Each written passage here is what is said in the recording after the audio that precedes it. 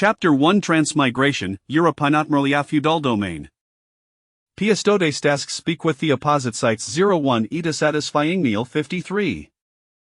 As the sound oft he could turning in till a kekode, the door gradually swung open. A man stumbled in from outside, towary to a shop, and collapsed succumbing to sleep. Perhaps it was the fact oft alcohol had consumed una his stupor, fragments of chaotic memory as flickered through his mind. Themage swear a blurred, as if obscured be a thick layer of mosaic, leaving Gani feeling it or lip perplexed. However, gradually Thessinus began to sharpen, and his perspective elevated, rising ever higher. Ultimately, he found himself transformed into another being, observing his life from at a vantage point, witnessing all he had experienced from infancy to adulthood. Beginning with the moment of his birth, memories unfolded, with his infant self growing older with each passing image. Some even shed faded from his own recollection, yet these eventing they vivid liar surfaced in his mind. This realization instilled essence of dread within him, for he had heard the ton layeth ebbering off death do past memorious resurface incessantly. Surely it can't be true immerly drank half you bottles of beer at a company gathering. How cold they possibly being, cold at bedel kolkel, no, that can't be right, surely not. This thought flashed through his mind, and this inna before him ultimately crystallized ethemament the stepped through to durant collapsed the bed. His vision continued to ascend, the distance stretching farther away as darkness gradually encroached from Tej sight. The image just before him diminished, finally condensing into a minuscule point of light before vanishing into the boundless abyss. Yet, half this consciousness soaring higher as if liberated from some unseen restraint. It began to accelerate faster and faster, and to lose track of time in this pitch black realm where to me seemed non-existent. Just as his awareness was on the verge of obliteration, has suddenly noticed a hill of milk cascading from above. This jolted him awake could it be that was about to awaken? He tempted to gaze upward to discern the source of tea light, but found himself unable to move his eyes turn his head. He couldn't literally on the shifting environment below to confirm that the seemed to be drawing ever closer to a source of tea light. Ashabiel those radianthalos the infinite darkness begin to recede until illumination reclaimed his vision. With a soft puff, Heffeltostoff had plunged into anish enough light. Surrounded by milky hollows, the worm thendleped him like the gentle Sunin winter, soothing tender. However, the anticipated awakening did not occur. Instead, his consciousness swiftly began to dissipate, ultimately leading King into this luminacia.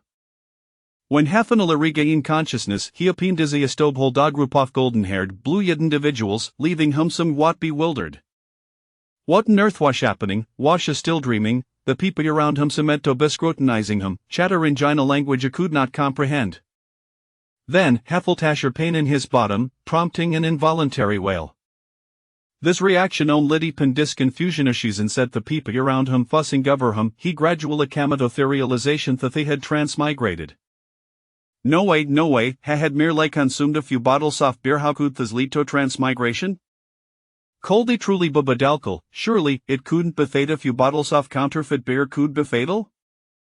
Surprisingly, he was not overly concerned about the fact of his transmigration after all, a Saoth of 21st century had seen his fair share of transmigration tell.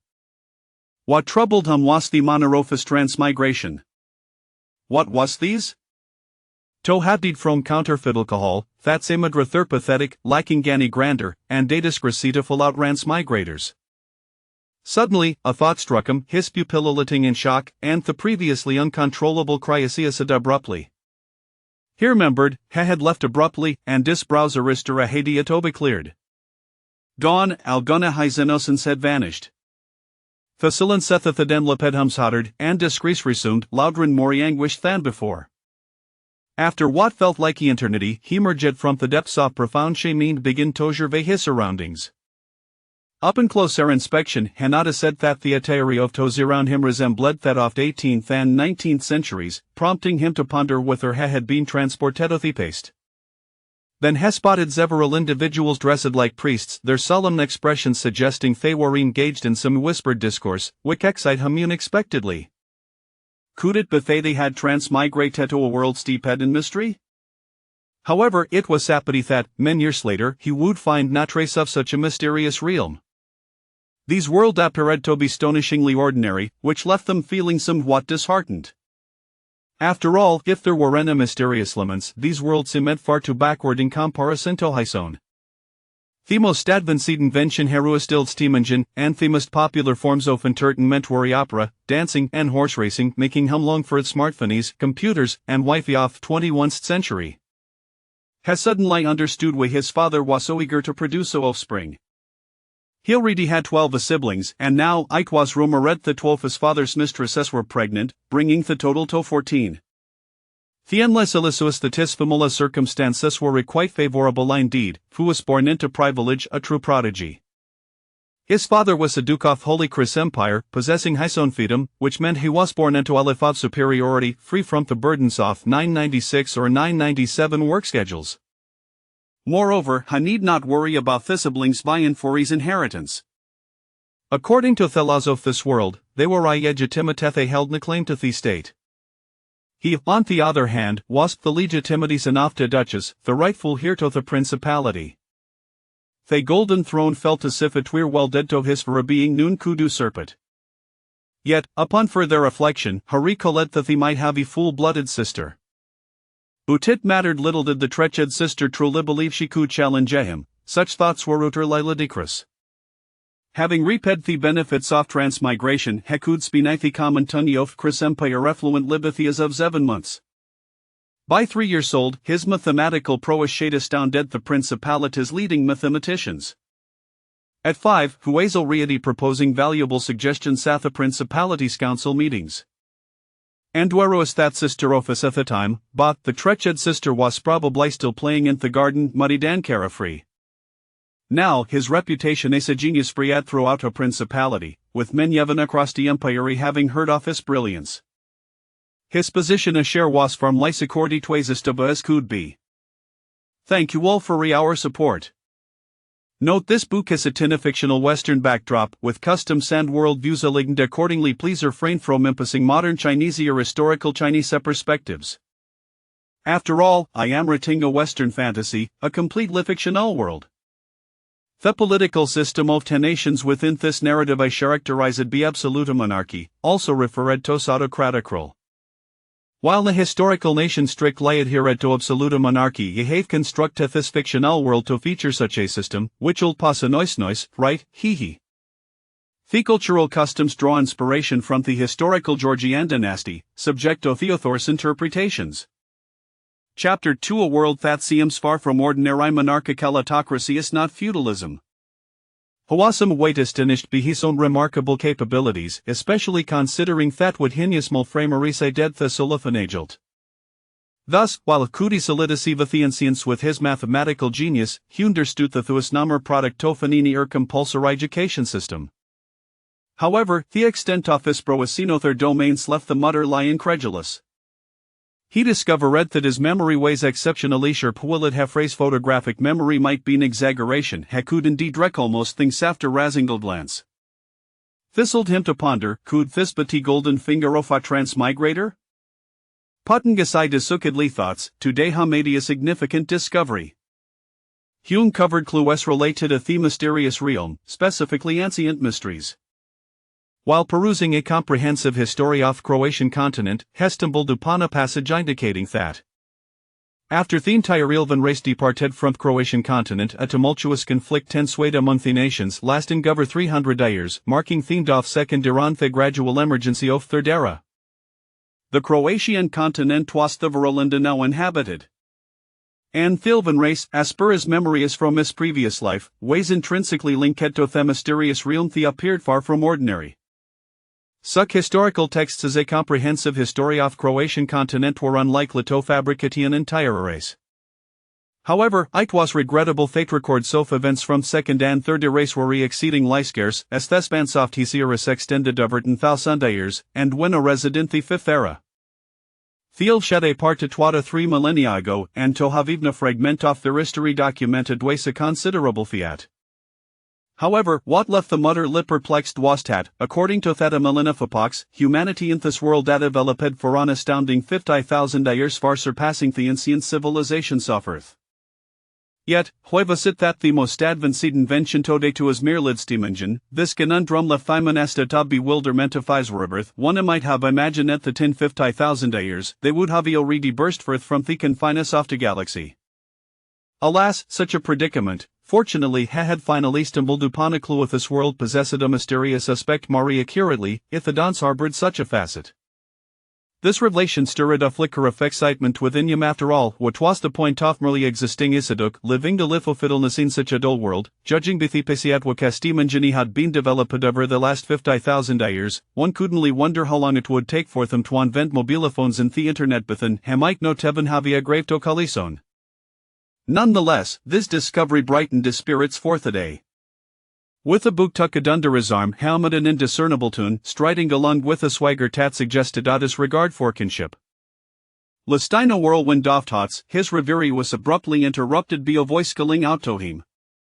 Eros, have ye a senior sister? Eros ways indeed disnaminthus life, with a faultedly off Eros lunka north. Turning his gaze, Heba held a figure adorned with cascading platinum locks that fell gracefully over her shoulders. Clad in a voluminous white gown, her delicate featurous radiated beauty, Herrea shimmering with a gentle, watery warmth. It was no other than his mother, Estelle Eureka North. As for the sister Sherferedto, that wold Wendini Lunka Nord according to Thelosophes realm Shawasha Celesibling. Theother Shelf siblings born of different mither swarmer bastards. While Esteletted not treat them harshly, neither did she extend warmth toward them. Irasukashed gehave benen grossedin reading within Mixenbury West just about head to the library in search of more books. Alas, my sister s not come to seek metaday, and the immunaware over whereabouts. He'll most let slip a derogatory term for his sister but swiftly recover a discomposure. Estelle, however, detected no thingamus. Glancing at the Bunisildunderirasam, she bent down to plant a kiss in his forehead, praising him, Midireros, you are a suka good boy, unlike your sister. Mr. Oroka just informed me that Wendini has since again skipped class. I wonder where Rishi has run off Ito. Feeling slightly embarrassed by such patronizing words, Iris Nonithlas found the sentiment quite endearing. He replied, Sister is still young, it is perfectly normal for her to dislike studying. When she reaches me age, I am certain she will change. Estelle regarded Harry Fulson with a bemused expression, pondering Teodotofi's words. Your sister Regio Unjerthanu, yet she's twice yo yersneer. Observing Eros, who carried himself like a miniature adult, she couldn't help you feel a mix of amusement and exasperation. Straightening up, she ruffled her hair and resolved to continue her search for Wendin constantly skipping class washered like the behavior befitting a lady. Watching the graceful figure of his mother retreating to the distance, Eros found himself in a state of confusion. Despite Estelle's beauty, which could be deemed breathtaking from any angle, his father still found pleasure in pursuing other women.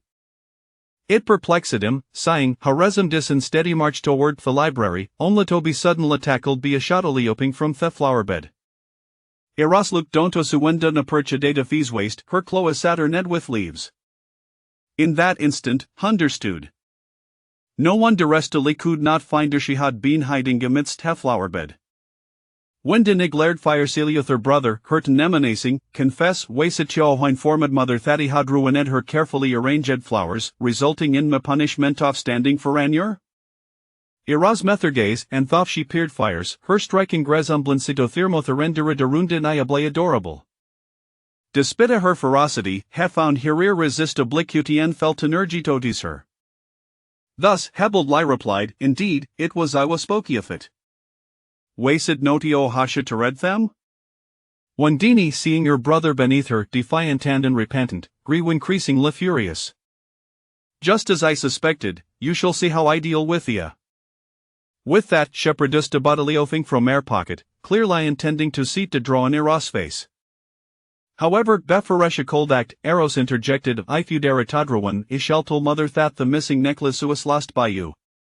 Mind you, that necklace was a gift from our grandmother, and mother washi art broken for a long time after it went missing. Wendini's expression faltered, and the ink bottle suddenly lost its allure. Yet, seeing Eros maintain his showed demeanor in la fueled hernger, making her feel as though she might explode with rage. Without a second thought she tossed the ink bottle aside, grasped Eros' shoulders, and vigorously shook him, gritting her teeth as he exclaimed, "You wretched snitch, ah!" Even as she was shaken, Eros found himself in remarkably good spirits. He relished witnessing her futilely tempt vengeance, knowing she was utterly powerless against them. Chapter 3, The Quiet Library, Monarchical Despotism Reminiscent of Ancient China. In the distance, the sound of commotion drew Esther hastily towards it. Upon her arrival, she beheld her daughter, whom she had searched for relentlessly. Perched upon Eros, vigorously shaking his head. A surge of anger welled within her, and her previously gentle countenance now bore the chill of frost. "Wendy, get up this instant! How dare you bully your brother?" At the sound of her mother's voice, Wendy's fury dissipated entirely, replaced by trepidation and fear. She sprang to her feet, intending to flee. "Wendy, stand right there," Esther admonished, observing her daughter's attempt to escape. Wendy froze in place. Her head drooping like a defeated hen, Esther approached with quickened steps, exasperation boiling within her as she scrutinized her daughter, whose temperament was a mystery. "Why did you not attend your studies today?" With her head bowed low, Wendy muttered, "Mr. Baroka's lessons are dreadfully dull." Her voice dwindled to a whisper, barely audible. "So you chose to skip class? Look at your brother, he is 2 years younger than you and has already completed his etiquette lessons. Why does he not find it dull? As the elder sister, you ought to set an example for him." Esther's heart brimmed with disappointment as she gazed at her daughter, hearing her mother praise her brother. Wendy cast a glance at Eros, who was making faces at her, reveling in her misfortune. Enraged, she prepared to retaliate, only to hear Esther's sharp reprimand. "Wendy, do you intend to strike him? What if he gets hurt from your antics?" Wendy immediately recoiled, retracting her hand and maintaining her lowered gaze. Esther then turned her attention to Eros, her tone softening with concern. "Are you all right? Did she hurt you?" Eros shook his head. "I'm fine, mother. Sister was just playing with me." Observing her obedient and considerate son, and then glancing at her unruly daughter, Esther's frustration intensified. "Look at your brother, and now look at yourself." Wendy turned her head away, feigning ignorance, muttering under her breath, "Tattletale, just wait until I get back at you."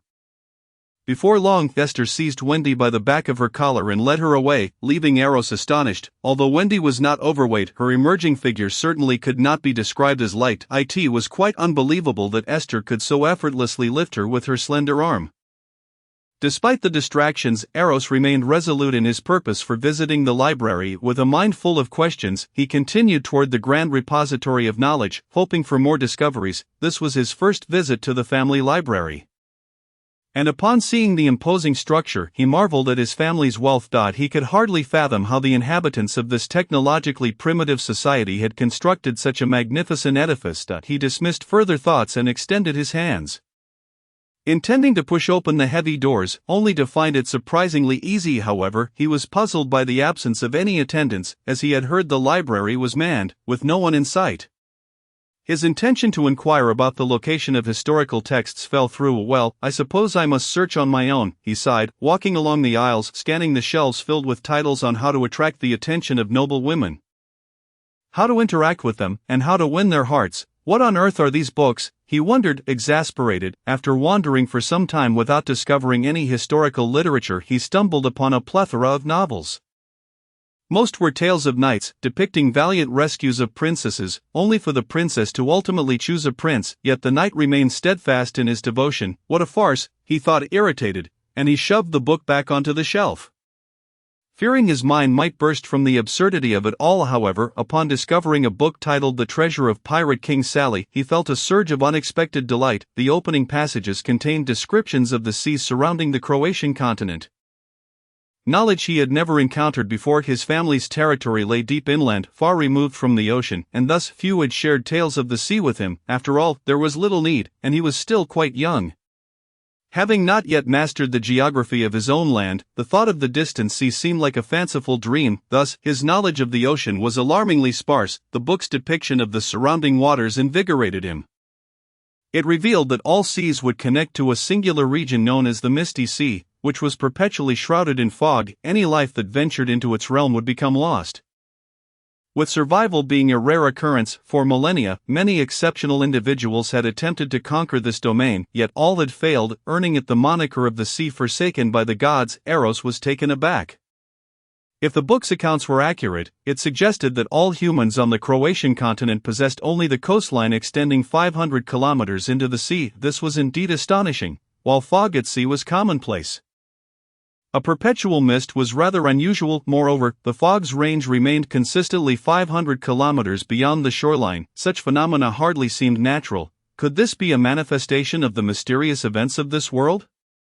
It was truly incredible. This revelation heightened his excitement. This world indeed held mysteries, and they were alarmingly close to humanity. However, he did not allow his enthusiasm to cloud his judgment. He had read that entering the misty sea meant death for almost all who dared to enter. The world was vast, and living was far more appealing. After perusing the introductory geographical descriptions, Eros lost interest in the remaining content of the book, returning it to its place and continuing his search for other relevant texts. He expanded his search area, now targeting books that described the misty sea. As he perused the shelves, he suddenly heard distant voices, faint yet discernible, suggesting the presence of someone nearby. Could it be the library attendants? Without hesitation, he followed the sound. As he approached, he discerned two figures ahead, the familiar golden hair and broad shoulders. Was that not his father? Who was the woman beside him? Eros squinted, trying to place her.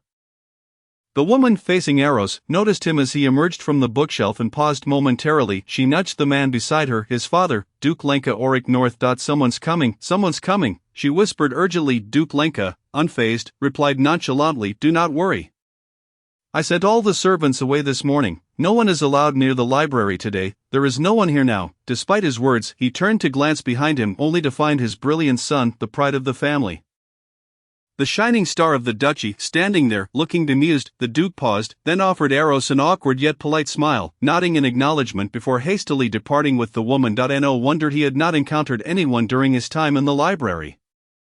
His father had sent everyone away. Such ignorance on his father's part. This was no playground. It left Eros to fend for himself in search of books. Fortunately, the section of the library he was in housed the very historical texts he sought. This discovery left him with a peculiar expression. Were they planning to desecrate history? How absurd! Shaking his head to clear the jumbled thoughts, he raised his gaze to the shelves, searching for accounts documenting the events of previous epochs. As he searched, he noticed a pattern. The books placed closer to the outer edges of the shelves were increasingly contemporary. Without further hesitation, he strode toward the innermost section of this area. Upon reaching his destination, a mere glance revealed to him the book he had been seeking. Chronicles of the Misty Sea. The title alone suggested it was a tome pertaining to the enigmatic Misty Sea. Without a moment's hesitation, he swiftly ascended the bookshelf and retrieved the hefty volume of Chronicles of the Misty Sea. As for the soiled shelves and other books, well, let it be known that even if he were to clamber atop the shelves and perform acrobatics, no one would dare to utter a word against him. After all, who would be bold enough to reproach him? The books, undoubtedly maintained with care, bore not a speck of dust upon their ancient covers, which left him silently astonished. The library was replete with an astounding collection, likely numbering in the millions. Each volume was impeccably polished, raising questions about the manpower and resources required for such upkeep. He could only muse on the terrifying nature of feudal society. Grateful that he now held the power. As he opened the weathered gray cover, he was met with densely packed passages inscribed on the yellowed pages. Perhaps due to the passage of time, the ink upon the pages had faded into obscurity, yet, upon his first glimpse of the contents chronicled within, he knew he had found precisely what he sought. This book detailed the very affair he had previously encountered regarding the elven race, albeit with greater depth. Following the exodus of the elves from the continent of Croia, the long-simmering animosities between the two most powerful empires erupted into war. This conflict engulfed the entire continent, shrouding it in smoke and sorrow. The fallen were left uncremated, their bodies cast into the great river, hoping the currents would carry them to the sea, to feed the fish. Yet, the number of slain was staggering, beyond counting, their blood staining the river crimson. The red waters flowed downstream, surging into the ocean, creating waves of red. As the war raged on, those waves of crimson continued to seep into the deep. 3 centuries into this relentless war, a mysterious fog began to rise over the ocean. Initially, it garnered little attention, but it spread with alarming swiftness. Within a year, the entire sea was veiled in mist, and all who ventured into its depths vanished without a trace, alive or dead. Even more terrifying was the fact that this fog continued to encroach upon the land, severing all coastal towns from the outside world overnight. Panic ensued, as no one understood the origin of this mist, nor whether it would cease its advance. Prophecies of doom proliferated, and the war was abruptly halted. Everyone was consumed by fear, anxiously anticipating the dawn when the mist might encroach upon them. Yet, just as suddenly as it had appeared, the mist receded. Deity withdrew mysteriously, halting 500 kilometers from the shoreline. From that moment on, humanity's exploration of the world was confined to that distance, the lands once enveloped in mist. Upon its retreat, lay silent, devoid of all life. The sudden onset and equally abrupt withdrawal of the fog left a profound impact, and the eerie circumstances of the coastal towns did not escape the notice of the remaining nations on the continent, which now had little appetite for further conflict. Each began to withdraw, seeking respite and recovery. However, the terror instilled by the fog had indelibly etched itself into the minds of every survivor, marking that era as the Age of the Misty Sea. The arrival of the mist signified the end of the Second Era and the commencement of the Third Era, the Age of the Misty Sea. Chapter 5. The women of the elven race are truly exquisite. Eros was absorbed in his reading when a tall shadow suddenly loomed over him. Startled, he turned to find his father standing behind him, accompanied by a somewhat familiar woman. The woman, upon noticing Eros's gaze, smiled warmly and greeted him with a bow of greetings. Your Highness Eros. Duke Lenka, slightly abashed, gestured toward the woman, introducing her, Lady Florica, whom you have met before. She is the mother of your fifth sister. Eros nodded, recalling the woman's visage. However, despite being the mother of his half-sister, their encounters had been scarce. After all, the status of a mistress was deemed lowly, forbidding her from dining at the same table as the legitimate family. Furthermore, his mother, though she never openly expressed her discontent, would not allow his father to lose his wits and permit them to parade in front of her. Consequently, these women resided in a separate courtyard, distanced from his own, and given the vastness of the Duke's estate, he had yet to explore its entirety. Duke Lenka, curious about his son, inquired, "What are you reading?" Eros closed the book, revealing the gilded title on its cover, Chronicles of the Misty Sea. Duke Lenka expressed surprise. "I never imagined you would take an interest in such matters." Eros shook his head. "I initially sought records pertaining to the elven race, but upon fortuitously encountering this tome about the Misty Sea, my curiosity compelled me to explore it." Duke Lenka's brow furrowed in confusion. "The elves have not graced the continent of Croatia for millennia. What would compel you to seek records of them?" Eros was both astonished and delighted, realizing his father possessed knowledge he had not anticipated. He eagerly pressed on, "Father, you know of the elves, is that not obvious? Our ancestors once allied through marriage with the elves. Thus, technically speaking, we possess a trace of elven blood within us." Duke Lenka explained. "However, given the passage of time and the dilution of bloodlines across generations, that lineage has likely become negligible." Is that so?" Eros pondered, momentarily bewildered. He had expected to endure considerable trials to unearth even the faintest hints of information, only to discover that his own family held the key to the greatest clue. Resolute, he continued, "Do the elves possess any extraordinary abilities, such as magic or other unique capabilities? Though I am unfamiliar with the concept of magic as you describe it, the elves indeed possess qualities that set them apart." Duke Lenka replied. Eros's eyes sparkled with anticipation, such as, the Duke Lenka stroked his chin thoughtfully. "For instance, elven women are renowned for their unparalleled beauty." Eros felt a sudden pang in his chest, realizing that he should not have harbored such lofty expectations of his exceptional father.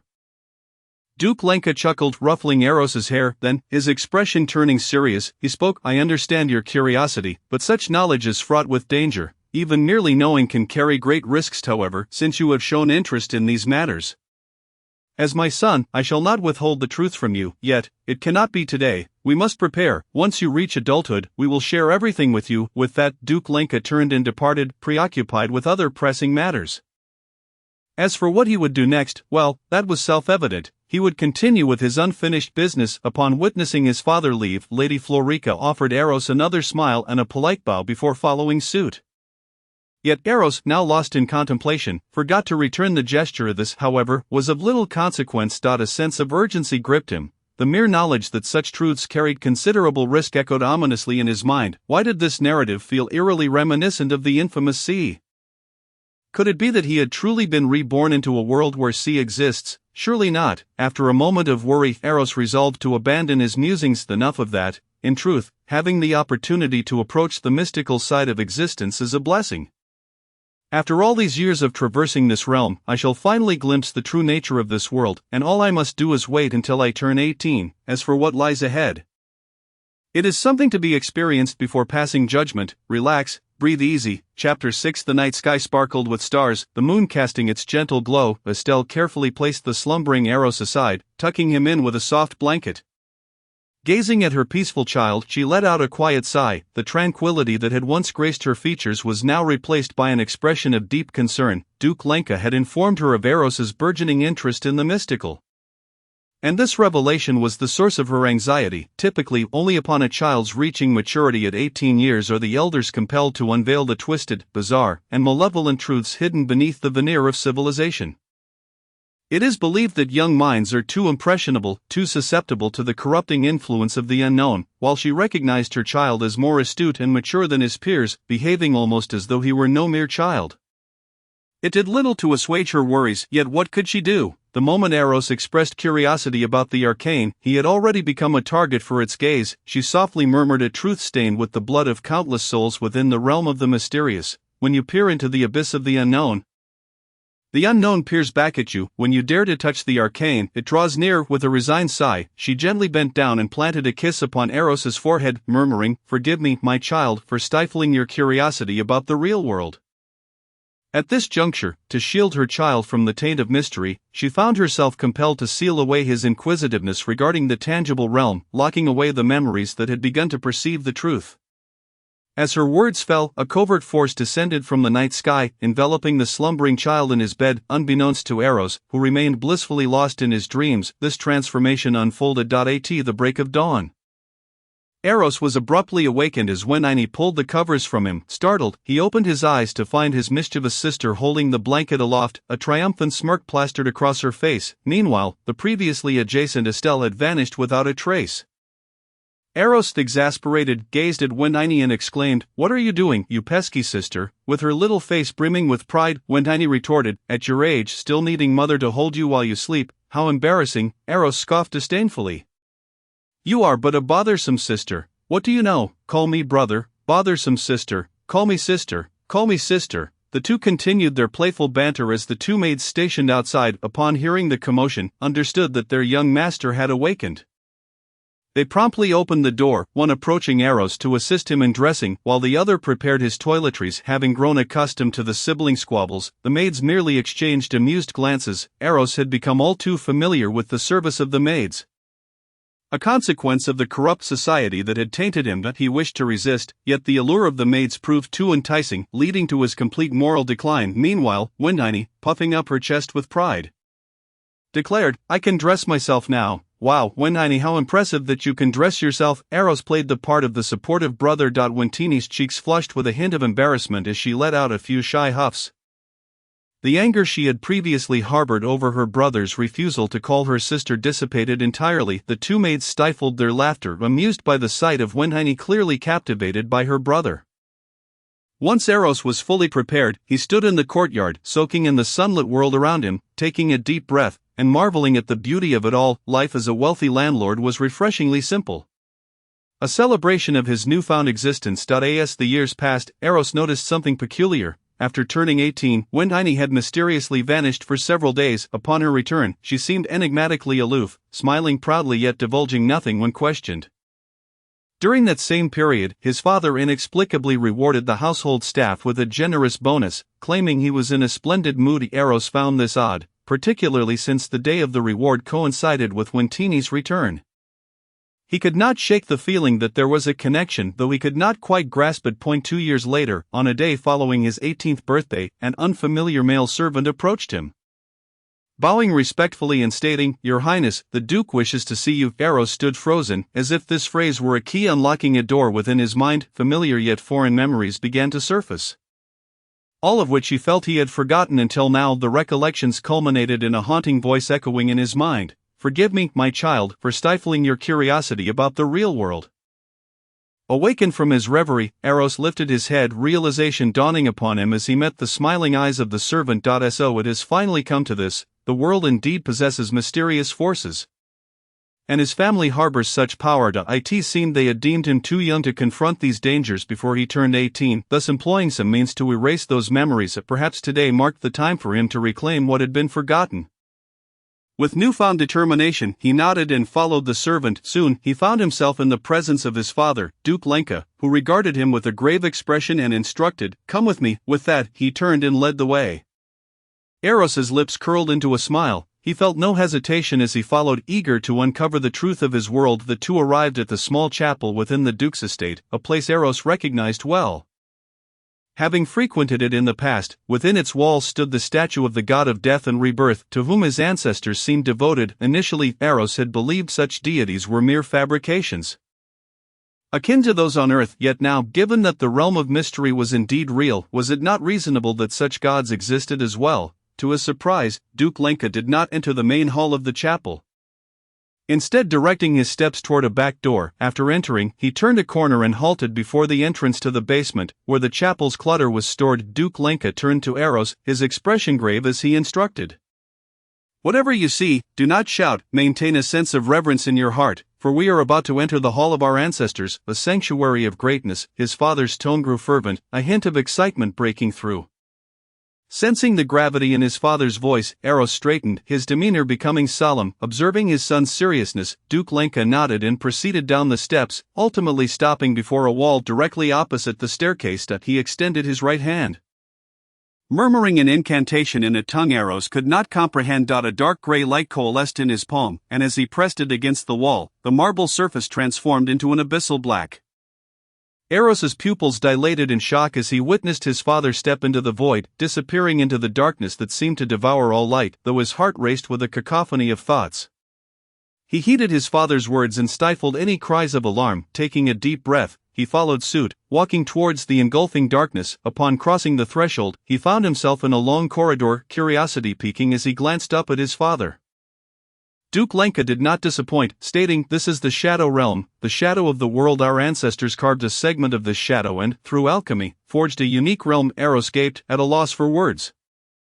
The idea of shadows being shaped, let alone the shadow of the world, was bewildering. Disappointingly, his father offered no further explanation, continuing instead down the corridor with purpose. Chapter 7, The True World. After navigating several intersections, they paused before a black door intricately adorned with mysterious patterns. Duke Lenka pushed the door open and gestured for Eros to follow. As the door creaked shut behind them, Eros surveyed the spacious room. Noting the sparse furnishings, a single table, a few chairs, and a large bookshelf against the wall. As he approached the bookshelf to inspect its contents, he was startled to see the titles morphing into grotesque, writhing tendrils. Accompanying this bizarre transformation was a chilling chorus of whispers that echoed around him. Eros swallowed hard, barely stifling a scream, when a light cough broke the tension. Instantly, the whispers ceased, leaving only the sight of the books, now neatly arranged in vibrant colors, as if the grotesque visions had been a mere figment of his imagination. Eros was certain he had not been mistaken, yet the sudden shift left him perplexed. He turned to his father, seeking clarification. Duke Lenka cleared his throat, stating, "You did not misinterpret what you saw or heard. These are the forbidden knowledge hidden beneath civilization," with each word spoken by his father. Eros began to grasp the enigmatic nature of this world. Indeed, divine beings existed, and not merely one. The 9 great churches that had reigned over the Croatian continent for countless epochs worshipped gods that were very much real. They positioned themselves as the true deities, reigning from celestial thrones, casting their gaze upon the nations of men. Furthermore, numerous lesser churches also revered genuine gods, albeit of lesser stature than the 9 divinities. Often deemed false gods by the larger churches, their followers faced persecution, a fate most lamentable. As Eros listened intently, he sensed an unsettling atmosphere. It appeared that his father harbored a pronounced disdain, if not outright enmity, towards those esteemed deities. This perplexed him, for had not his family been devout adherents of the god of death and rebirth, they not only donated substantial wealth to the church annually but also conducted sacrificial rites during specific festivals in honor of the divine. Could it be that all of this was merely a fade? After careful consideration of his words, he ventured to ask, "Father, it seems you do not hold those deities in high regard." His curiosity was piqued, especially in a world where the divine right of kings prevailed. Disrespecting the revered gods could lead to severe repercussions, perhaps even imprisonment for re-education, let alone harboring animosity. In response to Eros's inquiry, Duke Lunka's tone dripped with sarcasm. They are but a band of traitors, yet they dare to call themselves gods. Eros seized upon this revelation. Traitors? Why do you deem them as such?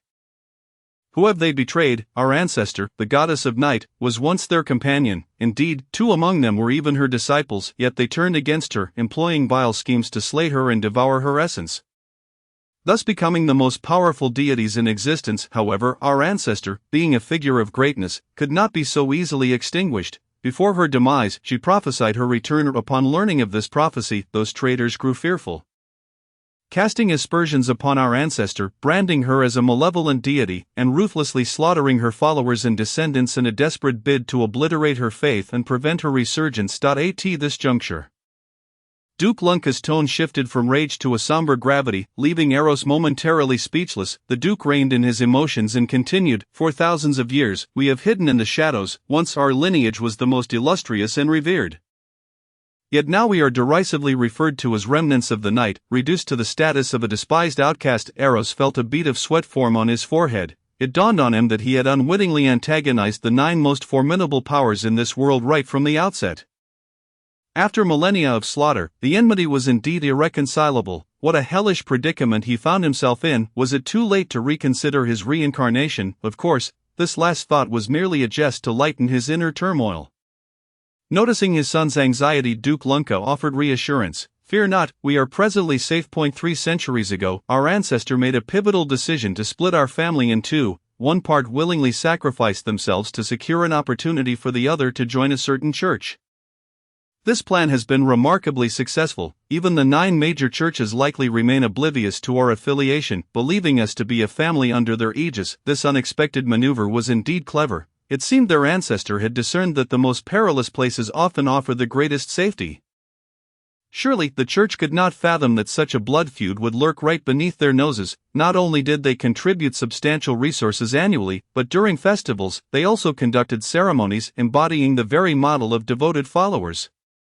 Yet, Eros remained intrigued. Surely the church possessed other means of locating individuals. After all, this was a world steeped in mystery, where deities truly existed. How could there not be peculiar methods for locating others? He voiced this question, and Duke Lunka promptly provided an explanation. Our ancestor wielded the power of secrecy. Once our bloodline undergoes a baptism, we awaken a capability known as the servant of secrecy. Coupled with the artifacts left by our ancestor, as long as we do not voluntarily reveal ourselves, the church will find it exceedingly difficult to uncover our identities. This is the reason we have evaded detection for millennia. Baptism of bloodline. Eros latched onto this pivotal point. Only through such a rite can one truly step into the realm of the mysterious. This is the purpose of my visit today. They had arrived at the world crafted by their ancestor. Enveloped by her power, even uttering the names of those traitors within this sacred space would go unnoticed, let alone participating in a mere baptism. With an air of quiet pride, Duke Lunka continued. After the baptism, one will only attain the rank of Sequence 9 Seeker. Advancing to Sequence 8 Listener or Sequence 7 Light Chaser requires one to harbor more spirits. How many sequences are there in total? Eros inquired. There are 10 sequences. However, even the imperial family of the Chris Empire possesses only the means to ascend from Sequence 9 to Sequence 4. Only we, alongside the churches with divine presences, have access to a complete pathway of ascension. So it appeared that despite being akin to a rat scurrying across the street, he was clutching a gold brick in his grasp, but his prospects seemed increasingly bleak. Chapter 8, Baptism of Bloodline. Yet, upon reflection, the longevity of their lineage suggested that they must possess higher sequences, prompting him to ask, "What is the highest sequence our family has attained?" The atmosphere suddenly became heavy with silence. The previously proud Duke Lunka, who had boasted of their exclusive promotion pathway, faltered. After a prolonged pause, he finally muttered, "Sequence 5, the bearer of flame." Eros found it hard to believe. A family that had endured for millennia, one that had once produced a deity, possessed a maximum rank of only Sequence 5. This was catastrophic. Duke Lunka appeared somewhat embarrassed but continued to explain, "The bloodline has grown too ancient, and over the millennia, those high-ranking ancestors often sacrificed themselves to protect their lower-ranking kin, frequently falling in battle before they could bear offspring with purified blood, creating a vicious cycle. However, stability has returned, and our clan encourages procreation. Should a gifted child emerge, it could alter our current predicament. Was this the transformation brought about by quantitative change? Eros cast a sidelong glance at his father, hoping the encouragement was familial rather than stemming from his own desires. Duke Lunka, oblivious to his son's skepticism, pressed on. Another approach is to emulate the nobility and cease intermarriage with foreign lineages. Thus, even if no gifted offspring arise, at least our bloodline will not become diluted. Eros gazed at his father in astonishment. Duke Lunka sighed. This is but a necessary measure. After all, relying solely on a handful of Sequence 5 members to uphold our family is perilously precarious. Eros nodded in understanding. It was only natural, given the immense pressures from the world's most powerful factions. With merely a few Sequence 5 members, should their identities be exposed, escape would become an impossibility. Throughout their journey, Duke Lunka shared numerous insights, and Eros absorbed an increasing understanding of the mysterious realm. Eventually, they halted before an ancient, imposing, and solemn cathedral. Pushing open the heavy doors that stood ajar, a gentle radiance spilled forth from within. Illuminating the hall, inside stood several individuals, most of whom were elderly men with graying hair and beards. Some Eros recognized, while others were strangers. Among the crowd was Estelle, who smiled encouragingly upon seeing him. Her gaze as clear and gentle as water. Once Eros had surveyed the gathering, he noticed a statue at the far end of the hall, exuding an aura of mystery, majesty, and solemnity, yet he realized that it must be the effigy of their ancestor. After conversing with the elders, Duke Lunka beckoned Eros to join him. They approached the statue, and the Duke, with a solemn demeanor, offered a prayer before guiding Eros to sit cross-legged in the center of the intricately patterned floor adorned with mysterious symbols.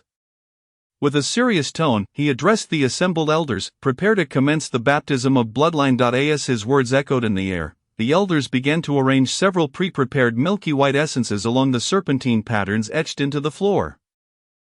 With each piece placed, the mysterious symbols carved into the ground began to illuminate, one by one. Seizing the moment, Duke Lunka began to outline the necessary precautions for the ritual. There were few warnings. The gist was that, as this was the realm of their ancestor, the baptism would pose no danger. Eros merely needed to follow the path that would soon manifest before him, venturing as far as possible. Once he grasped the meaning, Eros nodded in acknowledgement, settling into a tranquil silence as he awaited the unfolding of events. Time slipped away, and initially Eros felt little. Gradually, however, he sensed a warm current enveloping his skin, permeating through his limbs and into his very being. This comforting warmth lulled him toward drowsiness, his eyelids growing heavy until they gently closed. Suddenly, Eros jolted awake, recalling that he was in the midst of a baptism and could not afford to slumber. He shook off the lethargy, only to find himself in an unfamiliar place. Gazing around, he discerned a misty shroud enveloping his surroundings, obscuring any sense of location. The elders who had stood nearby, awaiting the outcome, had vanished, leaving him utterly alone. Had he already entered the baptism process? But where was the path? Did not his father say a route would appear before him? He gazed in a mix of astonishment and confusion at the misty expanse before him. The outside world. Not far away, the elders of his clan observed Eros, who had closed his eyes and entered the bloodline's origins, and gradually began to converse in hushed tones. They held high hopes for this exceptionally intelligent child. Believing that his talent as a sorcerer was perhaps the finest seen in recent years, however, they speculated on which ancestor's mark would be engraved within his bloodline. A white-haired elder, meticulous in his appearance and sporting spectacles, slowly spoke. In my estimation, young Eros should at least be able to witness the bloodline imprint engraved by an ancestor from 5,000 years ago. This statement startled the crowd. For 5,000 years ago, their lineage still included wanderers, beings of Sequence 2, transcending mortal limits to enter the realm of myth. Was he implying that young Eros possessed the potential to become a mythical being, while they also viewed Eros positively? The tainted bloodline of today seemed far from capable of producing a being of myth, they pondered, recognizing that such an occurrence was nearly impossible. Even in their most optimistic scenarios, it would take generations of diligent efforts to purify the bloodline until it could support the emergence of a mythical lineage. Yet, this would require considerable time, and every generation would need to birth exceptionally gifted children. Nevertheless, the words of the elder compelled them to pay attention, for he was among the highest-ranking individuals present. Moreover, as one of the 3 remaining Sequence 5 members in the clan, they believed he would not speak without reason. Thus a wave of excitement swept through them. After all, how many years had it been since their family had seen the emergence of a mythical being? Although possessing a mythical bloodline did not guarantee becoming a mythical entity, they were not overly concerned about this. What was unattainable for others was not necessarily beyond the reach of their ancient family. Built over millennia, though the years of evasion had depleted much of their reserves, they could still rebuild as long as life persisted and talent could sustain it, while a single mythical being could not dramatically alter the current state of the family. It would provide them with some semblance of reassurance. After all, if exposed now, the entire clan would likely face ruin. However, with the existence of a mythical being, they might manage to save a few. Preventing the complete extinction of their bloodline, Duke Lunka, standing nearby, could hardly contain his joy. His child's exceptional talent brought him immense pride. Although Aestir did not share her husband's exuberance, a gentle smile graced her face, clearly reflecting her happiness. As time passed, the milky white spiritual essence arranged in mysterious symbols shifted in waves, yet none of the attendees exhibited impatience. Instead, their excitement grew. Chapter 9. The white-haired elf. The milky white essence had solidified into a tangible form, serving as the energy required to activate the ritual array. The greater the consumption of this essence, the further the individual in the ritual journeyed along the path of bloodline tracing, drawing closer to its source. At this moment, another elderly figure with silver hair, tears brimming in his eyes, trembled as he exclaimed, "The essence consumed now surpasses 100-fold of what I experienced in my youth. Truly, it is a mythical bloodline." Excellent, excellent, excellent. Meanwhile, Eros stood bewildered, gazing at the fog-laden world around him. He felt he had run quite a distance, yet he still could not discern the path his father had mentioned. Where was the road?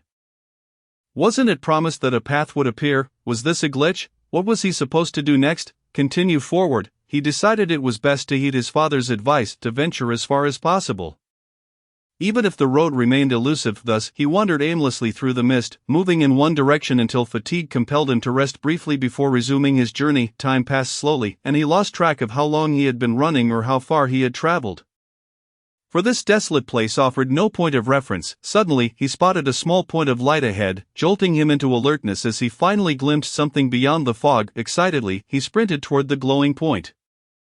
As he approached, he discovered it was a small floating orb of pale green light, radiating an ethereal glow. To his surprise, being enveloped by this light brought him a sense of comfort, erasing the weariness that had weighed upon him.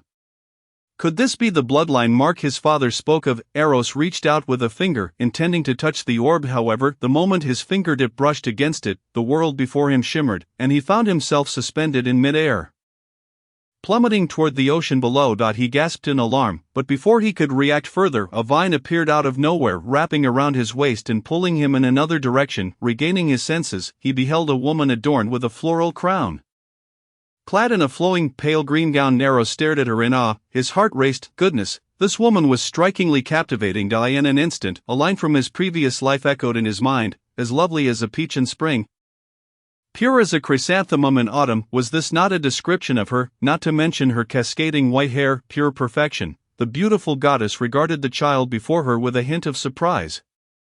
Perplexed by his sudden appearance, she could not fathom why this mere mortal could gaze upon her without any adverse effects. As she scrutinized him, a flicker of understanding dawned within her. So that was it?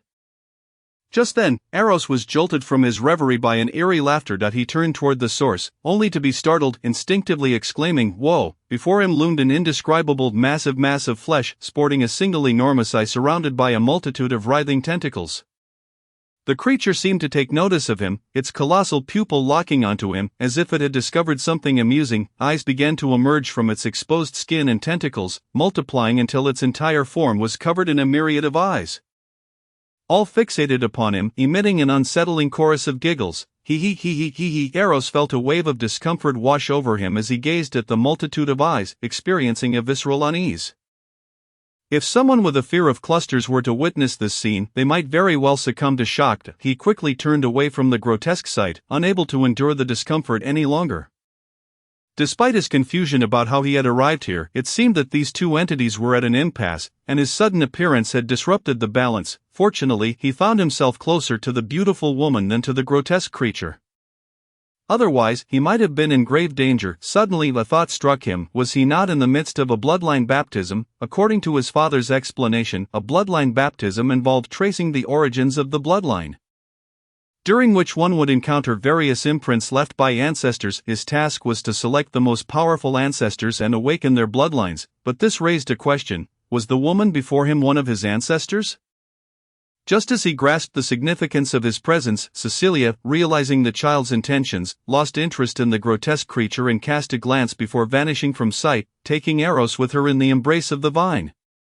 Thus, the vast ocean was left with only the eerie, twisted entity. After Eros's disappearance, the creature's gaze shifted to where Eros had just been. Without any apparent movement from the creature, the space around that spot began to sprout countless tentacles, which continuously expelled an endless supply of eyes, filling the area until it was overwhelmed, before abruptly vanishing. Accompanied by a series of unsettling chuckles, the entity slowly sank beneath the ocean's surface, fading from view. Meanwhile, Eros felt another shimmer before finding himself in yet another unfamiliar place. Yet again, this abrupt transition was becoming almost routine. Suddenly, a melodic laughter interrupted his thoughts. "I never expected you would choose to awaken the bloodline of my elven kin. In that case, I shall personally conduct your baptism. Prepare yourself." Little Alicia. Eros was momentarily taken aback, only then noticing the distinctively pointed ears of the gentle, white-haired woman hidden beneath her floral crown. They were unlike ordinary ears. Elongated and slightly tapered, she was of elven descent. Eros recalled his father's mention of their ancestors having intermarried with the elves. Could it be that this woman was indeed the mark left by his ancestor within his bloodline?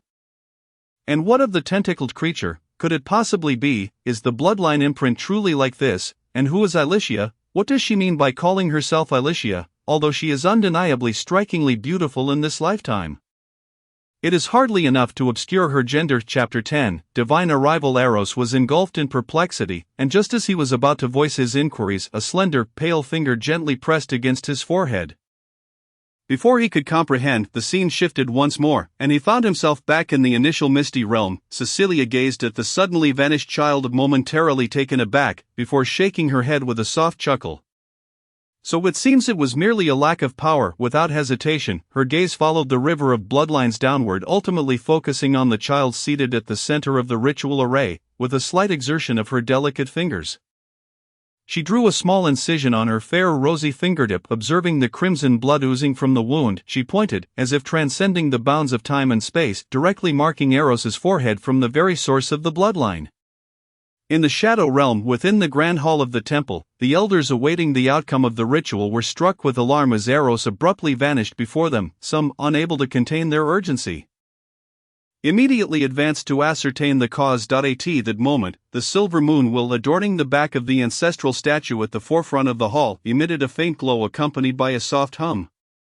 The elders, who were about to breach the array's boundary, were suddenly thrust back by an irresistible force, leaving them bewildered. Esther, sensing herself shoved back, instinctively attempted to move forward again, only to be halted by Duke Lenka beside her.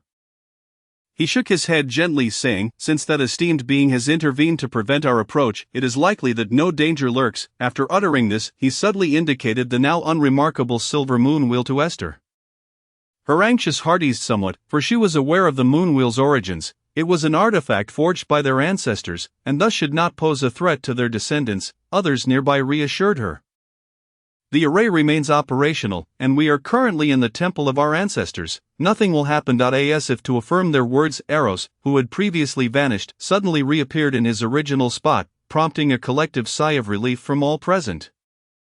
Although they understood that danger was unlikely, the absence of a familiar presence had left them feeling somewhat unsettled. But before they could fully exhale their relief, the next moment brought forth an overwhelming presence.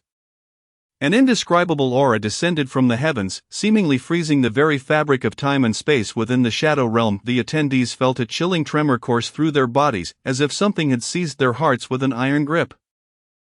At that instant, the once mundane silver moon wheel blazed with radiant light, shielding them from the dread-inducing, trembling essence. Once the oppressive aura was dispelled, they could no longer withstand the pressure, collapsing to the ground as they gasped for air. Suddenly, one individual exclaimed, "What is that?" The crowd turned to follow his gaze, only to discover a vague, indistinct finger suspended in the air, now pointing at Eros's forehead. Simultaneously, a shadowy silhouette of a great ancient tree materialized behind him. emanating a life-affirming essence that spread outward. As this vitality enveloped them, all discomfort they had previously felt vanished entirely, replaced by an unparalleled sense of relaxation and ease. Some elders even marveled at how their long-standing maladies from their youth seemed to be healing before their very eyes. One elder recognized the ancient tree's silhouette behind Eros, incredulously exclaiming, "The world tree, this is indeed the world tree. Could it be that the essence we felt earlier belonged to that great being of the elf race? Is he truly conducting a ritual for young Eros?" Those who overheard were equally astonished, their expressions a mixture of disbelief and elation, tears glistening in their eyes. To receive the personal blessing of such a magnificent entity was a testament to extraordinary talent. The favor of their ancestors heralded the rise of their lineage. Meanwhile, an elderly man with a grizzled beard murmured, "So our clan truly possesses elven blood." Duke Lenka, astonished, interjected, "Uncle, did you not tell me that our ancestors once formed a union with the elf race?" The elderly man, slightly embarrassed, replied, "This was a tale told to me by your great-grandfather in my youth. I always assumed it was mere boasting, as our clan's records fail to specify which ancestor allied with the elves."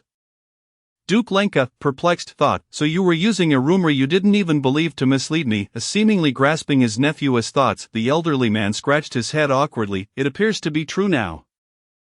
It is indeed astonishing that young Eros has garnered the attention of that great being during the bloodline awakening and is receiving his personal blessing." Even Duke Lenka, despite his high hopes for his son, found it hard to believe. If he were from Earth, he would undoubtedly exclaim, "This defies logic." After all, this was a great being, one who resided in the celestial realm, gazing down upon the mortal world.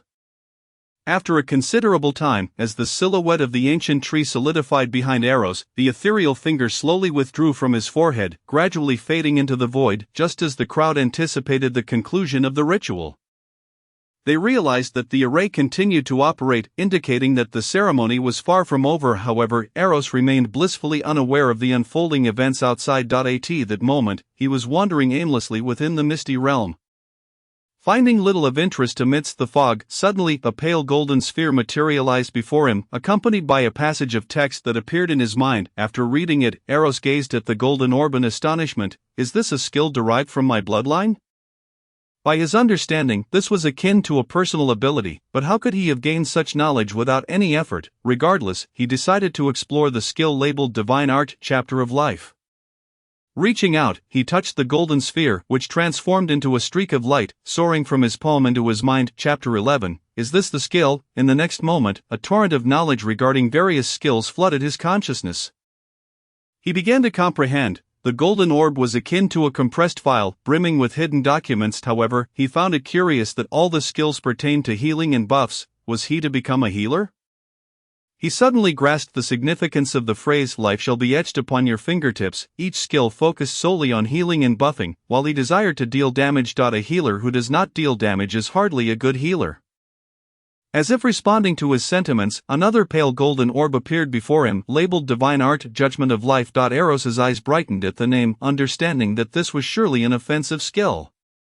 When the orb entered his mind, the skills that emerged were indeed all offensive in nature. He nodded in satisfaction. After all, output without healing would hardly be called output. Next, another orb appeared, but this one was a passive skill, Divine Art, Nature's Protection. Upon reviewing its effects, he was taken aback. This passive ability was remarkably powerful, granting all attributes a boost whenever he was in the wilderness. This was excellent. It meant he would always possess a permanent buff while adventuring. How impressive was elven blood! He was ready to sing its praises. However, the next sphere that appeared caught him off guard. Not only was it pitch black, but it also bore the skill Divine Art, Judgment of Eternal Night. He had assumed that, having awakened his elven heritage, all the skills he acquired would be elven in nature, yet it seemed that was not the case. He could only conclude that being a hybrid was truly splendid. Gazing at the newfound skills in his mind, Eros nodded in satisfaction. He was inching ever closer to becoming a versatile warrior. Alongside his elven blood, he discovered that his dark bloodline also had 3 orbs. The remaining 2 were the Hidden Servant, which he had heard from his father, and another named Divine Art, Guardian of the Night, both of which were passive skills. The effects of Divine Art, Guardian of the Night were equally impressive. As long as it was nighttime, he would receive a boost to all attributes. Did this mean he would become even stronger at night? The thought of being at his peak during the night while out in the wilderness was exhilarating. This combination of skills was utterly outrageous, and he loved it. As he absorbed the 6 orbs, the mist in the gray space began to dissipate, and the realm gradually overlapped with the exterior temple hall. Upon witnessing this, Eros instantly understood that the bloodline baptism was nearing its conclusion. However, just then, 2 pearly white orbs suddenly appeared before him, forcefully entering his mind eye, and the next instant, the space completely overlapped. Eros, seated within the grand hall of the temple, slowly opened his eyes, shaking his slightly swollen head. Just moments ago, it felt as though 2 milky orbs had been forcefully pressed into his mind by some unseen force. The sensation was entirely different from the one he experienced with the 6 orbs he had encountered earlier. Once his brain had calmed somewhat, he focused his thoughts on investigating the nature of these 2 orbs that had been so abruptly thrust into his consciousness. They were skills, devoid of any introduction or explanation, only bearing the names, Divine Art Blessing of the Deep Sea and Divine Art Breath of the Deep Sea. He found himself perplexed. Where had these 2 skills come from? His father had never mentioned them, nor did their family have any known connection to the ocean. Suddenly, he recalled the peculiar large eye he had seen upon entering that green orb. Could it be the cause? The memory of that bizarre entity, covered in eyes, left Eros feeling somewhat uneasy. He promptly shook his head to dispel the thought. Steadying himself, he turned his gaze toward the group of elders nearby, their faces alight with excitement, anticipation, and a touch of trepidation as they yearned to approach yet hesitated. Curiously, he inquired, "The ceremony must have concluded, right? Am I free to move now?" Upon hearing Eros speak, the elderly men, their hair and beards streaked with white, collectively sighed in relief. Realizing that the great being had indeed departed, they promptly gathered around him in a bustling throng. Among them, a kindly elder with loving eyes exclaimed, "Young Eros, how did you manage it, to receive a personal baptism from that great being of the elven race?" Before he could finish, another elder pushed him aside and leaned closer to Eros, his face equally filled with affection. "Young Eros, do share with your great uncle what it felt like to be blessed by the Great One." That he too was swiftly shoved aside, illustrating the age-old truth that those who push are ever pushed in return. The displaced great uncle called out, "Rain, why did you push me?" The elder named Rain paid him no mind, instead leaning toward Eros with a cheerful demeanor. "Young Eros, did that great being mention when our esteemed ancestors might return?" At this question, the atmosphere shifted to one of tense anticipation, all eyes fixed eagerly upon Eros. After processing a barrage of inquiries, Eros found himself momentarily dazed, struggling to organize his thoughts. So the gentle, silver-haired lady he had encountered was indeed a deity? He fought back an exclamation of disbelief. Had he truly met an entity at the pinnacle of existence in this world so abruptly? Fortunately, that deity likely remained unaware of his thoughts at the time. Right, otherwise, even with his elven bloodline, he might have been extinguished on the spot. Yet, being scrutinized so intently by this assemblage of elderly men, all with white hair and beards, sent a shiver down his spine. Clearing his throat, he composed himself and shook his head, stating, "She did not mention anything. I only just learned that she is a deity." Upon hearing this, the elders expressed their disappointment, though they quickly regained their composure. Having endured millennia of waiting, however, the previous fervor of questioning dissipated, and one elder spoke up. "In that case, let us now request the divine artifact to conceal young Eros's fate." Nodding in agreement, the crowd dispersed from around Eros, returning to their respective places with renewed solemnity. Eros, intrigued, glanced around and soon spotted his father and Aestir, previously squeezed out of the crowd and hesitant to intrude. He approached them and asked, "Father, Mother, what is this divine artifact that my great-uncles mentioned?" Duke Lunka smiled as he explained, "Our ancestors once left behind 3 powerful artifacts within the family: the Book of Night, the Eternal Moon, and the Eye of Endless Night. Our family's perseverance through the ages has been greatly aided by these 3 artifacts. When your great-uncles spoke of concealing your fate, they referred to the Book of Night. By inscribing your true name within it, even the greatest beings cannot uncover your whereabouts through magic." Eros began to comprehend. This was indeed the artifact his father had previously mentioned in conjunction with the hidden servant. Chapter 12, The Approaching Tentacle. Before long, several elders entered through a side door of the temple. One among them held aloft a tome with a pitch-black cover. Treating it with utmost reverence, he approached Eros, his demeanor grave and tone respectful. "Please, Great Spirit, conceal this child's fate." As he spoke, the tome in his hand suddenly levitated, floating before Eros an opening of its own accord. The pages turned without wind, rustling until they reached a blank page. Eros gazed at the page, which bore many names, including his father and Aestir's true names. However, he was puzzled to find that all the surnames listed were not Norse but rather Knight, and there was no pen. How was one to write a name? Sensing his confusion, the elder explained. Since we are preparing to adopt new identities, we cannot retain our old surname. Norse was a name chosen by our ancestors, but our true surname remains Knight. As for how to record it, simply press your finger upon it and utter your true name. Realizing Eros followed suit, and soon his name materialized clearly on the blank page, Eros Lunkanite, just as he was about to withdraw his hand. A flash of black light shot from the page, piercing into Eros's mind. The surrounding individuals appeared unfazed, as if they were accustomed to such occurrences. Once the black light entered his consciousness, Eros felt a voice echoing within his mind, urging him to remain loyal to his family, to his bloodline, and to the goddess of night, warning him to neither defy nor neglect nor forget these commands. The voice resonated within him, gradually embedding itself deep into his soul. At that moment, the imposing statue of the ancestral deity above them trembled slightly. A beam of black light shot from the statue's eyes directly into Eros's mind, shattering the incessant whisper. The speed was astonishing, so swift that none noticed what had transpired. Once the voice faded, Eros felt a release within his soul, and he could no longer withstand the overwhelming sensation. Collapsing into unconsciousness, his last thought was that the goddess of night was deemed a malevolent deity for good reason. This forceful method of indoctrination hardly seemed the act of a benevolent god. As Eros fainted, the previously open book of night slowly closed, returning to the elder's hands. The others observed as Aestir held Eros in her arms, their expressions perplexed. Such a fainting spell during the concealment of fate was unprecedented. However, after checking his vital signs and finding them stable, they felt reassured, attributing it to the fatigue of his spirit after enduring the lengthy bloodline baptism. Aestir, supporting Eros, gently addressed the elders. Since the matter is concluded, I shall take Eros and allow him to rest. This request met with unanimous agreement. One elder remarked, "Go ahead, let the child rest well, he has worked hard today." Meanwhile, they resumed their discussions on how best to guide this child blessed with such extraordinary talent that had caught the eye of a great being, heralding the imminent resurgence of their clan. That day, the servants of the Duke's household received an inexplicable bonus, as it was said that the Duke was in high spirits. A great deity above, may the generous Duke continue to find joy each day. Time passed, and Eros slowly opened his eyes, gazing at the familiar grey mist before him. He paused in confusion. Hadn't the baptism concluded? Why was he here again? Suddenly a tentacle emerged from behind his neck, curving around to face him with an eye at its tip. Eros trembled in terror, his heart nearly stopping. He sprang to his feet and fled, too frightened to glance back, fearing he would see the massive tentacle. What in the world was happening? How had that tentacled creature appeared here? In his mind, he screamed in shock, running until he could go no further. He turned to see if the tentacle still pursued him and found it had merely grown a small segment, rather than the immense form he had previously encountered. Yet, even this smaller portion was terrifying, thick as an arm and several times his height. Eros leaned against his knee, gasping for breath, his eyes fixed on the tentacle.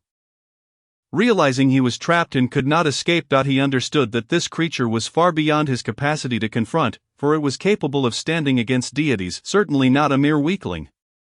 Even a mere tentacle of the deity is far beyond the capabilities of one who has just begun to navigate the arcane realms. Yet, when cornered like a desperate rabbit, one may resort to ferocity, for fleeing is no longer an option. Thus the fight to the death seems the only recourse. Let me stain it with blood. He fixed his gaze intently upon the tentacle, which in turn brandished its eye, unblinkingly observing him. A palpable tension enveloped them, the atmosphere thickening with silence. Ultimately Eros could no longer contain himself and exclaimed in a fury, "If you intend to strike, do so swiftly." The tentacle, however, merely tilted its eye, conveying an expression of puzzlement. Remarkably, Eros sensed this emotion. How on earth could he perceive a tentacle expressing confusion? Bewildered, yet undeniably aware of the tentacle's curious disposition, he felt a modicum of relief as the dread of imminent death began to dissipate.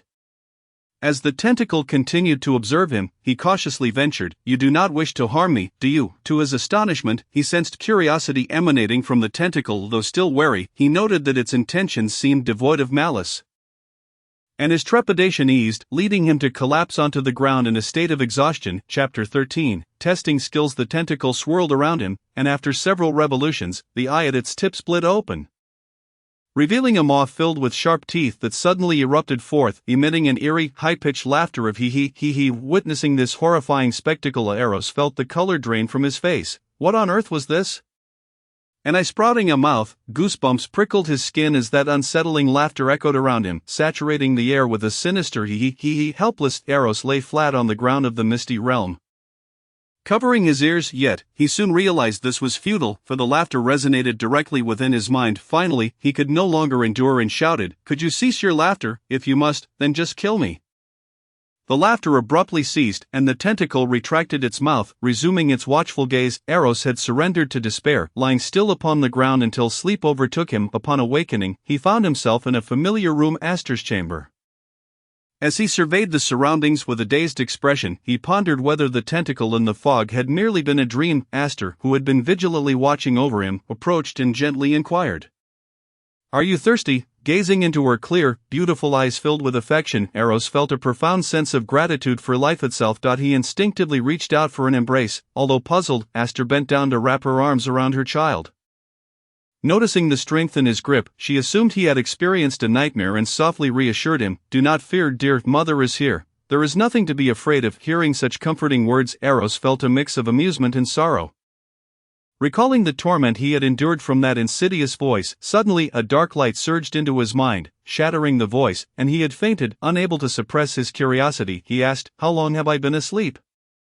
Aster replied softly, "You have been asleep for 7 days." Eros was genuinely taken aback. He felt invigorated, his body brimming with energy, entirely unrepresentative of someone who had just awakened from a 7-day slumber.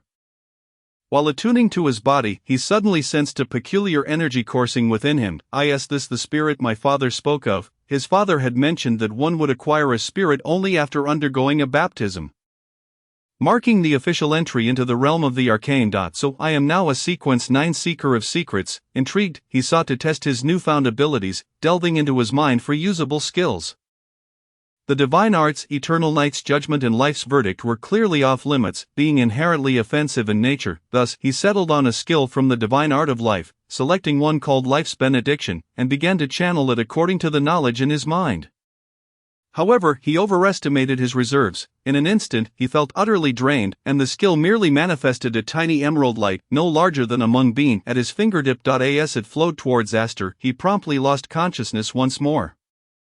Upon feeling the green light enter her body, Aster was instantly revitalized, the fatigue from her continuous vigil dissipating entirely. This left her momentarily stunned as she assessed Eros, who had succumbed to unconsciousness due to spiritual depletion, eliciting a mix of laughter and exasperation. Chapter 14. The spirit of the artifact. The dark-haired maiden in a haze. Eros suddenly sensed someone speaking to him. "Hey, wake up, Junior." Quickly awakened, as he slowly opened his eyes, he was greeted by a delicate, exquisite face. Instantly alert, he scanned his surroundings, realizing he was still in the familiar misty realm. Alarmed, he scrambled backward, exclaiming, "Heavens, the tentacle monster has transformed into a beautiful maiden." Could that ghastly entity truly perceive the XP within others' hearts? Eros's face flushed as he stammered, "You are that tentacle creature, aren't you? Do not think that your transformation will lessen my vigilance." The dark-haired maiden wrinkled her dainty nose in annoyance, retorting, "How dare you speak to me in such a manner? I am no mere tentacle creature." Eros eyed the dark-haired maiden with suspicion. Though undeniably beautiful, with finely sculpted features and clad in a black Gothic-style dress that revealed her smooth legs, he remained unconvinced. Noting his scrutiny, the maiden huffed, "Rude Junior." Still uncertain, Eros inquired, "You are truly not that tentacle creature?" With her hands on her hips, the dark-haired maiden declared proudly, "Listen well, Junior. Before you stands the mistress of shadows, the eye that sees through all illusions, an unparalleled being capable of plunging all into eternal night, the most trusted aid of the goddess of night." Upon hearing this grand introduction, Eros's apprehension began to wane. While his ancestors' brainwashing tactics did indeed evoke a sense of the sinister, surely her loyal servants would not harm their master's descendant, especially not such a captivating maiden, for beauty is justice, after all. He reclined back, resting at her feet. As he prepared to inquire about their location, his words suddenly eluded him. After a few seconds of silence, he found himself kicked away by the dark-haired maiden. Her face flushed with indignation. Watching Eros being sent flying, she felt a sense of satisfaction and chased after him, delivering swift kicks while muttering, "You rude Junior, you wretched Junior, you shameless Junior." "Enough, enough," Eros pleaded as he struggled to rise, rubbing his sore spots. "Where is this place?" The dark-haired maiden retorted irritably, "This is your own soul realm. Why are you asking me?" Eros was taken aback. "You mean this is my soul realm? Is there any doubt?" The dark-haired maiden rolled her eyes, her beauty rendering even such gestures adorable. Eros stood momentarily dumbfounded, turning his head away to avoid her gaze. How did you get here? I was in slumber when the elf suddenly appeared, startling me awake. Upon noticing your presence, I sensed the aura of a master emanating from you and intended to observe it. Then I witnessed that fool of a book attempting to cast a soul imprint on you and, seeing your distress, decided to lend a hand. As she spoke, the dark-haired maiden leaned closer to Eros, scrutinizing him with a curious expression. It is quite strange. Where does this master's aura come from? Faced with her proximity and the delicate features of her face, Eros leaned back, his cheeks reddening as he awkwardly replied, "You are the eye of eternal night." This was an easy deduction, considering the dark-haired maiden had previously introduced herself as the eye that sees through all illusions. Furthermore, she was the most trusted aide of his ancestors, who possessed the 3 legendary artifacts. Eros surmised that this dark-haired maiden was likely akin to a spirit of an artifact, which was entirely plausible. Chapter 15, The Spirit of the Artifact. The dark-haired maiden did not respond to his question, perhaps acquiescing to his assumption, as she continued to scrutinize Eros with intrigue. It is truly peculiar. Why do you carry such a potent aura of a master? Eros found himself rather perplexed, uttering in bewilderment, is it not entirely natural for a descendant of the ancestors to carry their essence? The raven-haired maiden shook her head vehemently and rebutted, "No, it is not so. Your forebears lacked the aura of the master. When I first awakened and sensed your presence, I nearly believed the master had returned." Eros furrowed his brow, as if a thought had struck him. He tentatively inquired, "Is the revered name of the ancestor Alicia?" The maiden's eyes brightened with surprise, her expression filled with joy. "The master's name has long been shrouded by hidden powers, and few in this world can recall it." "How do you know? You must have met the master." Eros fell into silence, recalling how the deity of the elven race had referred to him as Alicia. At the time, he had been somewhat confused by this, but now it seemed that the deity had mistaken him for his ancestor. Yet, could a deity truly make such an error? It seemed unlikely. However, he was not originally from this world, having traversed here bearing memories of his past life. He could not possibly be the goddess of night. Moreover, his ancestor was a goddess, and he was presently a male. How could that be possible? The more he pondered, the more convoluted it became. After a long pause, he hesitantly said, "The elven deity spoke of this, but she seemed to have mistaken me for my ancestor." The maiden's eyes widened in disbelief, her mouth agape, her face a portrait of incredulity. "How could you, a mere descendant, possibly be the master? This is unfathomable." Her expression resembled one who had just witnessed their beloved idol's downfall. Struggling to accept the reality, witnessing her reaction, Eros felt a twinge of embarrassment, clearing his throat awkwardly. "Thus, it appears she must have mistaken me." The maiden pursed her lips, falling silent, while she too believed there had been a misunderstanding. Could such a being truly make an error? She lapsed into contemplation, and after a considerable time she spoke again. "Hey, descendant, let us forge a contract." Eros was taken aback yet elated by this unexpected turn of events. Was there truly a chance to acquire a divine artifact for free? Though the exhilaration nearly overwhelmed him, he retained a modicum of reason, cautiously responding, "Why would you choose to contract with me?"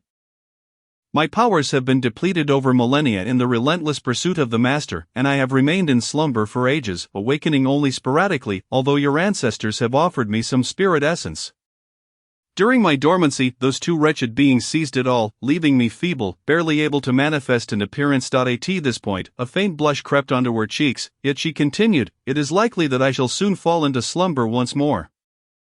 Thus, I wish to contract with you, for only through such a bond can I draw upon your essence to sustain my consciousness and stave off an eternal slumber." Her tone shifted, becoming somewhat bashful as she added, "Moreover, I wish to observe you. While I too believe the elven deity must have made an error, there is undeniably a trace of the master essence within you, perhaps by accompanying you I may find the master. As she acknowledged the possibility of the elven deity's mistake, her gaze flickered, unable to meet Eros's eyes. Chapter 16, Was it not a dream? Seeing her remain unresponsive after her declaration, she straightened her expression and pressed, "So, descendant, will you forge a contract with me?" Of course, I shall sign. How could I refuse?" Eros, regaining his composure, exclaimed with joy. Merely observing him was an opportunity not to be missed. However, he pondered how one would go about signing such a contract. "Give me your hand." Eros complied, extending his hand, and the maiden placed her delicate, pale palm against his, their fingers intertwining. She murmured softly, "With my being." I shall become your EYE.as. She spoke, a gentle radiance enveloped her form, and in the next moment Eros felt a warmth emanating from his left eye socket. A sharp pang followed, and he jolted awake. Clutching his left eye, should someone have observed him at that moment, they would have seen that his once brilliant blue eye, akin to a gemstone, had transformed into an impenetrable blackness, a depth so pure that not even light could penetrate it. The pain was fleeting, receding swiftly, leaving behind his azure eye once more. Simultaneously, the melodious voice of the raven-haired maiden echoed in his mind. I shall rest now. After that, all was still. Eros sensed a subtle change in his left eye.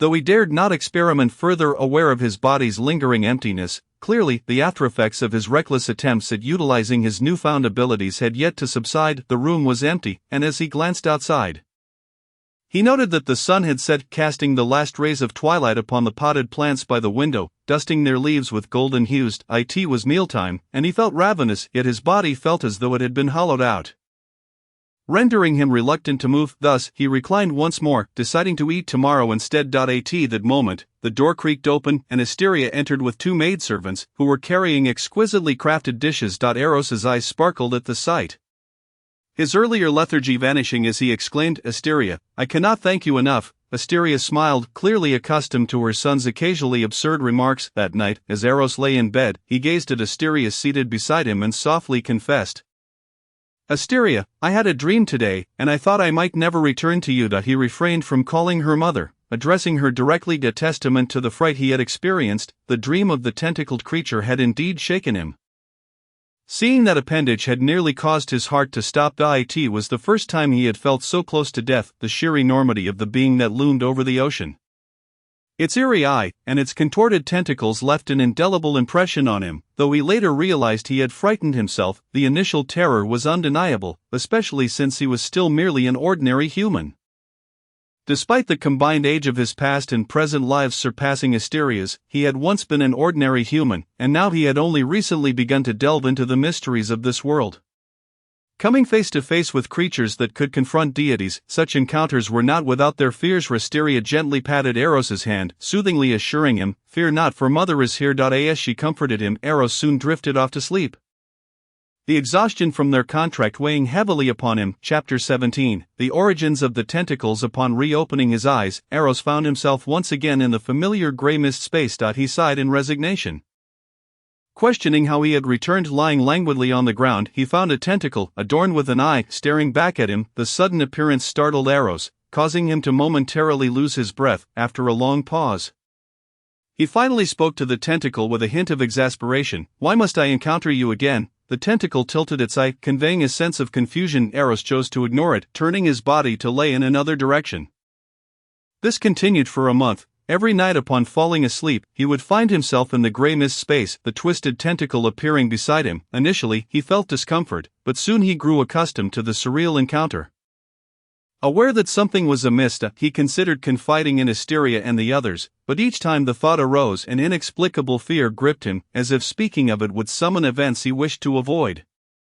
Though he could not fathom why, trusting his instincts, he decided to remain silent, rationalizing that nothing had occurred thus far. One fateful night, as he succumbed to sleep once more, he found himself in the familiar gray mist space, lying on the ground in his usual manner. Just as he anticipated the appearance of the tentacle, a raven-haired maiden materialized beside him. Eros paused, surprised. Had the dreamscape shifted? What is that expression on your face? The maiden inquired, her brow furrowing. Eros looked up in astonishment. Oh, you've changed your attire. I expected you to be clad in black, yet here you are in white. The maiden's cheeks flushed crimson, and she seemed poised to kick him, only to halt mid-motion, her teeth clenched in frustration. Indeed, how could this perverse descendant possibly be the master? To his surprise, Eros was not met with a blow. This was not due to any masochistic tendencies. Rather, he found himself growing weary of the monotony of the situation and sought to alleviate his boredom. He reached out to touch the hem of her skirt, then pinched her smooth, delicate calf. Marveling, the tactile sensations in this dream are astonishingly vivid. The raven-haired maiden clenched her silver teeth tightly, forcing out a few words between them. Damn it, Junior, don't go too far. At that moment, Eros caught sight of the tendril that had appeared behind the raven-haired girl. Well, he had thought today brought a different dream, only to discover it was a shared reality. He waved at the tendril, saying, "Oh, you're here too." The raven-haired girl was slightly taken aback. Was there something else here aside from herself? She turned to glance, and upon seeing it, she exclaimed, "Damn, how did you attract this thing? Damn, damn." Before her words had faded, she had already dragged Eros far away, and he paused, beginning to realize, isn't this a dream? The raven-haired girl rolled her eyes. What do you think? Woe betide him, this was not a dream. Had he really been touching for so long? Remembering that delicate sensation, his heart raced suddenly, and he found it hard to believe that she hadn't harmed him. Moreover, if this wasn't a dream, didn't that mean he had been spending every night with that tendril for the past month? Yet, it seemed there was nothing to fear since it had not taken any action against him. He then spoke up, "Let me down, it's fine, not if it wanted to act, it would have done so by now. It seems merely curious about me." The raven-haired girl scrutinized Eros with some suspicion.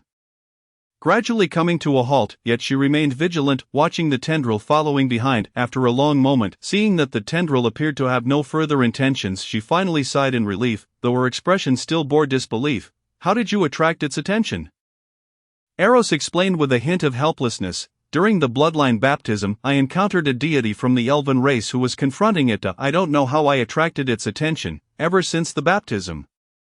It has been appearing. He could only sense that it seemed extraordinarily curious about him. Was there something peculiar about him? He didn't understand." Chapter 18. A body full of peculiarities. The raven-haired girl shot him a glance. "You are full of peculiarities." "Alright, am I?" Eros was somewhat bewildered. To gaze directly at a deity with a mortal body, and then to be entangled by this being, yet remain untainted, and even to bear its avatar, how could that not be peculiar? After she spoke, she fell into contemplation. Perhaps the existence of the elven race had not made a mistake after all. Of this child before her might indeed be the master who had returned.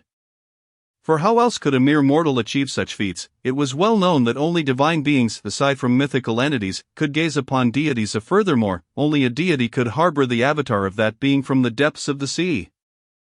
Still, it was hard to accept. Why had the once magnificent master turned into this ghastly figure? Reflecting on this, she couldn't help but cast a disdainful glance at Eros. Eros, upon hearing the raven-haired girl's words, felt no surprise. Although he was uncertain about the situation, it did not hinder him from believing it was only natural. After all, wasn't it common for a transmigrant to possess a golden finger? It seemed reasonable, however. Noticing that the raven-haired girl appeared to know what the tentacled creature was, he felt a surge of joy. After all, only by understanding what it was could he devise a way to rid himself of it. Right, it was neither a golden-haired beast-eared lowly nor a beautiful girl in black stockings. It was merely a tentacled monster, although he had grown accustomed to its presence over this past month. He still wished to escape its entanglement if given the chance, for the mere sight of it was rather unsettling. Thus, Eros pointed at the tentacle and directly inquired, "Do you know its origins?" "It is the oldest being in this world and the greatest anomaly. It is the beginning of all life and will be the end of all existence, unless someone transcends." As she finished speaking, the raven-haired girl glanced at Eros before turning away, no longer looking at him. Even though she had accepted that this rude junior was her returned master, she still felt a pang in her heart. Upon hearing the raven-haired girl's words, Eros was somewhat stunned. Was this creature truly so high and mighty? Then, doesn't that mean I can't rid myself of it? His tone fell somewhat despondent, although this tentacled creature had not done anything excessively outrageous to him. Even generously granting him 2 skills, its appearance was undeniably unsettling. If it's so high and mighty, why can't it transform into a golden-haired beast-eared lowly? You cannot do so now, but you may in the future. The raven-haired girl replied with a profound remark. Eros reclined back onto the ground, letting out a long sigh. "Well, never mind, we'll discuss future matters later. By the way, how should I address you?" The raven-haired girl, witnessing this scene, felt a surge of frustration and retorted, "Barbara. That is the name my master once gave me." Logically speaking, as a weapon of the ancestors, Barbara should have commanded reverence. However, looking at the petite girl before him, he found it hard to feel any awe. He then reached out to touch Barbara's skirt, clicking his tongue. "Did you not say that all of these are manifestations of your own making? Yet why do they feel so tangible?" Barbara took a deep breath, truly struggling to comprehend why her once magnificent master had transformed into this ghastly state, suppressing the urge to give this person before her a good thrashing. She explained, "Because spirits can also condense into physical forms, just like the spirit marrow you use to set up formations, which is condensed into a solid state." Chapter 19. The invasion of Wendini. After saying this, She bent down, lifted Eros with an impassive expression, and stated, "From now on, I will teach you the knowledge of mysticism. This is to ensure you quickly regain your former powers and memories." However, the words that came out were, "This is to ensure you swiftly revitalize your family. You are aware that your family's current situation is not good, so you must quickly enhance your strength to provide your family with self-defense capabilities." Thus began Eros's tragic life. By day, he followed the clan elders in learning. By night, he had to study with Barbara in the spirit world, with the tentacle peeping quietly. It was indeed more arduous than the 996 of his previous life. Nevertheless, he found some solace in the fact that before sleeping each night, he could listen to Astel sing soothing lullabies to replenish his Astel energy, although he did not understand why a child of such age still enjoyed lullabies. He found no reason to refuse this trivial request and instead felt delighted that his child enjoyed the songs he sang. After listening to Astel's lullabies, he would venture into the spirit world to provoke Barbara's anger. Witnessing her adorably exasperated expressions, her flustered demeanor was truly charming. He couldn't help but wonder when Barbara would be willing to manifest a pair of black stockings. He had clearly explained the structure and design of the stockings. Yet she still claimed not to understand. How infuriating! It was undoubtedly an act. Thus, time passed steadily for 2 months. One night, just as Eros was preparing to sleep after Astel's lullaby, the door suddenly swung open. A slender, graceful figure stood at the entrance. With the eyes of eternal night and the buffs of night, he easily discerned who had intruded into his room at such an hour. It was that troublesome sister, Wendini, yet her condition seemed off. Her face was pale, and she trembled all over. Eros was startled, immediately understanding what had transpired. Wendini had fallen victim to a strange invasion, having undergone a period of study. He was no longer the child who knew nothing of the arcane. When you gaze into the mysteries gaze back at you. When you touch the arcane draws near each night. Those souls that had touched the mysterious had a certain probability of entering the spirit realm, and those souls entering the spirit realm were like candle flames ignited in the night. The bizarre entities wandering in the spirit realm would follow the spiritual glow emitted by the candle flame, invading human souls. Should they fail to endure, they would be devoured by the strange and transformed into monsters. This was the price of touching the arcane. The clan elders had imparted these lessons to him during his first class and had reiterated them on numerous occasions. However, the fact that he had not encountered any strange invasion over these past few months left the clan curious, leading to a series of speculations. The most authoritative of these was that because he was personally baptized by a Great One, remnants of the Great One's power lingered within him, deterring those bizarre entities.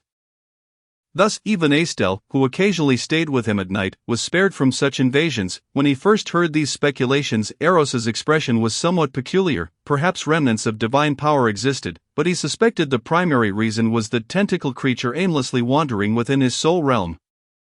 Barbara had once explained to him that the greatest anomaly in this world had taken root within him. Which fool would dare to seize the prey that the Great One had set its sights upon? Even out of fear, they would not dare to approach him, which was why those around him did not suffer from strange invasions. Upon hearing this explanation, Eros found himself at a loss, uncertain whether to feel joy or sorrow. Chapter 20. The adorable little sister. Just as he was about to rise and offer his assistance, Wendini had already rushed over, and in the next moment a cool, delicate body nestled closely against him. Eros gently patted Wendini's back, soothingly murmuring, it's all right, I'm here, so there's nothing to fear. I wonder which bizarre creature is so blind." Such occurrences had transpired numerous times. After all, Wendini had been exposed to the mysterious for quite some time. Although the duration of her exposure to the aberrations was unpredictable, it would invariably happen once or twice a month. However, in past instances, Wendini would typically spend the night in the shadow realm when such events occurred. It was only after discovering that she could remain unharmed by the aberrations beside him that she ceased her visits to the shadow realm. Nestled against Eros, Wendini softly replied, her voice was tender and fragile. And in that moment, she bore no resemblance to the feisty little wildcat she was during the day. Observing Wendini, now akin to a small kitten, Eros reached out to caress her head, speaking in a gentle tone.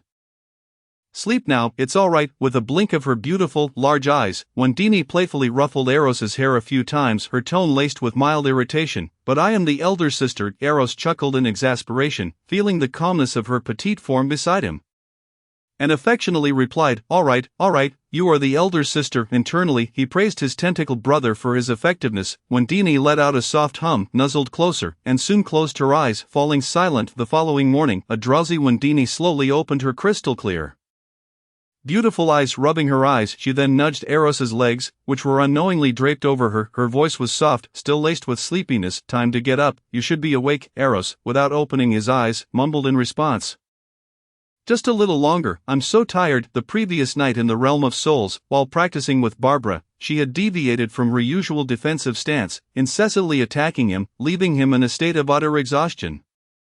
Only when he could bear it no longer did Barbara explain, "In future encounters with enemies, they won't merely defend, this is to help you adapt more swiftly to real combat situations." Despite her words, Eros harbored a nagging premonition that her true intent was simply to pound him. Consequently, he felt overwhelmingly fatigued, as the exhaustion of the soul was far more challenging to recover from than that of the body.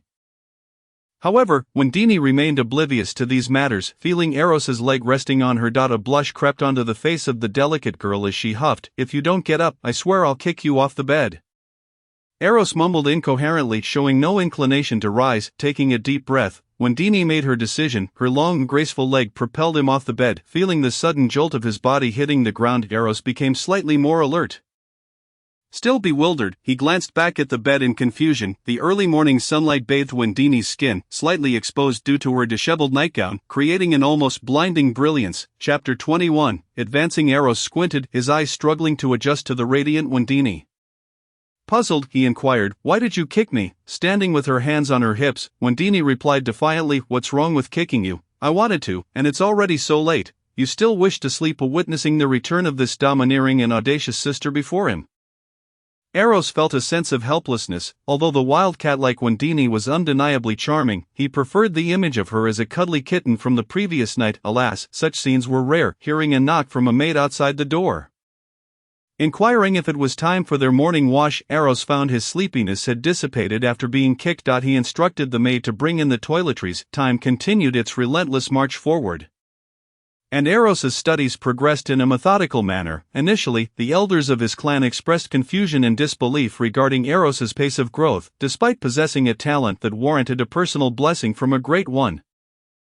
The rate at which he accumulated spirit energy was astonishingly sluggish. Even after a month or two, the spirit energy within him remained nearly the same as it had been immediately after his blessing, leaving them perplexed. Ultimately, Eros had no choice but to reveal that he was being observed by the slumbering artifact of their clan and had signed a master contract. He explained that the majority of the spirit energy he absorbed daily was claimed by the artifact, which was why his progress was so slow. Upon hearing this, the elders were not only unperturbed by the artifact's siphoning of Eros's spirit energy but instead were overjoyed. First, he had been favored by a great one who personally blessed him, and now he was sought after by an artifact that desired a master contract. What did this signify? It heralded the dawn of their clan's resurgence. That day, the servants of the Duke's household received an inexplicable bonus, reportedly because the elders of the Duke's family were exceedingly pleased. Oh, great deity above, may the generous Duke and his family find joy every day. As for Eros, he had initially contemplated using spirit essence to aid Barbara in regaining her strength,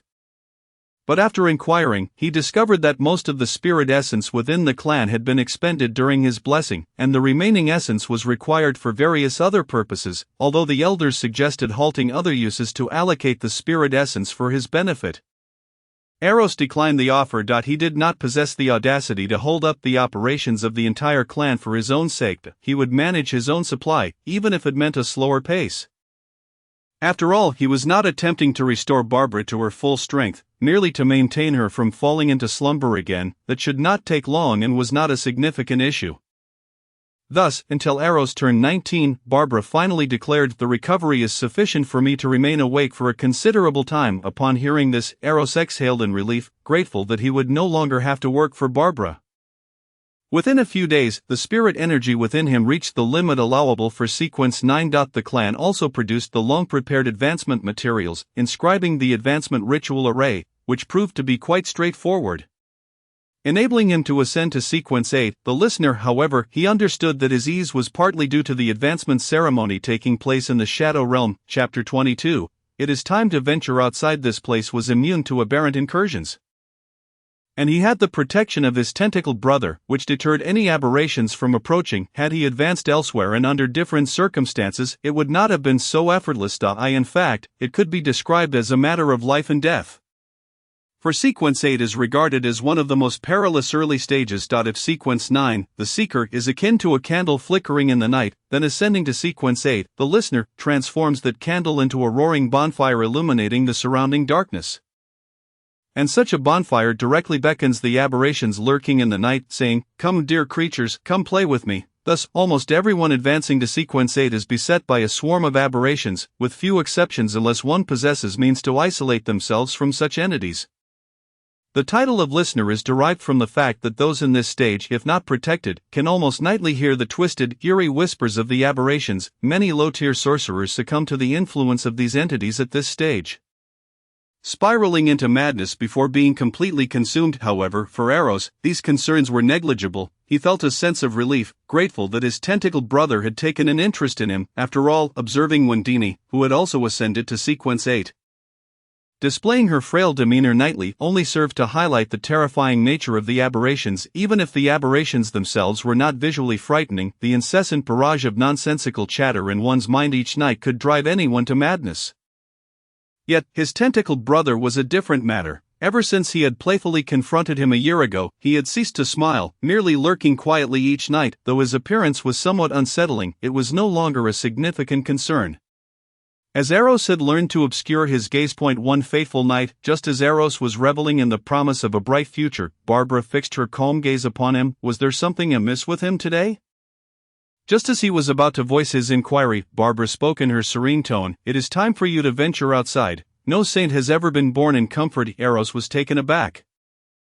It was not his own condition that was amiss, yet, from Barbara's words, it seemed she was urging him to go out and seek experience. Truth be told, he had not left the Duke's estate in over a decade. His understanding of the world had been solely derived from books or the teachings of the elders, and hearing her words sparked a curiosity about the outside world. After all, this was a realm entirely distinct from Earth, with not only a different technological paradigm but also a mysterious aspect absent from Earth, where even deities truly existed. The following afternoon, he brought up the matter at the dining table, expressing his desire to explore the world beyond. Duke Lenka and Estelle both hesitated, refraining from providing an answer. Duke Lenka mentioned that he would consult the elders. After finishing lunch, he sought out the elders for discussion. Meanwhile, Wendini excitedly approached Eros and exclaimed, "I want to go too." Estelle gazed at her children before her daughter now standing at her height, and her son towering over her. She sighed softly. Not long after, they witnessed their father striding back, followed by a large throng of elders. Goodness, everyone had arrived. The moment the elders laid eyes on Eros, they began to clamor in unison, advising him against venturing out. "It is too perilous. Wouldn't it be better to remain within the family?" They offered a plethora of reasons, all converging on the same notion: staying at home would suffice. Whatever he desired the family could provide. Why venture outside? It was understandable, given that the family possessed this singular child with mythic lineage, who had been personally blessed by a great one and recognized by ancestral artifacts. Such extraordinary talent should not be squandered outside. What if danger lurked beyond? Such a notion was simply unacceptable. Eros found himself in a bemused predicament. Thus, he could only relay Barbara's original words. Several elders turned crimson, stuttering, "Saint, a saint?" More of them exchanged glances in astonishment. Chapter 23, The Church Academy. After this chapter, the protagonist will have turned 19. It was unexpected that the esteemed artifact spirit deemed Eros to possess the potential to become a saint. Indeed, were it not for such potential, how could the Great One have personally blessed him? If not for such potential, how could he have garnered the recognition of the ancestral artifacts? A saint, after all, was a figure of divine stature. In ancient times, they were beings who could be likened to gods or angels. And a step further would lead to one who could ascend the divine throne and achieve greatness. Should Eros attain sainthood, with the three artifacts bequeathed by his ancestors and the remnants of their shattered divine realm amassed over millennia, it was not beyond the realm of possibility for him to ascend the divine throne and achieve greatness. He could become the second Great One, succeeding the ancestors, and they would witness the birth of a new Great One. The mere thought of this made their breaths grow heavy. After a prolonged silence, one elder finally spoke. "Since it is the opinion of the esteemed artifact spirit, we must comply. However, we still need to deliberate the finer details." Following this, they huddled together, whispering among themselves. One remarked, "Isn't the enrollment period for the first sacred academy in the imperial capital approaching soon?" Perhaps. Another agreed, "I believe it is a feasible idea, considering young Eros has never ventured outside. Allowing him to acclimate in a relatively safe environment would be prudent." Yet, some expressed reservations. But is it truly safe? After all, it is an academy jointly run by the three major churches. Would not young Eros be directly under their watchful eyes? Upon uttering this, several nodded in agreement, acknowledging the soundness of the argument. Such an action, venturing directly under their scrutiny, indeed seemed perilous. However, the first to speak chuckled in response. "What is there to fear? Our entire family currently resides beneath their gaze. After all, remember, the most dangerous places often harbor the greatest safety." With Eros now awakened to the bloodline of the elven race, as long as he refrains from using the spells of our night clan in front of others, coupled with the concealment of our secret servant in the shroud of the Book of Night, the church will remain oblivious to anything amiss. How could there be danger? His words elicited a momentary pause from the assembly, followed by a collective realization. Indeed, what does the elven bloodline have to do with our night clan? We ourselves consider it a jest, let alone those outsiders, after thousands of years, who remembers our ancestors' intermarriages with the elves. Moreover, finding an elf on the continent today was nigh impossible. They could not even investigate. Furthermore, the churches had long proclaimed their ancestors as evil gods, a narrative they had repeated so often that they began to believe it themselves. Yet, the elves were universally documented in the annals of the mysterious as benevolent and kind-hearted beings. How could one awakened to the elven bloodline possibly be associated with evil gods? It was utterly implausible. One pondered aloud, perhaps I had overcomplicated my thoughts. I had not considered this angle. Another chuckled, the families under the church dispatch their outstanding descendants for study every year. Our prolonged absence has indeed seemed rather peculiar.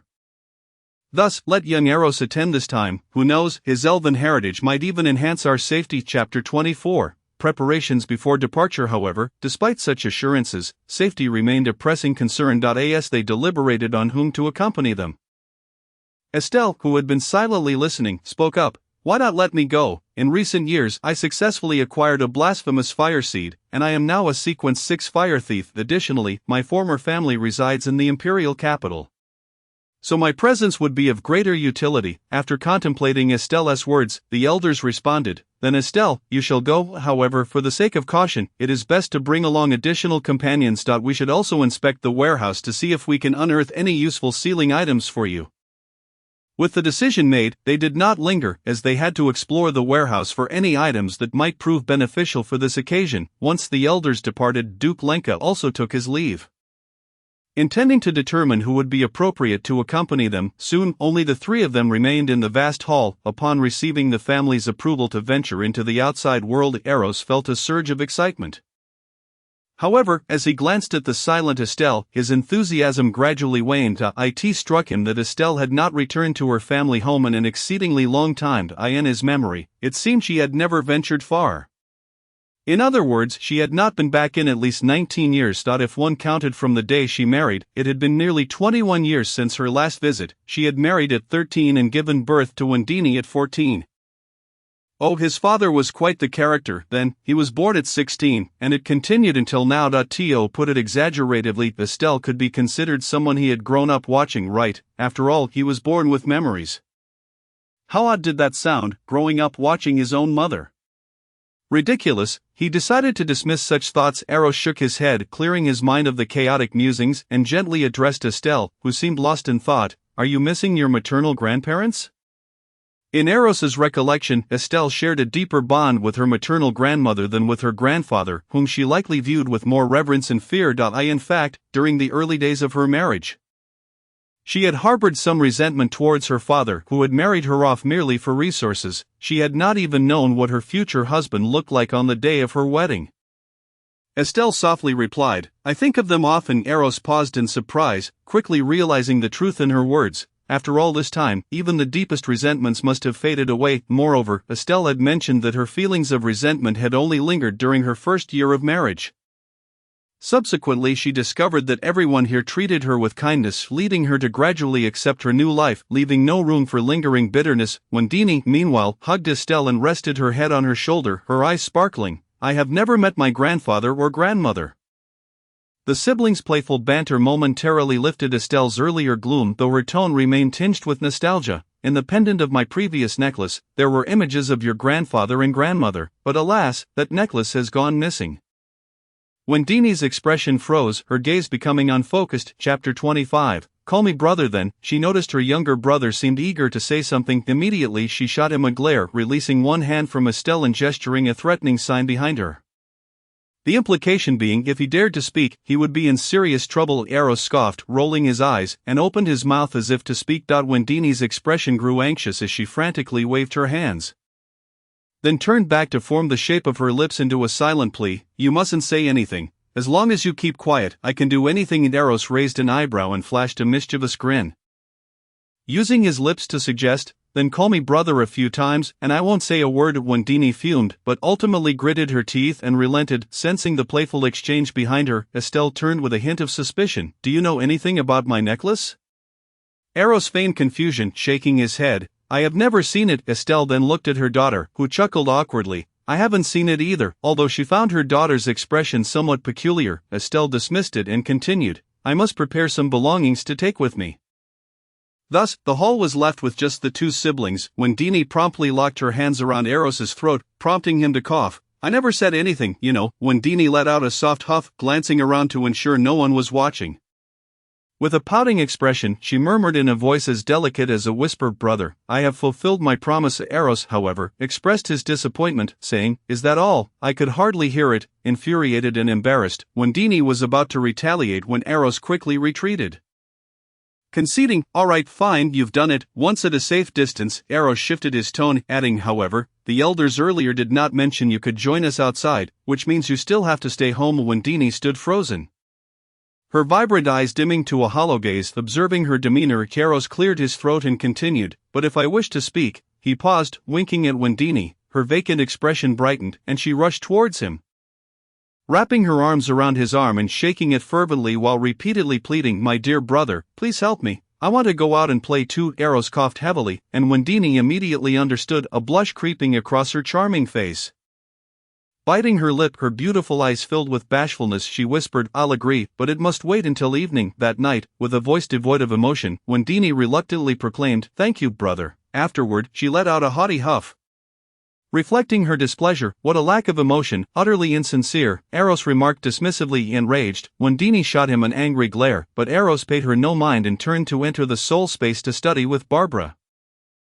Barbara is truly adorable, he mused. Days passed, and once everything was prepared, a servant arrived to announce it was time to depart. Eros felt a surge of excitement, eager to witness the vastness of this world.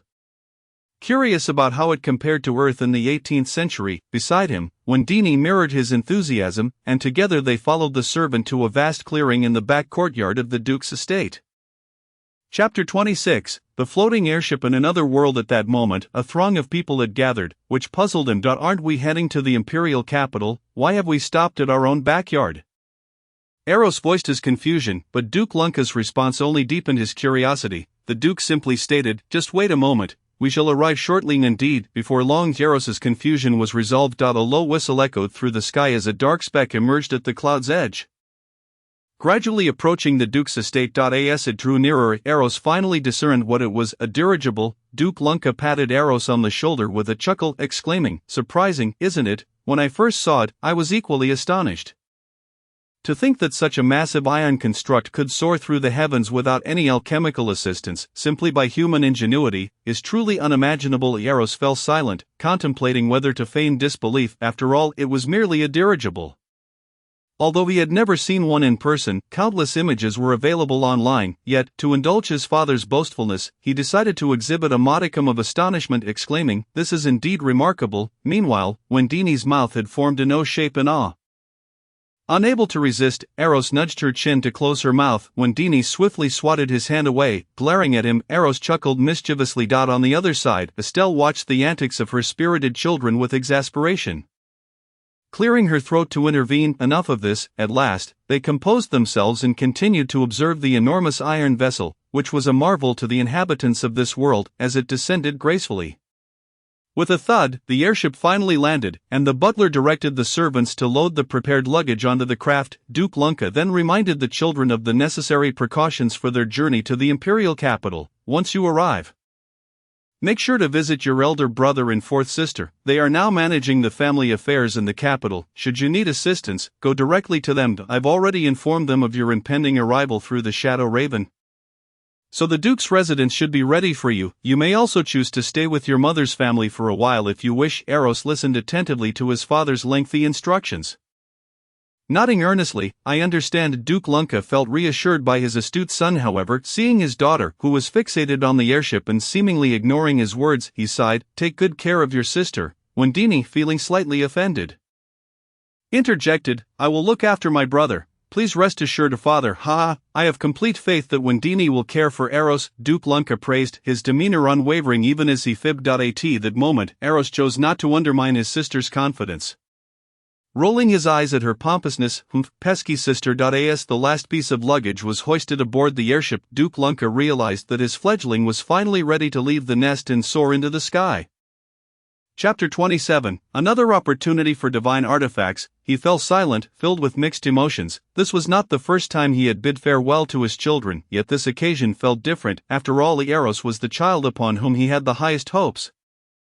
As did the entire family. Watching Eros surrounded by a throng of elders, his eyes brimmed with expectation, though he knew it was premature to place the weight of the family legacy upon such young shoulders.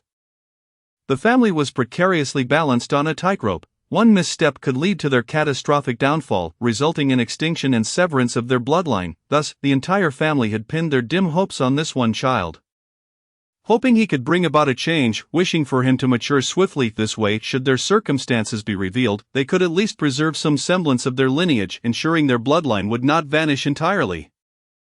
Meanwhile, Eros listened somewhat helplessly to the admonitions of the elderly. Young Eros, remember, in times of crisis, you must not act recklessly. Prioritize your safety above all. Yes, I understand. I will exercise caution. Indeed, caution is paramount. If you encounter danger, flee immediately. Don't concern yourself with noble decorum. Preserving your life is what truly matters. Understood. I will adhere strictly to your wise counsel, never acting rashly. If faced with insurmountable odds, I will retreat without a second thought.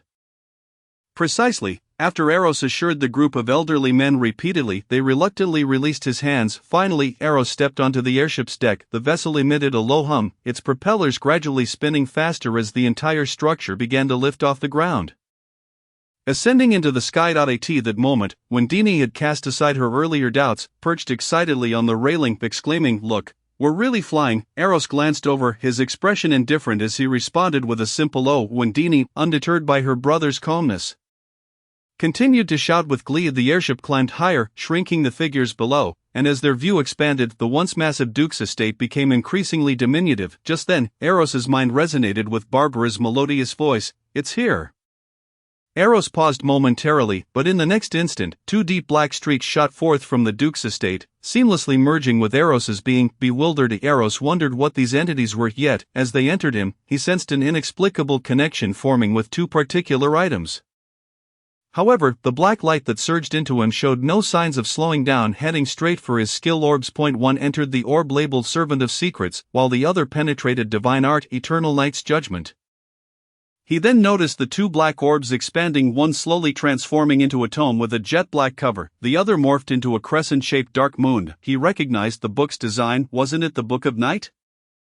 And the other, was it not the Moon of Eternal Slumber? How had they found their way to him? Confused, he directed a thread of consciousness towards the Book of Night. To his surprise, he discovered that it was not the Book of Night at all, but rather Divine Art, Master of Secrets. By its name, it appeared the skill had leveled up, as the distinction between a servant and a master was evident. The other orb remained unchanged, still titled Divine Art, Eternal Night's Judgment, but he couldn't help but wonder why it had upgraded unexpectedly. At present, he found himself pondering in his mind, addressing Barbara, What is the situation? They also wish to accompany you outside, but due to certain reasons, they are temporarily unable to leave the realm of shadows for an extended period. Hence, they entered into a contract with you, allowing a portion of their power to blend with your bloodline through the connection established by the contract.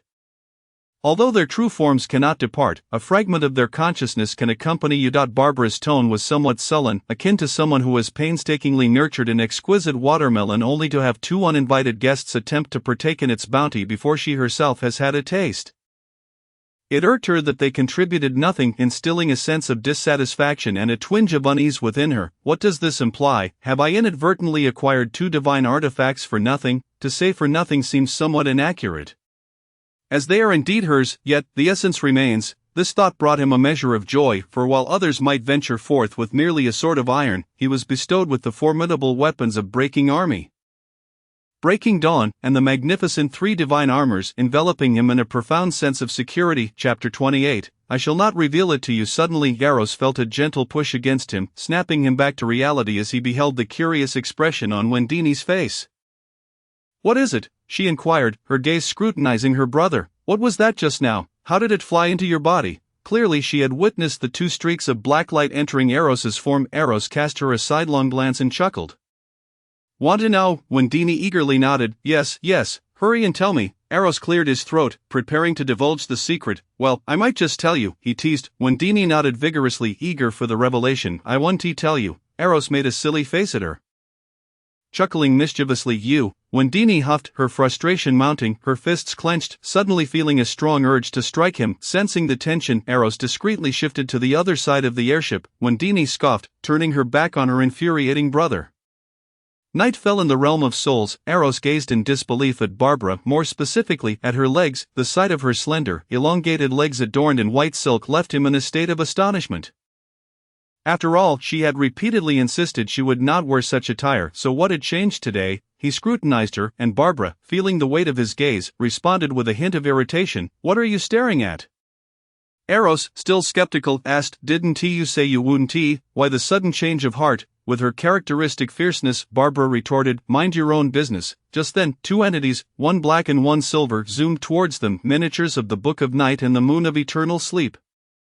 They circled Eros, as if assessing the man before them, ultimately appearing to reach a conclusion. Both swiftly approached him. However, Barbara would not stand idly by. With a cold huff, she seized Eros with one hand while swatting the encroaching artifacts away with the other. Caught off guard, Eros was pulled to the ground, and before he could rise, Barbara curled her legs beneath her and firmly pressed his head down onto her slender thighs. A rosy hue blossomed on her delicate face as she pointed to her long legs encased in white silk. Her voice tinged with undeniable shyness. "Junior, don't you like this? As long as you ignore those two nuisances, I'll give you a lap pillow." Feeling the tender touch of her side profile and glancing at the increasingly agitated Book of Night and Moon ring, he pondered, "Is this a multiple-choice question? There is no choice here. A mere tattered book and a broken weapon cannot possibly compare to my Barbara. A moment's hesitation would be a sign of disrespect towards her." So instead of responding verbally, he acted upon his desires. Barbara's face deepened in color, and with a victorious air, she glanced disdainfully at the increasingly frantic Book of Night and Moon ring, lifting her chin with pride. The two artifacts attempted to advance but found themselves ensnared, unable to move, emitting frantic hums to express their indignation. This was, of course, Seros's doing. He was no longer a naive newcomer to the realm of the mysterious and had become quite adept at navigating the soul space. Thus, he would not allow these two objects to disrupt his moment of intimacy. He sat up, embracing Barbara and pulling her onto his lap while deftly tossing aside the offending tendril. Now, he feared nothing. The tendril? Suddenly, mist enveloped the surroundings, obscuring all vision. Barbara's body stiffened, her breath quickened, and her cheeks flushed. Noticing that Barbara did not resist, Eros grew bolder. Chapter 29. The best parents are friends with their children in the end. He leaned down and kissed Barbara's soft lips. It took a while for Barbara to regain her senses, finally breaking free from her stupor. Unable to contain herself, her cheeks burned bright red as she shielded her skirt to avoid any unintended exposure before delivering a swift kick that sent Eros flying, causing him to vanish from sight. In the distance, the flung Eros rose, scratching the back of his head. Realizing he may have overstepped this time, he ought to have proceeded with more caution. Indeed, he had been rather hasty.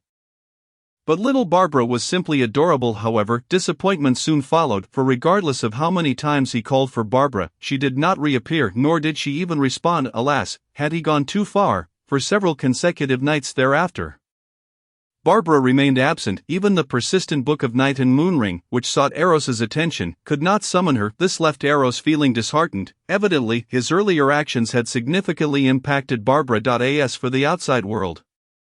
After 2 days of traveling by airship, they switched to the most advanced land transport of this world, the steam train. As a Duchess and the future Duke, they need not mingle with the masses on a crowded train, for they had their own bespoke carriage. Eros was once again astonished by the opulence of the nobility in this world, wondering if such extravagance was unique to his family, as he had yet to encounter other grand nobles.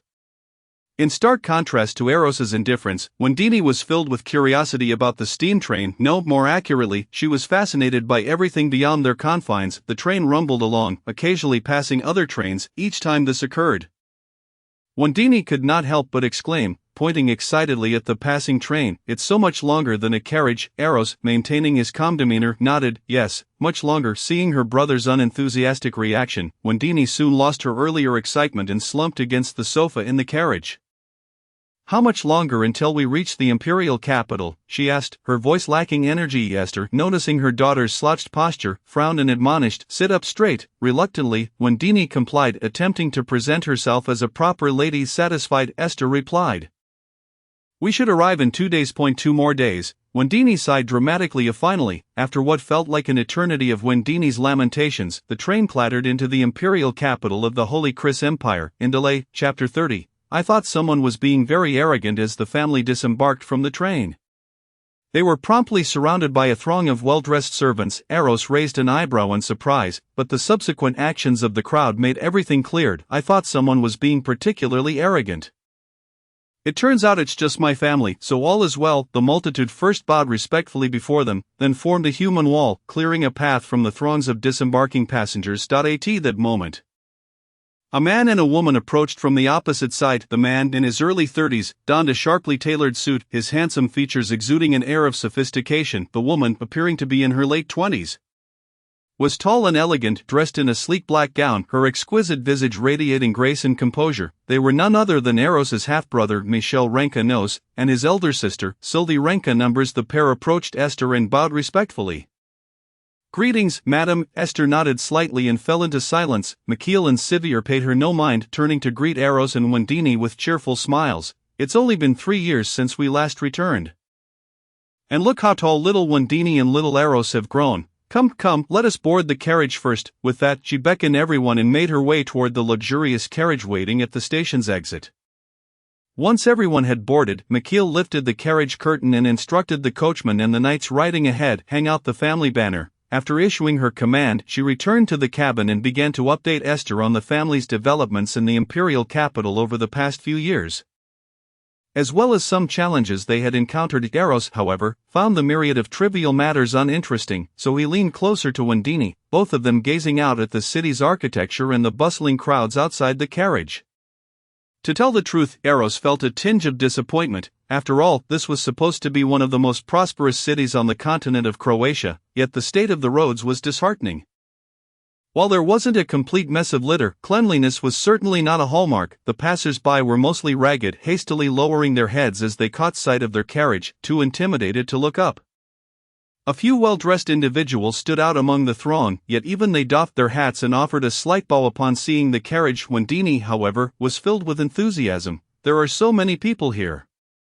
Eros, leaning against Wendini, replied with a hint of boredom, "It's the imperial capital. It's normal for it to be crowded, considering it's one of the most vibrant cities in the world." Just then, Barbara, who had vanished for nearly half a month, suddenly spoke in Eros's mind. "There are spiritual fluctuations in the alley to the right." Her voice was calm, her tone indifferent. Eros was momentarily taken aback, his gaze instinctively shifting toward the direction Barbara indicated.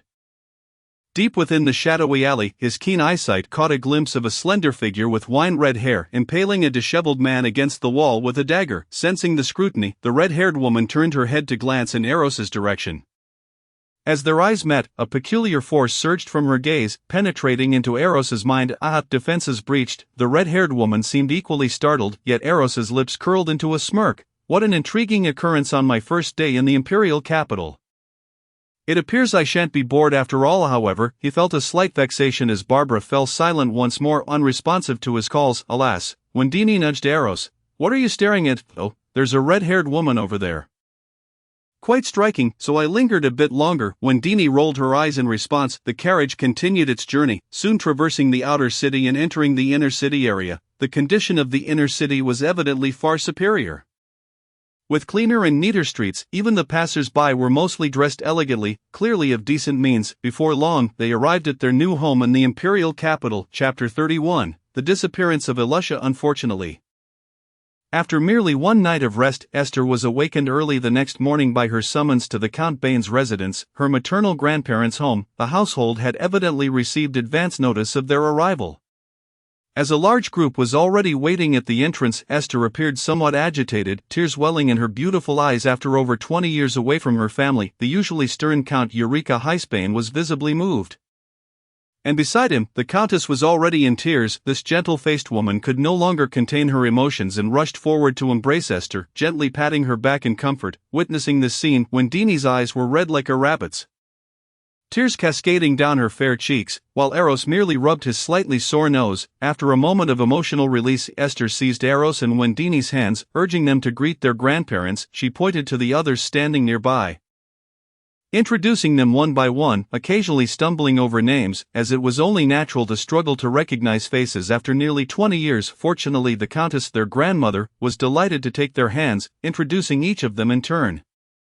Eros and Wendini obediently greeted their elders, receiving numerous gifts in return. After lunch, still feeling somewhat overwhelmed, Esther turned to her mother and asked, "Mother, where is Elisha? Where is she now?" Upon hearing this, the Countess's expression darkened, and Count Eureka sighed softly. "I suppose it is my turn to speak." Seeing her parents' demeanor, Esther's heart tightened. As expected, Count Eureka continued, "Elisha went missing 3 years after your marriage in the Sin domain of the Martagaldan mountain range.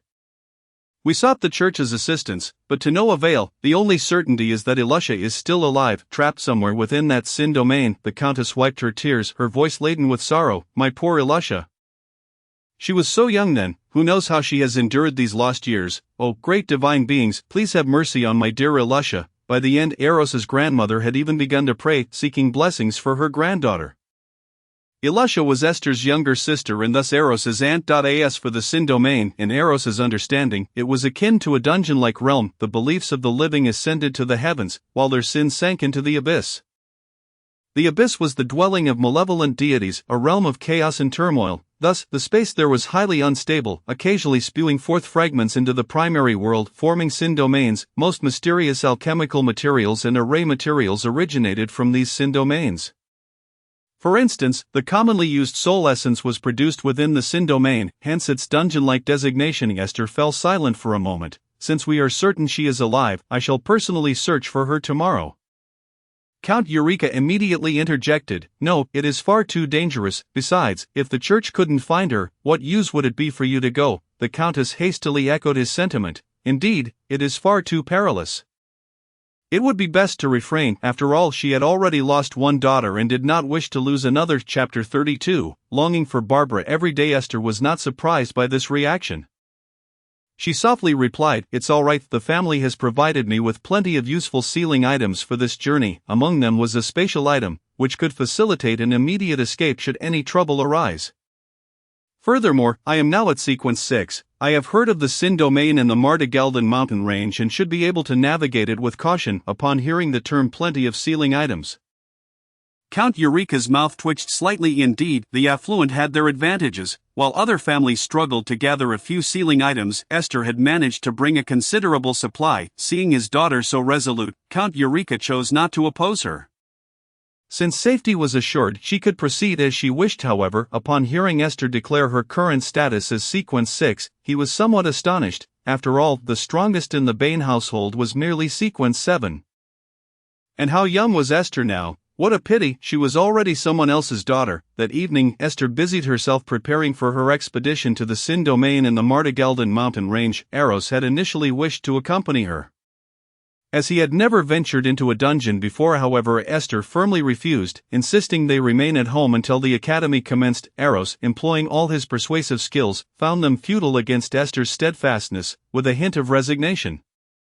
He could only remind her to take care. The following morning, he even bestowed upon Esther a life blessing buff, the longest lasting skill he could currently cast. In the ensuing days, he found himself rather aimless. Each night, he dutifully visited the soul space, hoping to find Barbara, yet she was absent, longing for Barbara on the 15th day, longing for Barbara on the 16th day, longing for Barbara on the 27th day. Alas, each day without Barbara left his heart feeling hollow, nothing seemed to hold meaning, and life felt somewhat burdensome. Finally, on the night of the 27th day, Barbara appeared at last. It was uncertain whether it was Eros's earnestness that had moved her or if she was merely weary of his incessant chatter. Upon seeing Barbara, Eros was momentarily stunned and promptly admitted, "I was wrong." Barbara huffed, her cheeks tinged with a hint of crimson. "Is everything you just said true?" Upon hearing this, Eros was momentarily taken aback before eagerly nodding, "Of course it's true. I've had no appetite for meals these past few days." Barbara then let out a cold snort, stating, "I shall forgive you this time, you insufferable junior. However, should you dare to act so recklessly again, I shall send you flying with a single punch." With that, she gestured with her delicate, fair fist towards Eros. Upon hearing Barbara express her forgiveness, Eros exhaled a sigh of relief, his gaze involuntarily dropped, only to catch sight of Barbara's long legs, elegantly wrapped in white silk. At that moment, Barbara's charming face was still tinged with a hint of crimson. Noticing Eros's gaze lingering on her legs, her tone turned somewhat fierce. "What are you staring at? Come and spar with me." Thus, that evening, Eros endured a rather severe beating. Although it was painful, he felt a certain joy within. After all, Barbara had forgiven him. A few days later, a pale-faced Estelle returned, her condition clearly indicating that she was merely holding herself together. Just as Eros was about to approach her to inquire what had transpired, he noticed Estelle's expression soften. And then, as if unable to maintain her composure any longer, she collapsed onto the ground, unconscious. Eros hurriedly rushed to her side, lifting her and laying her on the bed in the bedroom. At that moment, Barbara's words echoed in his mind, "Her soul is missing 1/5, seemingly erased by some force." Hearing this caused Eros to feel a sudden panic, and he quickly asked, "Is there any way to remedy this? The loss of a soul is no trivial matter. It could lead to death or, at the very least, result in a person becoming a fool, both outcomes unacceptable to Eros." Fortunately, Barbara did not disappoint him and promptly provided a method of treatment. "The divine art you have comprehended, Lifesim, can heal the wounds of the soul. Your body, having undergone the transformation by that being, can withstand the backlash from casting the divine art without facing fatal consequences. Although your effective power will be less than 1/10,000th, it should suffice to mend a sequence 6 soul injury." Without a moment's hesitation, Eros began to invoke the divine art. Lifesim. A small green light, the size of a soybean, appeared at his fingertips and, following the direction he pointed, entered Estelle's body. Then, he succumbed to unconsciousness due to the backlash of the spell. This time lingering in darkness far longer than the last. Previously, he had only recently completed a ritual, and some residual power from the elven deity had helped mitigate part of the backlash. However, a year had passed since then, and that residual power had long since dissipated. Consequently, he lay in bed for an entire month, missing the enrollment period for the academy. Fortunately, as a member of the privileged class, he anticipated that gaining access through the back door would not pose a significant issue. Feeling the weakness in his body, which made even walking a laborious task, Eros clicked his tongue, acknowledging the severity of the backlash from using skills beyond his level. Barbara, however, regarded the situation with indifference. After all, using magic beyond one's level could leave one in a near-death state. Not succumbing immediately was already a sign of divine favor. Observing the now recovered Estelle and feeling the warmth of her embrace, Eros mused that the backlash from the spell was merely a month of lying down, worth it. Just moments ago, upon awakening and not finding anyone in the room, he had dragged his weakened body outside, only to see Estelle sitting in the living room, her expression riddled with concern. Upon spotting him, Estelle rushed over and embraced him tightly. Tears streamed down from her beautiful eyes as she spoke, her voice choked with emotion. "I am so relieved you are all right. Thank goodness, thank goodness. Promise me, my dear, that you will never act so impulsively again." A month prior, upon awakening from her treatment and feeling her soul restored, she had seen Eros lying on the floor unresponsive, and understood the gravity of the situation. At that moment, her heart nearly stopped. It is well known that the severity of backlash from magic is related to the level exceeded. The magic that could heal the soul could not possibly be low in tier, and Eros, as a mere sequence aid, could hardly withstand such backlash. A surge of fear, dread, and despair flooded her heart. But fortunately, the situation was not as dire as she initially envisioned. After careful examination, she discovered that while Eros had endured severe backlash, he had not lost his life. Some semblance of vitality remained. This revelation filled her with immense joy, and the elation of having regained something lost caused her to weep uncontrollably as she held Eros's unconscious form die. In the meantime, she spared no expense procuring alchemical potions to treat the backlash from the spell, which ultimately allowed Eros to awaken after merely a month. Eros gently patted Estelle's still trembling form, speaking in a light-hearted tone, "Rest easy, there's no need for concern, I am back to normal, am I not? By the way, what exactly happened to you, mother? How could part of your soul be erased?" As he posed the last question, curiosity flickered in his eyes as he gazed at Estelle, after a moment of silence. Estelle shook her head, her mood visibly subdued as she replied, "I cannot recall clearly. The memories of that day were lost along with that portion of my soul that I only vaguely remember seeing Elusa, which triggered the activation of the Spirit World Gate, leading to my expulsion from the Sin Domain." The Spirit World Gate. Eros blinked in surprise. He had heard of this forbidden artifact within their family. It is a Tier 3 forbidden item, capable of opening a door to any location and allowing one to return it. The cost of using it, however, is that something from the user's body will be randomly lost, be it a strand of hair, an eye, or even a heart. The loss follows a chaotic and unpredictable pattern, making it impossible to foresee. Due to its limited scope of harm, it had been classified as Tier 3. After Estelle finished speaking, a hint of confusion crossed her delicate features. How did Eros know that part of her soul was missing? Hence she directly inquired, "How did you discover that Mother's soul was incomplete?" "After all, this was not an external injury. To this," Eros casually replied, "did Mother forget that I possess a divine artifact, so that was it." As for Eros's missing aunt, Estelle, though reluctant to abandon the search, recognized her current lack of strength to address the previous crisis, thus setting the matter aside for the time being. In the following days, Eros remained bedridden due to his current incapacity. During this period, he learned that he had missed the start of the academic year, but Estelle reassured him, "It's all right, you can enroll later." Wendy, who had already begun her studies at the academy, learned of Eros's awakening and took a leave of absence to visit for a few days.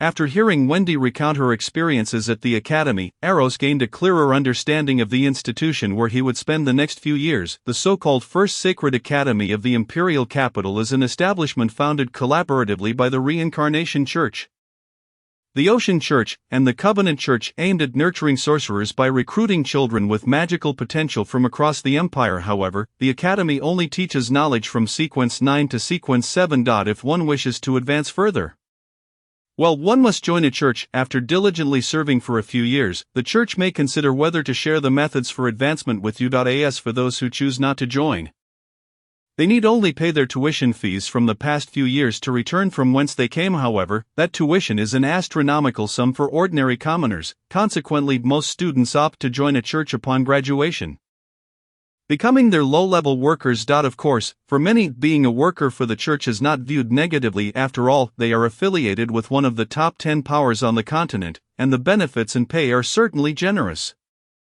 The only trade-off is the loss of freedom. In a feudal society where theocracy reigns supreme, if one lacks basic human rights, how can one expect freedom? Thus, few express grievances regarding this matter. It has been the norm for millennia. Another month passed, and while he still felt somewhat weak, he was now capable of normal singing, dancing, and rapping without issue. Reluctantly bidding farewell to Estelle, Eros boarded the train bound for the First Academy. Nestled deep within a mountain forest outside the capital. A new life was about to begin. As the train emitted a low whistle, it gradually slowed down, ultimately halting at the foot of a mountain. Stepping off the train, Eros gazed at the staircase that extended from the mountain's base to its peak, feeling a sense of dread. In the past, such a few thousand steps would have posed no challenge. But now his body was not yet fully recovered. Should he attempt to ascend, he would likely collapse midway. With a quick thought, he turned to the several older students accompanying him, who were evidently fellow academy students. As it was only through their presence that they could board this train. Immediately, he approached them, tapping their shoulders and clearing his throat, somewhat sheepishly saying, "Hey, could you lend me a hand when we go up the stairs? Of course, we won't let you help us for free. Once we reach the top, I'll have my dear sister, my sister, reward each of you with 50 gold pounds. The gold pound is a currency utilized in this world, which is subdivided into silver shillings, copper pennies, and halfpennies. In terms of currency conversion, 1 gold pound equals 10 shillings, 1,000 pennies, or 2,000 halfpennies. A student's daily meal expense amounts to merely 5 pennies. Therefore, a reward of 50 gold pounds is an astronomical figure for children from ordinary families, not to mention merely offering assistance up the stairs, yet, upon observing the fine attire of the individual before them, clearly a member of the nobility, they felt a mixture of intrigue and unease. Heaven knows what tricks these noble scions might be playing. Noticing the hesitance among the four brothers, Eros urged, "Rest assured. You will certainly be compensated." He himself was hindered by a lack of full recovery, making his movements somewhat cumbersome. The four exchanged glances, then looked again at Eros, whose complexion still appeared somewhat pale. Externally, he did not seem like a deceiver, and with a resolute bite of their teeth, they agreed upon their agreement. Eros exhaled in relief and took the lead up the staircase. However, he somewhat overestimated his own capabilities. Before he could reach halfway, having only traversed a quarter of the way, he collapsed. The staircase seemed exceedingly endless. Thus, the four brothers took turns carrying Eros up the stairs. Along the way, they discovered that this individual, who resembled a noble youth, was quite approachable and easy to converse with, alleviating their initial awkwardness and tension. Eros also learned their names. The stoutest among them was named Bru, the one with a square face was called Newt. The one with brown hair was Seth, and the last, who was slightly slimmer, was named Moji. All four hailed from the outskirts of the imperial capital and had recently taken leave from the academy to assist with the autumn harvest before returning. They noted that Eros was fortunate to have encountered them, as few from the academy typically descended the mountain. Eros felt a tinge of helplessness. Originally, Aster had intended for him to bring several servants to assist, but he had declined, considering this merely a return to the academy for his studies. He was quite familiar with the situation, and who would have thought there would be so many steps at the academy's entrance? That wretched sister Wendini hadn't even mentioned it. Last, with the assistance of the four kind-hearted brothers, Eros finally beheld the grand entrance of the academy, with only a few dozen steps remaining. At that moment, by the academy's gate, a tall, strikingly beautiful girl nudged Wendini with curiosity. "Hey, is your brother arriving today?" Wendini nodded, her exquisite face radiating joy, clearly delighted. After all, she had never been apart from Eros for such an extended period. Now that he was finally coming, they would be able to see each other every day. Meanwhile, a man clad in opulent attire, handsome and possessing an extraordinary demeanor, chuckled, "I have long heard of this prodigious esteemed name. Now I shall finally witness it for myself." Wendini proudly lifted her delicate chin, evidently pleased to hear praise for her brother. Chapter 36, The First Meeting with the Imperial Heir. The monarchical system is not a feudal system. The handsome man gazed at the radiant Wendini, whose face was aglow with joy, seemingly shimmering under the sunlight, and found himself momentarily entranced. Just then, a hand reached out to pat his shoulder, accompanied by a voice tinged with annoyance. "What are you staring at?" The handsome man abruptly snapped back to reality and bowed to the figure behind him. "Your Highness, the Crown Prince." It was none other than the Crown Prince of the Chris Empire, the heir to this vast empire. The prince leaned closer, whispering in the handsome man's ear, "Do not harbor any inappropriate thoughts. She is mine." The handsome man's complexion shifted between shades of green and red, yet he remained silent. Wendini frowned and inquired, "Saliba, what brings you here?" The imperial prince Saliba grinned, revealing a mouth full of pristine teeth. "I naturally came to meet my future brother." He attempted to wrap his arm around Wendini's slender waist but ended up grasping at air. Wendini evaded Saliba's hand, her tone laced with disdain. "Do not be so presumptuous." Saliba, however, seemed unfazed, and at that moment a voice from the side scoffed, "Which year is this? Climbing the mountain requires assistance." Laughter erupted from the surrounding crowd. They had initially come to catch a glimpse of the renowned prodigy but were instead met with such an amusing scene. The onlookers turned to see Eros being carried up the stairs. Eros, feeling somewhat exasperated, addressed the four brothers who were standing still. "Ignore them. Let us continue on our way." Bru and the others exchanged uneasy glances with the noble youths, their lavish attire making it evident they were of noble descent, which made them feel somewhat intimidated under such scrutiny. Saliba could not help but smirk. "How embarrassing it is to need assistance even on a simple ascent." "Silence," Wendini snapped, her voice tinged with anger, and she swiftly descended the staircase. The laughter abruptly ceased, leaving the gathered crowd in a state of bewilderment. Upon seeing Wendini rush down, Eros patted Bru's shoulder. "Big brother, you can set me down now." Bru hesitated for a moment before realizing, "Oh right," and gently placed Eros on the ground. At that moment, Wendini had already approached, her tone slightly reproachful. "Why didn't you wait for me to come down and greet you?" She had intended to descend the stairs herself but was surprised to find her brother arriving so early. Eros shot her a sidelong glance. How was I to know you would come down? You never mentioned there would be so many steps at the academy. Wendini's cheeks flushed with embarrassment, and then she turned to the four brothers, offering them a polite bow. Thank you all. Up close, the extraordinary beauty of her visage caused the faces of Bru and his companions to redden, and they hastily waved their hands, stammering, No, it's nothing, no need for thanks. Meanwhile, Eros directly extended his hand. I'd like 200 gold pounds, please. Without questioning his request, Wendini promptly retrieved 2 notes, each representing 100 gold pounds, from her small bag and placed them in Eros's hand. Eros handed the notes to Bru and patted his shoulder. Thank you, big brother. This is what we agreed upon. Bru glanced at Wendini, then at the 2 notes in Eros's hand, momentarily hesitating. Chapter 37. I have grown accustomed to it. The monarchical system is also referred to as monarchical dictatorship. Eros, however, paid no mind to Bru's hesitation, swiftly stuffing the 2 notes into Bru's pocket and giving his shoulder another pat. We had an agreement. No need to stand on ceremony. I'll be on my way now. With that, Eros smoothly draped his arm over Wendini's shoulder, leaning his weight upon her. Wendini promptly supported Eros, and as she did, the striking girl approached, scrutinizing Eros with keen interest. Are you Wendini's brother? Eros returned her gaze, taking in her long, cool brown hair, beautiful features, an unexpectedly curvaceous figure. Yes, I am Eros Lunkanos. He extended his hand. I am Joni Claudehorn. Joni also offered her hand, shaking Eros's briefly. A smile gracing her lips, her eyes curving into crescent moons. Observing Eros's arm around Wendini's shoulder, Saliba appeared somewhat displeased, remarking, "Isn't young Eros hindered in his movements?" Eros frowned, wondering why this individual was mistakenly referring to him as a brother. Nevertheless, considering he would be a future classmate, he refrained from pressing the issue and explained, I attempted to use a spell beyond my level, which resulted in backlash. I have yet to fully recover. Saliba nodded and then turned to his entourage, instructing, You two, assist my brother Eros. Wendini furrowed her brows. There is no need. I can manage on my own. However, Saliba countered, that simply cannot do, and reached out to forcibly pull Eros away. Eros narrowed his eyes, wondering what this blue-haired individual was up to. He leaned closer to Wendini's ear, whispering, Let us leave. Wendini nodded, sidestepping the hands of Saliba's 2 attendants, and proceeded into the academy.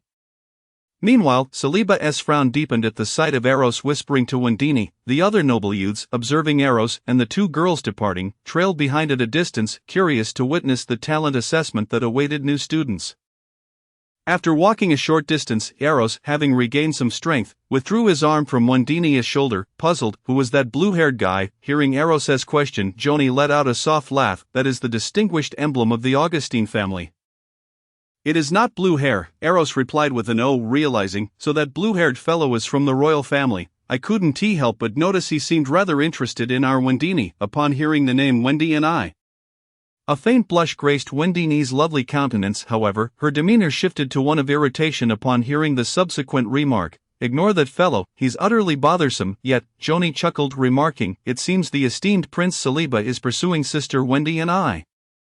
And I dare say the entire academy is aware of it. Eros nodded in agreement, adding, But I seem to recall that the royal family forbids intermarriage with outsiders. Joni concurred, Indeed, it is said to preserve the purity of the Augustine bloodline.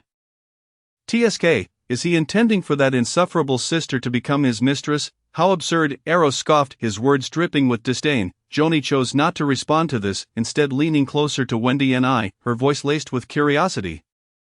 Aren't you the elder sister? So, why does he refer to you as his insufferable sister? Never mind him, he has always had a penchant for such nonsensical titles. I have grown accustomed to it, Wendy and I replied. Please, no more scolding, the prince is merely pursuing her. He has not coerced Wendy and I into becoming his mistress. Besides, this is merely a unilateral notion from that lower-ranking prince. The protagonist's sister has not acquiesced to his advances. Has she not made her refusal abundantly clear? The entire school is aware of Wendini's rejection, and that prince has not even laid a finger upon her. To illustrate, let us consider a hypothetical scenario, a billionaire's daughter. Remarkably beautiful, captures the heart of an ordinary man. Is it not conceivable for that ordinary man to fantasize about marrying her? Does the disparity in their social standings render such thoughts forbidden? Furthermore, the decision to become a mistress is not inherently tied to one's status, should she choose willingly, even if she were a duke's legitimate daughter, the duke's wife, or even the emperor's daughter. If she is enamored with a man, is her status truly capable of thwarting her desires? As for the embarrassment of such a situation being revealed, one must ponder, who would find it more disgraceful? The duke's wife engaging as another's mistress, or the duke's daughter doing the same? Did not Catherine and Peter III seek lovers after their marriage? My intent in articulating this is simply to convey that for those who wish to be someone else's mistress, status is inconsequential. Of course, Wendy and I would never consider such a role, absolutely not. That is merely the misguided assumption of that lesser prince. I have not penned any passage depicting Wendy and I as someone else's mistress, and I fail to comprehend why some readers accuse me of portraying the protagonist's sister in such a light. It is evident that she harbors a profound disdain for that prince, and I believed I had articulated this clearly. I apologize for the lengthy discourse that may disrupt your reading, but I have been compelled to clarify due to persistent critiques on this matter. Chapter 38, Entrance Examination. After traversing a short distance, the two young women escorted Eros to the entrance of a quaint chapel, softly addressing the priest inside, who was clad in a sea-blue robe and meditating with closed eyes. Father Tacleda, we kindly request that you conduct Eros's entrance examination. Father Tacleda opened his tightly shut eyes, a fleeting blue glimmer flashing within his pupils. He scrutinized Eros from head to toe, then furrowed his brow slightly upon noticing Eros's pale visage. You are the child of the Rose Duke's household? I have heard you suffered backlash from overextending your magical abilities, due to the family crest bearing a rose. The moniker Rose Duke had swiftly spread. However, he was somewhat taken aback that this priest of the academy was aware of his circumstances. After a moment of contemplation, he deduced that it must have been Estelle who informed the academy. He chuckled awkwardly, remaining silent, yet Father Tacleda huffed disdainfully. Ah, youth, so eager to reach for the stars, unwilling to remain grounded. What more could he say? Eros could only continue to chuckle nervously, sensing Eros's lack of rebuttal. Father Tacleda lost interest in lecturing him. He retrieved a transparent crystal ball from the side and approached Eros, saying nonchalantly, "Just place your hand upon it." Eros did not ask further questions, obediently placing his hand on the crystal ball. In the next moment, he felt the small book of black night within his mind begin to emit a faint glow, while the crystal ball beneath his palm also shimmered with a gentle green light. As the radiance intensified, the transparent crystal ball transformed into a vibrant green orb. Witnessing this spectacle, everyone present, save for Wendy and I, was taken aback. Why was it green light? Was it not customary for ordinary individuals to exhibit white light? Why did his glow defy convention? Father Tacleda appeared equally astonished, hesitantly inquiring, "You have not awakened a human lineage, have you?" This question sent ripples of astonishment through the gathered noble youths. What nonsense was this? Not of human blood. Could the Rose Duke's family possess a different lineage? Eros nodded, revealing a sliver of information as instructed by the elders in his family. The elders mentioned that I have awakened the bloodline of the elven race. The uproar grew louder. The young nobles began to murmur among themselves. Noble Youth 1 remarked, "Could it be that legendary elven race?" Noble Youth 2 questioned, "Is that true?" Noble Youth 3 speculated, "Surely not. The elven race departed from the Croatian continent millennia ago. How could any bloodline remain?" Listening to the surrounding clamor, Father Tacleda furrowed his brow and admonished, "Silence." The chatter subsided, and Father Tacleda nodded at Eros, stating, "The elven race is shrouded in obscurity. I cannot ascertain for now. Please wait here." With that, he turned and proceeded to the rear of the chapel. Before long, he returned accompanied by two other priests, similarly garbed. However, their robes differed in hue, one adorned in gray, the other in golden yellow, indicating their affiliation with distinct ecclesiastical orders. The two priests hurriedly approached Eros, scrutinizing him before glancing at the verdant orb in his hand, expressing their astonishment with a series of tisk-tsk sounds, and then relayed to Father Tacleda. "We too cannot determine. There exists scant documentation on the elven race." In that moment, all three appeared perplexed, uncertain of how to proceed. Just then, the grey-robed priest seemed to have an epiphany and clapped his hands, exclaiming, "Why not let the sacred artifact decide?" Father Tacleda and the golden-robed priest exchanged glances, still hesitant, but invoking the sacred artifact requires the consent of several deans. The grey-robed priest, clearly impetuous, declared, "I shall go seek the dean's approval." With that, he hurried off with the remaining individuals awaited in silence, and soon a throng of academy officials approached, trailed by a gaggle of students, drawn by curiosity regarding the unfolding events. Chapter 39, The Sacred Artifacts Judgment amidst the crowd. A priest from the academy marveled, an elven bloodline, how rare indeed, it has been millennia since an elf graced the Croatian continent. Another echoed, who would have imagined that the Rose Duques family possessed elven lineage? It is truly remarkable. Thus, the three deans led a multitude of priests toward Eros. Upon reaching him, they began to scrutinize him closely, causing Eros to feel a shiver down his spine. Simultaneously, a wave of anxiety washed over him, should his secret be exposed. It would spell disaster, Barbara, seemingly sensing his unease, remarked with a hint of disdain. From the moment you acquired the divine art of Master of Secrets, as long as you do not wish it, even deities cannot uncover your true nature. It is merely a sacred artifact. Upon hearing this, Eros breathed a sigh of relief, realizing that his ability was indeed formidable. As the three deans gazed at the verdant orb in Eros's grasp, they exchanged knowing looks before stating, "You shall accompany us." With that, they entered the chapel, and Eros followed closely behind. Wendy and I intended to join them but was halted by the grey-robed priest, who, with a benevolent smile, explained, "The tier of the sacred artifact is too high. With your current abilities, gazing directly at it may lead to contamination. However, Eros is unharmed. The deans will protect him." Though Wendy and I felt a twinge of anxiety, she could not insist further, retreating to her original position, bowing her head to conceal her apprehension. Once inside the inner hall of the chapel, Eros came to a halt as one of the deans closed the door. The chamber now contained only 4 individuals. One of the deans, clad in deep blue, nodded, proclaiming, "Let us commence." With that, he carefully produced an unremarkable small mirror from his robe, slowly infusing it with spiritual energy, and respectfully intoned, "May the Holy Spirit emerge to judge." As his voice faded, the seemingly mundane mirror began to emit a series of ethereal glimmers, gradually lifting from the dean's hands, hovering in mid-air. In a matter of moments, a flickering illusion materialized, revealing an adorable boy of 8 or 9 years suspended in the air. At the appearance of this child, the other 2 deans placed their hands upon Eros's shoulders, creating a barrier of light to shield him from the boy, aiming to obscure his vision and prevent him from discerning the unfolding events. If Eros were merely an ordinary individual, the scene before him would undoubtedly appear as a hazy blur, rendering it indistinct and unclear. He understood that the actions of the deans were motivated by a desire to protect him. After all, gazing directly at a higher existence from a lower tier, without any filter, could lead to a catastrophic physical breakdown and descent into madness. However, it is unfortunate that Eros is not an ordinary person. He can even gaze directly at deities, let alone a mere artifact. The dean's attempts to obscure his vision were evidently insufficient to conceal the eye of eternal night that resided within Eros. Thus, he remained capable of perceiving the unfolding events with clarity. Upon witnessing the appearance of a young boy before him, Eros was taken aback. Could it be so? Artifact spirits can manifest in the real world. If a sacred relic can do so, then surely the divine artifact. Barbara cannot remain hidden any longer. Reluctantly, Barbara spoke in Eros's mind. "I indeed can. Why didn't you reveal yourself before?" Eros inquired, to which Barbara fell silent, offering no response. Do you not possess the slightest inkling as to why I did not, in the realm of the soul?" She had acted so outrageously. Were she to manifest, the consequences would be dire. Chapter 40, The Value of Spirits. Monarchical absolutism is not the same as feudalism. Noticing Barbara's silence, Eros had no recourse but to continue examining the 8 or 9-year-old boy through the light shield.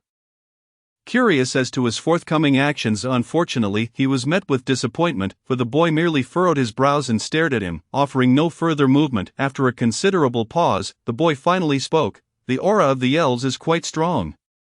It is unmistakably of elven lineage. However, this bloodline..." At this point, the boy hesitated, struggling to articulate his thoughts, as he found himself unable to penetrate the essence of the student before him. When he attempted to trace the lineage of the blood, he encountered a thick veil of mist ahead. Just as he contemplated delving deeper into the fog, an instinctual fear gripped him, as if a great horror awaited should he proceed. After much contemplation, he continued, "Young man, do you know the name of the ancestor from whom your elven bloodline is derived?" Eros hesitated, contemplating whether to reveal the name of that gentle, white-haired elder of the elven clan.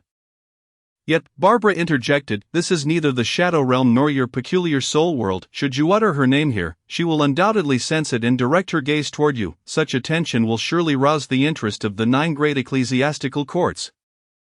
Although they may not discern much, attracting their notice is far from advantageous. Then shall I simply claim ignorance? Eros proposed. Barbara rolled her eyes within his soul, stating, I just took a glance. Detecting lies is this little brat's most basic ability. Were I at my peak or restored to the level of a sacred artifact, I could shield you from his detection, preventing him from realizing you were lying. However, I am far too weak at present. What then, if I cannot speak the truth, nor can I lie, what am I to do? After a moment of contemplation, Barbara replied, just say that it is a nameless divine being, let them guess whether it is a god or a saint. I doubt they would dare to associate it with divinity, so their conclusions will inevitably be erroneous. While this may still attract the attention of the higher echelons of the church, at least it will not alarm those treacherous individuals. Upon saying this, Barbara revealed a sly smile. Meanwhile, outside, the 3 individuals and the artifact spirit observed Eros, who seemed to be organizing his thoughts. After a brief wait, Eros finally spoke. The elder of my clan once told me that it is a nameless divine being. The 3 individuals and the artifact spirit were taken aback, astonished at the implications of such an existence being nameless. It is well known that the great ones are nameless, and similarly those who tread the path of greatness are also nameless. A being on the path of greatness, that is an existence merely a step away from achieving greatness. The 3 deans collectively inhaled sharply, while the artifact spirit appeared enlightened, realizing why it could not penetrate the truth after all.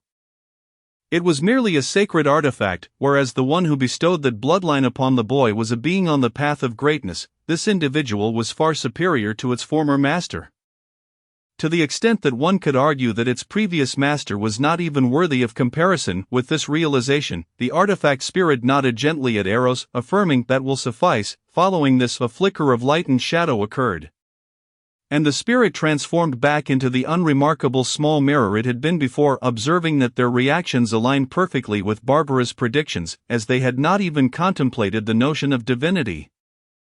Eros let out a sigh of relief. The expressions of the 3 deans, however, remained somewhat dazed, clearly still reeling from the shock. After a considerable pause, the great-robed dean finally spoke, since we have confirmed the results, let us proceed. Turning to Eros, he added, although you are the chosen one, you must still participate in the upcoming classification assessment, unless you wish to start from the 1st grade alongside those newly acquainted with the mysteries. Eros nodded, aware that Wendy had informed him of this. The classification assessment determines the grade at which one should study based on their current knowledge of the mystical arts. After all, most noble families in the mystical realm possess a legacy of knowledge and cannot be expected to begin anew alongside common children. Hence, the classification assessment exists. Since Wendy is in the 5th grade, he thought it best to aim for the same. At that moment, he turned to the great-robed dean and inquired, what must I do to be placed directly into the 5th grade?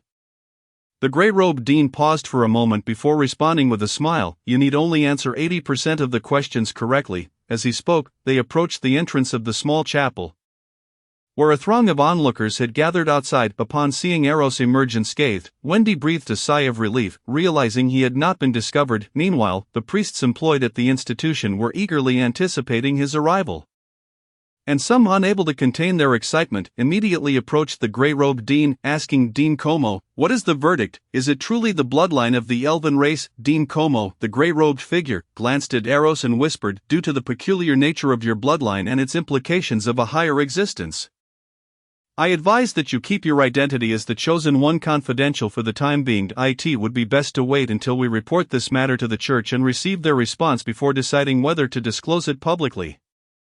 Sensing Eros might misconstrue his words, Dean Como continued to clarify, this is also for your safety. Your current strength is still too low. To recklessly expose a high-status bloodline would invite the covetous attention of those with ill intentions. Unless you remain within the academy or the church after revealing it, those who covet your high-status bloodline will relentlessly seek to trouble you. Upon hearing Dean Como's words, Eros readily agreed, recognizing that caution was paramount given his lack of strength. If he were to disclose this information, he feared that the moment he stepped out of the academy, he might find himself ensnared by cultists preparing to offer him as a sacrifice to a dark deity.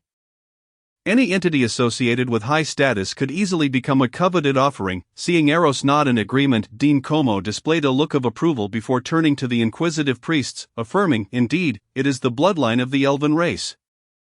As confirmed by the divine spirit. A wave of astonishment rippled through the crowd as the revelation of an elven bloodline, an exceedingly rare lineage, surfaced. Several professors of alchemy among the priests began to bid.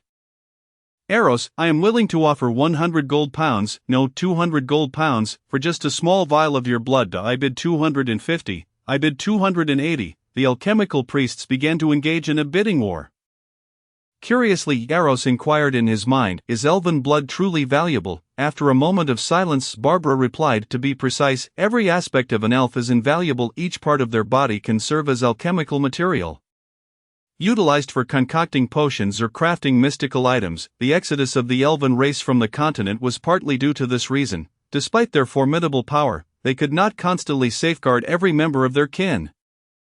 There are always unscrupulous humans willing to take risks, and the birth of elves is an arduous process. "Then, does that not place me in danger?" Eros pondered, realizing that he might be the only individual on the continent possessing elven blood.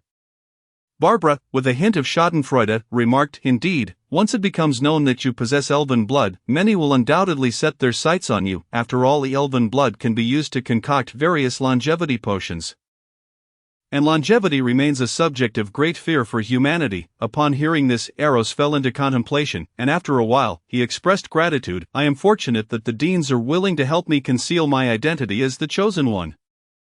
While ordinary elven blood is indeed valuable, it ultimately lacks the significance to attract the attention of higher beings. However, the highborn elven bloodline is quite different. Observing the relief on Elrose's face, Barbara curled her lips and remarked, "Currently, our family is publicly affiliated with the Reincarnation Church, and in their eyes, you are one of their own. Naturally, they will assist in keeping your secrets. It is precisely for this reason that I did not allow that foolish book to partially conceal your bloodline. The higher your exposed talents, the greater the resources you can acquire from the church, and concurrently, the safer our family will be." After hearing Barbara's words, a flicker of understanding appeared in Elrose's eyes. Chapter 41, Familiar Faces. Meanwhile, Dean Como furrowed his brow and said, "You may discuss this privately. For now, I must take him for his classification assessment." Turning to Elrose, he added, "Let us proceed." The crowd outside instinctively parted to create a pathway, allowing Elrose to follow Dean Como toward the examination venue. Upon arrival, the original invigilator was taken aback to see the three deans and inquired with their colleagues behind them, soon grasping the situation. With the presence of three deans, it wasn't long before the examination questions were brought forth. Elrose, under the attentive gaze of the three deans and an invigilator, began to answer the questions. As he glanced at the four individuals surrounding him, Elrose couldn't help but twitch his lips. He had never experienced such scrutiny during an examination in either of his 2 lifetimes, but fortunately, he no longer needed to resort to cheating. He promptly picked up his pen and, without hesitation, began to write the answers on the paper. Within less than a third of the allotted time, Elrose submitted his paper. The three deans huddled together to review the exam sheet, and to their astonishment, they discovered that Elrose had only completed 80% of the questions, no more, no less. This left them both amused and bewildered, especially since Elrose had only recently inquired about how to advance to the 5th grade. It was clear that this was intentional on his part, yet, upon realizing that all his answers were correct, they found it reasonable. Given that he was the chosen one, it would have been abnormal had it been otherwise. Dean Como nodded and said, "That will suffice. Next, you may collect your school uniform and select your room. We shall take our leave, as we need to report your matters to the higher authorities." Once Elrose acknowledged and understood, the three deans exited the examination room in succession. As the deans and accompanying teachers distanced themselves, Wendini approached with eager anticipation and asked, "How did it go? Did you manage to scrape by into the 5th grade?" Elrose feigned a look of effort. However, Wendini appeared delighted, pulling Elrose into her embrace while cheerily exclaiming, "I'll take you to collect your uniform, although it's not mandatory to wear it. The Academy doesn't enforce that.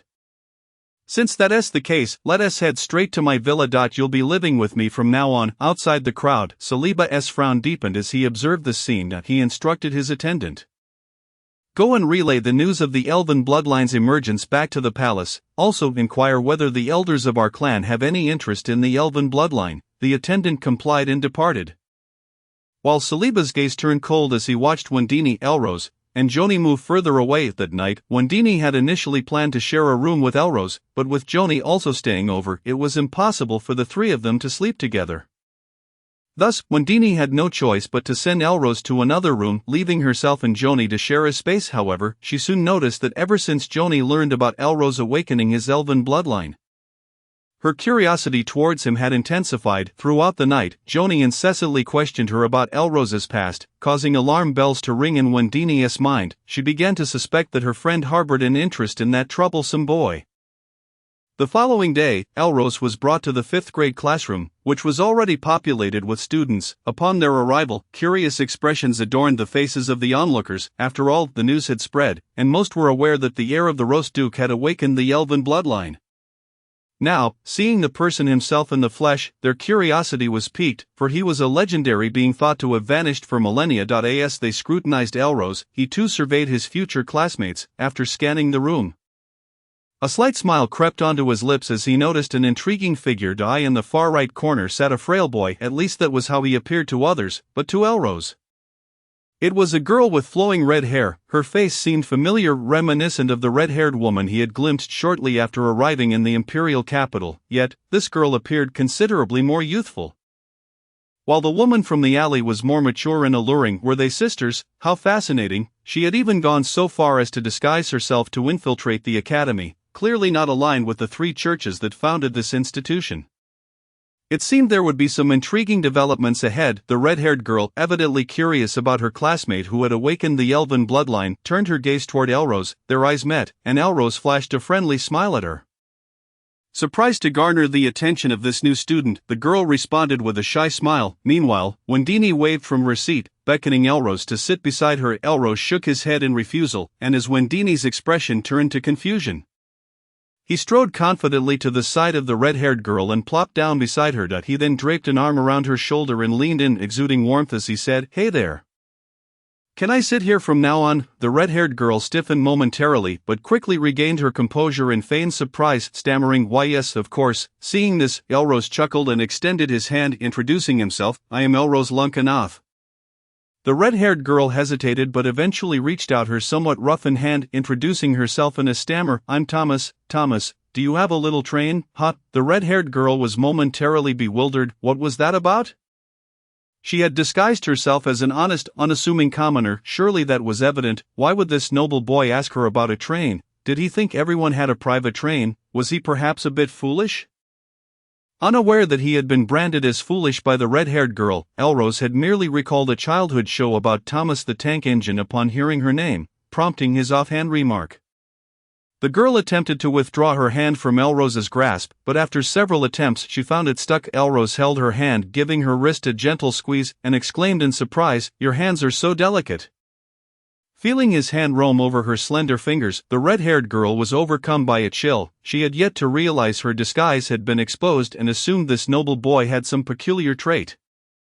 The thought made her skin crawl, and feeling as if her hand were on fire, she forcefully yanked it away. At that moment, Elrose unexpectedly released her grip, causing her to stumble backward, but he caught her around the waist.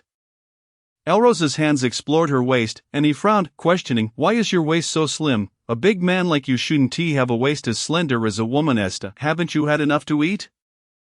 Thank you, darling, for watching. Sending hugs. I don't have a word count, though this chapter has 2,700 words. Chapter 42 can develop into a partnership. Feeling the hand resting on her waist, the red-haired girl felt utterly flustered, nearly breaking her composure. Fortunately, at the last moment, she managed to regain her stability. Biting her silver teeth to suppress the chilling sensation coursing through her, she feigned a look of discomfort and said, "When I was young, my family was poor." Witnessing this scene, Elrose nearly burst into laughter, but he managed to restrain himself. He patted the red-haired girl's shoulder and confidently declared, "From now on, you'll stick with me. I'll ensure you have enough to eat. Look at how famished you are." "No, that's unnecessary," the red-haired girl quickly objected. "What a joke. Join forces with this seemingly gay pervert?" "Absolutely not. No worries, it's settled. From now on, I shall be your big brother." Elrose patted the red-haired girl's shoulder, making it clear he wouldn't take no for an answer. "It's fine, really." The red-haired girl thought her silver teeth might shatter. Why had such an oddball suddenly appeared in her perfectly fine undercover operation? What was more frustrating was that she had to maintain her cover identity and refrain from any outrageous actions, which was utterly infuriating. On the other side, when Dini observed Eros chatting jovially with a frail male classmate and felt a tinge of curiosity. Did Eros know Thomas previously? That seemed impossible. Just then, a blue-haired figure entered the classroom. It was none other than the prince of the Chris Empire, Saliba. Upon entering, he scanned the room before fixing his gaze directly on Wendini, striding purposefully toward the seat Eros had left for her. When Wendini noticed Saliba approaching, she immediately stood up, casting a disdainful glance his way before making her way toward Eros. Saliba narrowed his eyes slightly but remained silent, while his entourage could not hold back their discontent. Speaking out for their master, Wendini is far too full of herself. Exactly, being noticed by His Highness is a blessing for her. Wendini, seeing Eros chatting intimately with another, felt a surge of anger and spoke with a bite in her tone. Thomas, right? I wish to switch seats. There was no room for negotiation. It was more of an order, yet the red-haired girl showed no sign of displeasure. Instead, she was overjoyed, quickly wriggling free from Eros's grasp.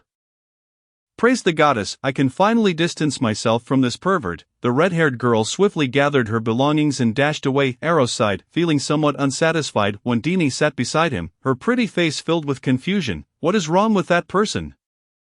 Eros saw no need to conceal the truth from Wendini and replied, Do you remember the red-haired woman I mentioned 2 months ago? Wendini recalled the day she had asked him what he was looking at, and he had responded that there was a beautiful woman with red hair over there. But what did this have to do with the Thomas of today? She felt even more perplexed. Of course it does. I suspect that red-haired woman is her sister. Eros stroked his chin deep and thought, how did you deduce that? They bear a striking resemblance. At this, Wendini caught on to the key point. She noted that Eros had used the word her, which left her feeling somewhat uncertain. Leaning closer to Eros, she whispered, Are you saying Thomas is actually a girl? Yes, however, she must have employed some means to disguise herself as a male. I doubt she is affiliated with the 3 major churches of the Chris Empire. Otherwise, she wouldn't need to be so secretive. Since you figured it out, why were you just now close to her? Wendini bit her silver teeth in frustration. This scoundrel must have been drawn to her beauty. The more she thought about it, the angrier she became, prompting her to pinch Eros's waist. Eros inhaled sharply, explaining, I merely wanted to see if I could win her over. After all, she isn't one of the church's faction, and perhaps she could become our ally. Pausing, he corrected himself, I meant companion. Wendini narrowed her beautiful eyes, her expression turning dangerous. Is it not because you found her beautiful thus? How could that be? No matter how beautiful she is, she can't compare to Sister Wendini. Eros chuckled awkwardly. Hearing this, Wendini huffed lightly, proudly lifting her chin. At least you have good taste, Eros chuckled, finding Wendini easy to please, which was quite delightful. Shortly thereafter, a priest clad in a golden yellow robe entered the classroom. He surveyed the room, pausing briefly on Eros before speaking. Today, I will teach you the secondary level of magic. The priest spoke eloquently at the podium, yet Eros found himself growing somewhat bored. The reason was simple. The secondary level of magic he was being taught was something the elders of his family had already covered, commonplace spells. Not to mention, he had a skill compression package in his mind that included everything from level 1 to 6. As well as forbidden spells and divine arts. He truly found these pedestrian spells beneath his notice. Feeling a bit restless, he began to glance around the classroom, reminiscent of his student days in his previous life. A strange nostalgia washing over him. As he looked around, he noticed the blue-haired individual casting glances in his direction from time to time. This piqued Eros's curiosity. He couldn't comprehend the source of this blue-haired person's peculiar possessiveness. Wendini had made her disdain so clear. Did he not have any sense? Meanwhile, Saliba, noticing Eros's gaze, turned back to scribble on a piece of paper. Not long after, he held the paper up toward Eros. After class, follow me. Eros stared at the words on the paper, momentarily bewildered, unsure of what the blue-haired individual intended. Nevertheless, he followed after class. Saliba dismissed his entourage and led Eros to a secluded spot, then spoke directly, You hand over Wendini to me, and I will assist you in becoming the next Duke of Roses. Eros chuckled at Saliba's statement. You seem to be joking. Clearly you've succeeded. Perhaps sensing Eros's sarcasm, Saliba's expression darkened, yet he maintained a serious tone. I know you are the legitimate heir. Even without my help, you would still be the next duke. Chapter 43, The Filial Son. Eros raised an eyebrow. Remaining silent, eager to hear what this blue-haired individual might say next, noticing Eros's reluctance to leave, Saliba's spirits lifted, and he continued, "Don't forget, you have other brothers, while the Empire has no precedent for illegitimate children inheriting titles. With my assistance, it might not be impossible." Eros felt a mix of shock and exasperation. "Are you suggesting that if I hand Wendini over to you, you will help me become the next duke? If I refuse, you will employ means to prevent me from inheriting the title and assist my other brothers instead." "Precisely, hand Wendini over to me, and you will not only eliminate a competitor but also gain my friendship. Along with the goodwill of the Augustine family," Saliba said earnestly. Eros's expression grew increasingly peculiar. Was this truly all there was? Hardly impressive. Seeing Eros remain unmoved, Saliba seemed to make a determined resolution. "I have a sister. The most dazzling gem of our entire Augustine family. If you are willing, I can plead with my father to arrange a marriage for you. You must understand how precious our bloodline is."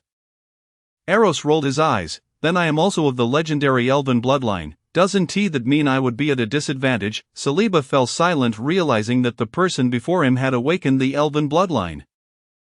Leaving him at a loss for words, he could only grit his teeth and ask, "What do you want?" "I will grant you anything within my power." "I want your mother," Eros replied, feeling exasperated that he had no desire to continue this conversation with the clever individual before him and was ready to leave. However, just as he took a few steps, he heard Saliba's voice from behind. "3 chances." Eros turned, puzzled. "What?" He looked back at Saliba, who wore a conflicted expression. "I can help you obtain my mother, but only 3 chances. Additionally, I will still persuade my father to marry my sister to you." As Saliba spoke, a sinister look crossed his face, yet now Eros found himself utterly confused. Did this blue-haired individual truly not grasp the sarcasm in his earlier words? However, Saliba's demeanor sparked a sense of suspicion within him. Could it be that this troublesome sister possessed something unknown to him? Otherwise, why would this blue-haired individual be so willing to offer both his mother and sister? He would need to thoroughly investigate the troublesome sister later. Upon discovering something amiss, Eros lost interest in engaging in idle chatter with the devoted son before him. He waved his hand dismissively, saying, "Let's skip that. Also, if you wish to assist my brothers in inheriting their titles, by all means, go ahead. Best of luck. I have high hopes for you." With that, Eros turned on his heel and departed, leaving behind Saliba, whose complexion fluctuated between shades of green and red. Once back beside Wendini, Eros circled her, scrutinizing her from head to toe, which made Wendini feel somewhat uneasy, although she could not discern anything wrong. She finally asked, somewhat perplexed, "Why are you looking at me like that?" Eros smirked and recounted the encounter he had with the blue-haired individual who had approached him. Upon hearing that Saliba was willing to offer his mother and sister to Eros for her sake, Wendini's skin prickled with goosebumps, and she emitted a slight sound of disgust. "So, you want me to inspect you thoroughly tonight? While I do believe that Wendini is the most beautiful in the world, it hardly seems sufficient to warrant such a high price from that blue-haired fellow, does it?" When Eros declared his belief in her unparalleled beauty, Wendini huffed, her cheeks flushing slightly, but she did not refuse. After several more classes, the lunch hour finally arrived. As soon as class ended, Eros approached the red-haired girl's table with fervor, exclaiming, "Let us go, big brother will treat you to a meal," without waiting for her consent. He grasped her arm and pulled her towards the academy's cafeteria. The red-haired girl clenched her teeth in frustration, but she had to maintain her facade, so she allowed herself to be dragged along by this peculiar individual.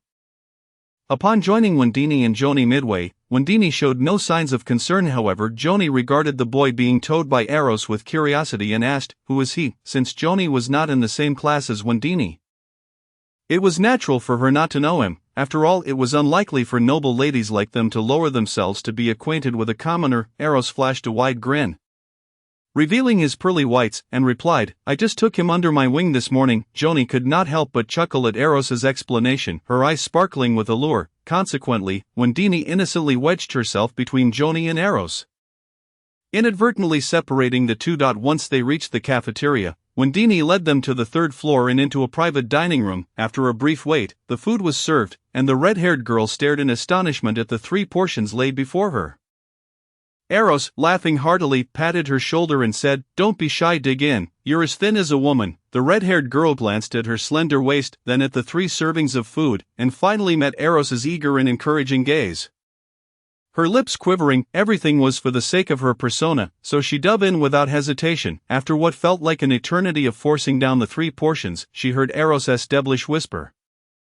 "Are you full? If not, I can have the servants bring more." The red-haired girl managed a strained smile and replied, "No, thank you." Witnessing this scene, Eros nearly burst into laughter but held it in at the last moment.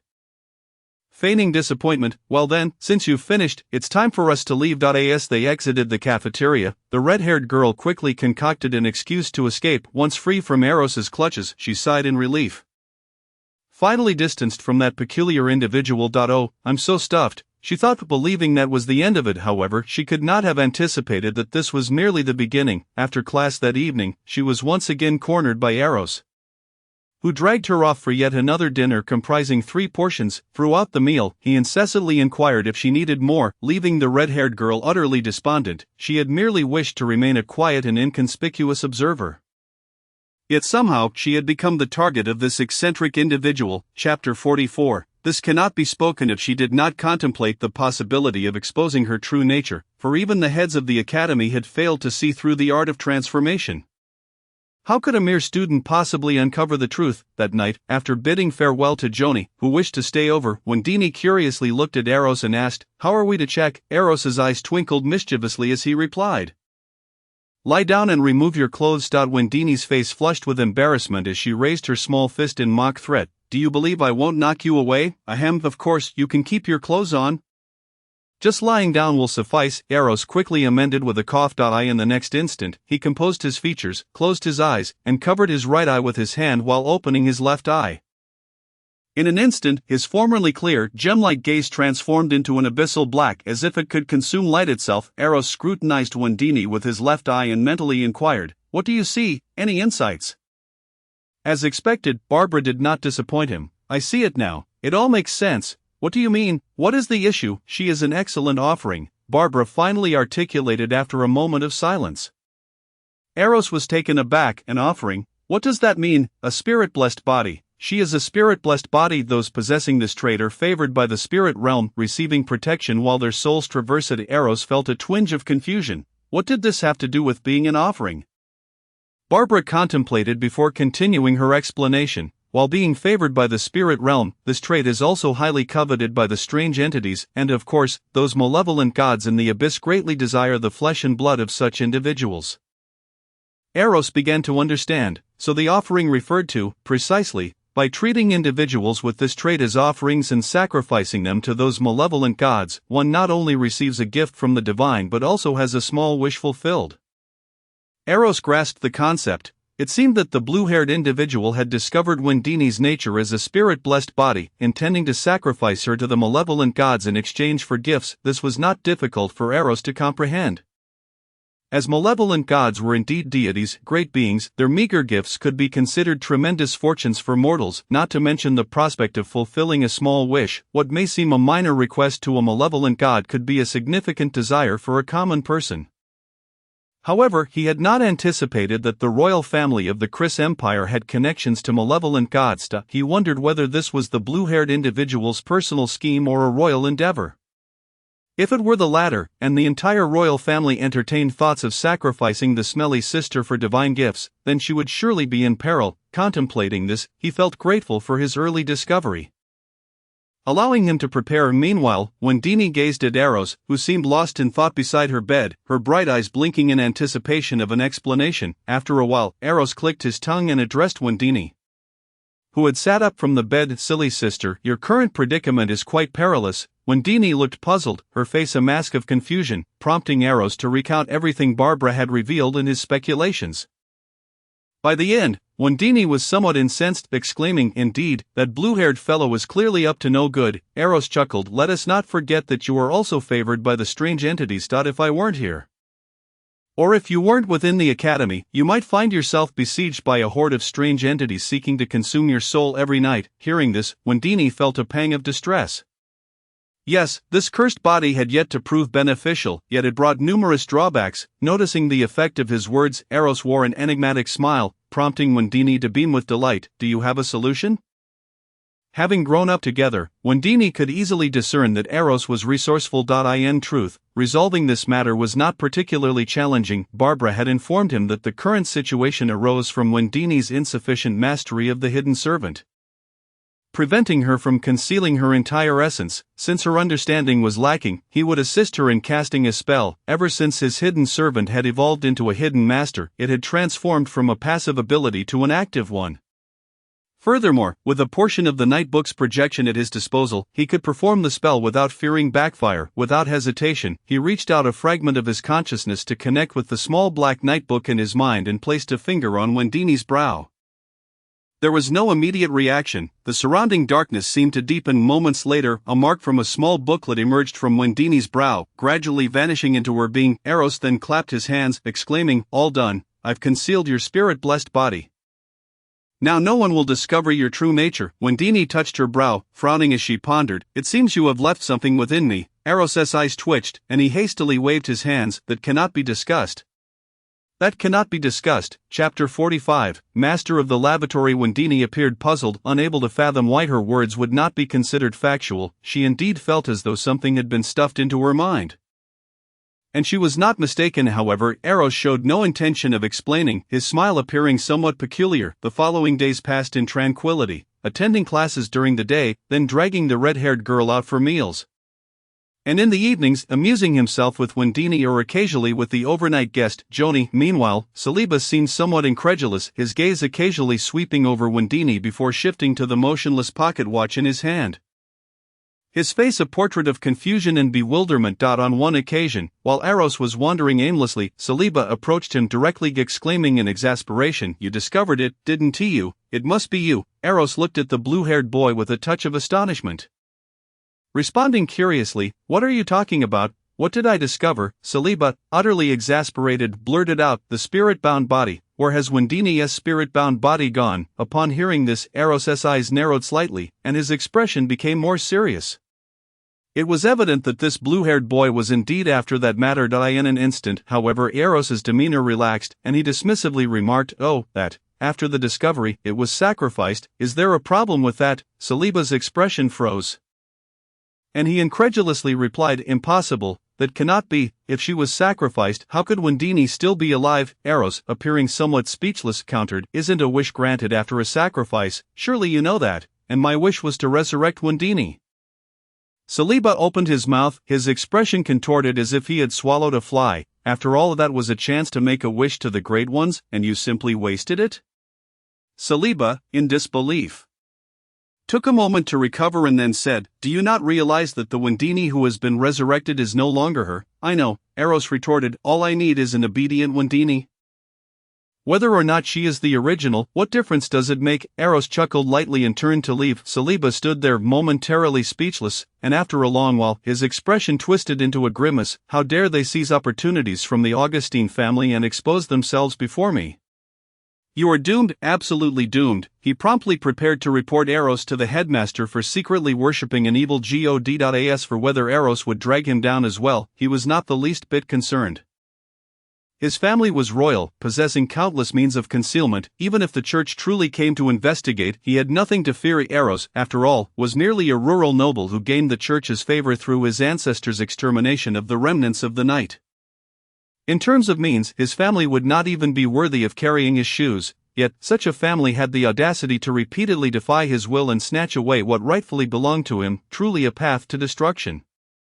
Inside the headmaster's office, the three headmasters exchanged glances, perplexed by Saliba's indignant demeanor. "Headmaster, please believe me, Eros is utterly arrogant, daring to worship an evil god right under the noses of the three major churches. This depraved individual is tarnishing the sanctity of the academy. I implore you to order an immediate judgment against them." The three headmasters looked at each other skeptically. Seeing their disbelief, Saliba hurriedly added, "I swear on the honor of the Augustine family that Eros is indeed worshipping an evil god, and Wendini may very well be dead. That current version of her is likely a malevolent spirit from the abyss."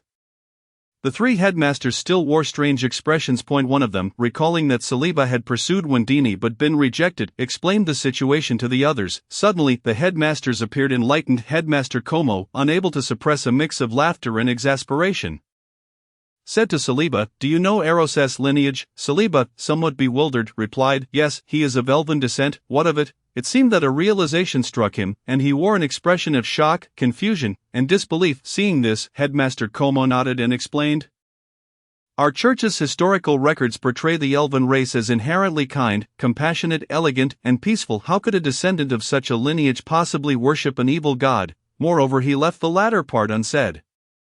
But the other two headmasters understood. The elven race was not without deities, and indeed, they were among the oldest gods in this world. Furthermore, the one who bestowed Eros with his bloodline was merely a step away from achieving greatness.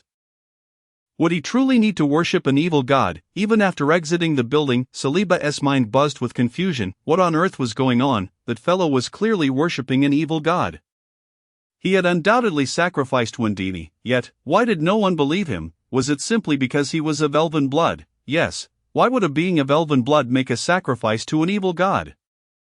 Why, what was truly happening? Shocked, bewildered, incredulous, suspicious, perplexed, and utterly confounded, Saliba appeared somewhat dazed in the following days, no longer pestering Wendini, as he now regarded her as merely a malevolent spirit from the abyss. Meanwhile, other students assumed that this prince had been adversely affected by Wendini's repeated rejections.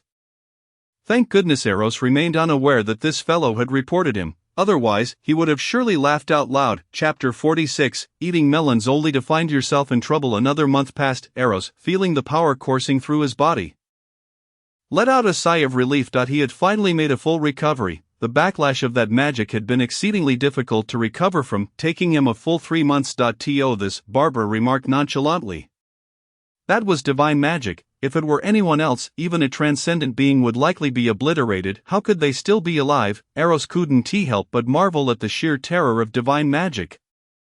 After a moment of feeling the renewed power within him, he felt a stirring urge to act. He glanced out at the night sky, contemplated for a moment, and then said to Wendini in the room, "I am going out for a stroll. I've been unable to use my spirit for months, and it's driving me mad." Before Wendini could respond, his left eye turned pitch black, and he stepped into the shadows. This, of course, was the power of Barbara. As she had explained, she was once the master of shadows, wielding the authority of darkness. Although she was not at her peak now, slipping through the shadows to evade the Academy's monitoring arrays was hardly a challenge. He leaped from shadow to shadow of various buildings, soon finding himself outside the Academy. Eros looked back at the Academy gates in surprise, noting that was quite fast. Indeed, a journey that usually took some time was completed in mere moments. With just a few jumps, all while avoiding every monitoring array. Barbara scoffed. "If I were to regain some more power, I could even take you to walk directly in the realm of shadows." Eros understood that the shadow realm Barbara referred to was not the one within their family, but rather the reflection of the entire world. Their family's shadow realm was merely a fragment cut from that original. After running for a while, as the distance from the Academy increased, Eros sensed that the orb of light within his soul, representing the divine magic, nature's protection, was glowing ever more brightly. Had the second passive skill been triggered? This was indeed the first time he had activated that passive since acquiring it, for he had previously either stayed at home or at the Academy. This should be his current strongest state. With two powerful buffs activated. As he reveled in the surging power within him, he lamented, "Why aren't there any foolish evil spirits or cultists jumping out right now?" Upon hearing this, Barbara smirked slightly. "As you wish." Eros was taken aback. "What on earth? There really are? If so, we're 3 kilometers ahead. There are 4 individuals. Among them, 2 should pique your interest." Intrigued by Barbara's mysterious tone, Eros felt a sudden curiosity. There were indeed people ahead, and among them, 2 whom he would find interesting. Eros stroked his chin and, without hesitation, stealthily moved in the direction Barbara indicated. As for safety, he was not concerned, since Barbara had not specifically warned him. It implied that he was currently capable of handling the situation. Meanwhile, the red-haired Natalia Romans looked at her daughter, who had noticeably gained weight in just a month, with a mix of astonishment and surprise. Feeling her mother's scrutinizing gaze upon her, Aisha Romans bit her silver teeth in frustration. It was all that damned pervert's fault for dragging her out to eat every day, relentlessly forcing her to consume 3 times the amount of food at every meal, leading to her considerable weight gain in just a month. Seemingly sensing her daughter's embarrassment, Natalia cleared her throat and remarked, "It seems I need not ask how you have been faring at the Academy." The red-haired girl, slightly less experienced than her mother, pouted, wishing to express that her experience had been far from pleasant, for that damned pervert had been incessantly clinging to her. However, this was merely a fleeting thought. She soon composed her emotions and said earnestly, "Mother, I have successfully located the position of the sealed object." Upon hearing this, the gaunt man who had remained silent immediately inquired, "Where is it?" "It is currently in the containment chamber, and the church seems to be attempting to decipher it," she replied. Another man, slightly more robust, appeared visibly anxious and asked, "Have they discovered something?" The red-haired girl, Aisha, shook her head, her tone tinged with frustration. "I cannot ascertain that, as the door to the containment chamber has always been guarded by the representatives of the three major churches, without the permission of a few directors. No one is allowed to enter. A forced entry. The church's representatives are of sequence 6, not to mention that there are likely extraordinary individuals stationed within the academy, not to mention the presence of holy artifacts. With just a handful of us attempting a forcible breach, it would surely be an exercise in futility." For a moment, the four were enveloped in silence. Natalia's expression was one of reluctance. Are we to simply concede defeat? The other two men also wore expressions of melancholy, with the more robust one stating, "Unless Aisha is granted the opportunity to enter the containment chamber, or if a few elders from the church come to assist, it seems unlikely that we can retrieve it with just the four of us." After hearing the robust man's words, the gaunt man suddenly had a spark of inspiration. "Isn't the church in the imperial capital currently pursuing a remnant of the night? Do you think we could leverage this situation?" Upon hearing the gaunt man, the robust man stroked his chin, appearing contemplative. "Are you suggesting that Aisha should apply to join the expeditionary team? This is indeed a splendid idea. If she were to successfully eliminate that remnant of the night, according to the church's past practices, it is highly probable that Aisha would be allowed entry into the containment chamber to select an item as a reward for her deed." The gaunt man nodded, his face alight with excitement. "Exactly, but what of the remnant's strength? We also have no knowledge of its precise location." Natalia voiced her concerns. Once again, silence fell over the group as they contemplated the remnant's potential power. If it were significantly stronger than their group, they could very well be walking into a trap. The thought of this gave them all a headache. Ultimately, it was the gaunt man who spoke. "Currently, there are no other options. We must give it a try. If it turns out to be unfeasible, Aisha can abandon the mission to prioritize her safety." After some deliberation, they all nodded in agreement. It appeared that this was their only course of action. Just then, a voice suddenly echoed down from a nearby tree. Excuse me for interrupting, but I would like to inquire about the situation regarding the remnant of the night that you mentioned being pursued." Chapter 47. "I thought she was your sister." The four's expressions changed dramatically as they turned to face the source of the voice, their powers coalescing in their hands, forming 4 spells that flew toward the sound. Eros observed the spells heading toward him with a sense of resignation. Initially, he had merely intended to discreetly observe the situation, but unexpectedly, he found himself embroiled in it, prompting him to interject. He lightly tapped his finger forward, uttering a seemingly exasperated incantation, "Shadow Exile." As soon as he spoke, the 4 spells vanished from sight, and just as Eros intended to call a halt, he found a pale fist before him. In that moment, Natalia, witnessing the failure of her spell, had leapt forward to confront Eros, aiming a punch at his forehead. The robust man, unwilling to be outdone, also kicked toward Eros's waist, faced with the incoming attack. Eros was left speechless. Grasping the pale fist, he pulled back, simultaneously delivering a kick to the robust man's chest, sending him flying. He softly murmured, "Night binding." As he finished speaking, dozens of inky black shadow tendrils emerged from the darkness, binding the 4 tightly in place. Looking at the restrained individuals, Eros could only shake his head in disbelief. Seriously, did they not even take a moment to gauge each other's strength before attacking? How dare these mere Sequence 8 and Sequence 9 individuals confront someone like me, who possesses dual buffs and 3 divine artifacts? Despite his incredulity, he knew he had to focus on the task at hand. Casting a glance at his own attire, he was momentarily dazzled by the brilliant white that peeked out from his collar due to the close proximity. Consequently, his body, long deprived of release, reacted instinctively. Natalia, who had been struggling against her bindings, suddenly froze, as if sensing something, and dared not move again. Her gaze was filled with indignation and murderous intent as she stared at Eros, who, feeling awkward, rubbed his nose and said, "My apologies." Meanwhile, Aisha glared furiously at the shadowy figure in the tree, her teeth clenched, as she uttered through gritted teeth, "You damned bastard, release my mother at once." This time, Eros was taken aback, glancing at the woman in his grasp with surprise.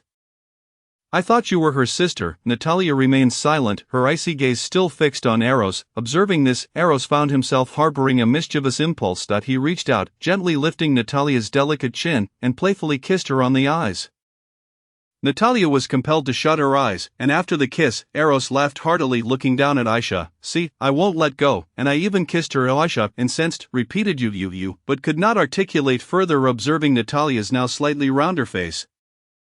Eros chuckled, just kidding. With that, he tossed Natalia beside Aisha, who, at that moment, was also in a state of disarray. The memory of Eros's earlier actions sent shivers down her spine. Eros, paying no heed to Natalia's expression, casually perched himself on the tree trunk and spoke. I merely wished to ask you a question. There was no need for such an uproar. The robust man snorted coldly. We shall not disclose any information to you church lackeys.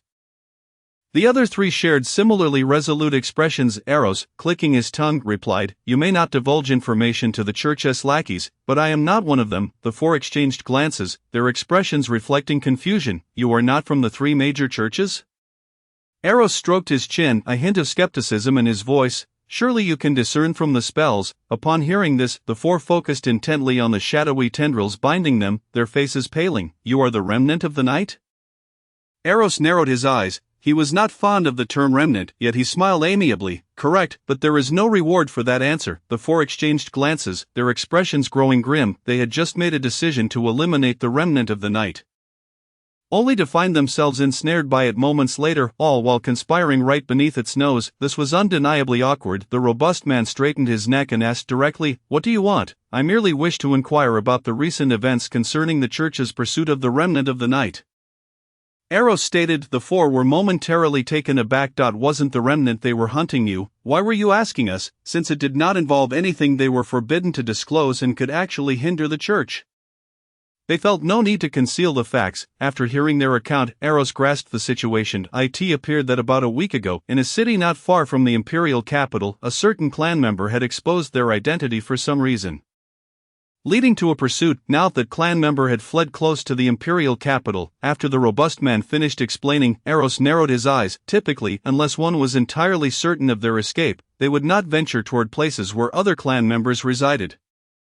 Unless, of course, there was an urgent message or item that necessitated risking the exposure of others. With this thought, Eros lost interest in lingering with the group any further, plucking a leaf from a nearby tree. He flicked it toward Natalia while stating, I find your plan to steal the sealed object quite intriguing. If your team is short-handed later, feel free to enlist my assistance. Who knows, I might be able to help. As for how to contact him, he added, just infuse the leaf with your spirit, and I'll know your location and come. That will be all for today. My neighbor's wife is about to give birth, and I must return promptly. Chapter 48. The pursuit. Upon uttering his final words, Eros leapt into the shadows, vanishing without a trace, leaving the four of them exchanging bewildered glances. Was he truly refraining from harming them? Not only did he spare their lives, but he also provided them with his contact information, claiming he would assist them in reclaiming that cursed artifact. This unexpected turn of events left them perplexed and confounded. Wasn't the Night Scion supposed to be a malevolent offspring of a nefarious deity? They had braced themselves for imminent death, merely voicing their grievances to the church by mentioning that incident.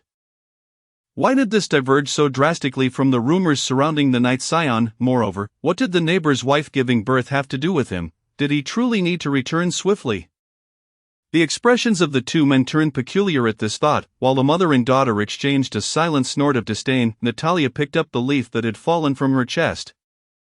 Skepticism etched on her face. Could this ordinary leaf truly establish a connection? She had witnessed the mysterious figure plucking it from the tree with casual ease. It was nothing more than an ordinary leaf. Was it a ruse? Meanwhile, Eros inquired within his mind, addressing Barbara, Do you possess any means to locate that clan member? No sooner had he spoken than Barbara's peripheral vision caught sight of the little knight's book attempting to escape from Eros's mind like a streak of light. Maintaining her composure, Barbara raised her delicate hand slightly, and with a swift grasp, she retrieved the little knight's book. In the next moment, she vanished entirely, only to reappear beside Eros, the little knight's book now in her possession. Eros, taken aback by Barbara's sudden presence, was swiftly overcome with excitement and joy. You are finally willing to emerge. Barbara glanced at the little knight's book in her hand, which emitted a disgruntled hum as if feeling neglected. Her exquisite lips curling into a slight smirk, she did not respond to Eros's question. Instead, she extended her fair hand, offering the little knight's book with a clear voice. Everyone in the clan has inscribed their true names within the Book of Night, and each has been marked with a soul imprint by this foolish tome. If you wish to ascertain their locations, simply inquire of it. Eros immediately directed his gaze towards the little knight's book in Barbara's hand. The book quivered slightly, escaping Barbara's grasp to hover before Eros's eyes, pages flipping open of their own accord. Simultaneously, a multitude of tiny light points materialized in Eros's mind. Most of them were situated at a considerable distance, but one was not far behind him, likely that wretched sister. When deity. To his left, a cluster of light points converged, presumably the Duke's residence in the imperial capital, where Aestir and the others resided. Additionally, there was another small point significantly closer, roughly 100 or 200 miles ahead. This must be the clan member being pursued. As he focused on that tiny point, a name abruptly surfaced: Irina Lenkai. Eros was momentarily taken aback. Fifth sister, indeed, this was the daughter of the rather imposing Lady Florica. A sense of urgency gripped his heart. He no longer hesitated to expend his spirit, racing madly towards that light point. Meanwhile, a tall and graceful figure navigated through the forest. 100 miles from the imperial city, through the veil of mist obscuring her face, one could discern features reminiscent of Lady Florica, yet, at that moment, her visage was devoid of color, appearing alarmingly pale. Irina bit her red lip, narrowly evading a spell that surged towards her from behind, propelling herself off a nearby tree to change direction and continue fleeing towards an area devoid of pursuers. She relentlessly urged her spirit onward, striving to accelerate, for only in doing so could she evade the pack of hounds sent by the church. She had to relay that crucial information back to her clan.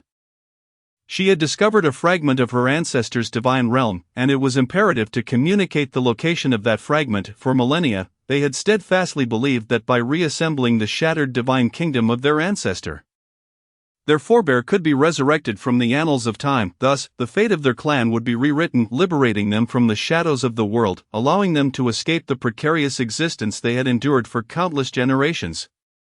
They would be free to choose the life they desired. For this, they had invested the efforts of generations, and now, having finally uncovered the news of a divine fragment, she could not afford to perish easily.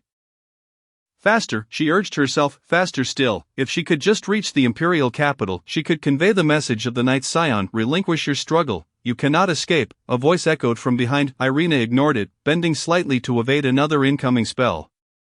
Continuing her desperate flight. Observing this, the man in black, pursuing her, smirked coldly and turned to his subordinate. How prepared are the men ahead? The subordinate, a grin on his face, replied, Captain, fear not, she won't escape. We have more than 10 squads surrounding her now. Tonight, this Night Scion is trapped. Upon hearing this, the man in black frowned. So many, we must hasten our pace. We cannot let this big catch slip into another squad's hands. Yet, upon hearing this, several subordinates appeared troubled. But Captain, you just ordered us to capture her alive, so we have been using less powerful spells, which are proving ineffective against this Night Scion. The man in black fell into contemplation. Realizing that capturing a Night Scion alive would yield far greater rewards than merely slaying one nut. After all, the Church had not succeeded in capturing a Night Scion alive for centuries. Historically, when those Scions realized their escape was futile, they would sacrifice everything to the shadows, leaving not even a corpse behind. After a moment's deliberation, the man in black stated, if we can capture her alive, that would be ideal. If not, we must strike her down before she can sacrifice herself. The group complied, and immediately the potency of their spells intensified. Meanwhile, Irina sensed the spells being cast upon her were significantly stronger than before, and she understood the intent of her pursuers. They were no longer interested in taking her alive. As she narrowly dodged another spell from behind, she barely had time to catch her breath before a second spell bore down upon her. Irina twisted her body in a futile attempt to evade it, but was struck on the shoulder, sending her sprawling to the ground, rolling several times before coming to a halt. Chapter 49. The stance. Gazing at her bloodied shoulder, Irina gritted her teeth, rising once more to continue her flight. Though her speed had markedly diminished, the man in black, witnessing this scene, displayed a glimmer of triumph, urging his subordinates to accelerate their pursuit, unleashing spells unceasingly towards Irina's frail back. Another muffled groan escaped Irina as yet another spell struck her. Once again, she was flung away, crashing heavily to the ground. Struggling to rise, she couldn't suppress a torrent of blood from escaping her lips. After several futile attempts, despair flickered in her beautiful eyes. Was this truly the end? But the message had yet to reach home. Observing the approaching pursuers, her expression turned bitter, yet she managed a mocking smile, only to be overtaken by another wave of blood. The man in black, now nearing her, paled at the sight. Damned girl, she is sacrificing herself. Quick, interrupt her. No sooner had he spoken than several spells were unleashed towards Irina, who was desperately trying to prop herself up. With a series of explosive sounds, Irina's body was sent flying like a rag doll, rolling on the ground for a considerable distance before finally coming to a stop. Irina lifted her head to gaze at the man in black, mocking him with her words. Too late. The man in black, looking down at the figure sprawled on the ground, her features still obscured by shadows, ground his teeth in frustration. You wretched rats from the sewers!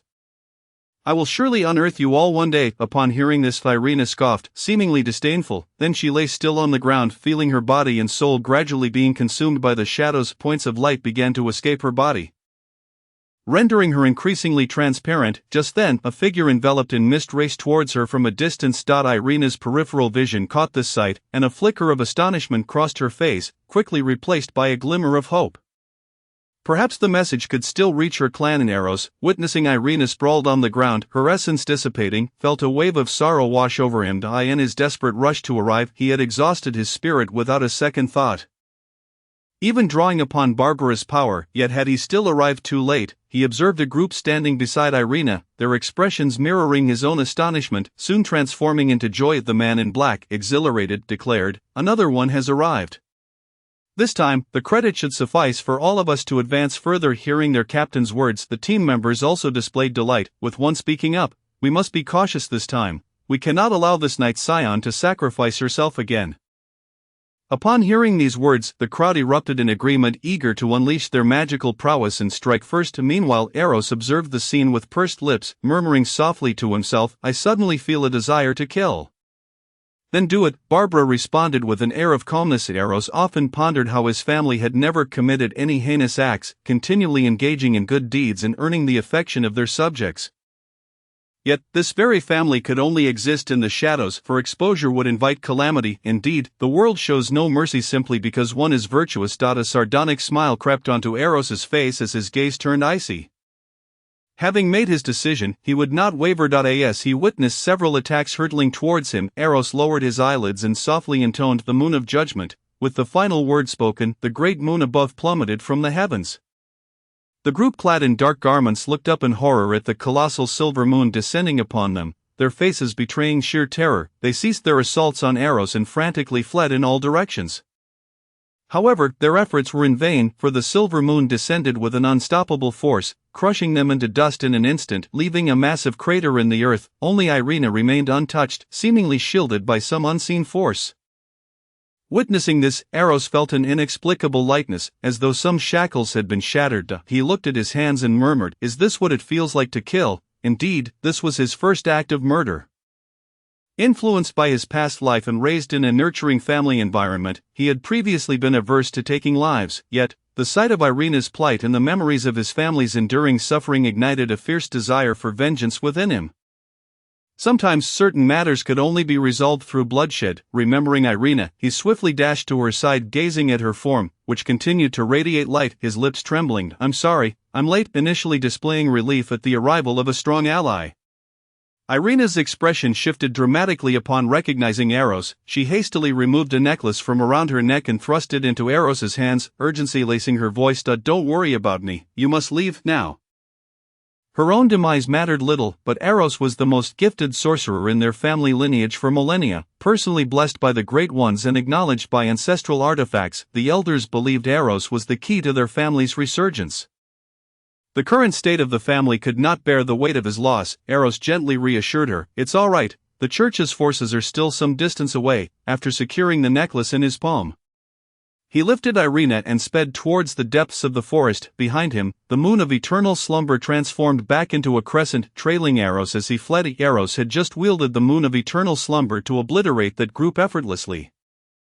Though merely a fragment of the artifact, it was still a divine relic far beyond the capabilities of mere low-tier sorcery to withstand. As he inquired, is there a way to save her? Barbara, as expected, did not disappoint him, promptly providing an answer. Yes, you can use that divine spell from before to interrupt the sacrificial ritual and restore what has been sacrificed. Eros leapt onto a nearby sprawling tree, his fingertips lightly tapping the trunk, infusing it with a touch of verdant energy. In an instant, countless branches and leaves erupted around him, obscuring the surroundings from view. He carefully laid Irina upon the thick trunk, preparing to cast the divine spell when Barbara interjected. Using the divine spell now may save her, but remember, it will cause a backlash, and there are numerous church teams searching the area. Eros fell silent. Although Barbara did not explicitly state it, he understood her implication. Even if he saved Irina with the divine spell, the outcome would likely be her carrying his unconscious form as they both fell prey to the church's pursuit.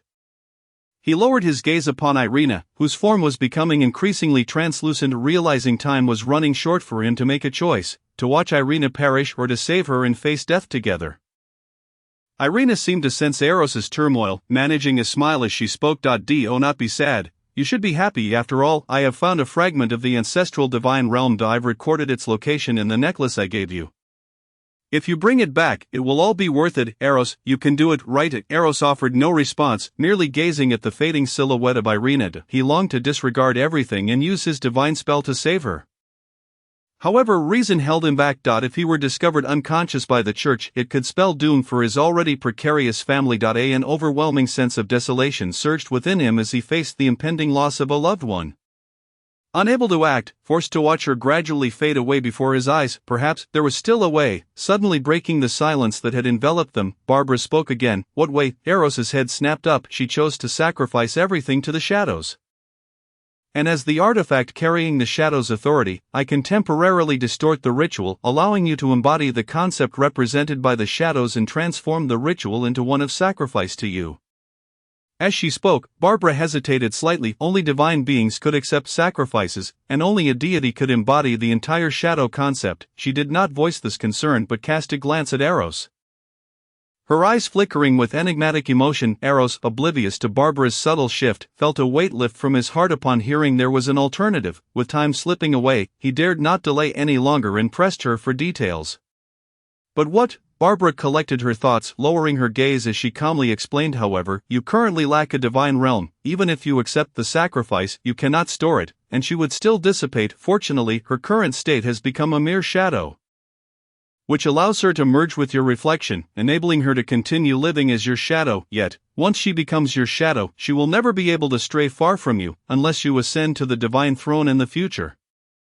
At which point you could separate her. After hearing Barbara's words, Eros fell into a moment of contemplation before swiftly making his decision. At this point, he could not afford to hesitate. Survival was paramount. He turned to Irina and declared, I have a way to save you, but it will require you to become my shadow, forever unable to distance yourself from me. He paused, then, with a serious demeanor, looked into Irina's eyes and spoke deliberately. So Irina Lenka, do you wish to become my shadow? Irina blinked in surprise, not expecting that she might still have a chance for salvation. Gazing into Eros's earnest eyes, she felt a warmth in her heart and smiled brightly as she replied, I am willing. Regardless of whether the method would succeed, she felt a sense of joy witnessing Eros's unwavering determination to save her until the very end.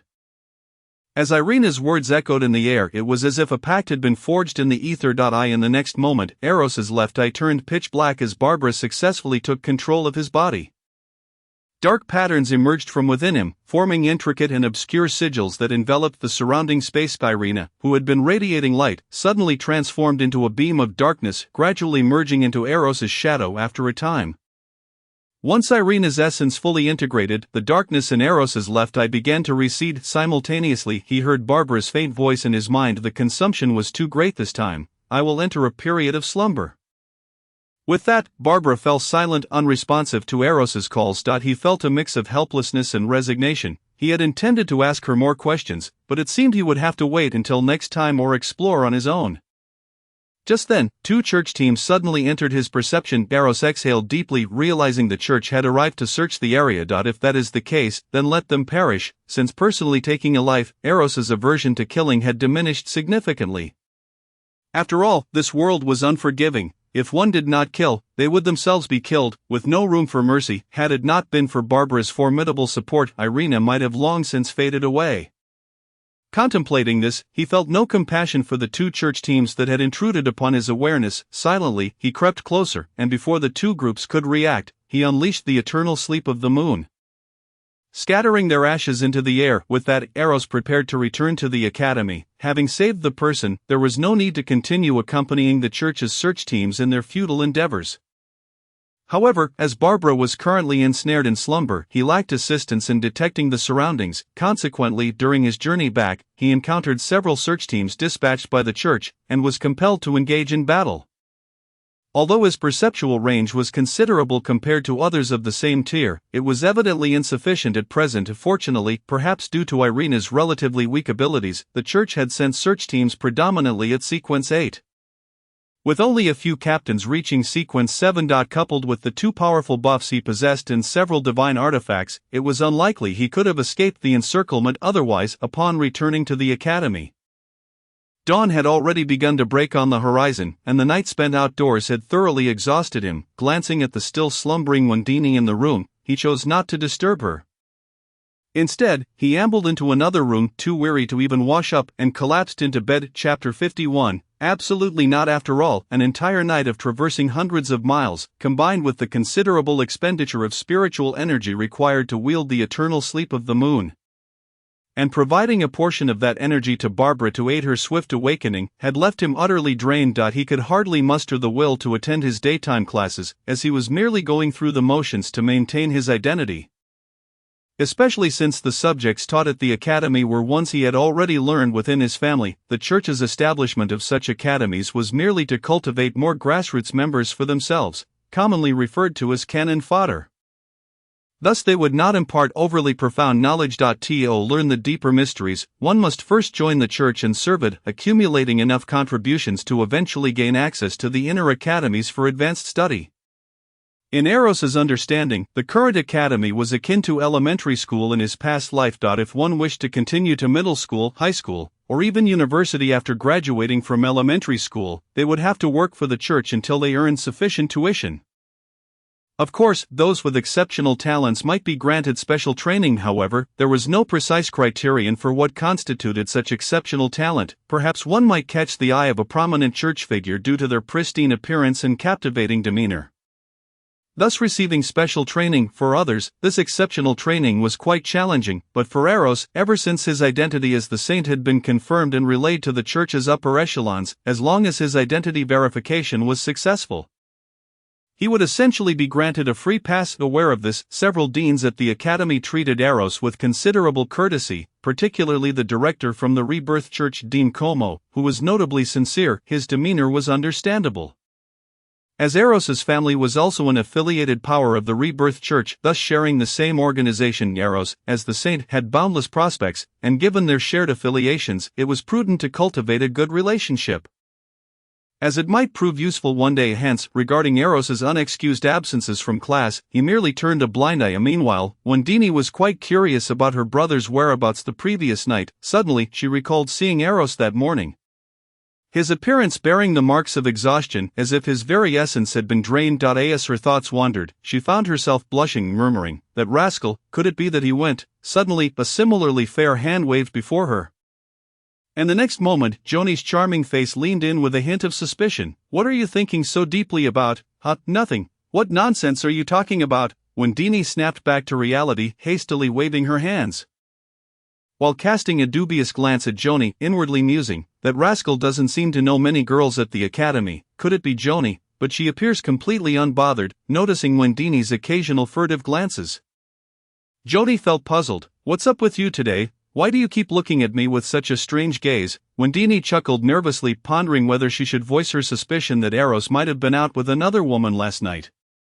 With Joni potentially being that woman. Embarrassed, she opted to feign nonchalance, chuckling lightly. "Not at all, I merely thought you looked particularly well today, which is why I glanced a bit more." Joni, oblivious to Wendini's subtle shift in demeanor, smiled broadly and replied, "You noticed, I just did my skincare last night, and I thought the effects weren't very pronounced." when Dini's smile faltered, her expression turning somewhat odd. Joni remained blissfully unaware of when Dini's subtle change. Continuing animatedly to share how revitalized she felt upon waking that morning and how wonderful her skin was, when Dini watched Joni's exuberance, grinding her teeth inwardly. "Indeed, you little vixen," with a slight huff in her heart.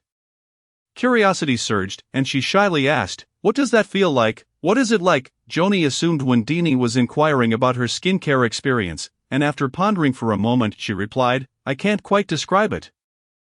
It's just a very comfortable and relaxing sensation." Pausing, she then looked at Wendini and grinned. "Want to do it together tonight?" At Joni's final invitation, Wendini's face flushed crimson, and a mist of embarrassment seemed to rise from her head.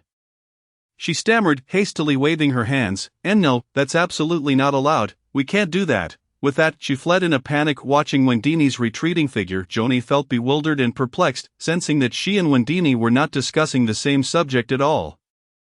That evening, Eros observed Wendini, who was avoiding eye contact and deliberately steering clear of any physical contact with him. Perplexed, he plopped down beside her, pulling her back as she attempted to rise, and inquired with genuine confusion, "What's going on with you today?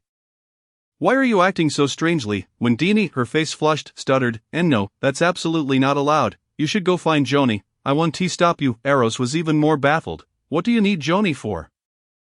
"To do what you two did last night." At this, Wendini could not bring herself to say more, merely repeating insistently, "I'm not going, don't drag me into this, I didn't spend the night with Joni." Eros exclaimed, gradually piecing together that his insufferable sister believed he had spent the night with Joni and returned the next morning with a peculiar demeanor, suspecting something untoward had occurred between them. While he did indeed find the notion amusing, it was an unfair accusation. Eros, both amused and exasperated, retrieved a necklace from his belongings, extending it to Wendini. "Take a look at this." Chapter 52. Returning to the imperial capital with news, Wendini took the necklace, examining it closely before exclaiming in surprise, "Family cipher." Eros nodded, observing the transformation of Wendini's expression from shock to astonishment, realizing she must have comprehended the information contained within the necklace. "Fortunately, I took a stroll yesterday. Otherwise, Irina might have perished, and this information would not have been conveyed." Eros then recounted the events of the previous night in detail to Wendini, who remained speechless for a long while. Indeed, had Eros not whimsically ventured out for a stroll and fortuitously encountered Aisha and her group outside the academy, subsequently overhearing the church's pursuit of the remnants of the night in the outskirts of the imperial capital, Irina would likely have already merged with the shadows, even if they had ultimately succeeded in rescuing Irina. It would still have come at a significant cost. Wendini pressed her lips together, her mood dampened. "So, does that mean Sister Irina has become your shadow? If she cannot distance herself, does that not equate to a loss of freedom?" "Not that she can never be free," Eros pondered, stroking his chin thoughtfully. Didn't you say she couldn't be free? That's merely because my current strength is inadequate. Once I ascend to greatness and become a deity, Irina will naturally regain her freedom." Upon hearing this, Wendini rolled her eyes, bemused by her brother's audacity. However, she refrained from countering him, as Eros's talent might genuinely allow him to reach such heights in the future. She glanced at the necklace in her hand, speaking softly, "Mother probably isn't aware of the news regarding the fragment of the divine realm yet, right? It seems that the truth remains elusive. Otherwise Irina would not have fled towards the imperial capital. She likely intended to infiltrate the city and relay the message back." Yet Eros refrained from elaborating further. The implications were clear enough for Wendini to grasp. Her identity had been compromised, leading to her being intercepted on the road. Had it not been for a series of fortuitous events orchestrated by Eros, not only would the trail of the divine realm fragments have been severed, but Irina would also have remained silent. After a brief pause, Wendini slowly spoke, "We must convey this news back." Eros shrugged and replied, "It appears I shall have to put my weary legs to work once more tonight." As for why he didn't request leave from the academy during the day, Eros expressed a desire to do so. However, since the news of his awakening of elven blood had spread, Barbara had detected a plethora of peculiar individuals loitering near the academy. These were old men seeking to procure his blood for the formulation of longevity potions, yet they were barred from entering the academy grounds. This group was indeed quite brazen, showing no signs of subterfuge. But Barbara had also discerned that several more old men were lurking in the dense forest nearby. Clearly this contingent had no intention of negotiating, they harbored thoughts of acquiring what they desired for free. Yet being within the academy, they dared not act rashly. After all, facing the church of the true gods that dominated the continent, they likely felt a twinge of fear and thus kept their distance. Nevertheless, under Barbara's watchful gaze, they were utterly unmasked. Among them, a few old men piqued Eros's interest, for Barbara sensed a similar aura emanating from them as she did from a certain unnamed blue-haired prince within the academy.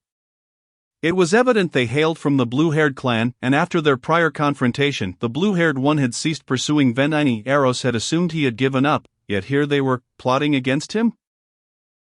It was precisely for these reasons that he was reluctant to return during daylight hours. Nighttime was his domain. Only under the cover of darkness could he ensure that these individuals remained oblivious to his presence. As for daytime, he could only guarantee an 80% chance of remaining undetected, which when rounded, was nearly equivalent to zero, far too perilous and contrary to the cautious teachings imparted by the elders of his clan. At that moment, Eros surveyed the evening sky, felt that the time was ripe, and stood up, declaring, "I shall deliver the message now. As for your defamation of my character, I shall settle that upon my return."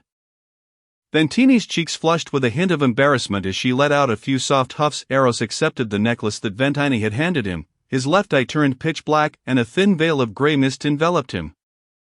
With a subtle flicker, he vanished from the room. The academy was not too distant from the imperial capital, situated just outside the city. This journey was far easier compared to the arduous trek of hundreds of miles the day before. Before long, the imposing walls of the imperial capital loomed ahead, and without pausing, he leaped through the shadows, effortlessly traversing the thick city walls. Upon returning to the duke's residence within the inner city of the imperial capital, Eros was taken aback by the current state of affairs. What was this? Why were there so many patrolling guards? Estelle, curious about Eros's unexpected return, inquired, "What brings you back?" Eros chuckled, "I missed you." Estelle, gazing at the boy she had not seen for nearly a month, playfully scolded, "Stop being silly and tell me what's going on. First, what happened here? Why are there so many more guards patrolling?" Upon hearing this question, Estelle paused for a moment but did not conceal the truth. She recounted the significant events that had transpired over the past month. After listening, Eros was astonished. "So, you're saying there have been suspicious individuals sneaking in during the night?" Eros found himself at a loss for words. Realizing he had underestimated the lengths to which those old men would go to preserve their lives, as well as the rarity of elven blood, Estelle, however, was not surprised. She merely chuckled lightly. "The family had anticipated this situation long ago. Which is why I brought along 3 temple guardians." Hearing the term temple guardians, Eros breathed a sigh of relief. He had heard of these ancestral guardians. It was said that they were created by ancestors who had ventured into the Shadow Realm to capture Shadow Lords. Employing alchemical secrets to forge them, each possessed a power level of sequence 4, but regrettably, the Night lineage was too formidable at the time. Thus, these guardians had been rendered nearly useless and were relegated to cleaning the temple. Following the fall of the Night Goddess and the relentless pursuit of the Night lineage by several major churches, the higher-ups of the clan had suffered heavy casualties. This had allowed these once marginalized custodians of the temple to step into the limelight. Moreover, because these temple guardians were remarkably difficult to kill, provided their source remained intact, they could endure indefinitely with sufficient spirit essence. Eros believed their source to be Barbara. After all, she bore the authority of shadows. This meant that to annihilate those temple guardians completely, one would first need to eliminate Barbara, and to destroy an artifact of such significance, one would be foolish to entertain such thoughts. Thus, even after enduring millennia of persecution, the number of temple guardians had not diminished. Although many had fallen into dormancy due to a lack of spirit essence, they could be awakened again with an adequate supply. And now, it is time for you to share the reason for your sudden return. Seeing her son remain silent after she finished speaking, Estelle, wearing a serene smile, took the initiative to ask. Eros grinned and, no longer keeping her in suspense, revealed the purpose of his unexpected visit. "I received news regarding the whereabouts of the fragments of our ancestors' divine realm." "What did you say?" Estelle gasped, taken aback and incredulous. After all, her son had been at the church academy. Where could he have obtained such information? Could it be that the church had discovered something and deliberately released a bait? As this thought crossed her mind, Estelle's expression grew increasingly grave. Recognizing the shift in her mother's demeanor, Eros understood her misgivings and recounted the events in detail. As he spoke, he produced the necklace inscribed with the family's secret script and handed it to Estelle. As she read the information contained within the script, Estelle listened attentively to her son. Once she grasped the full context, her expression turned to one of astonishment. So Irina has now become your shadow? She had never heard of such a remarkable phenomenon, yet given the prowess of the artifact spirit, it was indeed understandable. Contemplating this, she glanced down at Eros's unchanged shadow, curious about what it meant for someone to become a shadow. Eros, aware of his mother's thoughts, smiled and said, I can sense Irina's current state. She remains in slumber and has yet to awaken. Estelle nodded, then refocused her thoughts on the most pressing matter. According to Irina's information, the fragments of our ancestors' divine realm are located within a Sin domain rift outside of Cayenne City. Eros was familiar with Cayenne City, situated south of the imperial capital of Antilles, reachable by steam train in approximately 3 hours.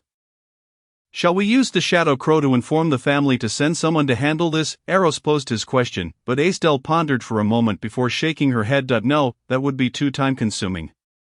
Waiting for the family to receive the news and then dispatch someone would take far too long. If during that time, the rift were to close or be destroyed by the church, the fragments of the divine realm would be irretrievably lost. Eros was somewhat astonished. Are you suggesting we take the initiative to handle this, and then the family can send someone to retrieve the divine realm fragments? Estelle nodded, sighing. At present, this seems to be the best course of action. However, without the aid of the ancestral artifact, it would likely be quite troublesome for our family members in the imperial capital to recover a fragment of the divine realm on their own. Upon hearing this, Eros cleared his throat and, seeing that his mother still had not reacted, coughed again, more forcefully this time. Estelle turned her gaze towards her son, and Eros, feeling somewhat exasperated, said, Mother, have you forgotten that I possess an artifact? Estelle was well aware that her son had been recognized by an ancestral artifact and that he had one accompanying him. However, she had not initially considered this possibility. After all, the divine realm fragments were within a Sin domain, and recovering them would necessitate entering that perilous realm. Even with her personal protection, there would still be a degree of risk, and she was unwilling to let her child face such danger. Yet if recovering the fragments of the ancestral divine realm could be facilitated by an artifact, the situation would become significantly simpler. Torn between the prospect of recovering the ancestral divine realm fragments and her child's safety, Estelle found herself in a moment of hesitation. Upon hearing this, Eros remarked, As Mother always says, if we do not act swiftly, unforeseen circumstances may arise. Since the church's members have managed to discover Irina's whereabouts, it is likely that they will soon locate the rift in the Sin domain. Although he did not articulate the remaining thoughts, Eros was certain that his mother understood the implications of his concerns. After a considerable pause, Estelle closed her eyes and sighed deeply. Having been persuaded, Eros smiled reassuringly, saying, Once we enter the Sin domain, I shall heed my mother's instructions. Besides, I possess considerable strength. There is little cause for alarm. Now that a decision had been reached, further contemplation seemed futile. Estelle could only admonish him, When you enter, be sure to stay close to your mother. Eros nodded in agreement, and after exchanging a few affectionate words with Estelle, he prepared to return to the academy. After all, he needed to request leave for the following day. While the academy might not raise suspicions about an unexcused absence, it was prudent to exercise caution. Thus, Eros hastened back to the academy on foot. Upon returning to his room, he observed Wendini, still wrapped in her blanket, soundly asleep, which brought a subtle smile to his lips. He extended his chilly hand, chilled by the night breeze, towards Wendini's neck. Startled awake, Wendini shivered, her eyes flying open to behold Eros's mischievous grin. Are you trying to scare me to death? She exclaimed in exasperation. Her outburst roused the night watchmaid stationed outside the door, who promptly knocked and inquired, Your Highness, is everything all right? Eros cleared his throat and preemptively answered, It's nothing, I'm merely joking with her. A joke at this hour? The night watchmaid was perplexed, but since her young master claimed all was well, she refrained from further inquiry, saying instead, If you require anything, Your Highness, do not hesitate to ask. Eros acknowledged her and then turned his attention to Wendini, who was now sitting up, still fuming, observing her delicate figure. He teased, While I am running about in the dead of night, you seem quite content to sleep soundly. At this, Wendini's indignation softened, and she muttered, I cannot perform shadow leap, then why not wait for me? Are you not concerned about inadvertently revealing your whereabouts? Eros chided playfully, pinching her soft cheeks and shaking them lightly in jest. Though he was being somewhat unreasonable, teasing his little sister was simply too enjoyable. Noting the diminished ire on Wendini's face, Eros chuckled inwardly and refrained from further provocation. Slipping beneath the covers beside her, Wendini gasped, "You haven't changed your clothes." Eros shrugged nonchalantly, "I've exhausted myself running back and forth. I can't be bothered to change it, this will suffice." "You truly lack any sense of propriety," Wendini grumbled. "Come here and give me a hug." "Let me dirty you up too," Eros exclaimed, reaching out to embrace Wendini. Though her face was scrunched in distaste, she nevertheless huffed and nestled against him, thus only their synchronized breaths filled the room. After a while, Wendini nudged Eros's chin with her forehead and asked softly, "What did mother say?" Eros casually recounted Aistel's plans, to which Wendini pouted, "I want to see the Sin Domain too." Eros shot her a disapproving look, responding, "It's not a picnic. The Sin Domain is perilous." "I've never been to the Sin Domain. I've only heard of it. I wonder if it truly is as dark and twisted as described in books," Wendini murmured, burying her face in Eros's shoulder. Eros rested his chin atop her head and replied softly, "It should be much the same. The Academy organizes practical assessments in the Sin Domain every year, does it not?" Wendini nodded gently before adding, "It is September now. The practical assessment usually occurs in November at the Martagaldan Mountains." Eros echoed, "Martagaldan Mountains," recalling the name as somewhat familiar, before exclaiming, "Is that where Antilusa went missing?" "Indeed, Antilusa disappeared during the first-year assessment." Wendini confirmed. "It appears that the practical assessments carry certain risks. You must stay by my side during this year's evaluation." "Yes," Wendini obediently agreed, and their conversation lapsed into silence, enveloping the room in tranquility once more. The next day, after completing his morning routine, Eros made his way to the dean's office to request leave. Upon arrival, he was surprised to find several individuals present, including the 3 deans and several high-ranking priests and lecturers from the academy. To his astonishment, a few attendees were clad in the same garb as the pursuers he had encountered that fateful night. They appeared to be night watchmen of the Reincarnation Church. What could their purpose be? Surely it was related to the events of the previous evening. As Eros entered, all eyes turned towards him. The academy lecturers recognized him and greeted him with smiles and nods. The night watchmen, however, displayed a hint of surprise upon seeing him. It seemed that the higher-ups within the academy were familiar with this student. Did he possess some special standing? At that moment, Dean Como introduced Eros to the night watchmen, saying, "This is Eros Lunca North." The heir of the Rose Duke family. Upon hearing the introduction, the night watchman's expression shifted to one of realization. They had evidently heard of this illustrious surname. Following the introduction, Dean Como turned to Eros with a smile, asking, "Is there something you need?" Eros cast a sidelong glance at the night watchman, feeling somewhat apprehensive, yet he steeled himself to articulate his request for leave. Dean Como, surprised by Eros's request, listened as Eros presented his carefully prepared reasoning. "I believe I am on the verge of ascending to Sequence 7. And I am returning to prepare for the promotion ceremony. In truth, he was not lying. Just the night before, after taking a life, his inner spirit had reached a certain threshold, fulfilling the requirements for promotion. This return was both for his ascension and to accompany Aistel in reclaiming fragments of the ancestral divine realm. Given the presence of that tentacle, his promotion ceremony would be expedited. The greatest challenge in the promotion ceremony lay in repelling bizarre invasions. And he had no fears of such intrusions, so the process would be swift, unlike others who required several days of preparation. Of course, this was knowledge only he possessed. Others were unaware that it was customary for individuals to take several days for promotion. It was not the breakthrough itself that took time, but rather the preparation of various protective measures against bizarre invasions. Naturally, if one were confident in their ability to withstand bizarre intrusions through sheer will, they could forego the preparations and attempt the breakthrough directly. Eros fell into the latter category and thus would not require much time. The other attendees, aside from the 3 deans, expressed astonishment upon hearing Eros's words. For he was still quite young. Most lecturers within the academy were only at Sequence 7. However, to the 3 deans, this was entirely normal. Indeed, it would have been unusual otherwise. After all, he was a chosen one. And not just any chosen one, but one who awakened the bloodline of a saint walking the path of greatness. After a brief contemplation, Dean Como granted the leave. Initially, he had considered suggesting that Eros could simply ascend within the academy, which had dedicated facilities for such purposes. However, upon reflecting that Eros's awakened lineage was that of elves rather than humans, he was uncertain whether the human-centric ceremonial formations would be effective for elves.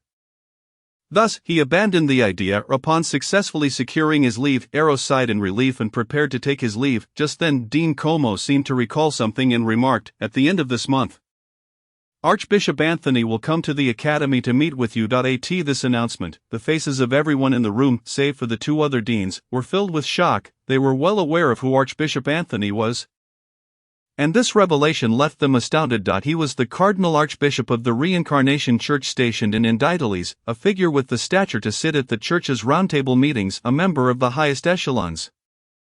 The notion that such a prominent figure would deign to meet with a student was astonishing. While the lecturers understood that Eros had awakened an elven bloodline, it hardly seemed sufficient to warrant a personal visit from the Archbishop.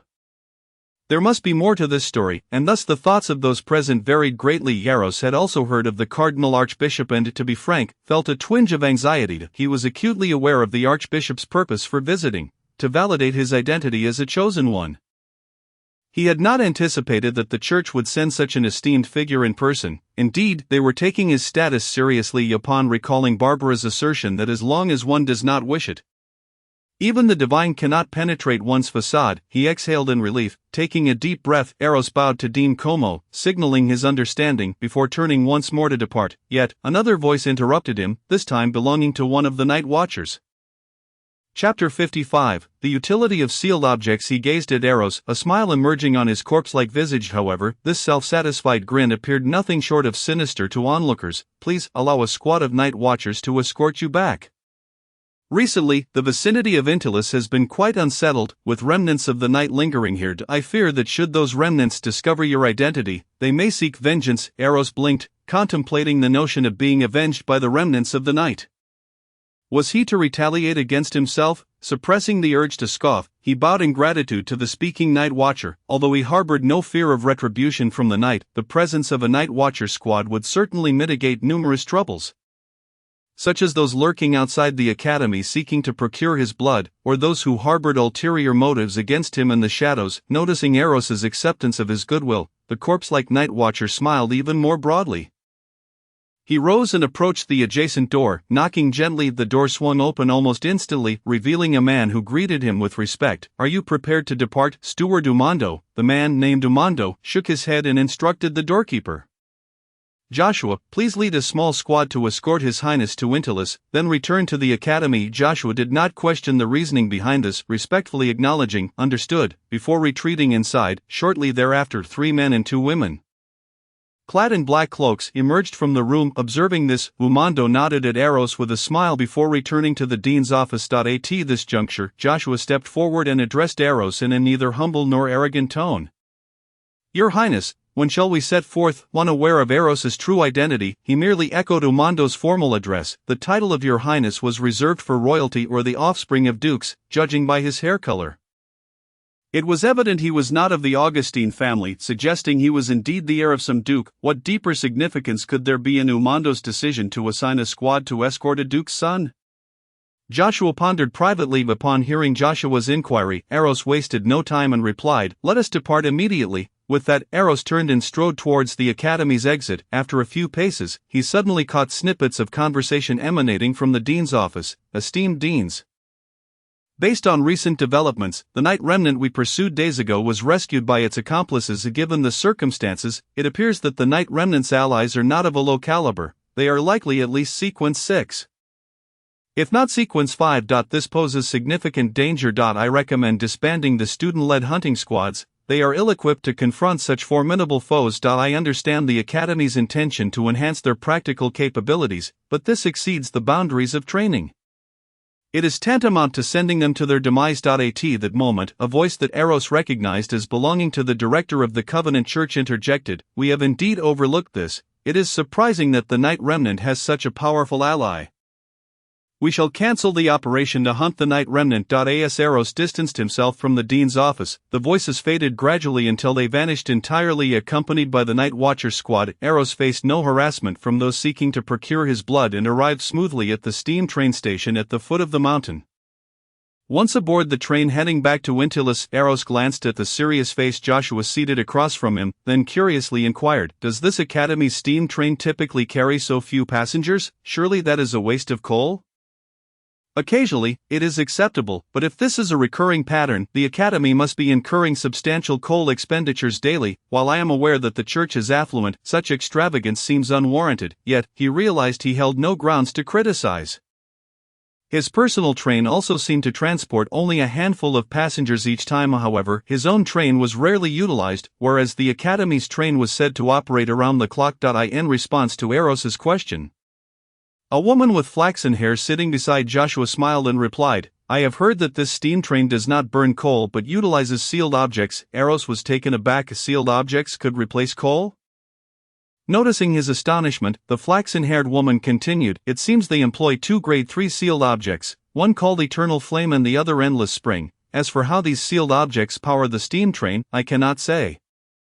"Is that so?" Eros exclaimed, enlightenment dawning upon him. No wonder it operated continuously. He had not anticipated that sealed objects could possess such remarkable utility. Was this an alternative energy source? Seeing that Eros appeared to grasp the concept, the flaxen-haired woman blinked in surprise, questioning her own understanding. She then nudged Joshua's shoulder and whispered, "Captain, do you comprehend the principle now?" Joshua remained silent. The woman sighed in relief, reassured that her own confusion was not due to a lack of intellect. The train rattled onward, and in under an hour Hintilus came into view. Soon thereafter, the train successfully pulled into the station. After disembarking, Eros summoned a public carriage, and the 6 of them boarded, heading toward the inner city. The Night Watcher squad did not turn back until they had escorted Eros to the entrance of the Duke's residence. Upon entering, Eros stretched lazily, easing his stiffened limbs from prolonged sitting. As for the elegance and decorum associated with nobility, it seemed that as long as one held sufficient status, even public displays of unrefinement would be perceived as nonchalant. Freedom, identity and status serve as the finest filters, and it was evident that he possessed both in abundance throughout his life. Your Highness, came the respectful calls from the maids and guards as Eros stepped into the inner courtyard, where he soon encountered the gentle and serene Estelle, adorned in a pale golden court gown. Observing Estelle, Eros chuckled, "I am about to break through to sequence 7. Estelle paused, taken aback. After all, Eros had only recently ascended to sequence 8. How could he possibly be on the verge of breaking through to sequence 7 so swiftly? Chapter 56, Departure. Witnessing the surprise on Estelle's face, Eros chuckled and speculated, "It must be because Irina has become my shadow. The merging of her spirit with mine has significantly expedited my accumulation of spirit." Estelle, taken aback by this revelation, was momentarily stunned. However, she quickly regained her composure and instructed Eros, "Let us go to the basement. I will have someone prepare the ritual array and the materials for your advancement." "All right, but there is no need for the ritual array, simply prepare the materials," Eros replied casually. Upon hearing this, Estelle felt a twinge of concern, although she knew her child was shielded from any threat of aberrant invasion due to certain circumstances. Advancement was a different matter entirely. What if something were to go awry? Eros approached Estelle from behind, placing his hands on her shoulders and gently nudging her toward the basement as he laughed. "Do not worry, there will be no aberrant invasion, and setting up the ritual array is too time-consuming. We need to seize the moment." Yet, Estelle, being pushed along, still seemed inclined to voice her concerns, but before she could articulate her thoughts, Eros interrupted, "Rest assured, Mother, do not forget that I possess an ancestral artifact. If there were any issues, the artifact spirit would certainly alert me. Moreover, hastening my breakthrough to sequence 7 will only benefit our forthcoming endeavors." "Correct." Persuaded by his reasoning, Estelle acquiesced, unaware that the artifact spirit her child mentioned was currently in a deep slumber. As Eros continued to guide her, she summoned her personal maid, instructing her to deliver the necessary materials for advancing to sequence 7 to the basement. Soon, everything was prepared, and in the basement, Eros promptly consumed the potion concocted from the advancement materials. Standing aside, Estelle, though confident that nothing would go awry, could not suppress the flicker of concern that danced in her beautiful eyes. In no time, Eros successfully contained the spirit that began to radiate from consuming the potion, achieving a seamless transition to sequence 7, just as he had claimed. In this regard, his trusted companion had proven reliable. Observing Estelle, who visibly relaxed, Eros smiled and inquired, "When shall we set forth?" "Everything has been prepared. A change of attire for disguise is all that's needed before we set off. However, you must remember to heed your mother's words during this operation." Understood, understood. Thus Estelle donned the ordinary attire of a common citizen, which had been meticulously prepared. Alongside Eros, Eros sat before the mirror, observing Estelle as she applied makeup and inhaling the fragrant aroma wafting from her hair. He sighed in exasperation, saying, "Is all this really necessary?" Estelle shot a glance at her child and replied, "Of course, even though you have yet to officially attend any social gatherings of Intilis and are not widely recognized.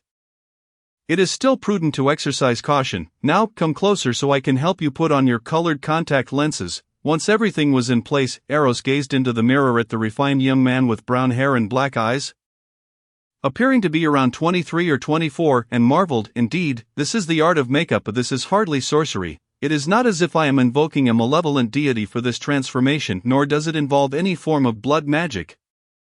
Remember to wear those glasses, and don't forget the holster and pistol tucked under your arm. Can you distinguish between purified bullets and exorcism bullets? Don't mix them up." Watching Estelle's incessant reminders, Eros let out a long sigh. After a while, he glanced at Estelle, who was also disguised with brown hair and black eyes, then at himself, now adorned with gold-rimmed glasses. "I dare say, should we stand before Wendini now?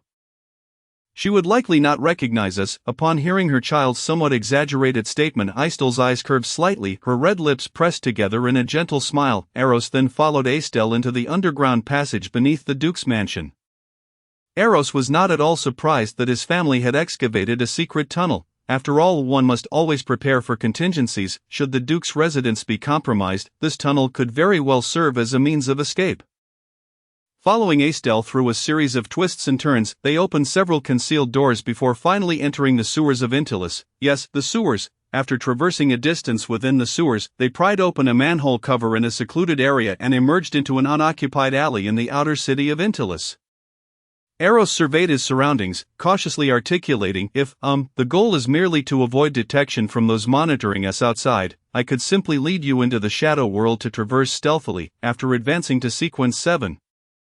The capabilities of his Eternal Night's Eye had significantly increased. At sequence 8, he could only use the Eternal Night's Eye to facilitate a single shadow leap for one person, but at sequence 7, he could now traverse stealthily within the shadow world, albeit for a limited duration. Given his current strength, he could maintain this stealth for a maximum of 5 minutes before being expelled from the shadow world due to the depletion of his spiritual energy. However, considering his running speed, 5 minutes would allow him to cover a considerable distance, suggesting they need not venture through the sewers at all. Estelle turned to gaze at her young son in silence for a moment, prompting Eros to chuckle awkwardly before changing the subject. "Are we the only two for this operation?" Estelle exhaled deeply, no longer wishing to engage with her troublesome child, and explained, "In addition to us, there are 5 others. I instructed them to set off separately, and we will regroup outside Kayam City." Eros nodded, indicating his understanding, then inquired, "Shall we take the steam train now?" Estelle softly affirmed. "On the steam train?" Eros positioned his hands on either side of Estelle, shielding her from the throngs of passengers. This scene evoked a sense of nostalgia, reminiscent of the crowded rush-hour subways he had experienced in a past life.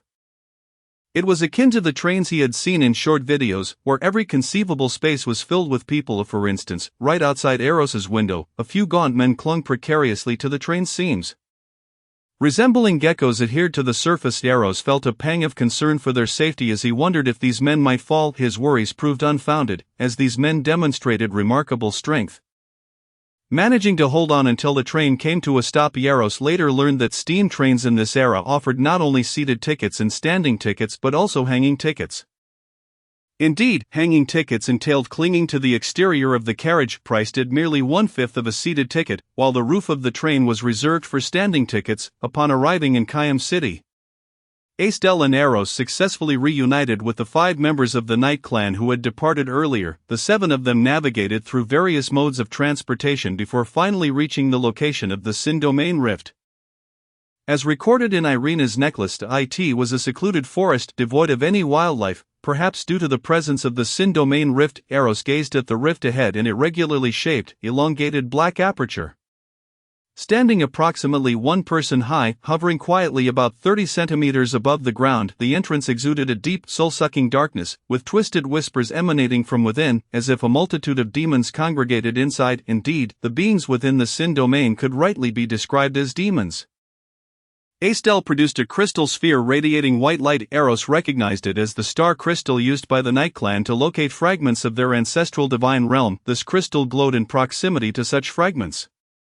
With the brightness increasing the closer one got, observing the brilliant white light of the crystal, Astel's face brightened with delight. The fragment of the ancestral divine realm is indeed inside. She then retrieved a tin box from a black leather case carried by another member. Extracting a brass doorknob, Eros recognized this as the level 3 sealed item, the spirit realm door, intended for entry into the Sin domain. Just as Eros pondered this, Astel pulled out 7 palm-sized peculiar dolls from another bag. Noticing her child's astonishment, Astel softly explained, "These are strange dolls tainted with the aura of our family's level 1 sealed item, the cursed doll. By binding a strand of our hair to them, the spirit realm door will mistake these dolls for us, allowing them to bear the cost of utilizing the door, since these dolls underwent transformation solely due to the aura they absorbed and did not constitute sealed items. The connection they formed with them was tenuous, and thus the costs they bore would not be transferred to them." Eros understood, and as if a thought had struck him, he asked, "So these peculiar dolls can help us bear the cost of the sealed item?" If that were the case, these could indeed be regarded as miraculous objects. Astel shook her head, somewhat regretfully, stating, "Tests have shown that these strange dolls can only deceive level 3 sealed items. And each doll can only be used once." I see, Eros responded with a hint of disappointment. However, upon reflection, it was only reasonable that a mass-produced item would not deceive all sealed objects. Astel distributed a peculiar doll to each of them, and after binding Eros's hair to it, she turned her attention to the tin box. Grasping the brass doorknob, she pressed it against the dark Sin domain rift, slowly twisting the handle, causing an illusory door to materialize in the air. Seeing this, Astel released her grip and nodded at the others behind her, saying, "It's ready." Upon hearing her, the other 5 members of the Night Clan, filled with awe and excitement, entered the door without hesitation, for it concealed fragments of their ancestral divine realm, evoking both exhilaration and reverence. Once they had all entered, Astel took her child's hand, leading Eros through the luminous portal. Inside the Sin domain, the view revealed a dim sky, crimson earth, and various bizarre, unidentifiable twisted plants, along with a figure resembling a human shape not far ahead. Just as Eros was about to inquire, a resonating hum suddenly reverberated around them. In the blink of an eye, the 5 clan members before Eros vanished, as did Astel, who had been holding his hand. Had the return mechanism of the spirit realm door been triggered, at that moment, he felt Barbara within him stir, her voice whispering weakly in his mind. Transcendent escape. Following that, she fell silent once more. Eros, having sensed the ominous turn of events, attempted to communicate with the spirit realm door to return, only to be astonished to find that the connection they had established had inexplicably vanished, as if severed by an unseen force. A bitter smile crept onto Eros's lips as he surveyed the situation before him. It appeared they had unwittingly intruded upon something of immense significance.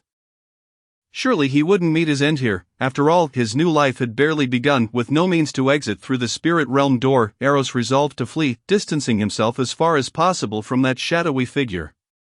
However, he was soon struck with astonishment, realizing that his body was utterly immobilized. Not only could he not move, but he was also inexplicably levitating towards a distant figure resembling a human silhouette.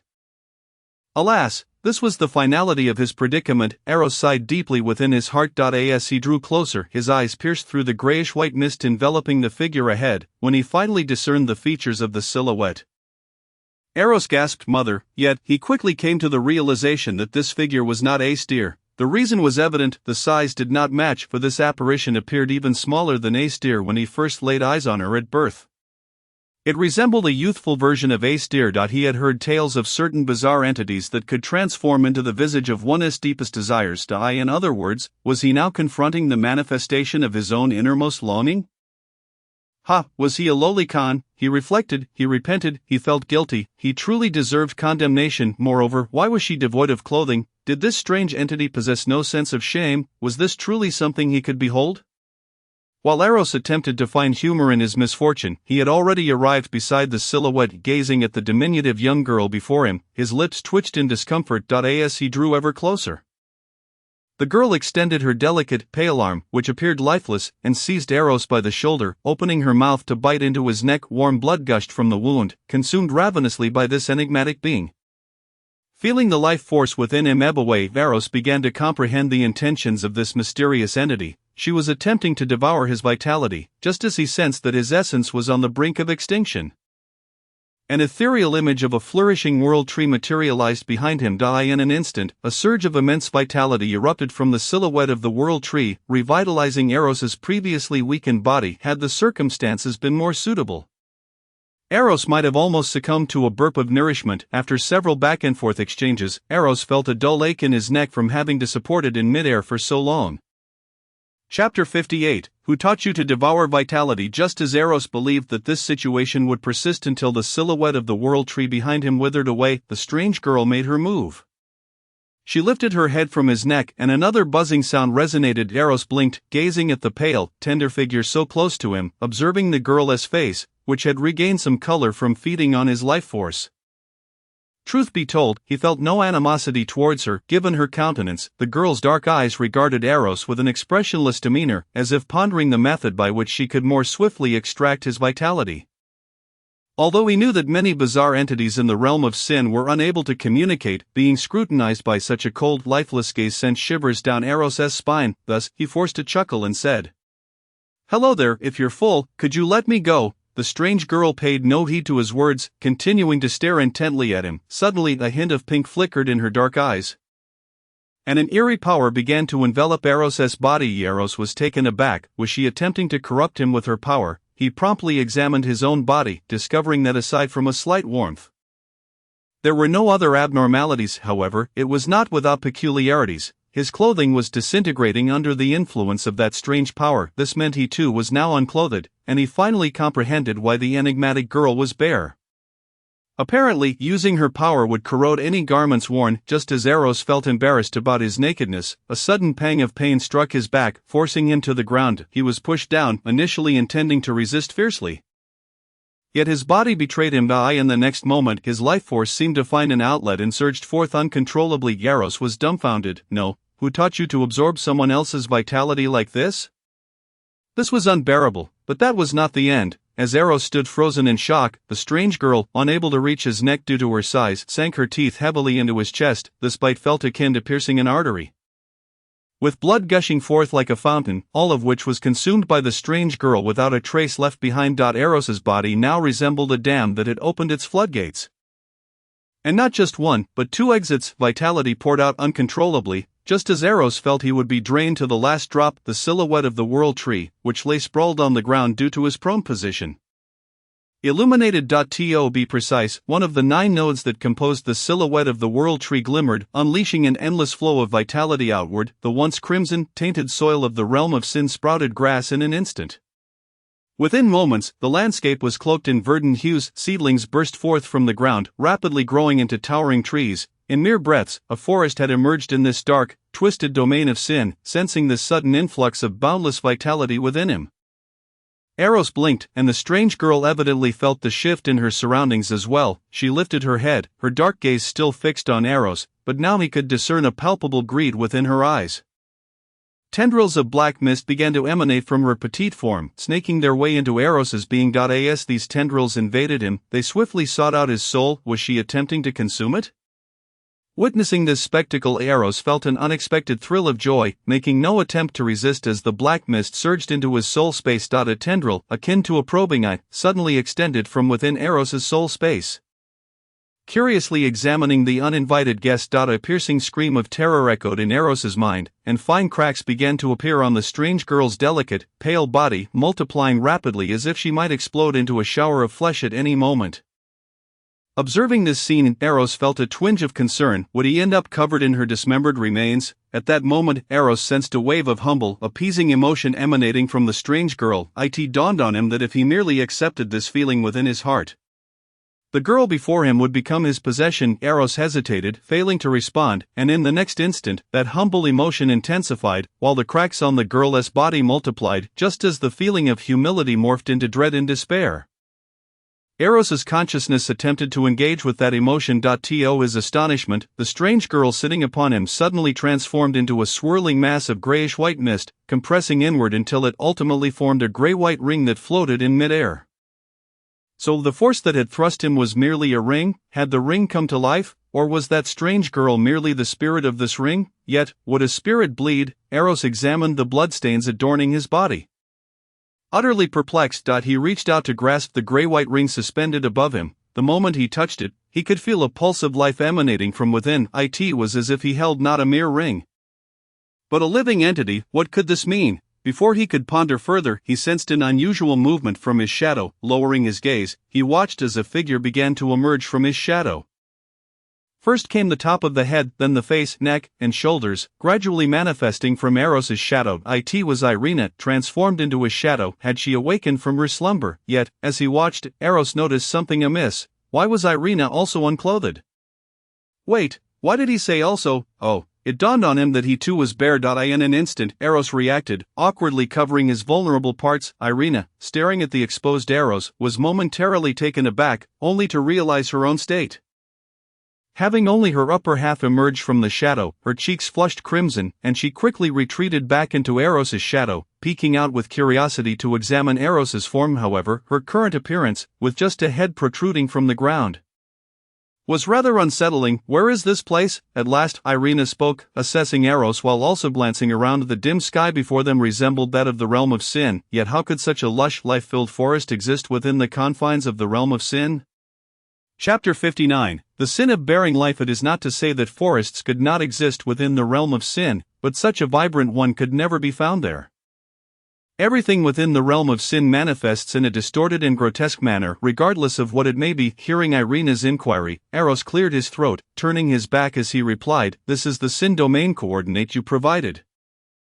Haven't you ever entered before?" Irina shook her head and replied softly, "I was alone before, so I did not recklessly enter through that rift in the realm of sin. Upon ascertaining through the star crystal that fragments of an ancestral divine realm resided within, I prepared to relay the news to my family. However, en route, I inadvertently revealed my identity to the Watcher. The subsequent events unfolded as you might expect." Eros nodded, a flicker of realization crossing his features. Indeed, had Irina entered at that moment, she likely would have met her demise on the spot. No one could have anticipated that the entrance to the sin domain rift would lead directly before a being of extraordinary power.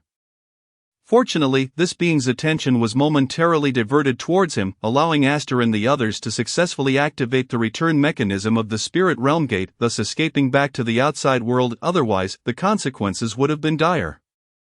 While his body could withstand the corruption of an extraordinary entity, Aster and her companions could not. The thought left him feeling both relieved and apprehensive. Noticing Eros's understanding, Irina blinked her beautiful eyes, curiosity lacing her voice as she inquired, "Did you not convey the message to the clan?" From Irina's perspective, it seemed Eros had likely not informed the family of the discovery of the divine realm fragments. Otherwise, how could they allow him to venture alone into such peril? Based on the current situation, it appeared he had encountered an unexpected incident while under attack by a malevolent spirit, which explained the absence of his clothing. Though Eros was well covered, she caught a glimpse of bloodstains near his thigh. Not anticipating that the malevolent spirit would assault him in such a vulnerable area, he should be unharmed. Right, the family possesses only this one mythic bloodline. Should an injury from this encounter prevent him from leaving descendants of high status, it would spell trouble. A flicker of concern crossed Irina's eyes. Upon hearing Irina's question, Eros managed a wry smile. "I did inform them that I was actually accompanying Aster and her group, but an incident occurred along the way. Fortunately, that unexpected situation has been resolved." Relieved to learn that Eros was with Lady Aster, Irina felt reassured. Surely that lady would not risk her child's safety. The reason Aster was currently absent must be due to Eros's state of undress, likely causing her to shy away. Though taken aback by Eros's casual mention of Aster, she dismissed the peculiarity quickly. Yet just then, a petite figure gradually materialized beside Eros. It was the previously slumbering Barbara. Upon spotting the unfamiliar silhouette next to Eros, Irina's pupils constricted, and she exclaimed, "Be careful," without a moment's hesitation. She leaped from Eros's shadow, positioning herself protectively in front of him, her demeanor vigilant as she regarded Barbara. Barbara cast a fleeting glance at Irina, her gaze briefly sweeping over Irina's prominent bosom, her already frosty expression growing even more indifferent. With a slight huff, she turned her attention back to Eros. A mere glance was sufficient for Eros to comprehend Barbara's intent. After clearing his throat a few times, He elucidated Barbara's identity to Irina, upon realizing that the girl before her was the spirit of the artifact, the eternal night's eye, all washed over Irina's delicate features, yet, recalling her earlier missteps in treating her as an adversary. A hint of trepidation flickered across her face as she lowered her gaze, too apprehensive to meet Barbara's eyes. Observing Irina's response, Barbara waved her hand dismissively, her tone devoid of warmth. No matter, gaining the spirit's forgiveness. Irina visibly relaxed, only to then become acutely aware of her current state, her cheeks flushing to the roots of her hair. However, as the spirit made no motion to dismiss her, she dared not return to Eros's shadow.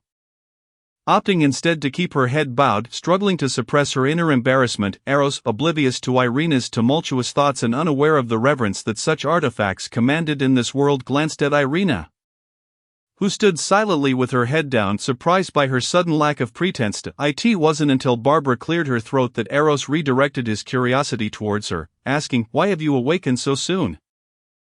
Barbara briefly glanced at the gray-white ring in Eros's hand before calmly responding, "I consumed her spirit. Fortunately, she attempted to devour your soul, which allowed me to use that faint connection to absorb the spirit within her and awaken." In other words, that peculiar girl not only encountered the tentacled entity upon entering his soul space but was also devoured in turn by Barbara through that intangible link. Quite the unfortunate fate. "Do you know what she is?" Eros inquired, intrigued. Barbara replied in a clear, melodious tone, "A bizarre entity." Eros turned his gaze to the gray-white ring, puzzled. What is a bizarre entity? This term was unfamiliar to him. The elders in his family had never mentioned it. Barbara's expression remained unchanged as she continued to explain, "A bizarre entity is a being that has taken an alternative path to divinity. They are neither human nor entirely strange, but exist in a liminal space between the two. An alternative path to divinity," Eros echoed softly. "Indeed, they choose to bear the sins of the world to attain divinity. Which is why the corruption they bring is far more potent than that of malevolent spirits. Similar beings may merely suffer corruption upon encountering malevolent spirits, but encountering a bizarre entity can result in one's body disintegrating into a monstrous form. Your mother and the others were contaminated." Simply by casting a glance in her direction, noticing Eros's face betray an unmistakable urgency and concern, Barbara cleared her throat and continued, "Rest assured, they are unharmed. This bizarre entity's attempt to steal your souls roused me, and I sensed a fragment of the Master's divine realm within this space, using the residual power of that divine realm fragment. I interrupted the soul theft, cleansed them of the corruption, and activated the return mechanism of that sealed artifact. Once they emerge, they may only be unconscious for a while. There will be no lasting issues." Eros released a breath of relief upon hearing that Aster would be fine, yet a hint of resentment bubbled within him. If she could send them all to safety, why not include him?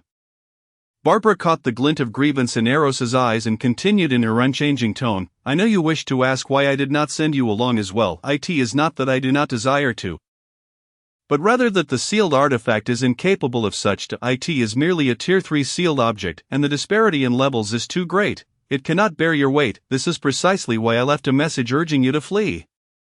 Eros's lips twitched slightly. After all, this was an extraordinary being, and he was merely at sequence 7. How could he possibly escape? The term extraordinary implies transcending the mundane limits. In many ways, such beings could be regarded as demigods. Only those at sequence 4 or sequence may 3 be deemed extraordinary, and asking him, a sequence 7, to flee before a being of at least sequence 4, chapter 60, some knowledge carries corruption. As if aware of the implausibility of her earlier message, Barbara turned her face slightly, a hint of guilt surfacing. After clearing her throat a few times, she forced a change of subject. "Do you need clothing? Can you conjure clothing?" Eros's expression brightened, and Irina, standing obediently beside him, revealed a glimmer of hope at the mention of garments. For Eros, having learned that Aster was unharmed, the most pressing issue now was his lack of clothing. While Irina could retreat back into his shadow, he found himself in quite a predicament. Would he truly have to venture forth in the nude? Barbara said nothing but waved her small hand in the direction of Eros and Irina. In the next moment, an ethereal garment began to materialize on their bodies before gradually solidifying. "There, however, you must control yourselves and refrain from absorbing the spirits within. After all, these garments are composed of spirits. If you absorb the spirits, the garments will vanish." Upon hearing Barbara's words, Eros promptly restrained the stirring spirits within him. He certainly did not wish to find himself bare once more. Irina, now wearing a simple black dress, touched her attire and exhaled in relief. Though the new dress felt somewhat constricting at her chest, at least she no longer had to face Eros in her previous state, with the resolution of his most pressing issue. Eros turned his attention back to the gray-white ring resting in his palm, finally vocalizing the question that had lingered in his mind: what does it mean to bear the sins of the world? Earlier, his concern for Aster had caused him to set this question aside, and the discussion about clothing had further distracted him. However, it was not too late to inquire, and he was in no rush.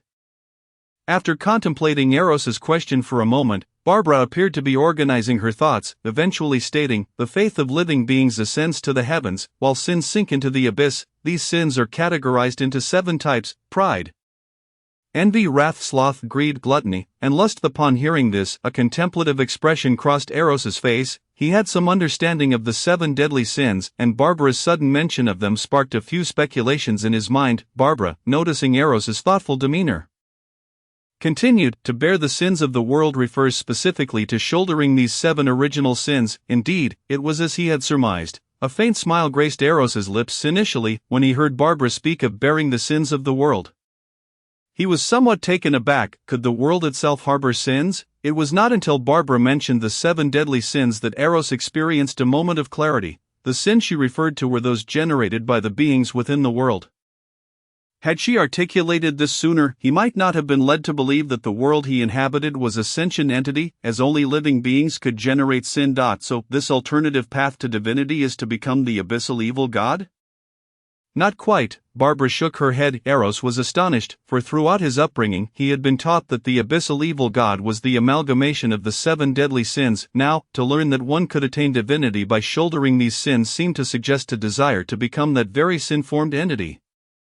"Do you know how to acquire soul essence?" Barbara suddenly interjected with a remark seemingly unrelated to their discussion. "Yes, upon vanquishing an evil spirit, certain residual traits within it coalesce into soul essence."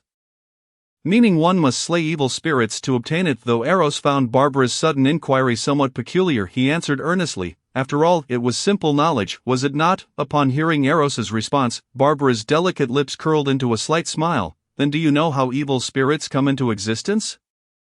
They are birthed from the original sins." As soon as this statement escaped Eros's lips, he abruptly halted. A look of disbelief etched across his face. He seemed to grasp Barbara's implication. Barbara regarded the astonished Eros with delight shimmering in her beautiful eyes. "Exactly.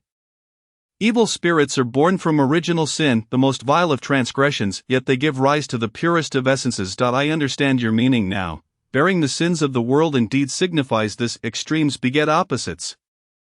"Extremes beget opposites," Barbara echoed softly, taking a moment before continuing. "This description is quite vivid." Eros chuckled. Naturally, he had localized this idiom. Meanwhile, Irina, having absorbed this exchange, blinked in surprise, acquiring new knowledge. Barbara cast a glance at Irina, cautioning, "Try not to mention our earlier conversation regarding the path to divinity to outsiders, for some knowledge is inherently corrupting. The reason you have not been tainted by this knowledge is that you have now become his shadow."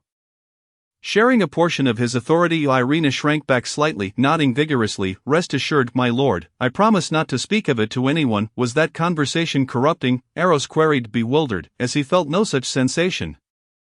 Barbara shot him an exasperated glance. "Of course, it pertains to the path to divinity. How could it not be corrupting? Normally, only those who have reached the mythic level would encounter such matters. As only then can they withstand the influence of this corruption. What happens if one is tainted by this knowledge? A lower tier being would lose control on the spot. Even if they did not lose control, they would inevitably attempt to shoulder the burden of sin and be consumed by original sin, transforming into a monster. But how can those aberrations manage it? Wasn't that peculiar girl just extraordinary? That is the inherent trait of their kind. Ah, I see. Very well. Chapter 61. Soul Ring. Without further hesitation, Eros slipped the ring onto his finger. After the previous scene, a premonition had taken root in his heart. This peculiar artifact now belonged to him. As anticipated, the moment he donned it, a revelation surged within him. Name: Soul Ring. Category: Aberration. Skill 1: Soul Theft. Steal the soul of a designated target.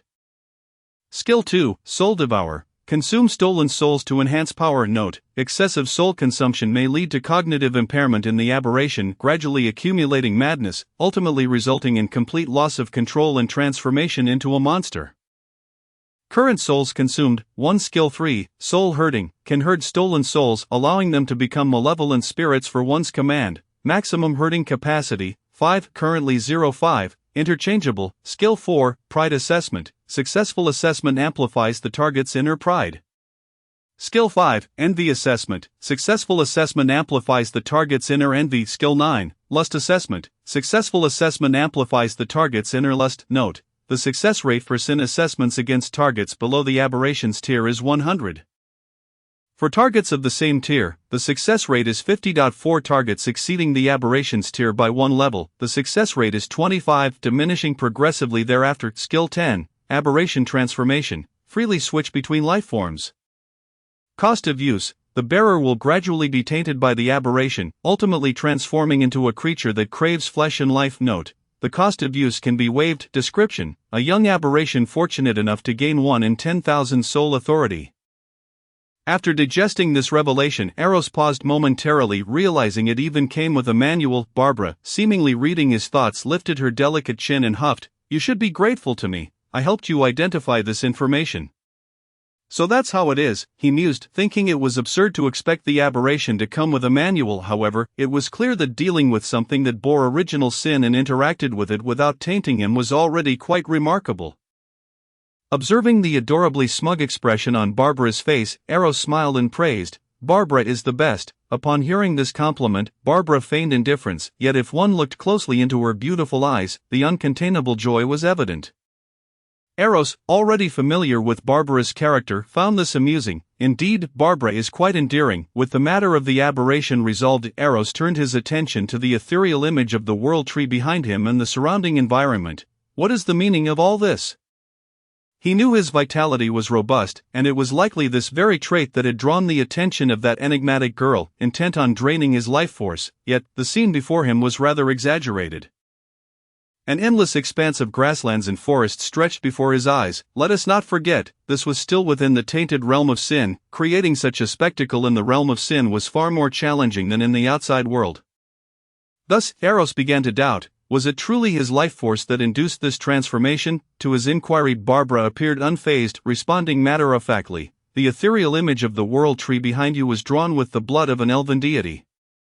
Furthermore, at the end of the baptism, he sealed 9 drops of his blood within the image as a support. Originally, these would only be gradually unsealed once you reached the mythic level. However, when the previous aberration drained your life force, it inadvertently triggered one of those drops of blood, causing a slight leak of its essence, which is what led to this transformation." Eros gasped. Merely a hint of essence escaping from blood could result in such a change? Is this the might of the divine, the power of the great ones? It is truly terrifying beyond imagination. By the way, try to communicate with the ethereal image of the world tree behind you. See if you can reclaim those dissipated powers. While Eros was still in awe of the divine strength, Barbara suddenly suggested this. Eros hesitated. Though he did not fully comprehend Barbara's intent, he complied and began to connect with the ethereal image of the world tree behind him using his consciousness. In the next moment, the surrounding environment began to shift. Countless green orbs of light began to emerge from the plants, swiftly converging before Eros. In mere moments, he found himself surrounded by an ocean of green light. After approximately 5 minutes, the once endless green forest now lay barren, reduced to dust. Eros, the catalyst of this phenomenon, now gazed at the bead before him, radiating a gentle green light, somewhat dazed. So the powers that had been released could indeed be reclaimed? Barbara glanced at the bead, her tone calm as she stated, "The essence of the elven deity has been filtered through those plants and has now completely dissipated, thus, it is currently a pure bead composed entirely of life force, devoid of any corrupting influence, and can be utilized by ordinary individuals." Upon hearing this, Eros eagerly accepted the bead. This was indeed a valuable item. Upon returning, he could have a bathhouse constructed in the backyard and toss this life orb into it. By soaking in it daily, he could subtly improve his physique, enhance his beauty, and prolong his life, though he himself may not need it. Aestir and the others would surely appreciate it. After securing the life orb, Eros turned to Barbara and inquired, "Can you sense the fragments of the ancestral divine realm?" Despite the unforeseen occurrences along the way, he had not forgotten his primary purpose for this journey, which was to recover the fragments of the ancestral divine realm. Now that all unforeseen circumstances have been resolved, is it not the most opportune moment to reclaim the fragments of the divine realm? Though he was uncertain about the method of retrieval, was it not fortunate that Barbara was right at hand? Barbara glanced down at the crimson-hued soil beneath her feet, her eyes deepening in contemplation. Eros also looked down, only to find nothing discernible. Suddenly, Barbara exclaimed in astonishment, "This place is indeed a locus where two realms of sin overlap, and it seems someone previously attempted to contain this fragment of the divine realm." Irina, who had been standing silently nearby, was taken aback upon hearing Barbara's words. Who could have attempted to contain the fragments of the ancestral divine realm? Such fragments pertain to the momentous return of the ancestors.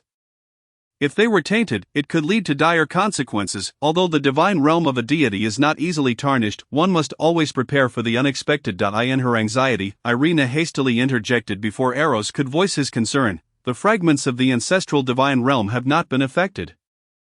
Have they? Seeing that Irina had posed the very question he had in mind, Eros remained silent, standing quietly to hear Barbara's response, while he too believed that the divine realm of a deity would not easily fall into disarray. It was prudent to verify. Barbara shook her head, her tone laced with disdain. "I have a fair idea of what has transpired." Eros raised an eyebrow, eagerly awaiting Barbara's elaboration. Without any pretense, Barbara gathered her thoughts and, with a voice both crisp and slightly scornful, stated, "Generally speaking, entities that still retain a semblance of humanity tend to possess some degree of rationality and can communicate, yet, based on my observations, the burdens of sin borne by that entity did not drive her to madness.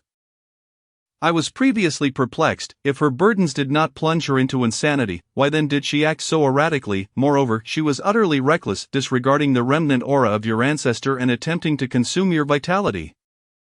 Even striving to engulf your very soul. It was not until I glimpsed the remnants of the ancestral divine realm's fragment that I comprehended the cause of her madness." Are you suggesting that the strange girl was attempting to contain the ancestral divine realm? Eros, grasping Barbara's implication, recognized the truth. "Indeed," Barbara affirmed with a nod, her lips curling into a derisive smile. "A mere extraordinary being dared to covet the domain of a deity, even if just a fragment.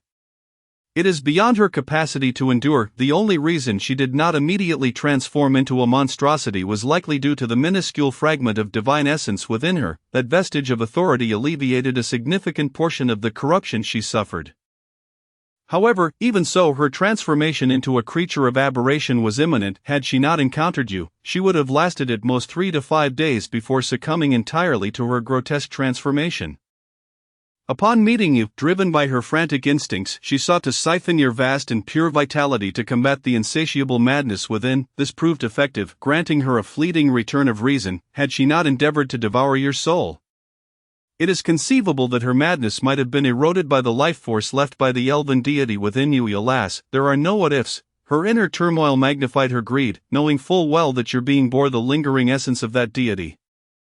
She still attempted to consume your soul, and thus she confronted him directly. At this point, Barbara laughed derisively, her mirth dripping with scorn. "I had presumed the changes in that peculiar girl were due to your consumption of her spirit," Eros remarked, his expression one of surprise. Barbara shook her head. "While my own consumption of her spirit indeed had some effect, it was not the primary influence. The true catalyst was that moment of direct confrontation.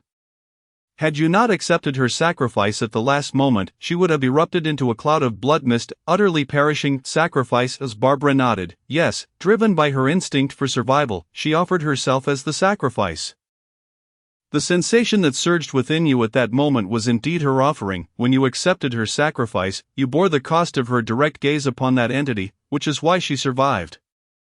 However, the madness she attempted to contain from the ancestral divine realm has not dissipated. It has merely receded into a dormant state due to her current weakness. A flicker of realization crossed Eros's face. The sensation he had felt earlier was indeed the strange girl offering herself to him. Is a direct gaze at that abominable entity truly so perilous? Even a being of extraordinary status nearly fell to ruin merely from a glance?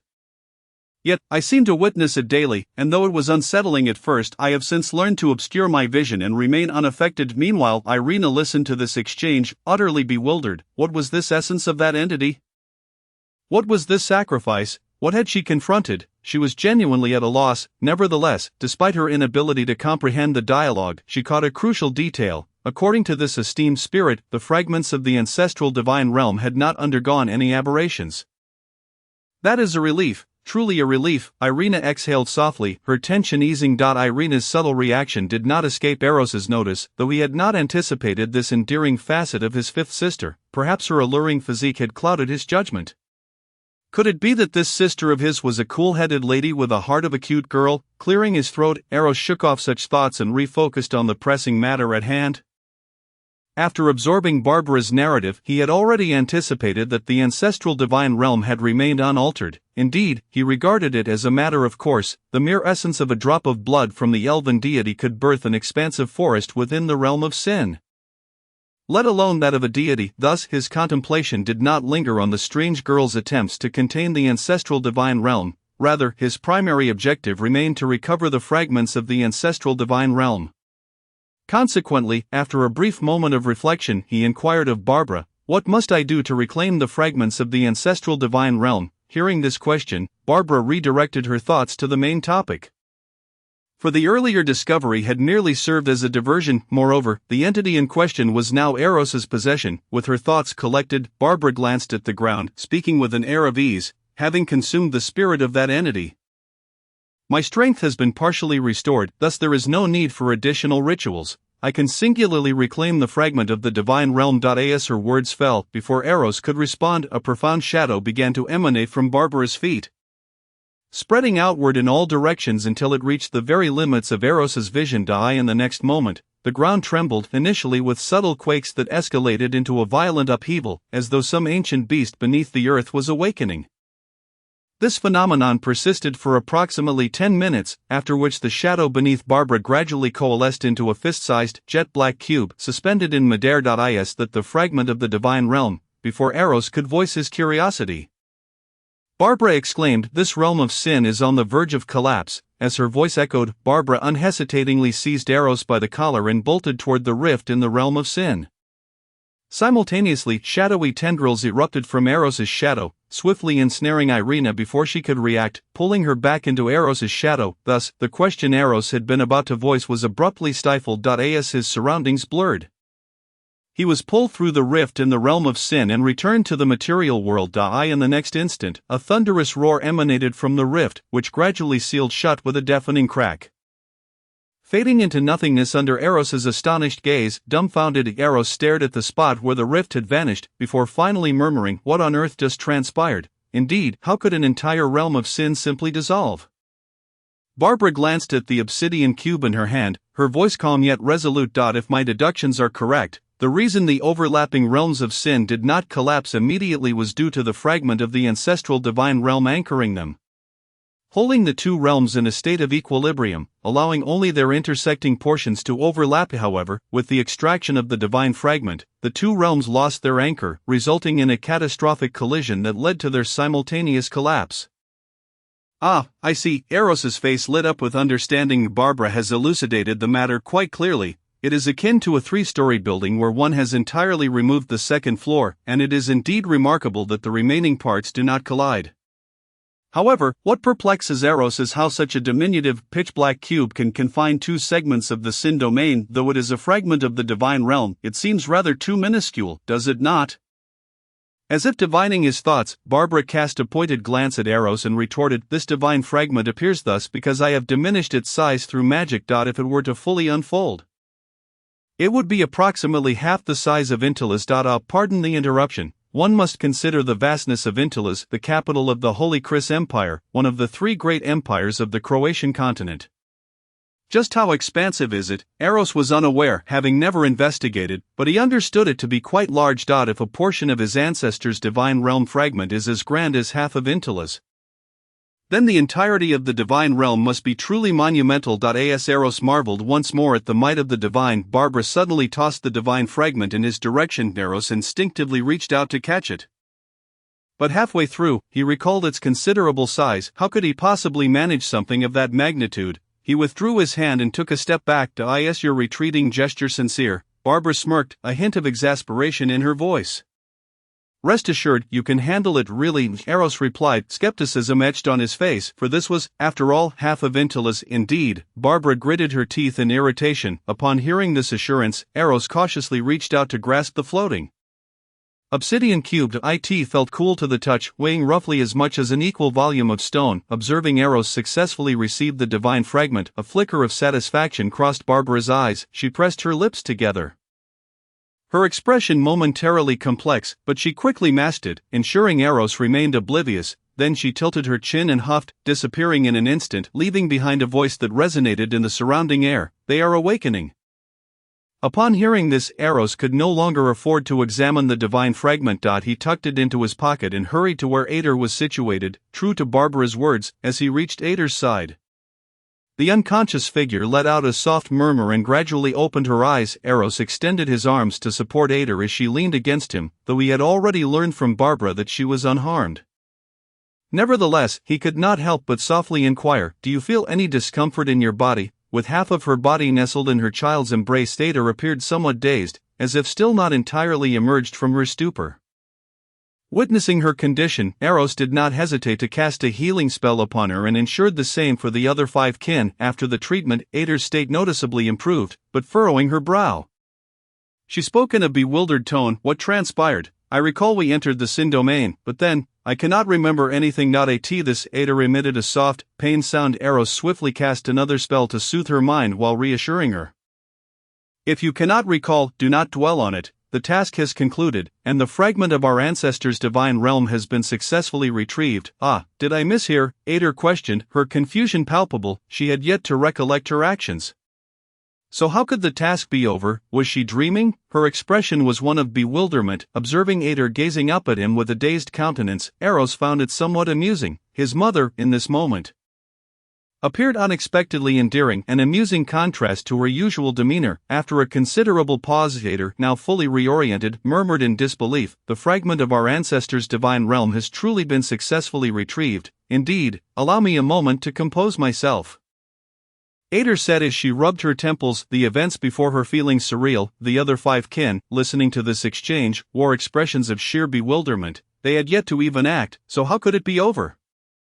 After a prolonged silence, Ader finally could not contain her curiosity any longer, asking, "What exactly is going on?" Eros shrugged and selectively recounted the events, omitting any mention of being shoved by the strange entity. Upon hearing that they had encountered a transcendent evil spirit immediately upon entering the Sin domain, even Ader broke into a cold sweat. Fortunately, the spirit master intervened and facilitated their safe exit from the Sin domain. Had the spirit master not been present, it was likely none of them would have survived the encounter with such a formidable and uncanny foe. Upon learning that it was Barbara who had intervened, they harbored no doubts regarding Eros's claim that the task was complete. For them, it was entirely natural for the artifact wielded by their illustrious ancestor to accomplish such feats. However, they were puzzled as to why this divine fragment appeared different from those they had previously encountered within their family.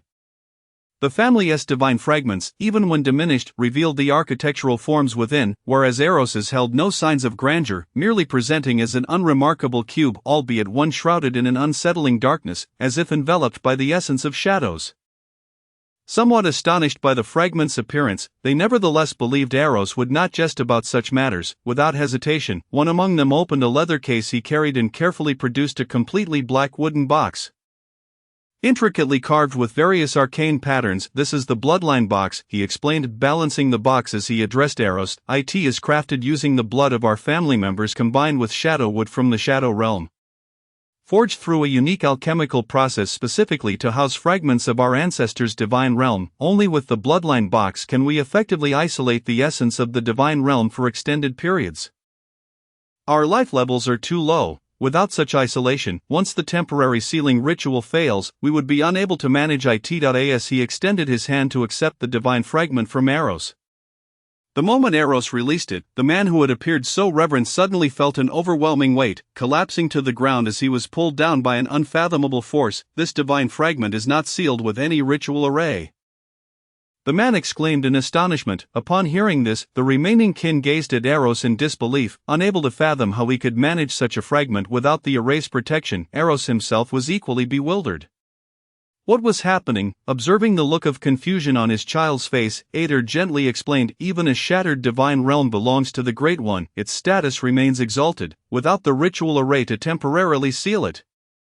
We low-tier beings cannot handle or dare to touch it. For us, an unsealed divine realm is a significant source of contamination, regardless of its former owner being our ancestor. At that moment, Eros heard Barbara's voice in his mind. Your mother speaks truthfully.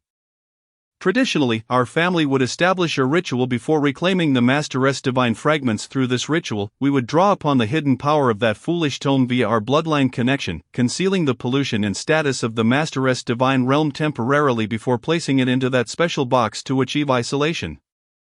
However, you can manage it without such measures, so I merely sealed its pollution with shadows to prevent it from affecting others. Eros let out a long sigh as he bent down to pick up the cube, placing it into the box while stating, "It has indeed undergone a form of sealing, though only its corruption was contained. As for why I am able to handle it, that is due to the artifact."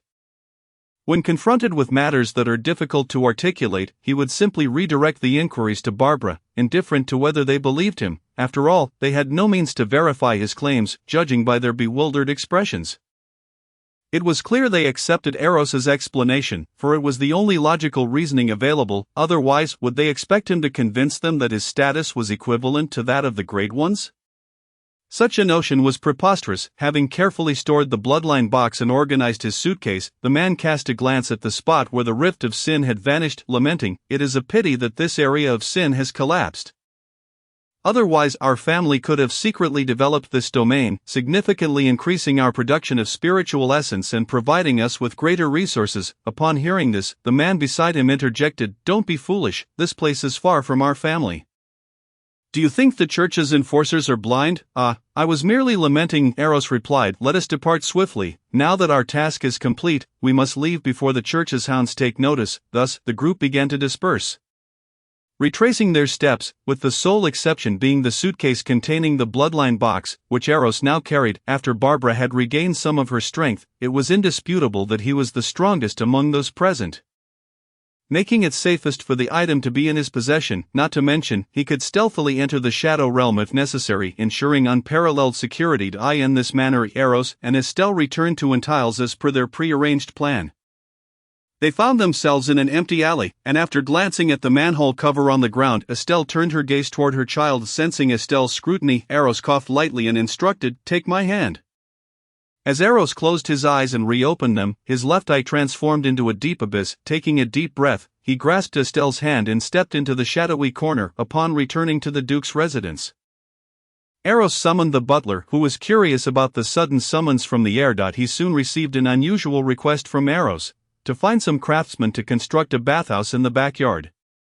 The butler, perplexed, wondered why his young master would desire such a thing. Was the washroom inadequate? Despite his confusion, he diligently arranged the task Eros had assigned. Estelle, too, was curious about her child's intentions, but Eros merely stated that it was a secret. What mystery could possibly lie within a bathhouse? Since the mission had not taken long, departing in the morning and returning by afternoon, Eros decided to rest at home for a few days to lend himself an air of credibility before returning to the academy. At the institution, Aisha, disguised as a man, felt unusually cheerful after not encountering a certain pervert for several days. Her steps noticeably lighter. Just then, a hand draped over her shoulder, and an unwelcome face leaned in closer. It was none other than the pervert, Eros. Suddenly Eros sniffed the air and uttered a remark that left the red-haired girl, Aisha, frozen in shock. "Brother, you smell delightful." Upon hearing this, Aisha's skin prickled with goosebumps.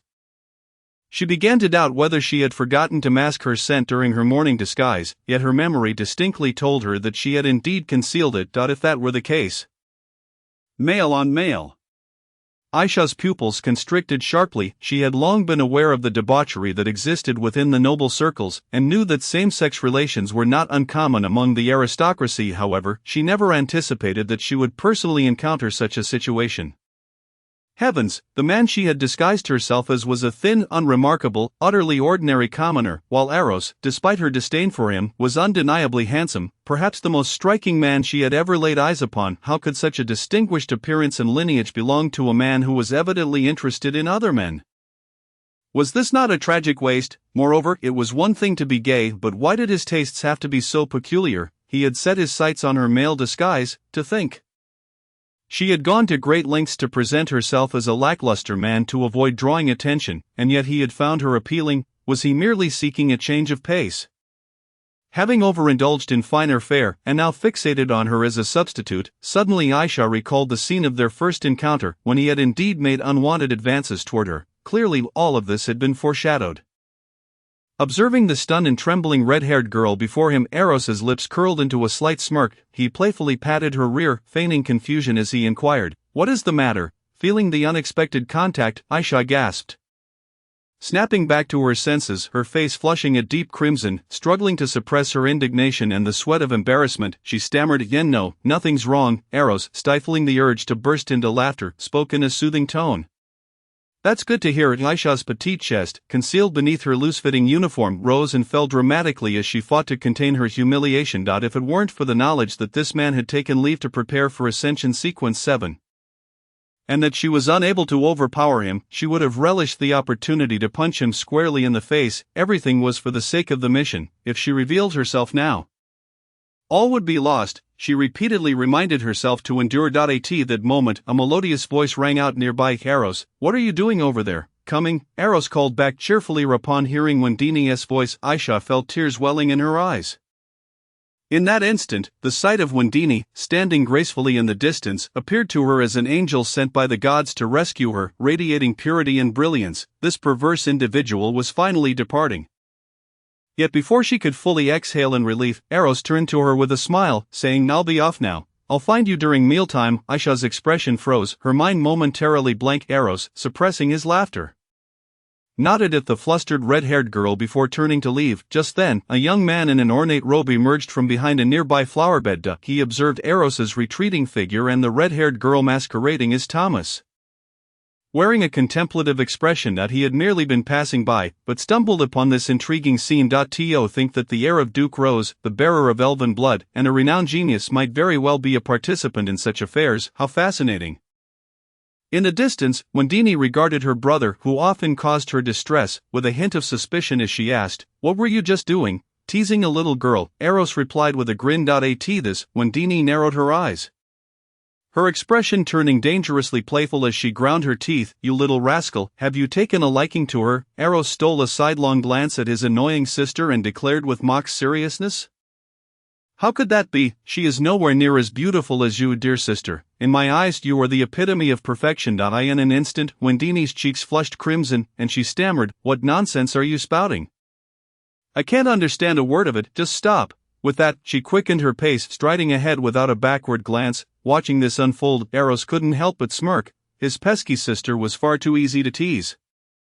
After a short while, Joni approached Eros, casting a glance at Wendini's retreating figure before turning to him with sparkling eyes. "I heard you took leave to prepare for your Ascension Sequence 7 ceremony?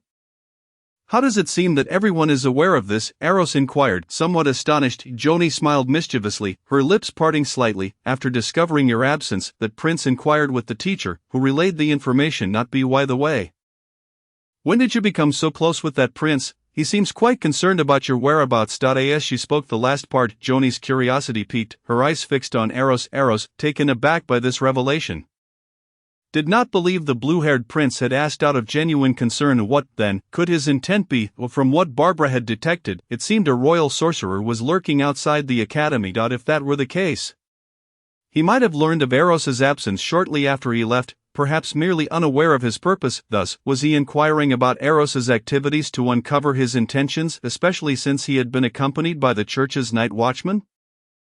The church's night watchman reflected on this, and Eros gradually began to understand. The blue-haired individual had previously expressed a desire to sacrifice his foul sister to a dark deity in exchange for a wish. Was he now fearful that I might report him to the church and implicate the royal family? Eros smirked, realizing that the blue-haired fellow was indeed in a state of anxious concern.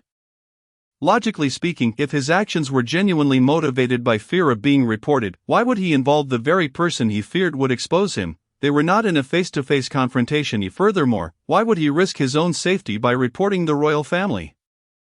Would he, a remnant of the night, willingly contribute to the stability of the church? He would rather see the royal family and the church at odds, though the royal family was hardly a threat to the church. Any trouble caused would make him a good ally. Of course, the prerequisite was to avoid provoking himself. Chapter 66. The anomaly. Wendy, walking ahead, noticed that Joni had not come to her side, but had instead approached that dog of a man. Her expression immediately turned wary. Forgetting her embarrassment, she halted in place, waiting for the two behind her to draw closer, and subtly positioned herself between them, effectively separating the two. Then, as if nothing had happened, she inquired, "What are you discussing?" Eros, having already pieced together the situation, chuckled, "We were discussing why that blue-haired fellow suddenly seems to care about me." Wendy was taken aback. "What on earth?" Seeing her friend's bewildered expression, Joni smiled and reiterated the topic she had just discussed with Eros. Once Joni finished, Wendy appeared to comprehend, realizing that the blue-haired individual had previously pursued her for a reason, so she understood the underlying meaning in an instant. Turning to glance at Eros, she noted the smirk at the corner of his lips, confirming her suspicions of deeper implications, since the dog of a man had chosen not to voice it openly. It indicated that it was inconvenient to do so at the moment. As for why it was inconvenient, Wendy discreetly glanced at her friend, lifting her chin slightly and emitting a soft hum. Wendy's subtle actions did not escape Eros's notice. Observing the noticeably lighter steps and more cheerful demeanor of the foul sister, Eros found himself somewhat perplexed. After walking a bit further, they successfully arrived at their destination, the training ground. Upon entering, Eros immediately heard voices nearby. "Raymond, are you really alright? You look a bit off. Why not just call it a day? We can practice combat another time. There's still a while until the end of your practical assessment." Another voice chimed in, sounding somewhat fatigued. "I'm fine, I just haven't slept well the past few nights. It won't affect my combat performance. In fact, fighting helps me feel more alert. Come on, Klebe." Eros recognized these two as classmates from his own class, presumably preparing for the upcoming end-of-year practical assessment. Turning to look, he observed that the man named Raymond appeared pale, with dark circles under his eyes, clearly showing signs of sleeplessness. After a quick glance, Eros shifted his gaze. Stepping over to the wall of the training ground, he retrieved a large sword from above and positioned it before him, placing both hands on the hilt, smiling as he addressed the two women. "Who will come at me first?" Having just returned to the academy, Eros was drawn into practicing cold weapon combat by Wendy, also in preparation for the year-end assessment, although firearms were now prevalent in this world. Against tangible evil spirits or aberrations, firearms might not be as effective as alchemical enchanted blades. After all, purification and exorcism bullets would eventually run out. One could hardly expect to engage in close combat with those dark entities. Setting aside the risk of contamination from physical contact, the disparity in physical prowess could be overwhelming. Why choose a large sword, you ask? What else should a healer wield? The large sword embodies the romance of manhood. Upon hearing Eros's words, Wendy nodded and retrieved a large cleaver from the wall. "Wait, a cleaver?" Joni found herself momentarily stunned by the sight. It was her first time witnessing Wendy and Eros engage in cold weapon combat. And before it even began, she was left agape. Eros's slender frame wielding a large sword was already enough of a shock, but now this, she could hardly fathom the image of a delicately built, fair-skinned noble lady battling with a cleaver. The visual was too beautiful to contemplate. These two truly were not from the same mold, as nearby male classmates stared wide-eyed at the sight of Wendy wielding the cleaver. Wendy paid no mind to the gazes of others. Taking a deep breath, she launched herself towards Eros. Eros, with an air of calm, raised the large sword to defend himself. His primary role in this practice was to spar with the two women. Should it come to actual combat, even with both Wendy and Joni combining their efforts, they wouldn't be able to match his strength. As Eros effortlessly parried Wendy's relentless attacks with one hand wielding the enormous sword, onlookers halted their own sparring to observe that the large sword, robust in nature, appeared light and graceful in Eros's hands, creating an elegant display that captivated the female spectators. After successfully blocking another attack from his foul sister, Eros smiled at Joni, saying, "You should join in as well." Hearing this, Joni could hardly believe it. Eros wanted to take on both of them. Such audacity. Nevertheless, recalling that Eros was now at sequence 7, she reconsidered and decided it was not unreasonable. Without further hesitation, she seized a slender straight sword from the wall and joined the fray. Eros continued to defend against their attacks with apparent ease, having honed his combat skills through countless battles in the soul space with Barbara over the years. With his extensive experience, he could effortlessly withstand the combined efforts of the Sequence 8 Wendy and the Sequence 9 Joni, who struggled to even draw out half his strength. Of course, the elven bloodline he possessed provided a significant advantage. Endowing him with extraordinary strength, this prompted him to ponder whether the legendary image of the elven race had undergone profound embellishment. Perhaps, while publicly portrayed as an elegant, benevolent, and beautiful race, they were, in fact, brutish enough to crush skulls with their bare hands. How else could one explain such terrifying physical prowess? At that moment, Eros suddenly sensed something amiss to his left, his brow furrowed slightly. Suddenly a cry rang out, "Raymond! What's wrong?" Eros raised his hand to halt the sparring. Turning to the source of the alarm, he saw Raymond, who had claimed he was merely sleep-deprived, now kneeling on the ground, gasping for breath, his hands pressed against the earth. The pallor of his face had turned a sickly hue, his legs twitching involuntarily, and his eyes now bore an ominous shade of green. To Eros's horror, he observed Raymond's body sprouting ephemeral tentacles.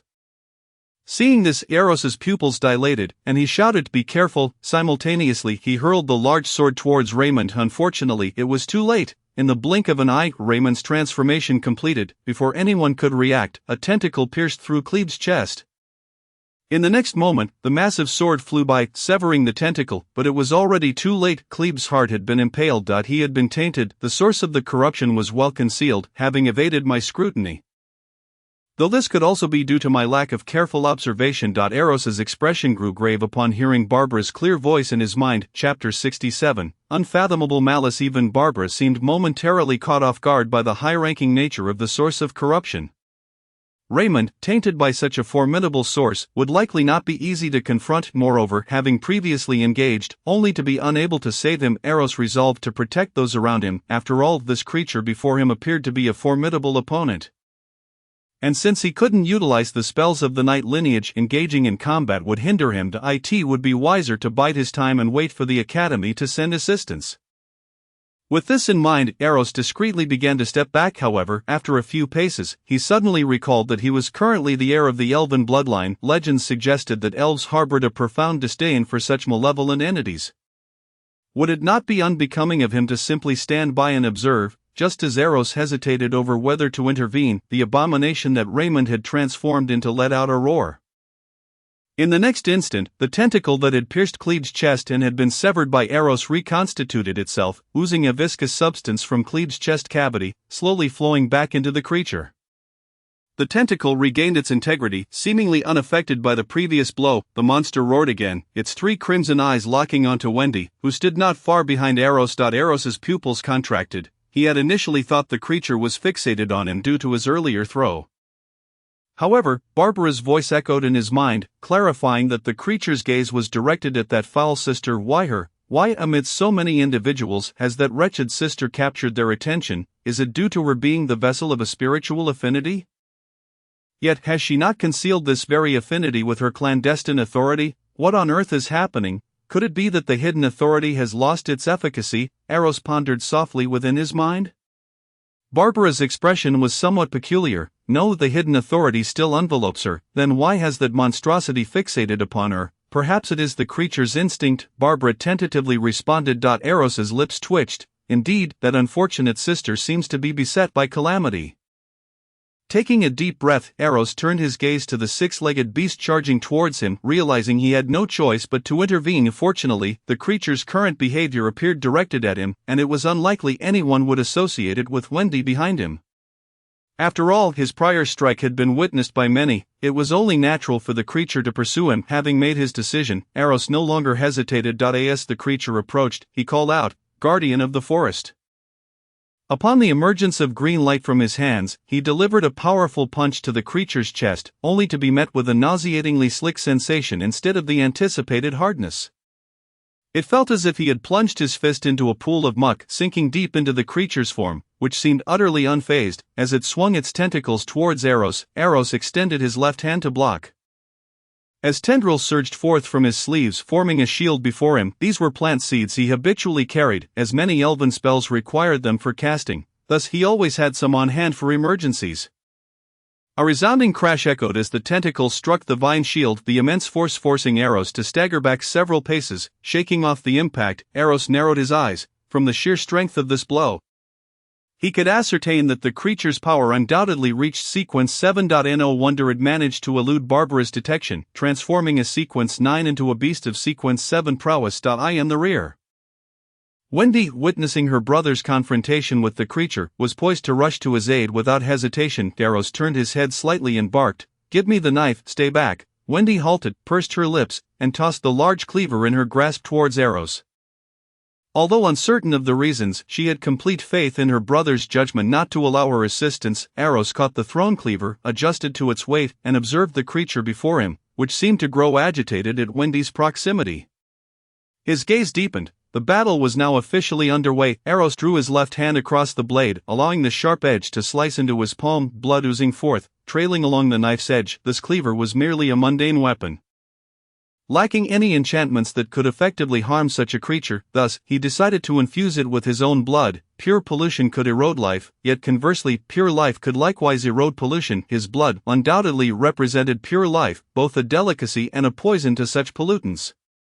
The creature lunged once more towards Wendy, and Eros cleverly positioned himself to make it appear as though it were charging at him. With a swift stroke, he cleaved a significant gash across the creature's chest, his blood seeping into the wound, eliciting a wretched howl from the beast. 8 tentacles lashed out simultaneously towards Eros. Just as he contemplated evading this strike, a knightly figure suddenly leaped into view.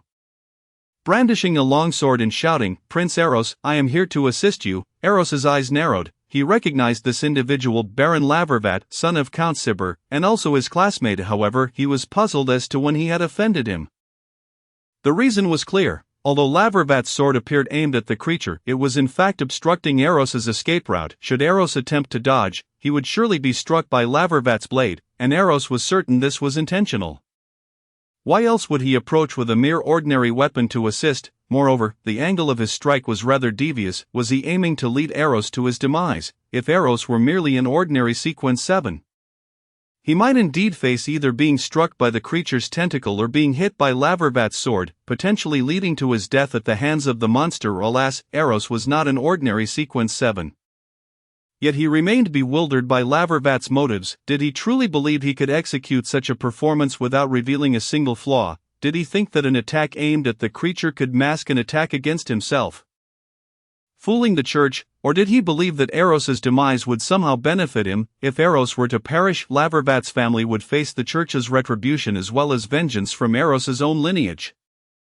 So what was his true aim? Chapter 68. Source of pollution. As Eros's thoughts spiraled, the creature's tentacle lashed towards him. Realizing the gravity of the situation, Eros swiftly collected his thoughts and murmured, "Cage of life." He did not evade. Instead, he prepared to withstand the creature's assault. Countless vines erupted from the ground, intertwining to form a cage that ensnared Eros within. There are no rules stating that control spells must only be cast upon foes. Another deafening crash resounded as the 8 tentacles struck the cage, tearing apart the roots connecting it to the earth. Fortunately, it held firm. Eros quickly dispelled the cage spell, turning to deliver a powerful kick that sent Lavervat soaring, crashing into the training grounds wall before finally coming to a halt. Something peculiar resided within the creature's chest, likely that source of pollution. He must seize the opportunity to obtain it. Suddenly, Eros heard Barbara's voice echoing in his mind. He imperceptibly nodded, maintaining a calm demeanor. If he wished to acquire that object, time was of the essence. The Academy's personnel responsible for such matters would surely be en route. Thus, he resolved to act swiftly. Once again drawing his left hand across the blade, reopening the wound that had begun to heal, blood gushing forth anew. As he gazed at the cleaver now stained with his blood, Eros lowered his eyes and softly uttered, "Flame." In the next instant, greenish-blue flames erupted from the cleaver, ignited by the burning life force of his blood. Eros no longer held back. Brandishing the flaming cleaver, he charged towards the creature, simultaneously chanting, "Forest entwine, vine bind, thorn pierce, wrath of nature." A barrage of spells cascaded upon the creature, each incantation striking true. As he wielded the cleaver engulfed in green flames, he slashed at the creature repeatedly. The flames spread along the blade, gradually engulfing the creature entirely. The beast emitted anguished wails, sending shivers down the spines of the distant onlookers, who felt a profound discomfort. Gradually, the cries subsided, and while Eros manipulated the vines unnoticed, he extracted an object from within the creature's body. Instead of grasping it directly, he commanded the vines to place it upon the shadow at his feet. In the blink of an eye, the object vanished into his shadow without anyone noticing.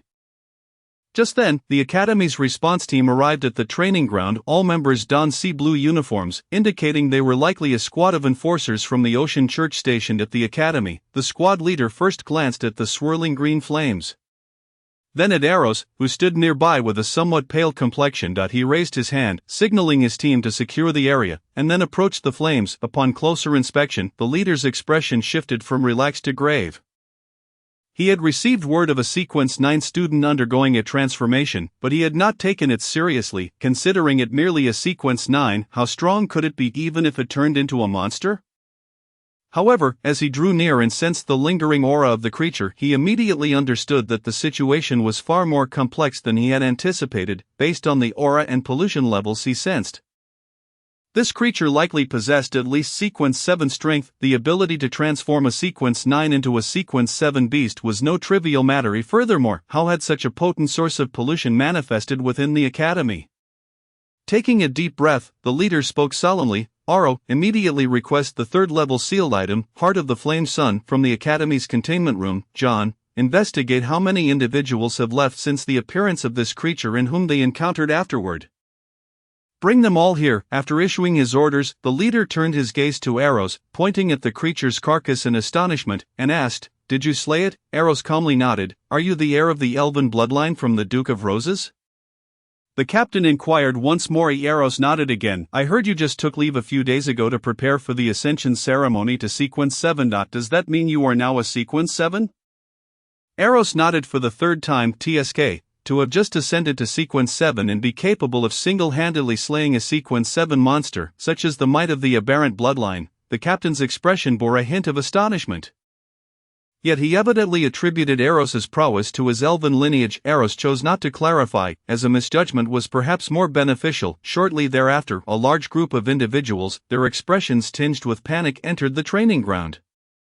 These were the ones who had stealthily slipped away when the monsters had appeared, now retrieved one by members of the Punisher squad. Before long, Oro, who had gone to apply for a level 3 sealing artifact, returned, holding an enigmatic box of unknown material. As he entered the training area, the captain glanced up and solemnly declared, "Have those students who have gazed upon the monsters remain within the effective range of the Heart of the Sun for 5 minutes to purify any potential contamination.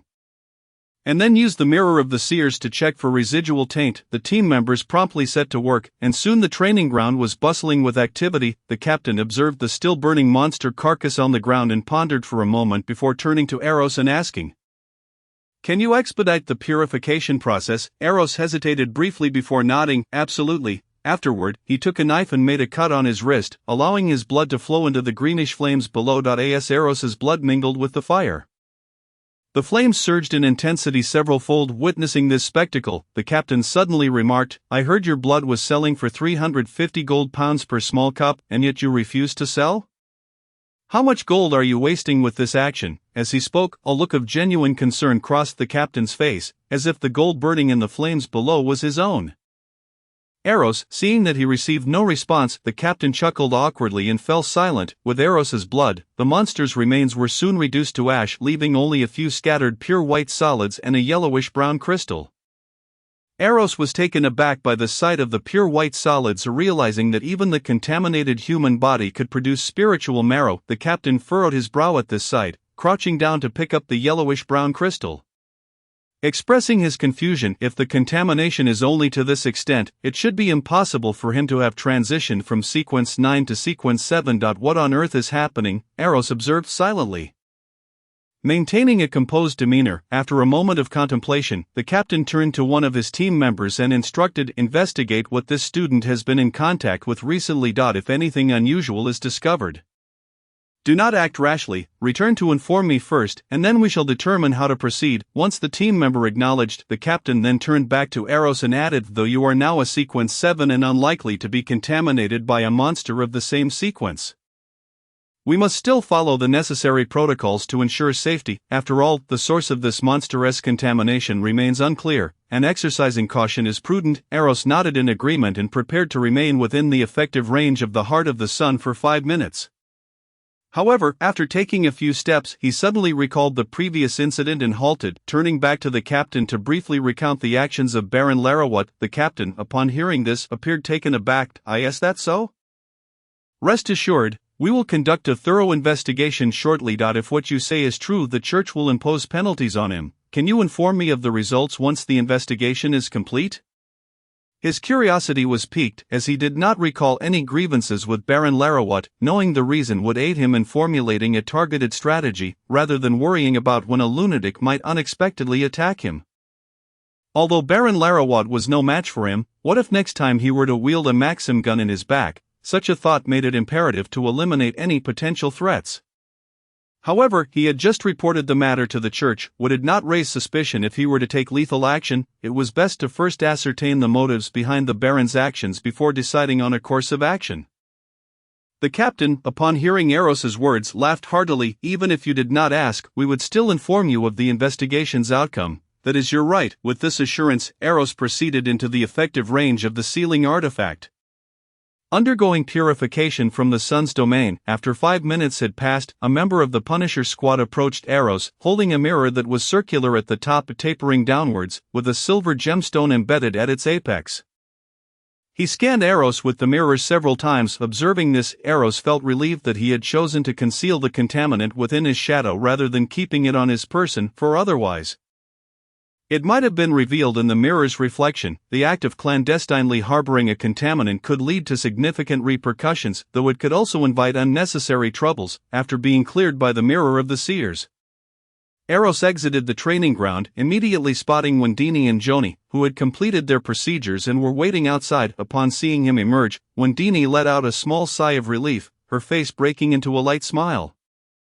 Joni, on the other hand, gazed at Eros with sparkling eyes, clearly impressed by his earlier feat of single-handedly vanquishing a formidable monster. Approaching them, Eros expressed his mild regret. I had intended to train with you both today, but I never anticipated such an incident. Upon hearing this, Joni's beautiful eyes crinkled with delight as she replied, Actually, I feel that training is unnecessary now. When the practical assessment in the Sin domain occurs, I can simply hide behind you, and those vile monsters should pose no threat to me. At this point, Joni hesitated, a shy blush creeping onto her cheeks as she gazed at Eros with sparkling eyes. Mustering her courage to ask, Will you protect me then? Hearing this exchange, Wendini, who had initially worn a smile, suddenly stiffened, alarm bells ringing in her mind. Oh no, it seemed that Joni had truly taken a liking to this scoundrel. What should she do now? It was all this scoundrel's fault for being so outstanding. This could spell disaster. Eros, taken aback by Joni's somewhat anxious inquiry, paused for a moment before smiling and responding. Of course, I will protect you. However, it is also essential to enhance your own strength, as I cannot always be by your side to shield you. Joni's eyes sparkled even more brightly, a radiant blush spreading across her charming face. Taking a deep breath, she whispered shyly, Then can I? Just as she was about to speak, a series of loud coughs interrupted the increasingly awkward conversation. As both turned their gazes toward her, Wendini nonchalantly stated, I just remembered that I have something to attend to. I shall handle that matter first. Joni, we will meet again at mealtime. With that, she cast a casual glance at Eros, saying, Scoundrel, you are coming with me. Without waiting for Eros's consent, she turned and walked away. Eros offered Joni an apologetic smile before following after his troublesome sister. Joni stood there momentarily stunned, eventually responding with a couple of half-hearted ohs. She had just gathered her courage to speak so much, yet now felt too shy to follow. After their figures disappeared around the corner of a flower bed, Joni raised her hands to touch her flushed cheeks. Feeling utterly embarrassed by her earlier boldness and initiative, Eros, observing Wendini ahead, smirked slightly and leaned closer, whispering in her ear, Troublesome sister, were you just feeling jealous? Upon hearing this, Wendini's face instantly flushed, and without a moment's thought, she vehemently denied, Impossible, I am not. You are just spouting nonsense. How could I possibly be jealous of you, you scoundrel? Stop saying things that make no sense. TSK. Eros's smile widened at her vehement reaction. After a while, Wendini seemed to realize her response had been overly intense. Clearing her throat, she attempted to regain her composure, stating, In any case, I am not jealous of you. Do not overthink it. It truly hurts my feelings, especially since I risked my own safety to slay that monster out of concern for you. Eros feigned an expression of deep sorrow, sighing dramatically. Wendini was momentarily taken aback, unsure of how slaying the monster related to her. Was it not due to the scoundrel's sword that the monster had been enraged? Noticing Wendini's puzzled expression, Eros recounted the details of the incident, upon realizing that the monster had actually targeted her. Wendy's face displayed a hint of astonishment, however, upon realizing that this troublesome creature was acting in her favor. A sweetness blossomed in her heart. She hummed softly and remarked, "Now that's more like it." Alas, Eros let out a deep sigh, his expression clouded with melancholy. Wendy glanced around, noting the absence of anyone nearby, and quickly wrapped her arms around Eros's, shaking them playfully as she cooed, all right, don't be sad. It was my misunderstanding." Chapter 70. Seeking forgiveness. Observing Wendy's affectionate gesture, the sorrow on Eros's face dissipated, replaced by a smile. The two continued their stroll through the academy, Eros refraining from inquiring about the unresolved matter that his bothersome sister had mentioned earlier. Fully aware that it was merely an excuse on her part, after meandering around the academy for a while longer, Eros and Wendy returned to their independent villa. Shortly thereafter, a knock echoed through the door. Leaving Eros somewhat puzzled who could be visiting him at this hour, Joan perhaps. Upon opening the door, he was taken aback to find the individual in a sea blue uniform, none other than the captain of the enforcers. Had his matter been investigated, as he suspected, the captain had indeed come regarding that issue. Upon hearing the findings, Eros's expression turned peculiar. He had not anticipated the reason to be so ludicrous. The captain, observing Eros's reaction, chuckled softly. "The situation is thus: Baron Larawat sought to frame you because he discovered that his fiancée, Miss Safreya, appears to have taken quite a liking to you during your sparring sessions with those two ladies at the training grounds.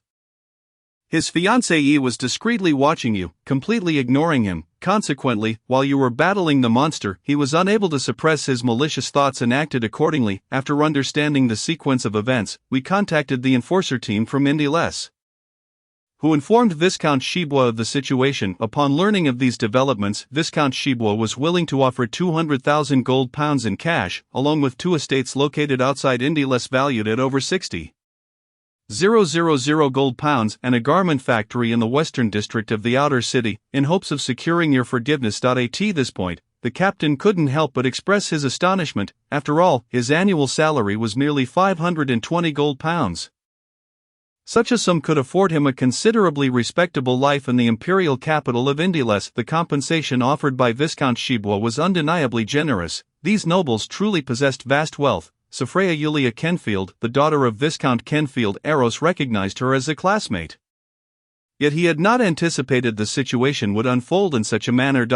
This damned charm of mine, so difficult to contain. Nevertheless, Viscount Shibois' compensation was indeed substantial, totaling approximately 300,000 gold pounds, which he understood to be roughly one-third of Viscount Shibois' assets. Losing one-third of his wealth, one could only imagine the repercussions Baron Larawat would face upon his return. Whether he would be hung at the front gate or suspended from the ceiling remained uncertain.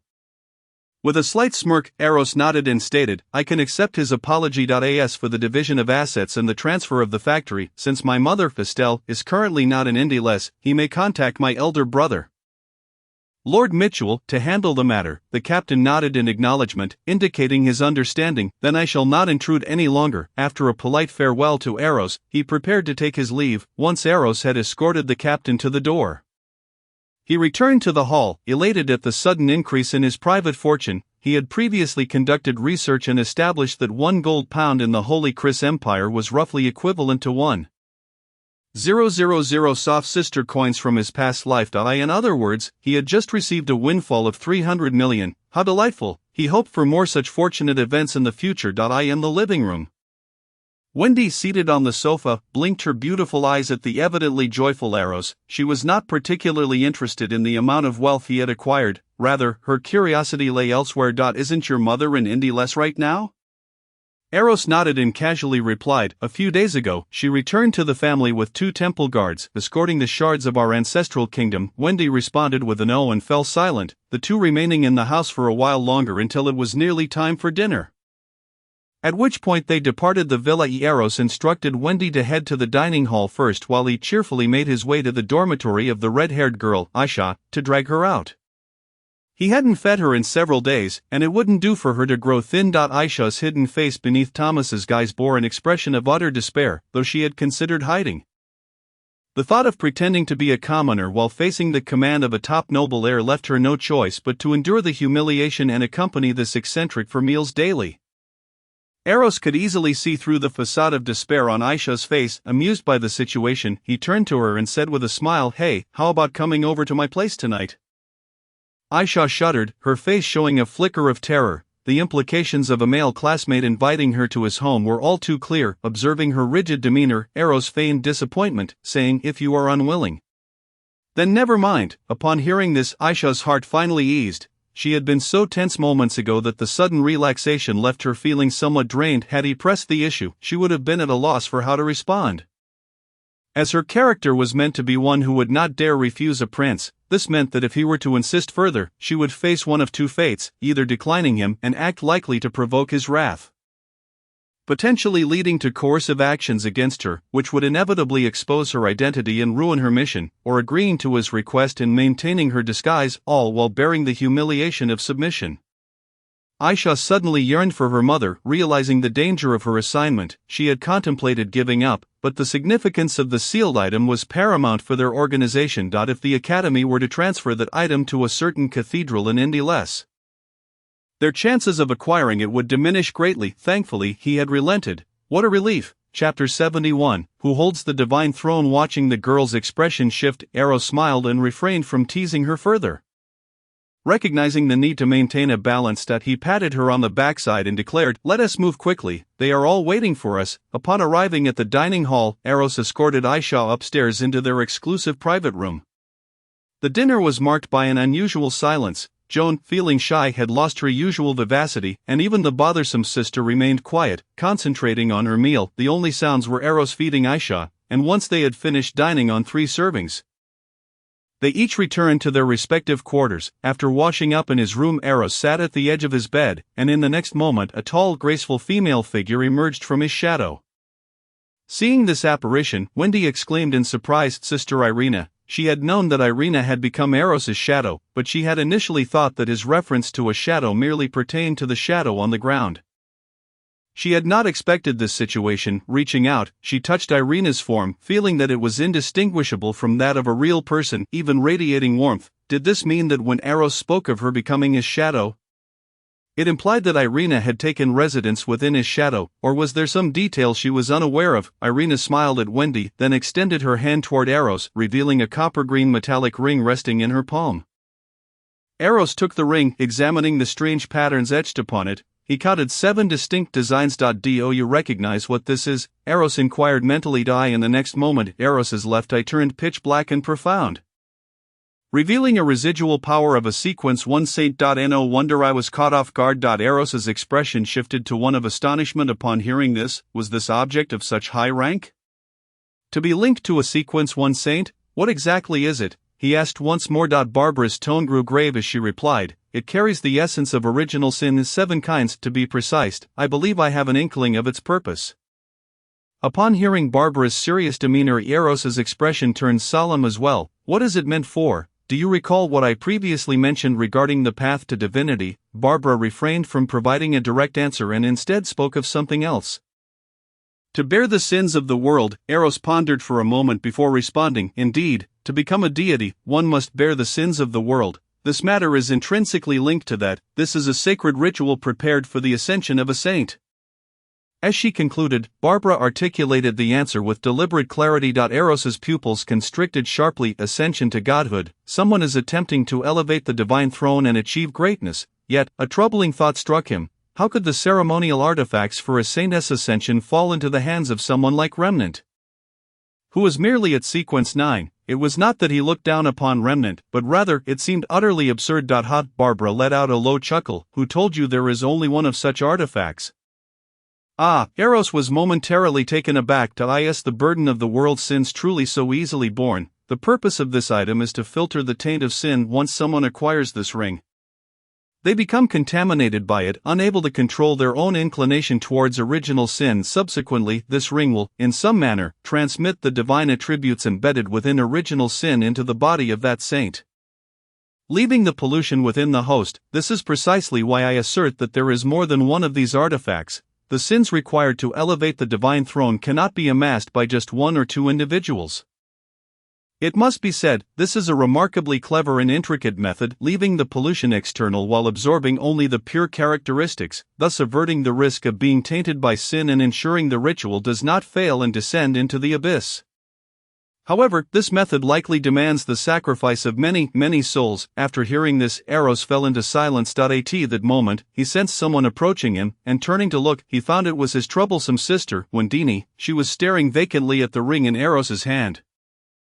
Inching closer, she was drawn to the ring. Those of lower sequences find it immensely challenging to resist its allure and unconsciously gravitate towards it. Once one possesses it, their absorption of spiritual energy accelerates, multiplying the rate of accumulation several-fold. Even if someone were to notice something amiss, they would likely be reluctant to part with it. As Eros listened to Barbara's explanation, he reached out and tugged at Wendini's cheeks, stretching her face apart and shaking it. Feeling the discomfort, Wendini snapped back to reality, glaring at Eros with indignation. "What are you doing?" Eros shrugged, casting a sidelong glance at his bothersome sister, retorting, "Have you thought carefully about what you were just doing?" Wendini paused, then recalled her previous actions, her face suddenly reflecting a hint of fear as she murmured, "What was I just doing?" Eros shook the ring in his hand, responding, "You were influenced by this artifact." Simultaneously he pondered, "I am currently holding it. Why do I not feel my spiritual energy accumulating faster, and why is Irina not drawn to it?" Barbara rolled her eyes. "Are you not aware of your own peculiarities? This is merely an object imbued with residual power from a sequence 1 saint, hardly potent enough to affect you. As for Irina, I mentioned before that since she became your shadow, she shares a portion of your authority, rendering her immune to such trivialities. It is precisely because this object cannot influence you that it continues to emit its allure. Had someone susceptible to its influence grasped it, that attraction would dissipate. Which is why I failed to notice it sooner." Understanding dawned upon Eros as he nodded. This meant Remnant had become a sacrificial offering for some existence seeking to elevate the divine throne? And the number of these offerings was likely not small. Which entity is attempting to ascend? It should not be the Church, as they have no reason to bear the sins of the world to achieve godhood.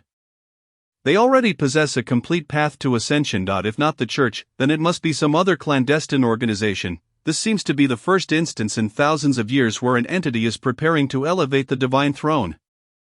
The world is bound to descend into chaos. However, for our family, this may be fortuitous, as the Church's attention will likely be diverted, potentially improving our own circumstances. As Eros was lost in contemplation, he felt the ring on his left hand shift unexpectedly.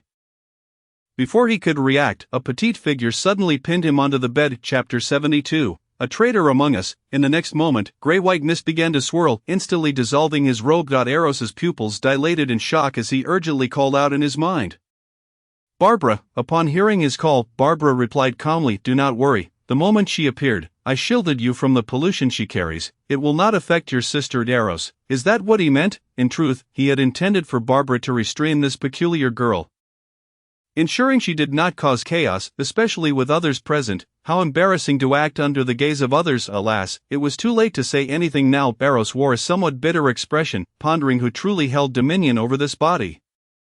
Wendini's eyes widened at the sudden turn of events. In her view, Eros was now being enveloped by a shadowy creature whose form was obscured, leaving only a vague silhouette visible. The shock of this scene momentarily halted her thoughts. Meanwhile, Irina gazed at the small face that bore an uncanny resemblance to Lady Estelle, her own expression a mixture of astonishment and disbelief, rendering her unable to articulate her thoughts. Thus, the room fell into an odd atmosphere. After a lengthy silence, Eros weakly spoke, "Could you perhaps step outside, or turn away?" Wendini snapped back to reality upon hearing Eros's words, but she did not fully register what he said. Instinctively she lunged towards the edge of the bed, intending to push the shadowy figure away from Eros. After all, such an eerie appearance was clearly not a good omen, especially since Eros was currently being drained of his life force by it. Tears began to well up in Wendini's bright eyes as she sniffed, her voice trembling with fear and concern. "Do not be afraid. Sister will help you drive this creature away." With that, she unleashed a scythe of night towards the strange girl. The shadowy scythe sliced through the air aiming for the girl, but just as it was about to reach her, a cloud of gray-white mist manifested, devouring the shadowy scythe whole. Seeing Wendini take action, Eros hurriedly shouted, "I'm fine, don't attack. She is not an enemy." As he declared her innocence, Eros's lips twitched slightly, feeling a sense of helplessness. His concern was not for the strange girl but rather for his troublesome sister. Fearing she might be harmed, after all, while the strange girl had been mostly consumed by Barbara's power, she was still an extraordinary being, far beyond what a Sequence 8 Wendini could handle, that if it weren't for Barbara's shielding against the pollution. Just the inherent properties of the extraordinary creature would likely drive Wendini to the brink of losing control with just a glance. Barbara, for her part, seemed to be merely a spectator, likely disinterested in intervening unless there was a threat to life. As for himself, although he was the master of this peculiar entity now, the strange girl seemed to have once again slipped into a state of uncontrollable madness, rendering him unable to fully restrain her. He could only ensure she would not harm him and exert limited influence over her actions. Eros's shout made Wendini freeze in her tracks, seeing that Eros appeared to be relatively unharmed. She took a shaky breath, her voice tinged with a hint of sobbing. "What is happening? What is this creature?" Now it was Eros's turn to be put on the spot. He organized his thoughts. Articulating the events he encountered while recovering fragments of his ancestral divine realm in terms Wendini could comprehend, avoiding any mention of pollution. After listening to Eros's explanation, Wendini regained her composure. Her earlier panic was merely a reflection of her concern. Had she paid closer attention to Eros's condition, she would have realized that aside from a hint of embarrassment, her brother was otherwise unscathed. "So, you're saying that you obtained a living entity similar to a sealing object in that realm of sin?"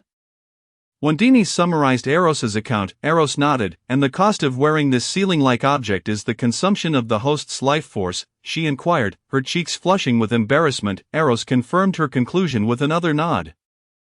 After a moment's silence, Wendini spoke softly. "Is there no way to avoid wearing it?" She glanced at the shadowy figure, then back at its method of draining life force, feeling a pang of sympathy.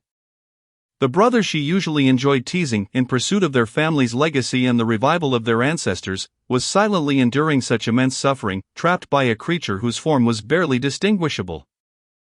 A wave of compassion washed over her upon hearing Wendini's words. Eros sighed internally. If he refrained from wearing it, without the infusion of his life force, the strange girl would quickly succumb to the madness within her, ultimately distorting into a grotesque creature. Once she transforms into a monster, this peculiar entity will be rendered utterly useless. She is a being of extraordinary rank, although she currently teeters on the brink of madness.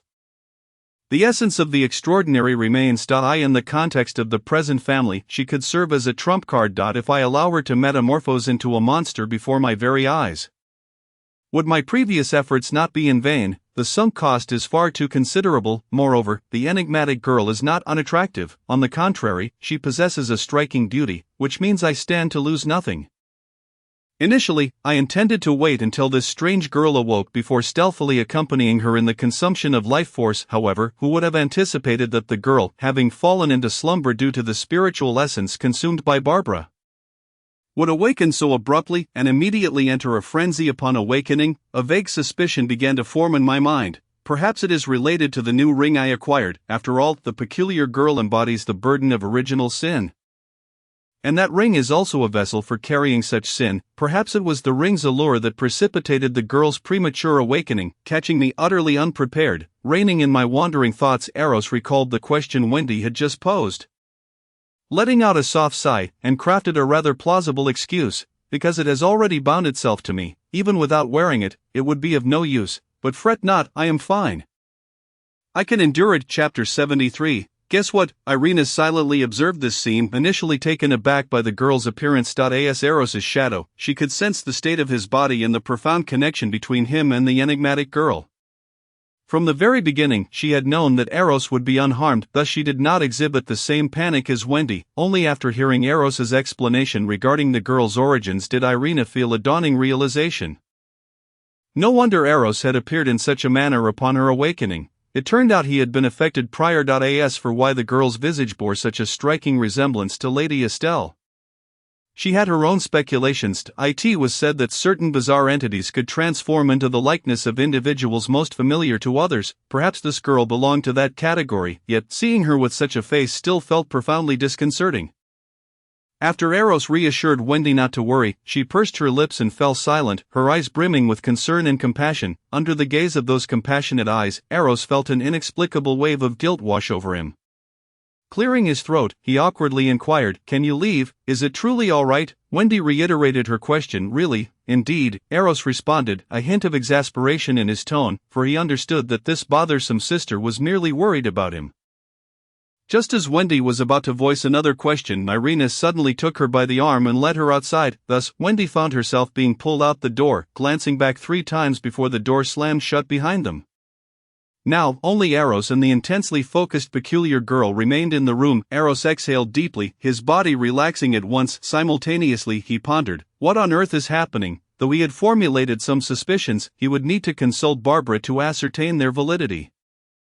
Barbara withdrew her gaze from the outside, looked down at her chest, and after a few moments of silence, she replied in a tone devoid of emotion. The aura of sin from the copper ring alarmed her.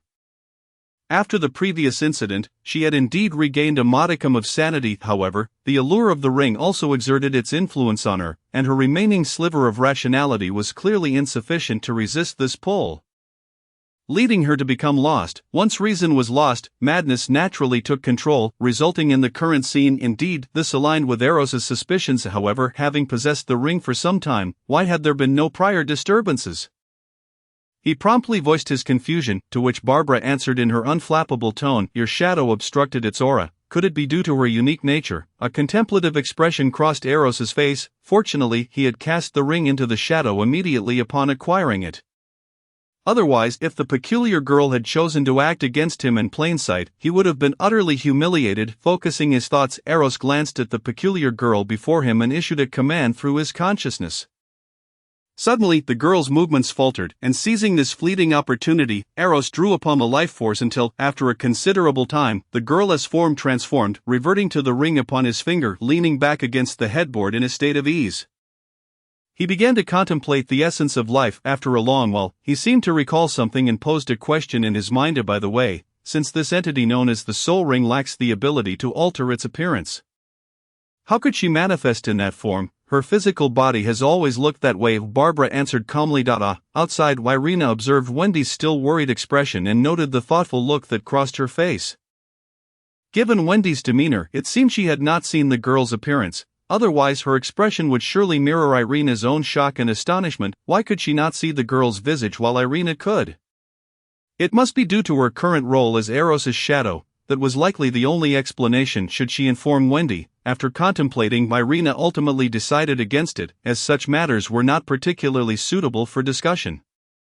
In the dead of night, having refreshed herself and changed rooms, Eros had barely settled into bed when Wendy entered and perched herself at his side. Eros blinked in surprise before exclaiming, "I assure you, I am perfectly fine." Wendy rested her forehead against Eros's shoulder, her tone somewhat muffled as she said, "Is there truly no way for the spirit master to resolve that monster? Monster? What monster?" After a moment of confusion, Eros finally grasped that the monster Wendy referred to was indeed the peculiar girl. His lips twitched as curiosity peaked within him. What did the enigmatic girl look like in Wendy's eyes, such that it evoked such a reaction? Suppressing a bemused smile, Eros replied, "The spirit master stated that as long as it does not threaten my life, there is no need to concern ourselves with it.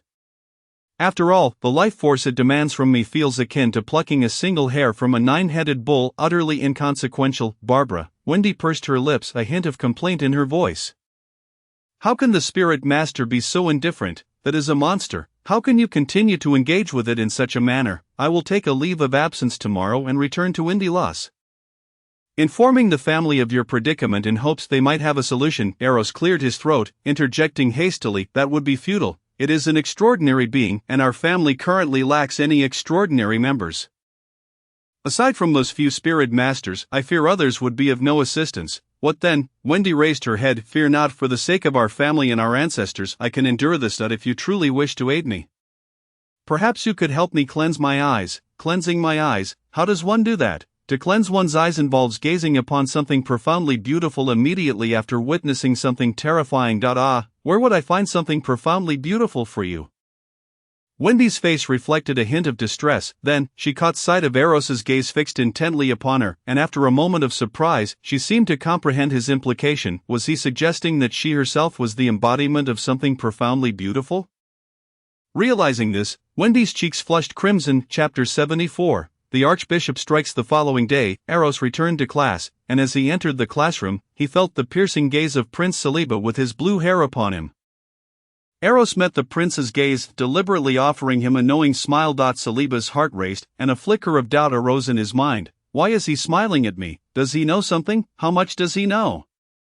Thoughts swirled in his mind, causing him to feel increasingly vigilant and uneasy. Eros, completely oblivious to the prince's vivid imagination, had merely been in a light-hearted mood and thought to tease the dutiful son.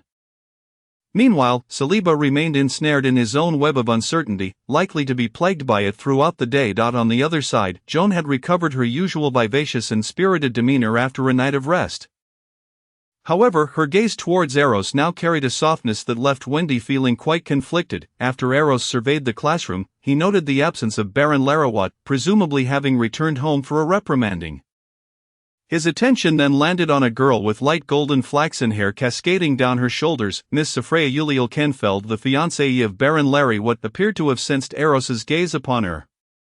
As a delicate blush blossomed on her fair cheeks, and her beautiful eyes shyly met his, with a smile gracing his lips, Eros nodded in greeting to Miss Safreya before he moved on.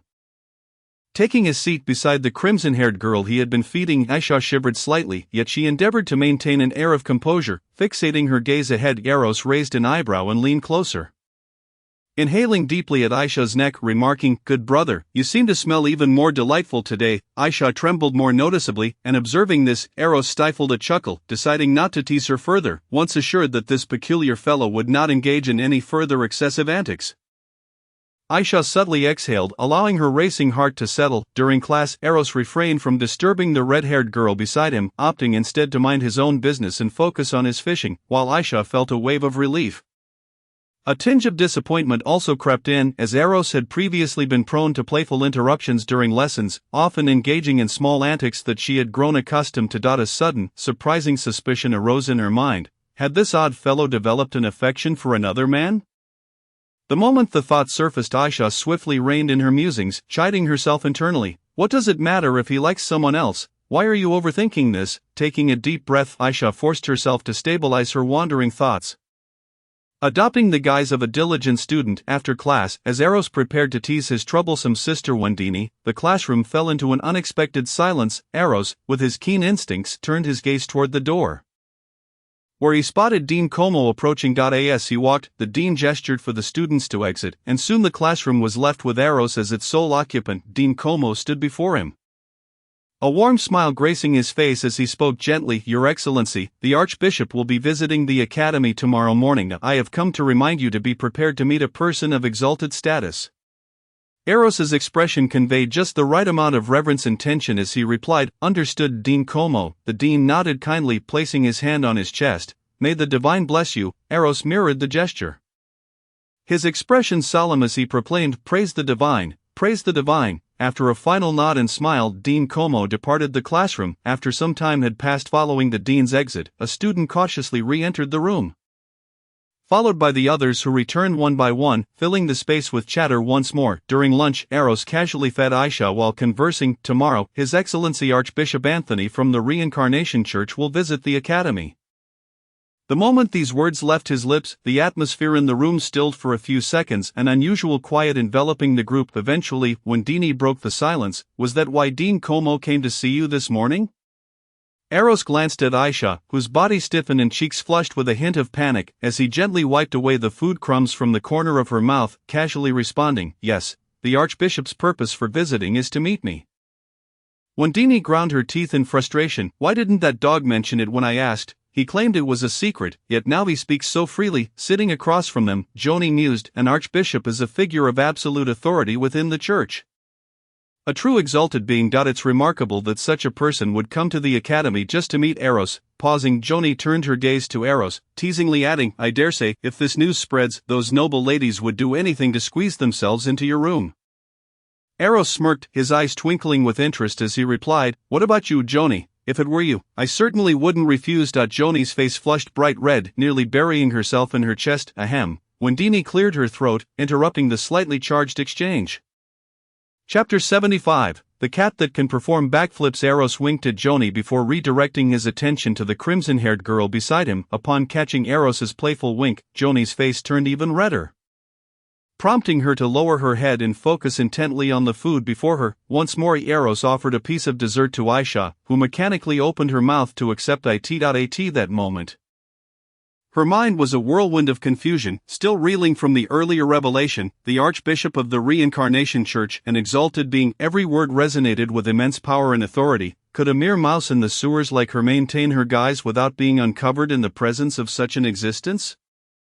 Aisha questioned herself, realizing it was utterly impossible. Her disguise would only deceive the extraordinary to a limited extent. How could she hope to fool an exalted being, unlike the artifacts within the academy that could be easily misled? The Archbishop would surely see through her ruse. Thankfully, she had received the news in advance, allowing her to prepare. Though she found Eros rather annoying, she couldn't deny that his loose tongue had inadvertently shared such crucial information with her.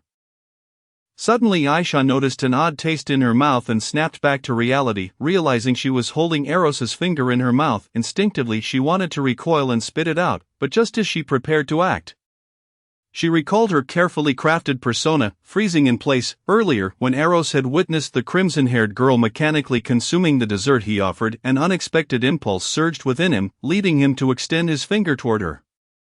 True to form, the oblivious girl opened her mouth and accepted it without realizing. Eros was momentarily taken aback, a peculiar sensation washing over him. Aisha, too, sensed something amiss but did not spit it out for reasons unknown. With an impassive expression, Eros withdrew his finger as if nothing had transpired, and resumed feeding her. Joni watched this peculiar scene with a mix of astonishment and intrigue, glancing at Wendini only to find her calm and seemingly oblivious to the earlier incident.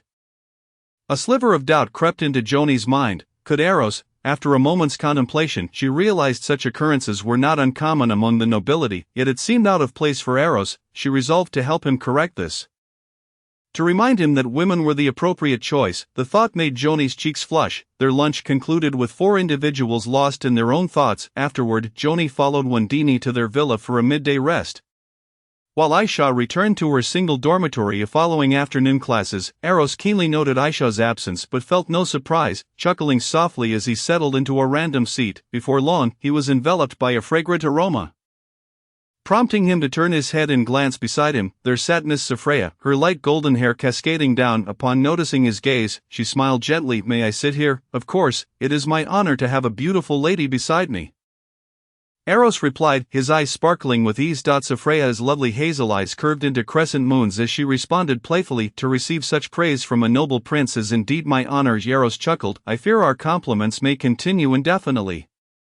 "Indeed," Sophia replied softly. The atmosphere grew momentarily quiet, and faced with her tender gaze, Eros found himself at a loss for words. Fortunately, the professor of mystical knowledge soon entered the room, allowing Eros to regain his focus and attend to his fishing. Midway through the lesson, a note was suddenly slid over to him, stirring a sense of nostalgia within. Glancing at Sophia, her eyes shimmering with eager anticipation, Eros unfolded the note to read. "May I accompany you during the practical assessment in the Sin domain at the beginning of November? I heard there are issues in the Martagaldan Mountains, and this year's assessment may take place in an unfamiliar Sin domain, which makes me a bit anxious." After some contemplation, Eros took up his pen and wrote, "Certainly." After all, this is not a daunting task for him. He had not anticipated that the domain of Sin controlled by the Academy would encounter issues. Was it due to spatial instability causing it to drift away? Or was there another reason? Furthermore, if the assessment was to take place in a different domain of Sin, where would that be? It shouldn't be overly perilous, should it? The task required students to survive for 15 days within the domain of Sin, with their performance assessed based on the materials they collected afterward. If it were a high-risk domain, would the students not merely be delivering takeout to the malevolent spirits? However, even an ordinary domain of Sin should not be underestimated. There could very well be dangers lurking that even the Church had failed to detect. For instance, his Auntie Lucia had been missing without a trace, and not even the Church could locate her. Reeling in his fleeting thoughts, Eros handed the note back. Upon seeing the answer written on it, Sophia's beautiful face broke into a glimmer of surprise. Moments later, another note was passed to Eros. "I am truly grateful to you. I do not know how to express my thanks. No need for formality. This is as simple for me as raising my hand," Eros replied, returning the note. No. Having participated in the assessment of the domain of Sin, I understand the risks involved. this is certainly not a trivial matter. I am willing to offer a substantial reward for it. Reluctantly, Eros complied and wrote on the paper, "Do you have time tonight? I would like to invite you to see my apartment at the academy." After reading that line, Eros's expression turned a bit incredulous. Sophria, noticing his astonishment, lowered her head and wrote another line, "The cat I raised learned to do backflips yesterday. No one besides me has seen it, so I wish to invite you to come and witness it. Would that be acceptable?" Chapter 76. Every gift has its price. Eros's lips twitched. Why did that sound so off? Yet he was indeed curious about a cat that could perform backflips. He promptly wrote, "Is that true? I have never seen a cat do backflips. If given the chance, I certainly would not miss it."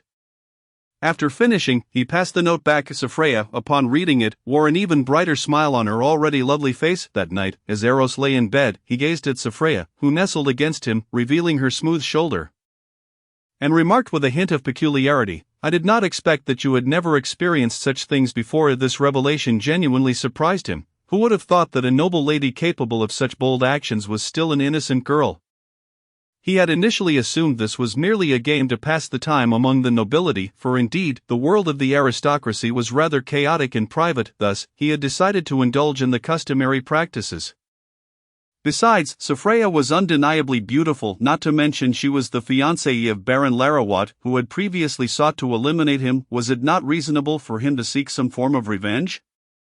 So he had come, albeit hesitantly at first, for he had never engaged in such activities before, and nevertheless, he thought, since he was already there, why not proceed? Yet he truly did not expect this bold noble lady had never experienced such things before, which left him somewhat vexed. Was this a case of a premature demise before the battle had even begun? What to do now? He pondered anxiously, as a mocking voice from Barbara echoed in his mind.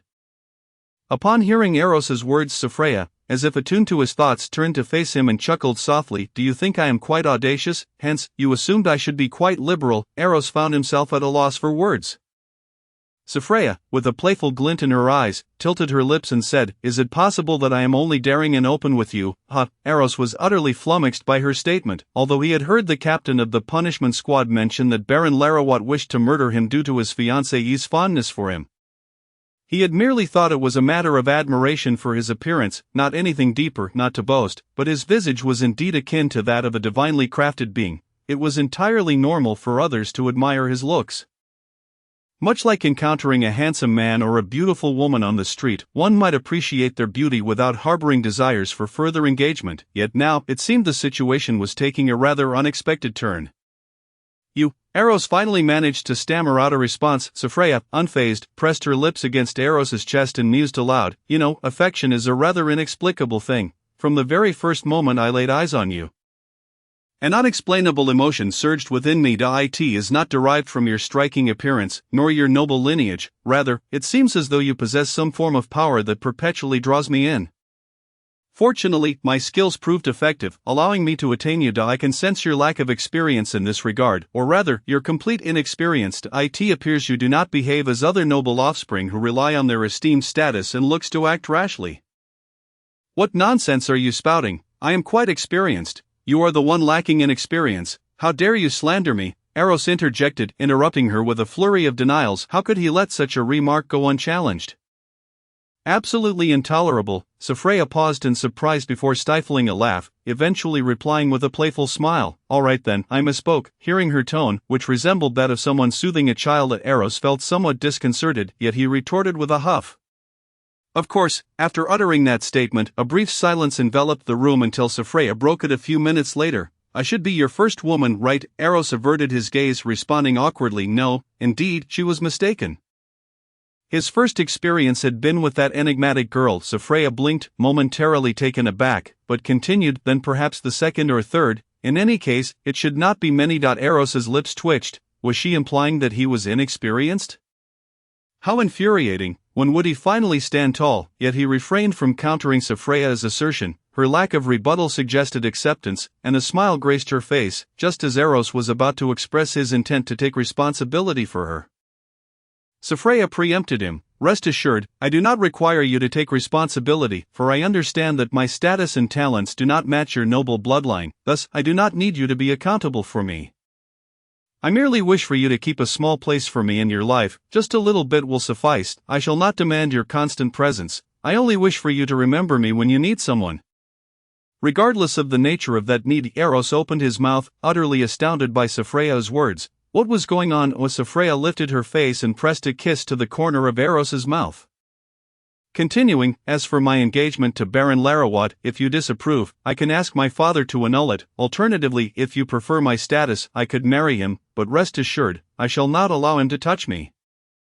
I belong solely to you. Eros felt an urge to cover his face. What was even happening? The events of that night left him questioning if he were dreaming.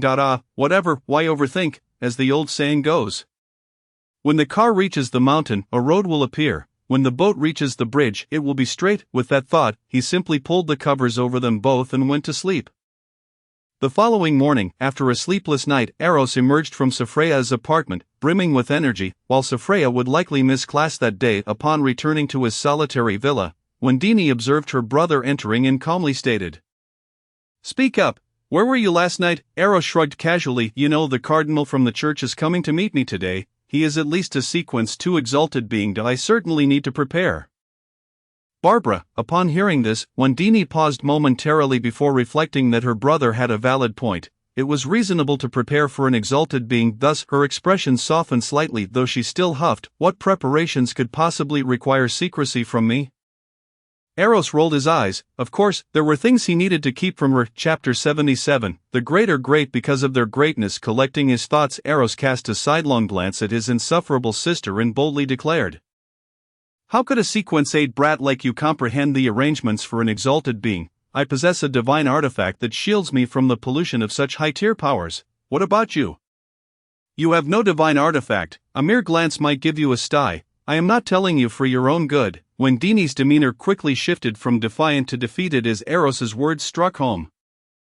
Although she was uncertain about the needles I mentioned by Eros, it was clear that anything associated with high-ranking power must be something truly terrifying. Taking a deep breath, she rose from the sofa and approached Eros. A hint of shyness flickering in her eyes, Eros blinked, perplexed by what this troublesome sister was up to. In the next moment, one of his hands was enveloped by Wendini's delicate grasp as she playfully shook his arm. Her voice sweetly pleading, "I was wrong, I misunderstood you, will you forgive me, please? Pretty please." After speaking, her beautiful eyes gazed up at him with an innocent, pitiful look that was utterly captivating. Eros felt a shiver run down his spine. His body covered in goosebumps. After a long pause, he looked at Wendini, who was clinging to his arm and acting coyly, and managed to stammer, "Where did you learn this?" Meanwhile, he was inwardly exclaiming, "Oh my goodness! This mischievous sister is just too adorable. Who could possibly withstand this?" Calm down, calm down." Upon hearing Eros's words, Wendini's cheeks flushed, her gaze drifting away, and she refrained from answering the question. How could she admit that she had thoroughly studied a book titled 10 Ways to Capture a Man's Heart the night before? That would be far too embarrassing, and she was certain that this insufferable man would only become more demanding afterward. Noticing her reluctance to respond, Eros chose not to press further. After calming the tumult within himself, he shrugged and said, "If you don't want to say, then you don't have to, and now you should head to class, and I must go bathe and change. Also, have the maid prepare a suitably grand outfit for me. It is the most basic etiquette when meeting someone of high stature." With that, Eros withdrew his hand from Wendini's embrace and strode toward the washroom. Wendini pouted slightly but took his words seriously and relayed them to the maid. After all, when meeting someone of high rank, one must not be careless with the details. In the washroom, Eros sank into the bathtub with a contented sigh. After a while, he casually asked, "Have you discovered anything?" After a brief silence, Barbara's crisp voice echoed in his mind, "There is indeed a strange power within her that resonates with you." Eros was taken aback. Could there truly be a problem? He had meant to inquire about Saphraia earlier but had been preoccupied with other matters.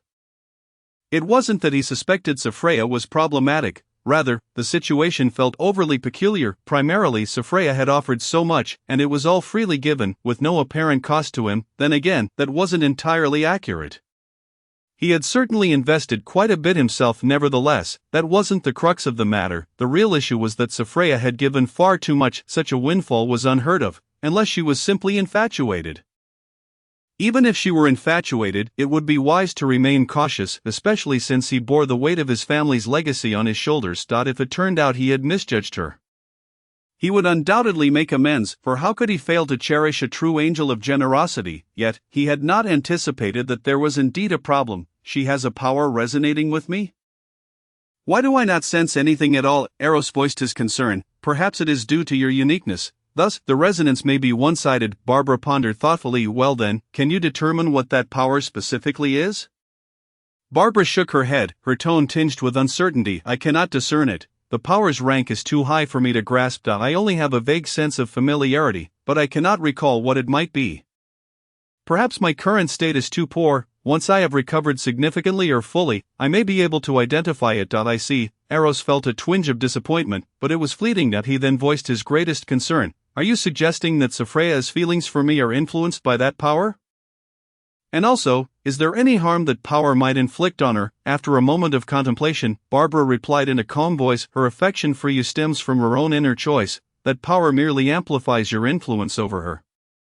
As for whether that power poses any threat to her, based on my current perception, it does not. In fact, it offers significant benefits. With that power within her, should she ever enter the spirit realm or other mysterious places, it will provide her with protection. Furthermore, you might consider asking her if she has encountered anything strange recently or ventured into any peculiar locations. The power has not been with her for long. Perhaps knowing what she has recently engaged with will allow me to discern more. All right, Eros readily agreed, understanding that knowing the specifics of that power would benefit both her and himself. Meanwhile, a middle-aged man clad in a black robe adorned with gold embroidery leaned casually against a high-backed chair. Before him on the long table lay an unremarkable small round mirror, quietly resting. At the far end of the table, Dean Como and two other deans from different churches stood with bowed heads, respectfully awaiting their turn. Too apprehensive to glance up at the man at the head of the table, their reverence was for a figure of high stature, regardless of the fact that two of them belonged to other churches. A high-ranking individual is revered for their excellence, and greatness is acknowledged for its own merit. This awe was independent of the influences behind it. It stemmed solely from the inherent dignity of the man himself.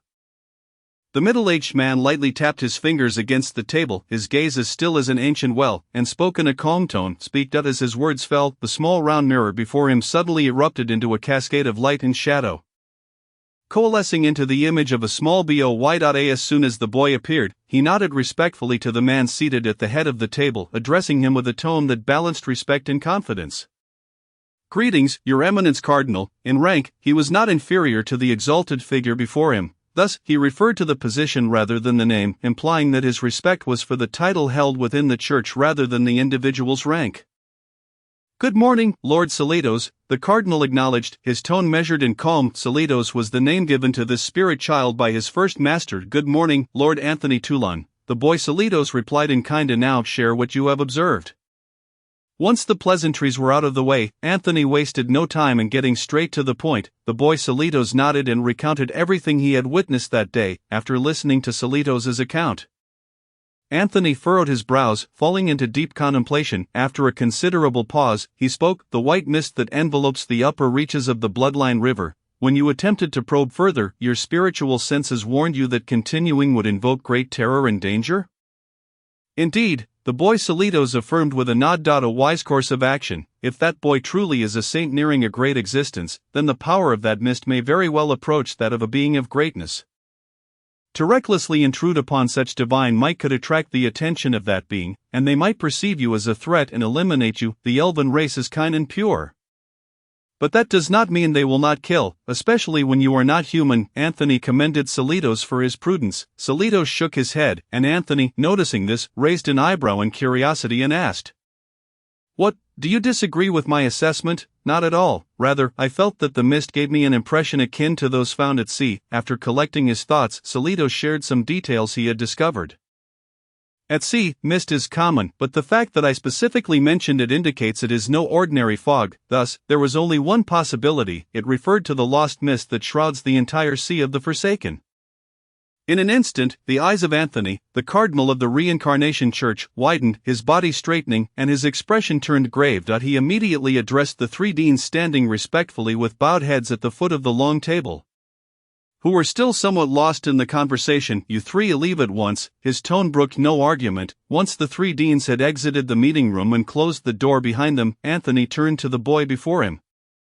His expression serious and earnest. Are you certain? I cannot affirm it, as I cannot be 100% certain that the two are of the same source, the boy Salitos replied, raising his hands in a gesture of frustration.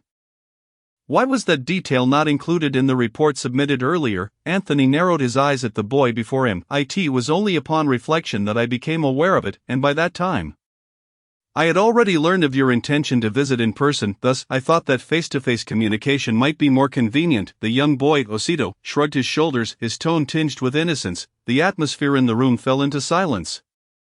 And after a considerable pause, Anthony exhaled deeply, leaning back against the chair, and spoke with an inexplicable undertone. If the two are indeed of the same origin, then I presume you must understand what I am alluding to when I mention an entity capable of unearthing that mist and transferring it elsewhere. Many can stir that mist, such as you and I, but to extract it requires divine-level power without question. In other words, either the being who bestowed that boy with his bloodline has ascended to the divine throne, or it is the original entity of the elven race that has intervened. If it is the former, we may need to alter our designation for that boy, calling him not the Holy Son, but the divine Son. As for the latter, at this point, Anthony paused before continuing. Our records concerning the original entity of the elven race are woefully scant. We know only that he is the embodiment of the world tree and one of the oldest deities in existence.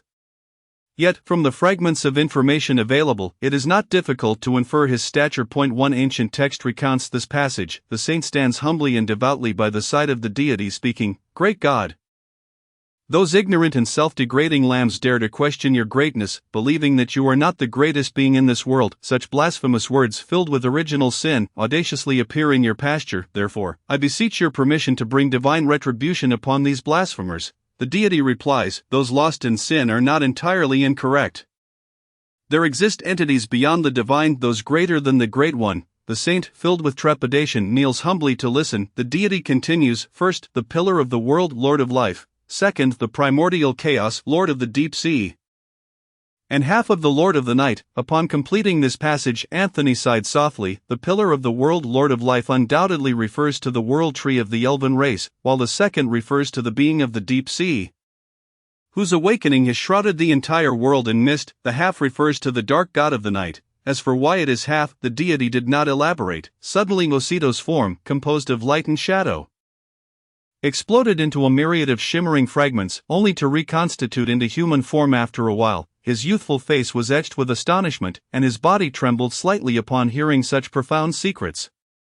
The existence of deities was already beyond his imagination, and to learn that there were entities even greater than the divine left him in a state of disbelief, no, utter incapacity to think. With a loud pop, his newly formed body shattered once more, and after several iterations, he finally regained his composure. The revelation he had just uncovered successfully resolved many of his lingering questions, such as why the 9 righteous gods could not completely dispel the mist over the sea, only managing to keep it at bay 500 kilometers from the coastline. It was because that lost mist originated from a being more formidable than the deities. Now it all made sense.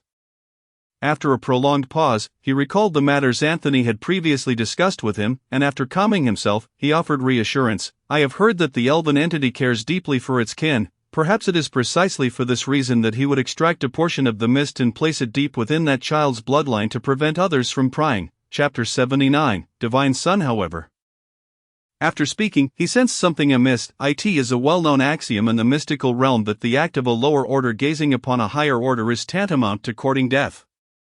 And that child, regardless of whether he is the Holy Son or the Divine Son, undoubtedly possesses an absolutely elevated bloodline. In other words, that mist serves to obstruct their prying, effectively protecting them?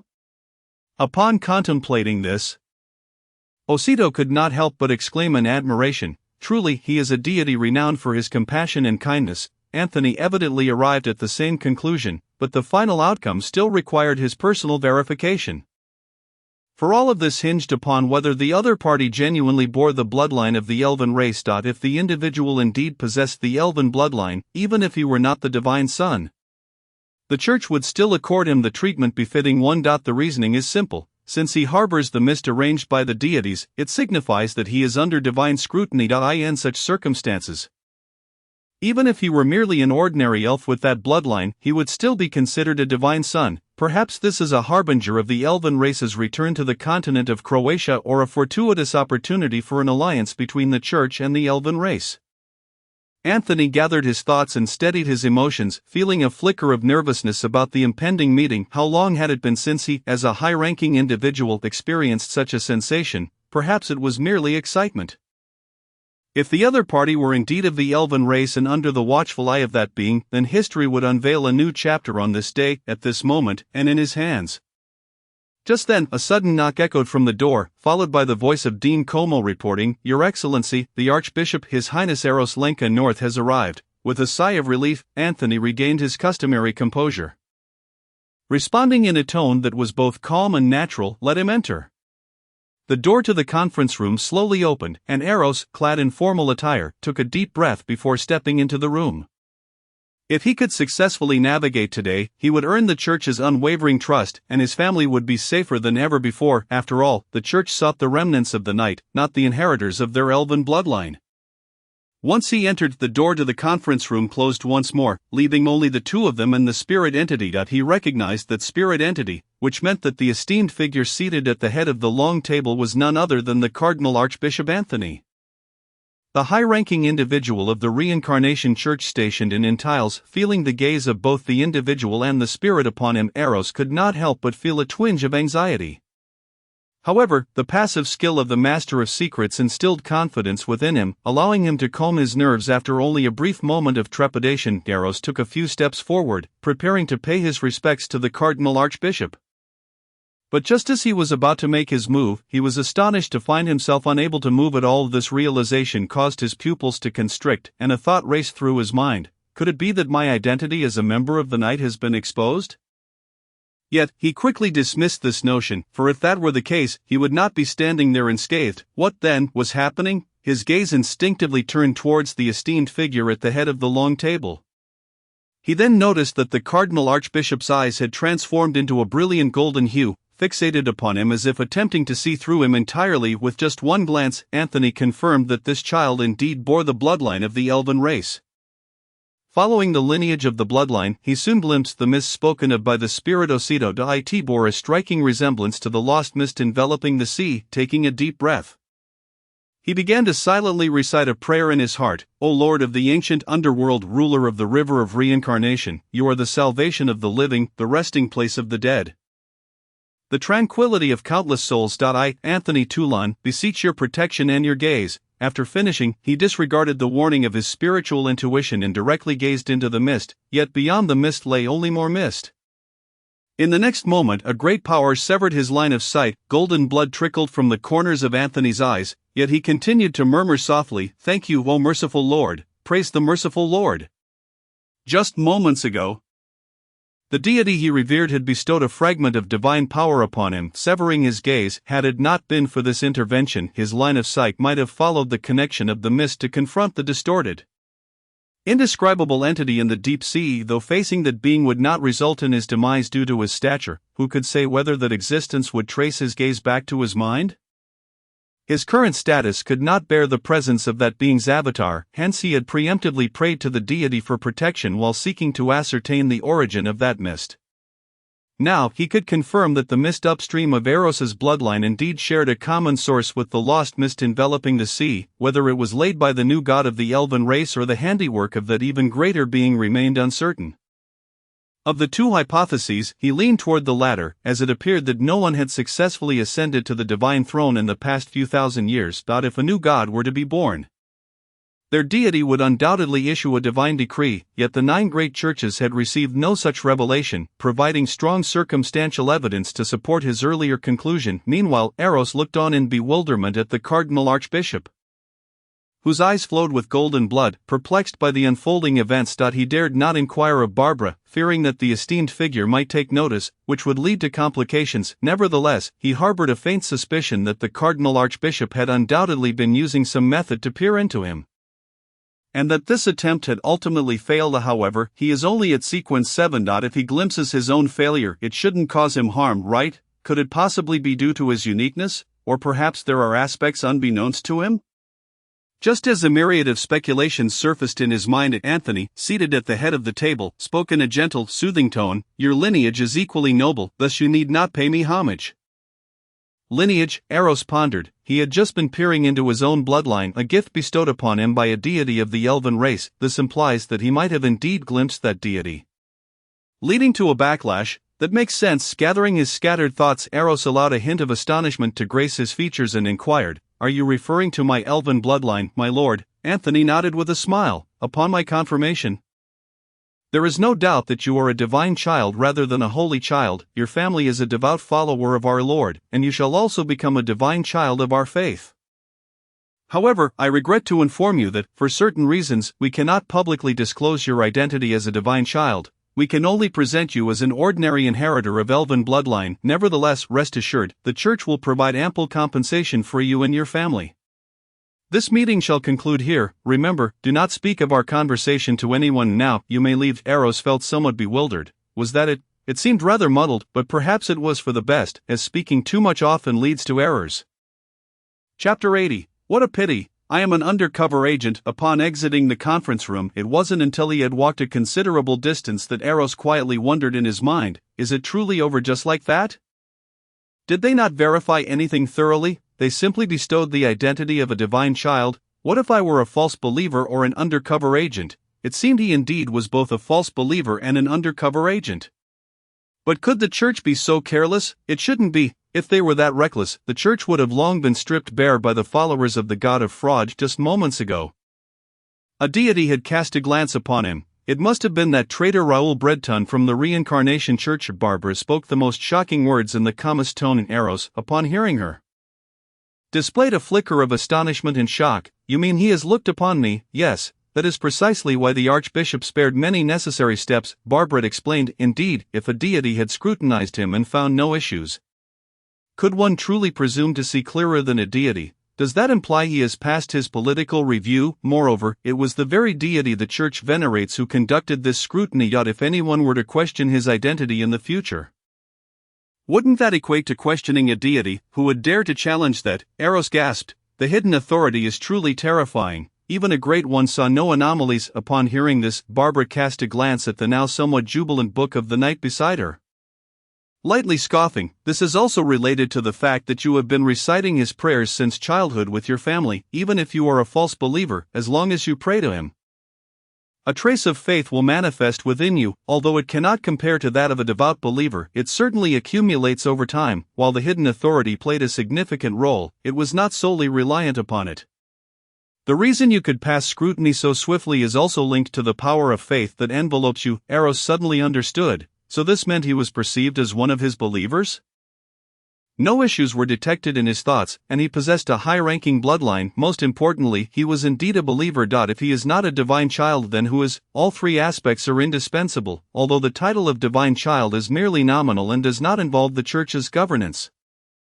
This identity does indeed confer numerous advantages within the Church and, at times, represents the Church's dignity. If one were to appoint someone with flawed thoughts or inadequate faith as a divine child, should that ever come to light, the Church would lose face. Yet, the fact that he, of elven bloodline, could serve as the Church's divine child was perplexing. Shouldn't the divine children of the Church be descendants of the deity they worship or its divine servants?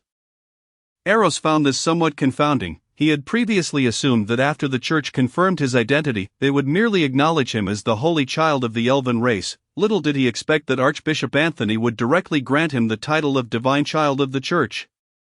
While he had not been found wanting in thought, and though his faith was marginally acceptable, and he indeed possessed a high-ranking bloodline, let us not forget that he was not a descendant of the deities worshipped by the Church.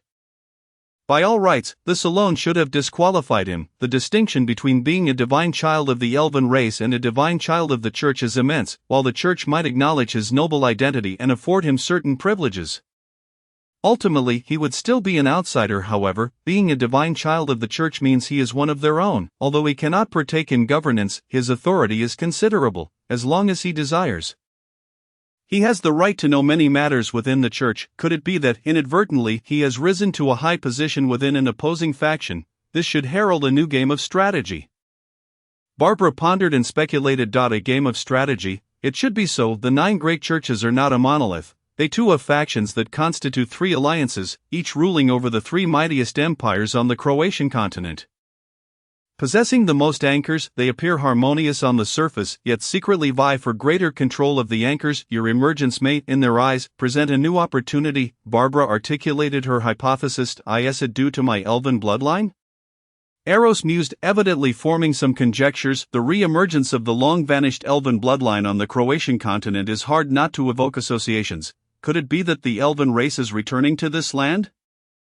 Eros interrupted Barbara's words, continuing his own speculation. Thus, they would confer upon me a higher status, intending to use me to establish contact with the elven race. After all, the elven race also possesses great beings. If they truly return, and I, the inheritor of elven bloodline, am a divine child within the church, it would create a natural alliance. If they do not return, they still incur no loss. From henceforth, the only family possessing elven bloodline on the Croatian continent would belong to the church. Of course, all of this hinges on the fact that he is not an undercover agent. He could hear the clinking of the beads as they counted their gains from afar, but how unfortunate it is that he is indeed an undercover agent. Upon this realization, a pleased expression spread across Eros's face. Seeing that there was still time and feeling too lethargic to attend class, Eros decided to head over to Safreya's side to discuss the meaning of life with her. Meanwhile, Anthony wiped the blood from his face, and after the burning sensation in his eyes subsided, he slowly exited the conference room, casting a glance at the three deans standing by the door and calmly inquiring, "What is that place?" The three deans followed Anthony's gesture, and with a single glance, one of the deans respectfully replied, "Your Excellency, that is the Academy's training ground." Take me to have a look." Anthony nodded slightly, his voice calm and composed. "Yes." The three deans nodded, puzzled by the Archbishop's intention. What could possibly be of interest in the training ground? Could there be some deeper meaning they had yet to grasp? A great being would not simply visit the training ground of low-sequence students without cause. Or was there some disturbance in the training ground? But nothing significant had occurred in recent days. The only event was that a low-sequence student had been infected by an unknown contaminant, and there was still no lead on that contaminant. Could this truly attract the attention of a great being? Surely not. It was merely a case of a low-sequence student mutating due to pollution, a common occurrence at the Academy that they had long since grown accustomed to. Thus, they had not even considered this possibility. Chapter 81, Daydreaming. Upon arriving at the training ground, the students who had long begun their training turned their curious gazes towards the group of the usually powerful and serious three deans were now following a man as if they were servants.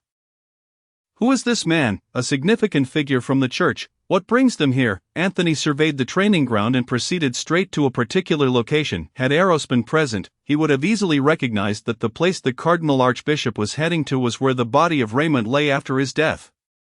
Anthony walked at a measured pace to that location, lowering his head as if intently observing or contemplating something in silence. The three deans exchanged bewildered looks. They had only heard reports about the incident and had not been present to witness it themselves. Thus, they were unaware that this spot was where the body of the low-sequence student, who had been contaminated, lay. After a considerable time, Anthony finally spoke in a neutral tone. "The residual aura is faint. Yet I can still vaguely sense that this aura holds a high rank, filled with the taint of original sin. Speak up. What has transpired here recently?" The three deans were taken aback upon hearing this revelation. They had not anticipated that this matter was indeed related to that low-ranked student. A mutation occurring in a sequence 9 individual could attract the attention of a being of exalted status. What further details might elude their knowledge? Suppressing their astonishment, one of the deans promptly recounted the information he had gleaned from the report upon learning that the issue was resolved by Eros. The Cardinal Archbishop nodded lightly in acknowledgement and turned to leave. The other deans were momentarily stunned. What was going on? They had assumed that the Cardinal Archbishop had come to address the disappearance of the pollutant. After all, he had previously mentioned that the lingering aura held considerable significance, yet now he was departing unexpectedly. Would he not take action? However, they dared not inquire further and simply followed him back. Once outside, Anthony suddenly halted, tilting his head to say, "Draft a report on this matter, stating that it may involve a mythic entity of at least sequence 2. Also, caution the hidden mice outside the Academy, informing them that Eros Lunkanath is now under my protection." After delivering his words, the Cardinal Archbishop vanished without awaiting a response from the three deans. In the spirit realm, a middle-aged man suddenly appeared in a high-backed chair atop a colossal skeletal giant. He was clad in a robe of deep black embroidered with golden edges in select places. Upon his arrival, he leaned casually against the high-backed chair, surveying his retinue with a tone that was both indifferent and authoritative. "Let us proceed." As his words echoed, the entourage, composed of dozens of skeletal giants, began to move slowly. The bizarre, twisted, and indescribable entities along their path scattered in fright at the sight. Back at the academy, the three deans stared at the spot where the cardinal archbishop had vanished. Taking a long time to recover from their shock, they could hardly fathom how the contamination of a Sequence 9 student could be connected to a mythic entity of at least Sequence 2. This was utterly preposterous, far more so than any connection between a beggar on the street and the Emperor of the Empire. As for the second statement, they could comprehend it, for it was indeed reasonable and normal for a saint's son to receive the protection of an exalted being. The three deans exchanged rueful smiles before making their way to their respective offices. They needed to draft reports for their churches, as the implications of this incident were far too significant. On an intricately adorned ancient table, a fair hand grasped a fountain pen, swiftly inscribing words on a blank sheet. "The review of that child has concluded. His identity has been confirmed by me and observed by the Lord. He possesses the most noble lineage of this world and a heart that faithfully reveres our Lord. The Church ought to grant the child the status and identity of a divine son. This may serve as an opportunity for the Church to establish contact with the elven race. I trust you understand my meaning. Lastly, remember, do not attempt to pry into that child, nor seek to divine his fate." Confidentiality level: Bishop of the Church District, Senior Deacon of the Night Watch. Upon finishing the final word, the pristine hand folded the paper and placed it into a specially crafted envelope with 2 fingers. He casually handed the envelope aside, and a pale skeletal hand materialized to receive it. "Deliver this to His Holiness." As the words left his lips, the bony hand vanished into thin air with the envelope in tow. Arriving at the apartment of Safreya, Eros retrieved a key from his pocket. Unlocking the door and stepping inside, approaching the bedroom door, he heard a cautious female voice from within. "Who is it?" "It's me." Upon recognizing Eros's voice, the tone of the woman softened, becoming languid. "Darling, forgive me for not being able to rise to greet you at this moment. No worries, I shall open the door myself." With that, Eros entered the room. Inside, Safreya lay on the bed, her fair shoulders exposed. She was taken aback by Eros's grand attire. "Are you preparing to attend a ball?" "No, I merely came to see you. As I felt my attire from last night was too casual and lacked the respect you deserve of us. After leaving this morning, I had the maid prepare a sufficiently grand outfit. I do not know if this belated homage can earn your forgiveness, but it is what I most wish to do at this moment." Safreya's beautiful eyes widened slightly, and crystalline tears cascaded down her exquisite face as she threw off the covers and stumbled towards Eros. As she flung herself into his embrace, Eros contemplated for a moment and placed his hands on Safreya's delicate back. Clinging tightly to Eros, Safreya sniffled, her voice laced with a hint of sob. "I am so happy. I am truly so happy. Does this mean you are willing to forgive me?" Eros gently stroked Safreya's back, speaking softly. Without a word, Safreya rose onto her toes, tilting her face up to offer him a sweet kiss. As they kissed, they found themselves moving closer to the bed, and with a muffled sound, Safreya fell onto the bed, her back facing it. Chapter 82. Safreya's anomaly. After a considerable time, Safreya nestled closely against Eros's chest. Eros rested his chin atop her head, inhaling the fragrant scent of her hair as he gently inquired, "How are you feeling? Does it still hurt?" Safreya smiled sweetly. "After your treatment, it no longer aches. If you wish, I am ready now." Eros leaned down to kiss Safreya's cheek, his tone tinged with playful exasperation. "Is that how you perceive me, someone so desperate and unsatisfied?" Safreya shyly returned the kiss to his cheek, her voice tinged with embarrassment. "Actually, it's me." After a moment of nervousness, Safreya quietly asked, "Will you despise me for being this way?" "Of course not. I am utterly enamored with you. Everything about you captivates me." Eros exclaimed with admiration. "Hee." A joyful smile graced Safreya's lovely face, with mirth dancing in his eyes. Eros casually inquired, "Will you be staying at the academy this weekend?" The academy grants students a 2-day break every weekend, allowing them to unwind, as the curriculum often involves esoteric and twisted knowledge of the mysterious. Without time to decompress, students might find themselves grappling with psychological issues, which could lead to uncontrollable mutations. During this break, some students choose to remain at the academy, enjoying its various amenities, while others seize the opportunity to return home, much like Eros and Wendini, who routinely return to their ducal estate in Intalas. Upon hearing Eros's question, Sophria expressed no suspicion, her lips curling into a sweet smile. I will also be returning home this weekend. Was that the case last week? Eros asked, surprised. Yes, last week was my 18th birthday. And my parents held a birthday ball at home, formally introducing me to the upper echelons of Intilis society. Sophria replied cheerfully. In this world, noble offspring typically join social gatherings only after reaching adulthood. Such gatherings had also been held in Eros's and Wendini's families, serving to showcase him as the heir to the duchy to the various ministers and counselors, ensuring they recognized that the throne had a successor. Of course, his reputation had long been established, though it had not been as formally acknowledged before. Thus, upon hearing Sophria's words, Eros was not taken aback, though he did express a hint of grievance. I was also in Intilis last weekend.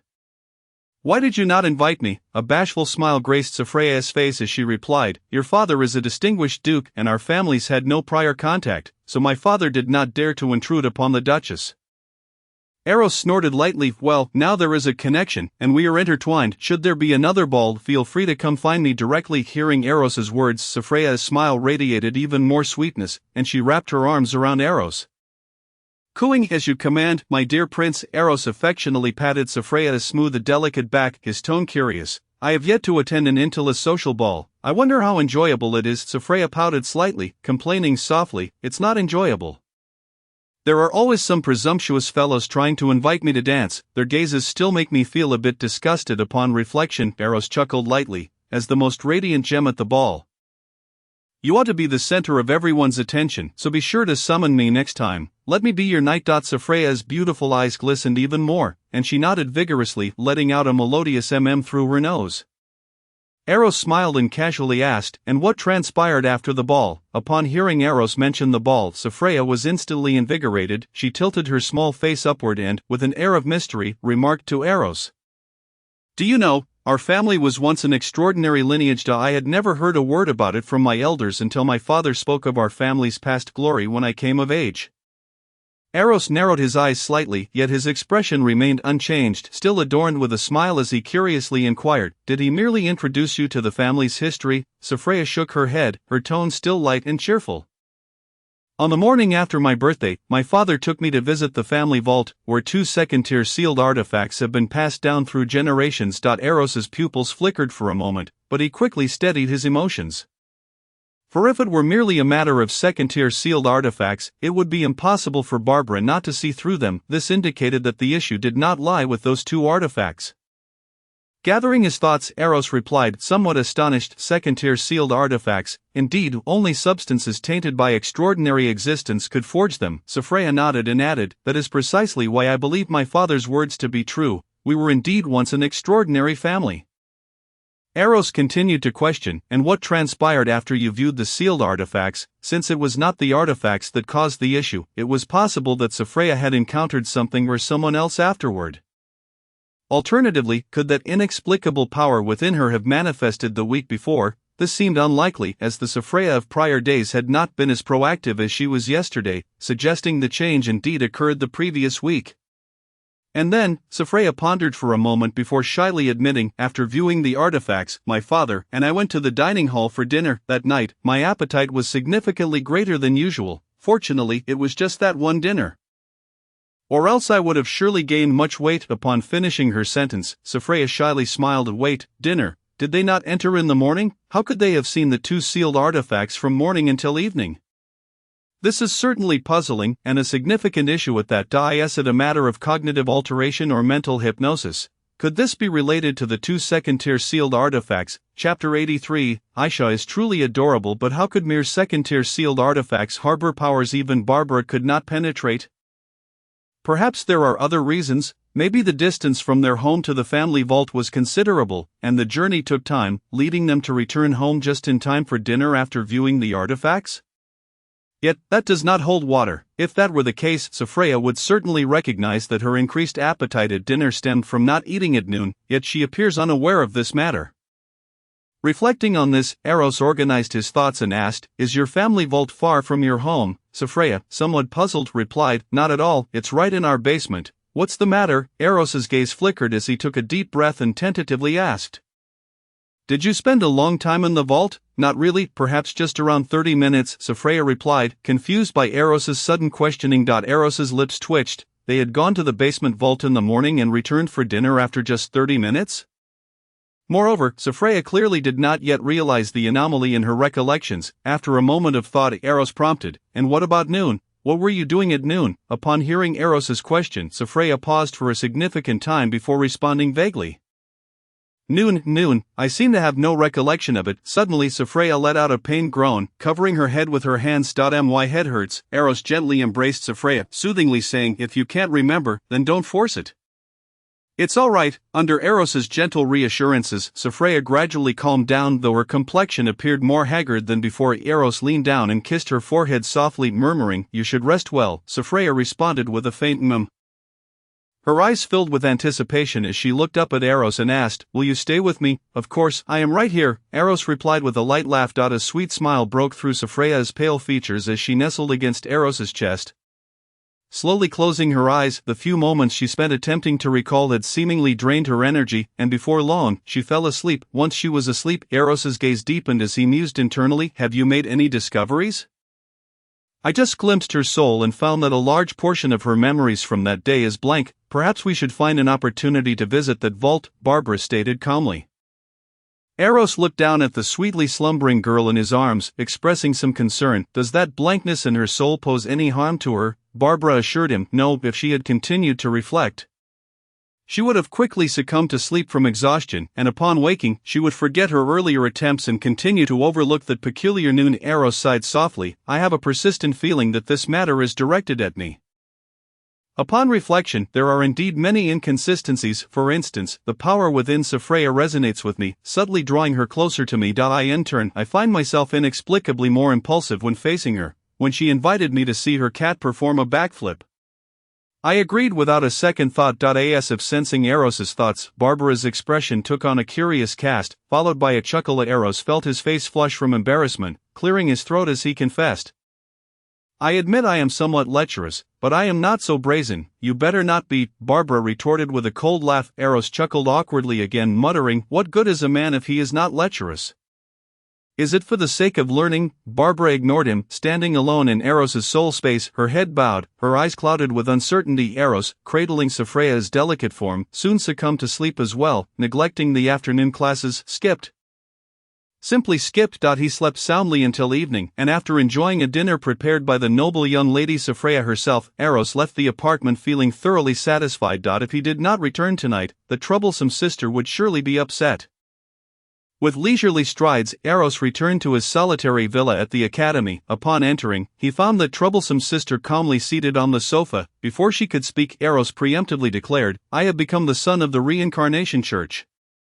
Indeed, Wendy's attention was immediately diverted, her face a picture of astonishment as she exclaimed, what happened? Eros approached Wendy, nudging her aside, and recounted the process of his assessment by the cardinal, embellishing the tale as he went. As he spoke, Wendy listened intently, momentarily forgetting her original purpose, her expression shifting to one of concern as she gazed at Eros. In conclusion, Eros lamented, this assessment was genuinely perilous. Had I not been sufficiently clever, cautious, and perceptive, you might not have seen me again. Wendy pursed her lips and replied gently, you have worked hard indeed. It was no trifling matter for a cardinal to oversee the assessment. It was fraught with danger. Thankfully, that scoundrel passed. Wendy patted her chest, exhaling lightly. Eros smiled nonchalantly, for the family, and for you, I must persevere and conceal my identity. Upon hearing that last statement, Wendy's cheeks flushed pink as she stammered, who said you had to do it for me?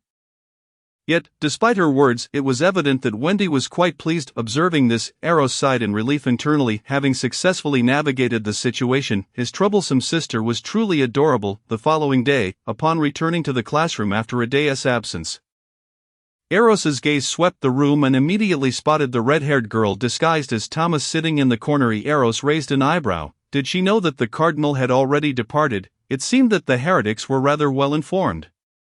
Without hesitation, he strode directly toward Aisha's seat, approaching her and wrapping an arm around her shoulders, smiling as he asked, why weren't you in class yesterday? Aisha's face fell, but maintaining her Thomas facade, she replied meekly, there was a bit of a family matter, so I asked the teachers for leave. Do you need my help? As he spoke, Eros leaned in to inhale her scent from her neck. Aisha's fair delicate neck immediately broke out in goosebumps, and finding it amusing, Eros leaned down to kiss her neck. Aisha gasped, nearly jumping out of her skin, but Eros held her firmly in place, her face flushed bright red. And her body trembled uncontrollably. This perverse individual, daring to kiss her neck. Wisps of whiteness spiraled from Aisha's head. Chapter 84. Whose letter is it from that noble lady? Nearby students, seemingly captivated by her unintentional exclamation, turned their heads with curious glances directed toward this scene. Eros, with narrowed eyes, cast a glance at those students, causing them to flinch and hastily avert their gazes. Lowering their heads in trepidation, the wicked Eros smirked, leaning closer to the petite Aisha, whispering softly in her ear, "Good brother, surely you wouldn't want our affair to be laid bare before the entire class, would you?" Aisha's diminutive frame trembled even more violently, her cheeks flushed as she stammered two words, "And no, please." "What a good girl," Eros remarked, his gaze lingering on the girl's glistening, rosy earlobe, which he promptly enveloped with his lips. No, her protestations were not meant to incite further perverse actions, but rather to implore Eros to cease his unsettling behavior. The girl's emerald eyes, akin to precious gems, were filled with tears of embarrassment. Sensing the moment was sufficient, Eros released the little rabbit Aisha from his embrace. As the lesson progressed, Eros's familiar gestures evoked countless memories of her mother. It wasn't until the lengthy class concluded, and Eros was beckoned by Wendini for a game of cards, that Aisha finally exhaled a long-awaited sigh of relief, grateful that it was over. To avoid the possibility of Eros returning, Aisha stepped out of the classroom, seeking a place to hide until it was time to return. Believing that she could evade trouble, just before the second class commenced, Eros, upon returning to his seat, noticed an envelope half buried beneath books on his desk, his expression one of mild surprise. He turned to glance at the coiled figure of Aisha beside him. Pointing at the unexpectedly appeared envelope with a hint of confusion in his voice, "Do you know who placed this here?" Aisha shook her head vigorously, timidly replying, I wasn't in the classroom after class." Eros lifted the exquisitely crafted envelope, immediately greeted by a waft of fragrant aroma. He recognized at once that this perfume was of high quality, observing the Hebrew daisies affixed to the seal. His curiosity deepened, and without further hesitation, he extracted the letter inside and opened it for a glance. The content was brief, essentially inviting him to a private gathering organized by students at the academy this weekend. Eros stroked his chin, a thoughtful expression crossing his face. It seemed a certain noble lady was taken with his charms and wished to extend an invitation to some party. How thrilling! The nobility of Indilas certainly indulged in extravagant pursuits. Regrettably, he had to return to Indilas this weekend. If he calculated correctly, Estelle should be returning from her family soon. While he pondered, Aisha's wide eyes darted around, subtly leaning to steal a glance at the contents of the letter. Eros quickly caught onto her intentions, chuckling mischievously. "Not for your eyes," the girl, vexed, feigned a demeanor of timidness, vehemently waving her hands in denial. I don't want to." "Then do you wish to see?" Eros teased with an enigmatic smile. Aisha almost instinctively nodded but quickly recovered, shaking her head. "And no, I don't." Eros clicked his tongue, choosing not to pursue the matter further, shoving the letter back into its envelope and pocketing it. After lunch, Eros laid the letter on the dining table, proudly declaring to Wendini, seated opposite him, "Look how popular I am with the noble ladies." Wendini paused for a moment, then upon seeing the envelope, alarm bells rang in her mind. Could it be a love letter from some noble lady? Joni, sitting beside Wendini, initially appeared surprised, but her expression morphed into something peculiar as she recognized the envelope's design. Wendini, noticing her friend's odd reaction, turned to Joni, her voice low and inquisitive. "Joni, do you know the sender?" Joni shook her head, her expression still strange as she replied, "I don't know her, but I recognize this letter." Wendini was taken aback, and Eros's curiosity piqued as Aisha, who was being fed tidbits, perked up, her little ears attuned. With all eyes on her, Joni cast a peculiar glance at Eros, hesitating before tentatively articulating, "This letter comes from a secret gathering within the academy known as the Daisy Club. They always seal their letters with a petal from the Hebrew daisy." As she spoke of the gathering, Joni paused, seemingly shy to continue. After a moment, her cheeks tinged with pink, she continued, "This gathering consists of men with unconventional interests. And they extend invitations by sending such letters." "Wait, let me process this," Eros thought, slapping his forehead. "Men with unconventional interests? What does that even mean? Daisies, oh dear, homosexuals." He was being targeted by homosexuals, and not just a few.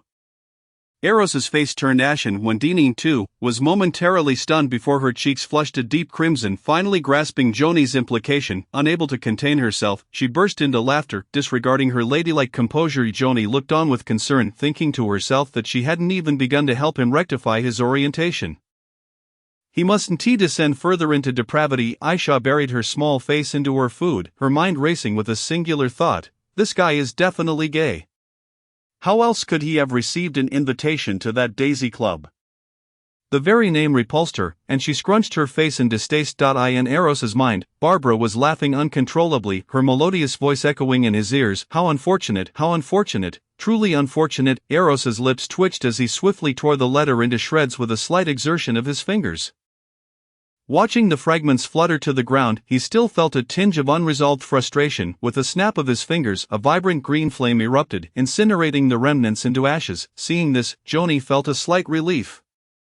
It seemed Eros's orientation wasn't as skewed as she feared, and she was confident she could help him correct it. For the rest of the afternoon, Eros remained uncharacteristically silent, while Aisha, sitting beside him, sighed in relief yet also felt a sense of loss. Unsure of the cause, the strange feeling persisted. She shook her head, attempting to dismiss the chaotic thoughts, and returned her focus to the lessons. The knowledge imparted by the Academy's professors was invaluable to her, and each lesson learned brought her one step closer to surviving in the shadows of this world. Chapter 85. Conspiring in plain sight. Eros's gloom lingered well into the evening, exacerbated by Wendini, who upon seeing him, exclaimed, "Look how popular I am with the noble ladies." With an uproarious laugh, Wendini couldn't contain her delight, her smile radiant. Eros's expression grew increasingly conflicted. He snatched the cup of Chilton tea from Wendini's hand, gulping it down before striding out of the villa. I'm going for a stroll outside." Wendini paid him no mind, still lost in her laughter. Not long after Eros exited the villa, Barbara's voice echoed in his mind, "Your little rabbit has snuck out of the academy." Eros paused, then realized Barbara was referring to whom. He queried in surprise, "How do you know?" Immediately after asking, he recognized the redundancy of his question. The night belonged to the domain of shadows, and as a former vessel of shadowy authority, Barbara could undoubtedly thrive in the darkness. Monitoring the shadows surrounding the academy would be a trivial task for her. "Sure enough," Barbara retorted with irritation. "I saw it with my own eyes." Eros chuckled awkwardly and turned back, returning to the villa. Upon re-entering, Wendini questioned, puzzled, "Didn't you say you were going for a stroll?"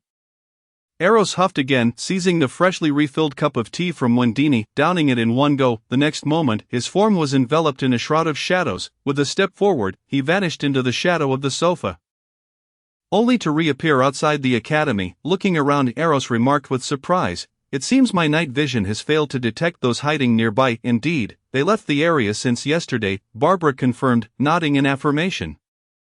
"Yesterday?" Eros pondered, suspecting this must have been a directive from that cardinal archbishop. After all, he had become the church's divine son. It would be somewhat inappropriate for a throng of onlookers to keep their eyes on him. No wonder she dared to sneak out tonight. She must have known the watchers had retreated. Did she possess a means of perception herself, or perhaps those lurking outside were members of her organization? That was also a possibility, especially since they had been planning to pilfer from the academy's infirmary. They certainly wouldn't leave a little rabbit unattended. How could one possibly feel at ease allowing her to enter alone? It is entirely reasonable for there to be an escort outside. Let me take a look. What are they planning this time? Should it serve to hinder the church, he would be more than willing to lend his assistance. In the woods, Natalia gazed at her increasingly plump and adorable daughter, a faint smile gracing her lips. "Mother," Aisha softly called out to the alluring red-haired woman before her. Natalia nodded in acknowledgement, while the gaunt man standing beside her could not restrain himself from directly inquiring, "Aisha, I recall you mentioned that the Cardinal of the Reincarnation Church visited the Academy unexpectedly to meet the heir of the Elven bloodline. Have you discovered anything today? For instance, why would the Cardinal come to see a Duke's son? Is it solely due to his Elven heritage? If that were the case, the Cardinal need not have made a personal appearance. Or could it be that there are more significant and secretive matters at play? Did you not say that the heir of the Elven bloodline seems somewhat infatuated with you? Have you learned any details from him?" Aisha took quite some time to process this barrage of questions before her cheeks flushed, and she stammered, "Uncle Rich, I never said he was infatuated with me." The gaunt man waved his hand dismissively, replying nonchalantly, "Close enough. Did you not say he has been persistently pursuing you?" Aisha wished to refute this, But another burly man interjected, "All right, enough of that, let us discuss the information. Has Aisha gathered any news? For instance, was he present at the academy today, or did he exhibit any unusual behavior? Unusual behavior was touching his own neck, biting his earlobe, or fondling his own backside considered unusual." As she pondered, Aisha felt her face heat up once more. After a while, she managed to calm herself and contemplated whether Eros had displayed any peculiar behavior during the day. After some reflection, she found nothing out of the ordinary. He remained as insufferable as ever. The only noteworthy occurrence was that he received an invitation to a male-only gathering. Could that gathering perhaps be a clandestine organization? Yet, he promptly burned the letter, proving that the event was not shrouded in secrecy. Should she even mention this? After some thought, Aisha shook her head and said, "He was at the academy today and did not exhibit any peculiar behavior." Upon hearing this, disappointment washed over the others. After a moment of silence, the gaunt man spoke again. "Regardless, that individual undoubtedly harbors a significant secret. Otherwise, a cardinal of the church would not have personally visited. If we could extract some information from him, it might greatly aid our organization's endeavors in Intilas and throughout the empire." Aisha, your upcoming action should involve gathering information about that sealed item while also devoting some attention to him. Aisha pouted, somewhat reluctant, yet she nodded in agreement. "I will do my best." Suddenly, the burly man interjected once more. "The Academy announced yesterday that the heir of the Elven bloodline is under the protection of the Cardinal. This suggests that he holds considerable importance in the eyes of the Church." Upon hearing this, the other three nodded in affirmation of the hypothesis, directing their gazes toward him, eager to hear his thoughts. Noticing the consensus among the group and their expectant gazes, the burly man displayed a cryptic smile. Initially, he intended to keep them in suspense, but the elegant Natalia urged him, "Onig, if you have an idea, please share it directly. Do not dawdle." The man named Onig let out a dry chuckle and cleared his throat, stating, "Given his significance to the church, might we devise a plan to capture him and use him as leverage for that seal item? My proposal is this. Aisha can lure him out, and we can ambush him to bind him this way. We can not only interrogate him about the cardinal's intentions but also exchange him for the sealed item. It is a twofold game, is it not?" The other three fell into silence, and Eros, who had been stealthily eavesdropping from a branch, blinked in surprise. Chapter 86. No trap shall be overlooked. How did I end up being the main course in this gathering? Curiosity piqued, he wondered what strategy this group might employ if they truly intended to capture him. A beauty trap, perhaps. If that were the case, it would be troublesome. As a man of dogma, I would never fall for any beautiful woman's schemes, let alone double the pleasure. Eros now eagerly awaited the scheme they would concoct. Natalia silently observed the man named Onig, and after a considerable pause, she appeared somewhat exasperated as she remarked, "Aisha has previously mentioned that the Duke's son has already reached sequence 7 and possesses an exotic bloodline. And us, 3 at sequence 8 and 1 at sequence 9. Unless we report to the organization and request their assistance, I believe that undertaking such a kidnapping would be akin to a futile endeavor."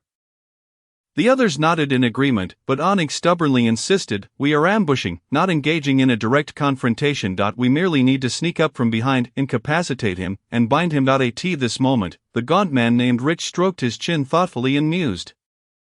"While a mere ambush might not be impossible, how do we entice him out?" Upon finishing his sentence, Rich turned his gaze toward Aisha, as did the man named Onig. Finally, Natalia, who began to see some feasibility in the plan, also directed her attention to her daughter. Under the weight of 3 scrutinizing gazes, Aisha trembled slightly, her delicate face filled with distress. "The role I play as a student is merely that of an ordinary commoner's child.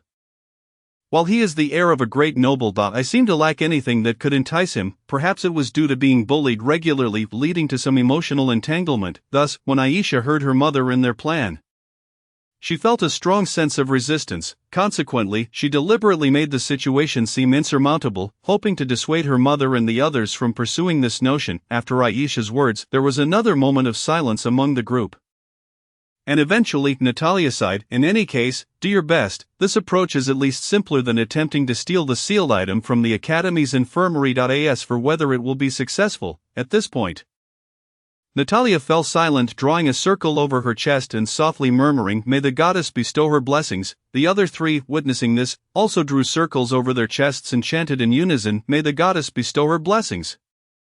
With matters at this juncture, Aisha pouted and softly declared, "I will do my best, mother, Perhaps we should indeed request some assistance from the organization. Rich contemplated as he spoke. Eros, perched on the tree branch, raised an eyebrow and smirked, conspiring right before me, how intriguing. With his interest piqued, Eros interjected after Rich finished speaking. By the way, may I participate in this endeavor? As soon as Eros's words fell, the individuals on the ground abruptly turned to face his direction, exclaiming, "Who goes there?" Simultaneously, they wasted no time and unleashed several spells toward the tree where Eros was situated. Eros twitched his lips. Were these individuals always this reckless? Had they not learned anything from their previous encounter? He effortlessly dispelled the spells and then caught Natalia's fist, which she had aimed at his head, pulling her into an embrace to eye, and the next moment, several dark tendrils, as deep as the night itself, emerged from Eros's shadow, ensnaring Natalia tightly and rendering her immobile. Glancing at the now more pronounced form of Natalia, bound by the tendrils, Eros couldn't help but be taken aback. One must admit, the manner in which she was restrained was rather provocative. Thus, Eros snapped his fingers, summoning two shadows to blindfold the eyes of the two men similarly ensnared by the shadow tendrils below. Such a tantalizing scene was not something they should witness. Observing her body, accentuated by the bindings, Natalia's face flushed crimson. Suppressing her sense of humiliation, she glared at the figure who had subdued them all. Just a glance left her momentarily stunned, gazing at the person cloaked in shadow. She exclaimed in astonishment, "It's you. What do you want?" She recognized this person as the one who had mentioned needing to rush home due to his neighbor's wife going into labor. Eros chuckled lightly, his finger lifting Natalia's delicate chin, his tone laced with amusement. "Madam, you still possess quite the allure, I see." Hearing this, Natalia's heart raced, a sense of foreboding washing over her as she stuttered, What do you want?" Had this man finally revealed his sinister intentions? Is the desire to harm oneself in your mind? Indeed, you are truly the offspring of the dark god. For why this remnant of the night spared me and my companions last time? To her, it seems quite normal for a scion of the dark god to act in such inexplicable ways. Perhaps he merely found us amusing, and that is why he let us go? Gazing at Natalia before him, Eros was irresistibly drawn to the ample, fair skin revealed by the tentacles' pressure. Upon witnessing her current state, the mortified Natalia became even more convinced of her earlier suspicions. Eros clicked his tongue and continued in a teasingly vague tone, "Surely you must know what I desire, my lady." With a resigned sigh, Natalia realized there was no escaping this matter. She closed her eyes, and when she reopened them, her tone had turned placid. "Very well, as long as you release them, I shall comply with your wishes." Eros raised an eyebrow, filled with a malicious delight, and remarked, "It seems that even if I do not release them, you would be unable to resist, wouldn't you?" With a tight-lipped expression, Natalia replied, "If you free them, I will willingly cooperate, allowing you to experience exquisite pleasure. I assure you, I will not behave like a lifeless fish at your whim. I believe that should I act like a dead fish, you would soon lose interest, wouldn't you?" Chapter 87. Have the jests gone too far? Eros withdrew his hand from Natalia's chin, stroking his own in contemplation. "That makes sense. Let us proceed as you suggest." With that, Eros released the bindings of the other three on the ground. Of course, he did not forget to shroud Natalia in a veil of shadows. After all, such indecent scenery should not be visible to those two loathsome men. As soon as Aisha found herself unbound, she rushed forward, intent on rescuing her mother. However, Natalia caught sight of this and barked, "You must leave. Do not concern yourselves with me." Upon hearing her commanding voice, Aisha halted immediately, biting her lip, her beautiful green eyes brimming with tears, her delicate face reflecting profound sorrow. Observing this scene, Eros mused to himself, "Why does it feel as though I am the villain here?" "Hurry and go," Natalia urged again. Hearing her repeated command, both Rich and Onyx's faces contorted with anger and humiliation, their teeth ground together, fists clenched tightly, veins bulging in their arms. At that moment, Eros cleared his throat and provocatively said, "If you wish to stay and witness the events to come, I would not mind in the least." Upon hearing his words, Rich and Onyx's eyes blazed with fury, but their reason quelled the tumult of their emotions. Taking a deep breath, they turned to Aisha and quietly said, "Let us depart. This is the opportunity your mother has sacrificed herself for." Aisha sniffled, letting out a soft, tearful sound, then resolutely turned and dashed into the distant woods. Two crystalline tears slid down her charming face, falling to the ground. Rich and Onyx exchanged a profound glance with Natalia before turning away. Chasing after Aisha's retreating figure, Eros extended his hand, catching the two tears suspended in shadow, preventing them from touching the ground. He suddenly questioned whether this jest had gone too far. It indeed seemed somewhat excessive. Perhaps he should make amends to that little white rabbit tomorrow. After securing those 2 precious tears, Eros released the shadowy tendrils from around Natalia. He sat back down on the tree trunk and gestured beside him in a rather disinterested tone. Sit. Natalia regarded this dark remnant of the night, who had inexplicably lost his enthusiasm, and after some contemplation, she began to unfasten her clothing. Eros turned to observe her actions, neither stopping nor urging her on. Ultimately, Natalia's graceful form was fully illuminated by the silver moonlight and laid bare before Eros. Noticing Eros's continued inaction, Natalia gritted her teeth and boldly nestled into his embrace. As Eros beheld Natalia's skin glowing under the moonlight, he appeared somewhat taken aback. "What are you doing?" This question left Natalia momentarily stunned. Was it not he who wished for this? Why was he now inquiring of her? Noticing her bewilderment, Eros feigned innocence, saying, "I merely wished to inquire about some matters. What are your thoughts?" Natalia opened her mouth incredulous. "You strip me bare and then discuss such things?" Furthermore, was his earlier display merely to gather information? If it weren't for the fact that she couldn't overpower him, she would have dearly loved to smash his head in. Natalia's chest began to rise and fall rapidly, clearing his throat. Eros expressed some embarrassment. "It seems my previous actions have led you to misconstrue my intentions." With gritted teeth, Natalia managed to utter, "Can I put my clothes back on?" "Let it be. Putting them back on would waste time, and my time is exceedingly precious. A minute contains only 60 seconds. Eros replied casually. Natalia scoffed, "As if anyone's minute is not 60 seconds. She then steeled her emotions, suppressing her inner humiliation, and coldly asked, "What do you wish to know?" "Not in a hurry. Sit still while we talk," Eros said, lifting Natalia's legs and positioning her atop his lap. With no support behind her on the tree trunk, she instinctively wrapped her arms around his neck to prevent herself from falling. Gazing at Eros, whose features remained obscured even at such proximity, Natalia inhaled deeply and reiterated, "What do you wish to ask?" As resistance was futile, she resolved to comply with his demands. After a moment's contemplation, Eros inquired, "What organization do you belong to?" "The Silver Moon Temple." This was not a question she hesitated to answer, and thus she responded without delay, "Never heard of it." Eros searched his memory but found nothing. Natalia, now frustrated, felt her chest heave again. After a long pause, she coldly retorted, "What about the moon worshippers? Have you heard of them? Oh, are they the ones trying to prove that the earth is round?" "What?" Natalia stared at him, perplexed. "Isn't a sphere inherently round? Can something that isn't round even be called a sphere?" "No worries, no worries. Just a mix-up." Eros chuckled awkwardly, then searched his mind for information about the moon worshippers of this world. And indeed, he recalled something. "You are the worshippers of the dark god, the silver moon goddess." Eros realized, the goddess is not a dark god. Natalia glared at Eros, "And you, dark remnant, how dare you call her a dark god? Do you not know that for thousands of years, the foremost dark god of the Croatian continent has been your ancestor?" "Ahem, my apologies, it is the church that propagates such beliefs. Do not fault me." Natalia huffed again, but soon her delicate face flushed with indignation, her beautiful eyes glaring at Eros in embarrassment. Observing her angry expression, Eros cleared his throat and, feeling somewhat guilty, shifted the topic. "What were you planning to steal from the academy?" "An item of great importance to the temple." Natalia suppressed her inner fury and squeezed the answer out through clenched teeth. Since this answer did not divulge specific details, she felt no need to conceal it. "If it is so crucial to your moon-worshipping cult, why did your organization only send you 4 Sequence 8 members?" Eros's curiosity was piqued, as it seemed a team of such low rank would likely fail in such an endeavor. Chapter 88, The Divine Gifted Child. After a long silence, Natalia replied indifferently, "The rest of the temple is engaged in a far more significant operation in Intiles. Do you know what this operation entails?"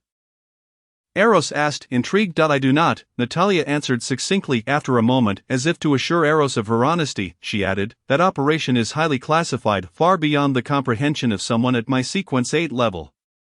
Eros nodded, pondering that hidden within the shadows of Intile, there likely remained a group of conspirators, their intentions shrouded in mystery. He realized he was hardly in a position to label others as cultists. "Are you aware of their specific strength?" Eros inquired again, understanding their true strength would reveal the scale of their conspiracies. If their remaining members in Intile were merely a few weaklings, then their plot would hardly be formidable.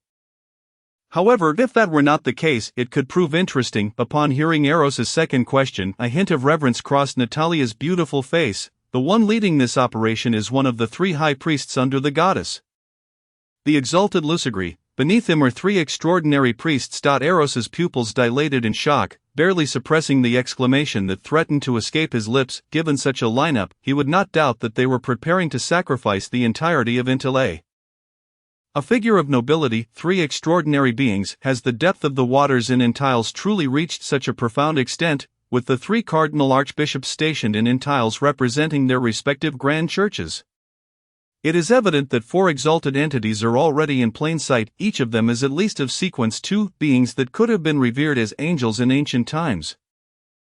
This is merely what he knows. There may well be more hidden away. After all, this is the capital of one of Croatia's three great empires. Their audacity to orchestrate grand maneuvers beneath the very noses of the three exalted church figures surely implies that they possess means to restrain those same exalted beings. This suggests that at least one angelic ally of the moon worshippers lurks in the shadows. What could those moon worshippers possibly be plotting? Are they genuinely preparing to sacrifice the entirety of Intiles? Eros was suddenly beset by an ominous sense of impending storm. He resolved that upon returning this week, he must inform his family to abandon Intiles at the first sign of trouble and make a swift retreat. After a considerable pause, Eros managed to suppress the tumult within and smiled at Natalia. "My lady, you have truly astonished me." Natalia remained silent, and Eros, undeterred, continued, "I imagine your recent endeavor will cause considerable upheaval for the church." At this, Eros paused, extending his hand to delicately lift Natalia's exquisite chin. "Thus, might you agree to be my companion?" Natalia's mind momentarily faltered. What was the connection between the temple's actions, which would indeed trouble the church, and becoming his companion? This statement left her utterly perplexed. She had been contemplating whether this remnant of the night wished to join the crusade against the church, only to be met with the staggering realization that he was instead fixated upon her. Had Eros been privy to Natalia's thoughts, he might have scoffed. He was well aware of his own precarious position. With merely a handful of his own minions, engaging in such formidable contests would likely result in their immediate obliteration. Thus, it was far wiser to clandestinely reap some benefits and develop cautiously from the sidelines. Observing the bewildered Natalia, Eros leaned down to kiss her soft lips, then continued with a light-hearted tone, "Previously, it was a matter of business, and now it is a private moment between us. From the very first meeting, I was captivated by your beauty. I speak no falsehood when I say that I am utterly enamored by your charm." "I am unworthy," snapped back to reality. Natalia's face flushed crimson at Eros's unabashed confession, leaving her momentarily speechless. Eros again leaned down, placing a gentle kiss at the corner of her mouth, raising an eyebrow. "What say you?" "My lady." Natalia turned her face away, attempting to evade the lips of this enigmatic remnant of the night. Eros, unfazed, continued to smile softly, patiently awaiting her response. After a lengthy silence, Natalia's voice emerged low and husky. "If I refuse, will you let me go?" "Absolutely not." Eros's lips curled into a smirk. "Then why utter such words?" Natalia glared at him. Eros grinned. "Because it is entertaining, since you have expressed yourself in such a manner." "Shall I take it as your acquiescence?" Natalia said nothing, her gaze complex, lost in her own thoughts. Eros then scooped Natalia into his arms and leapt down from the tree trunk, eliciting an involuntary gasp from her.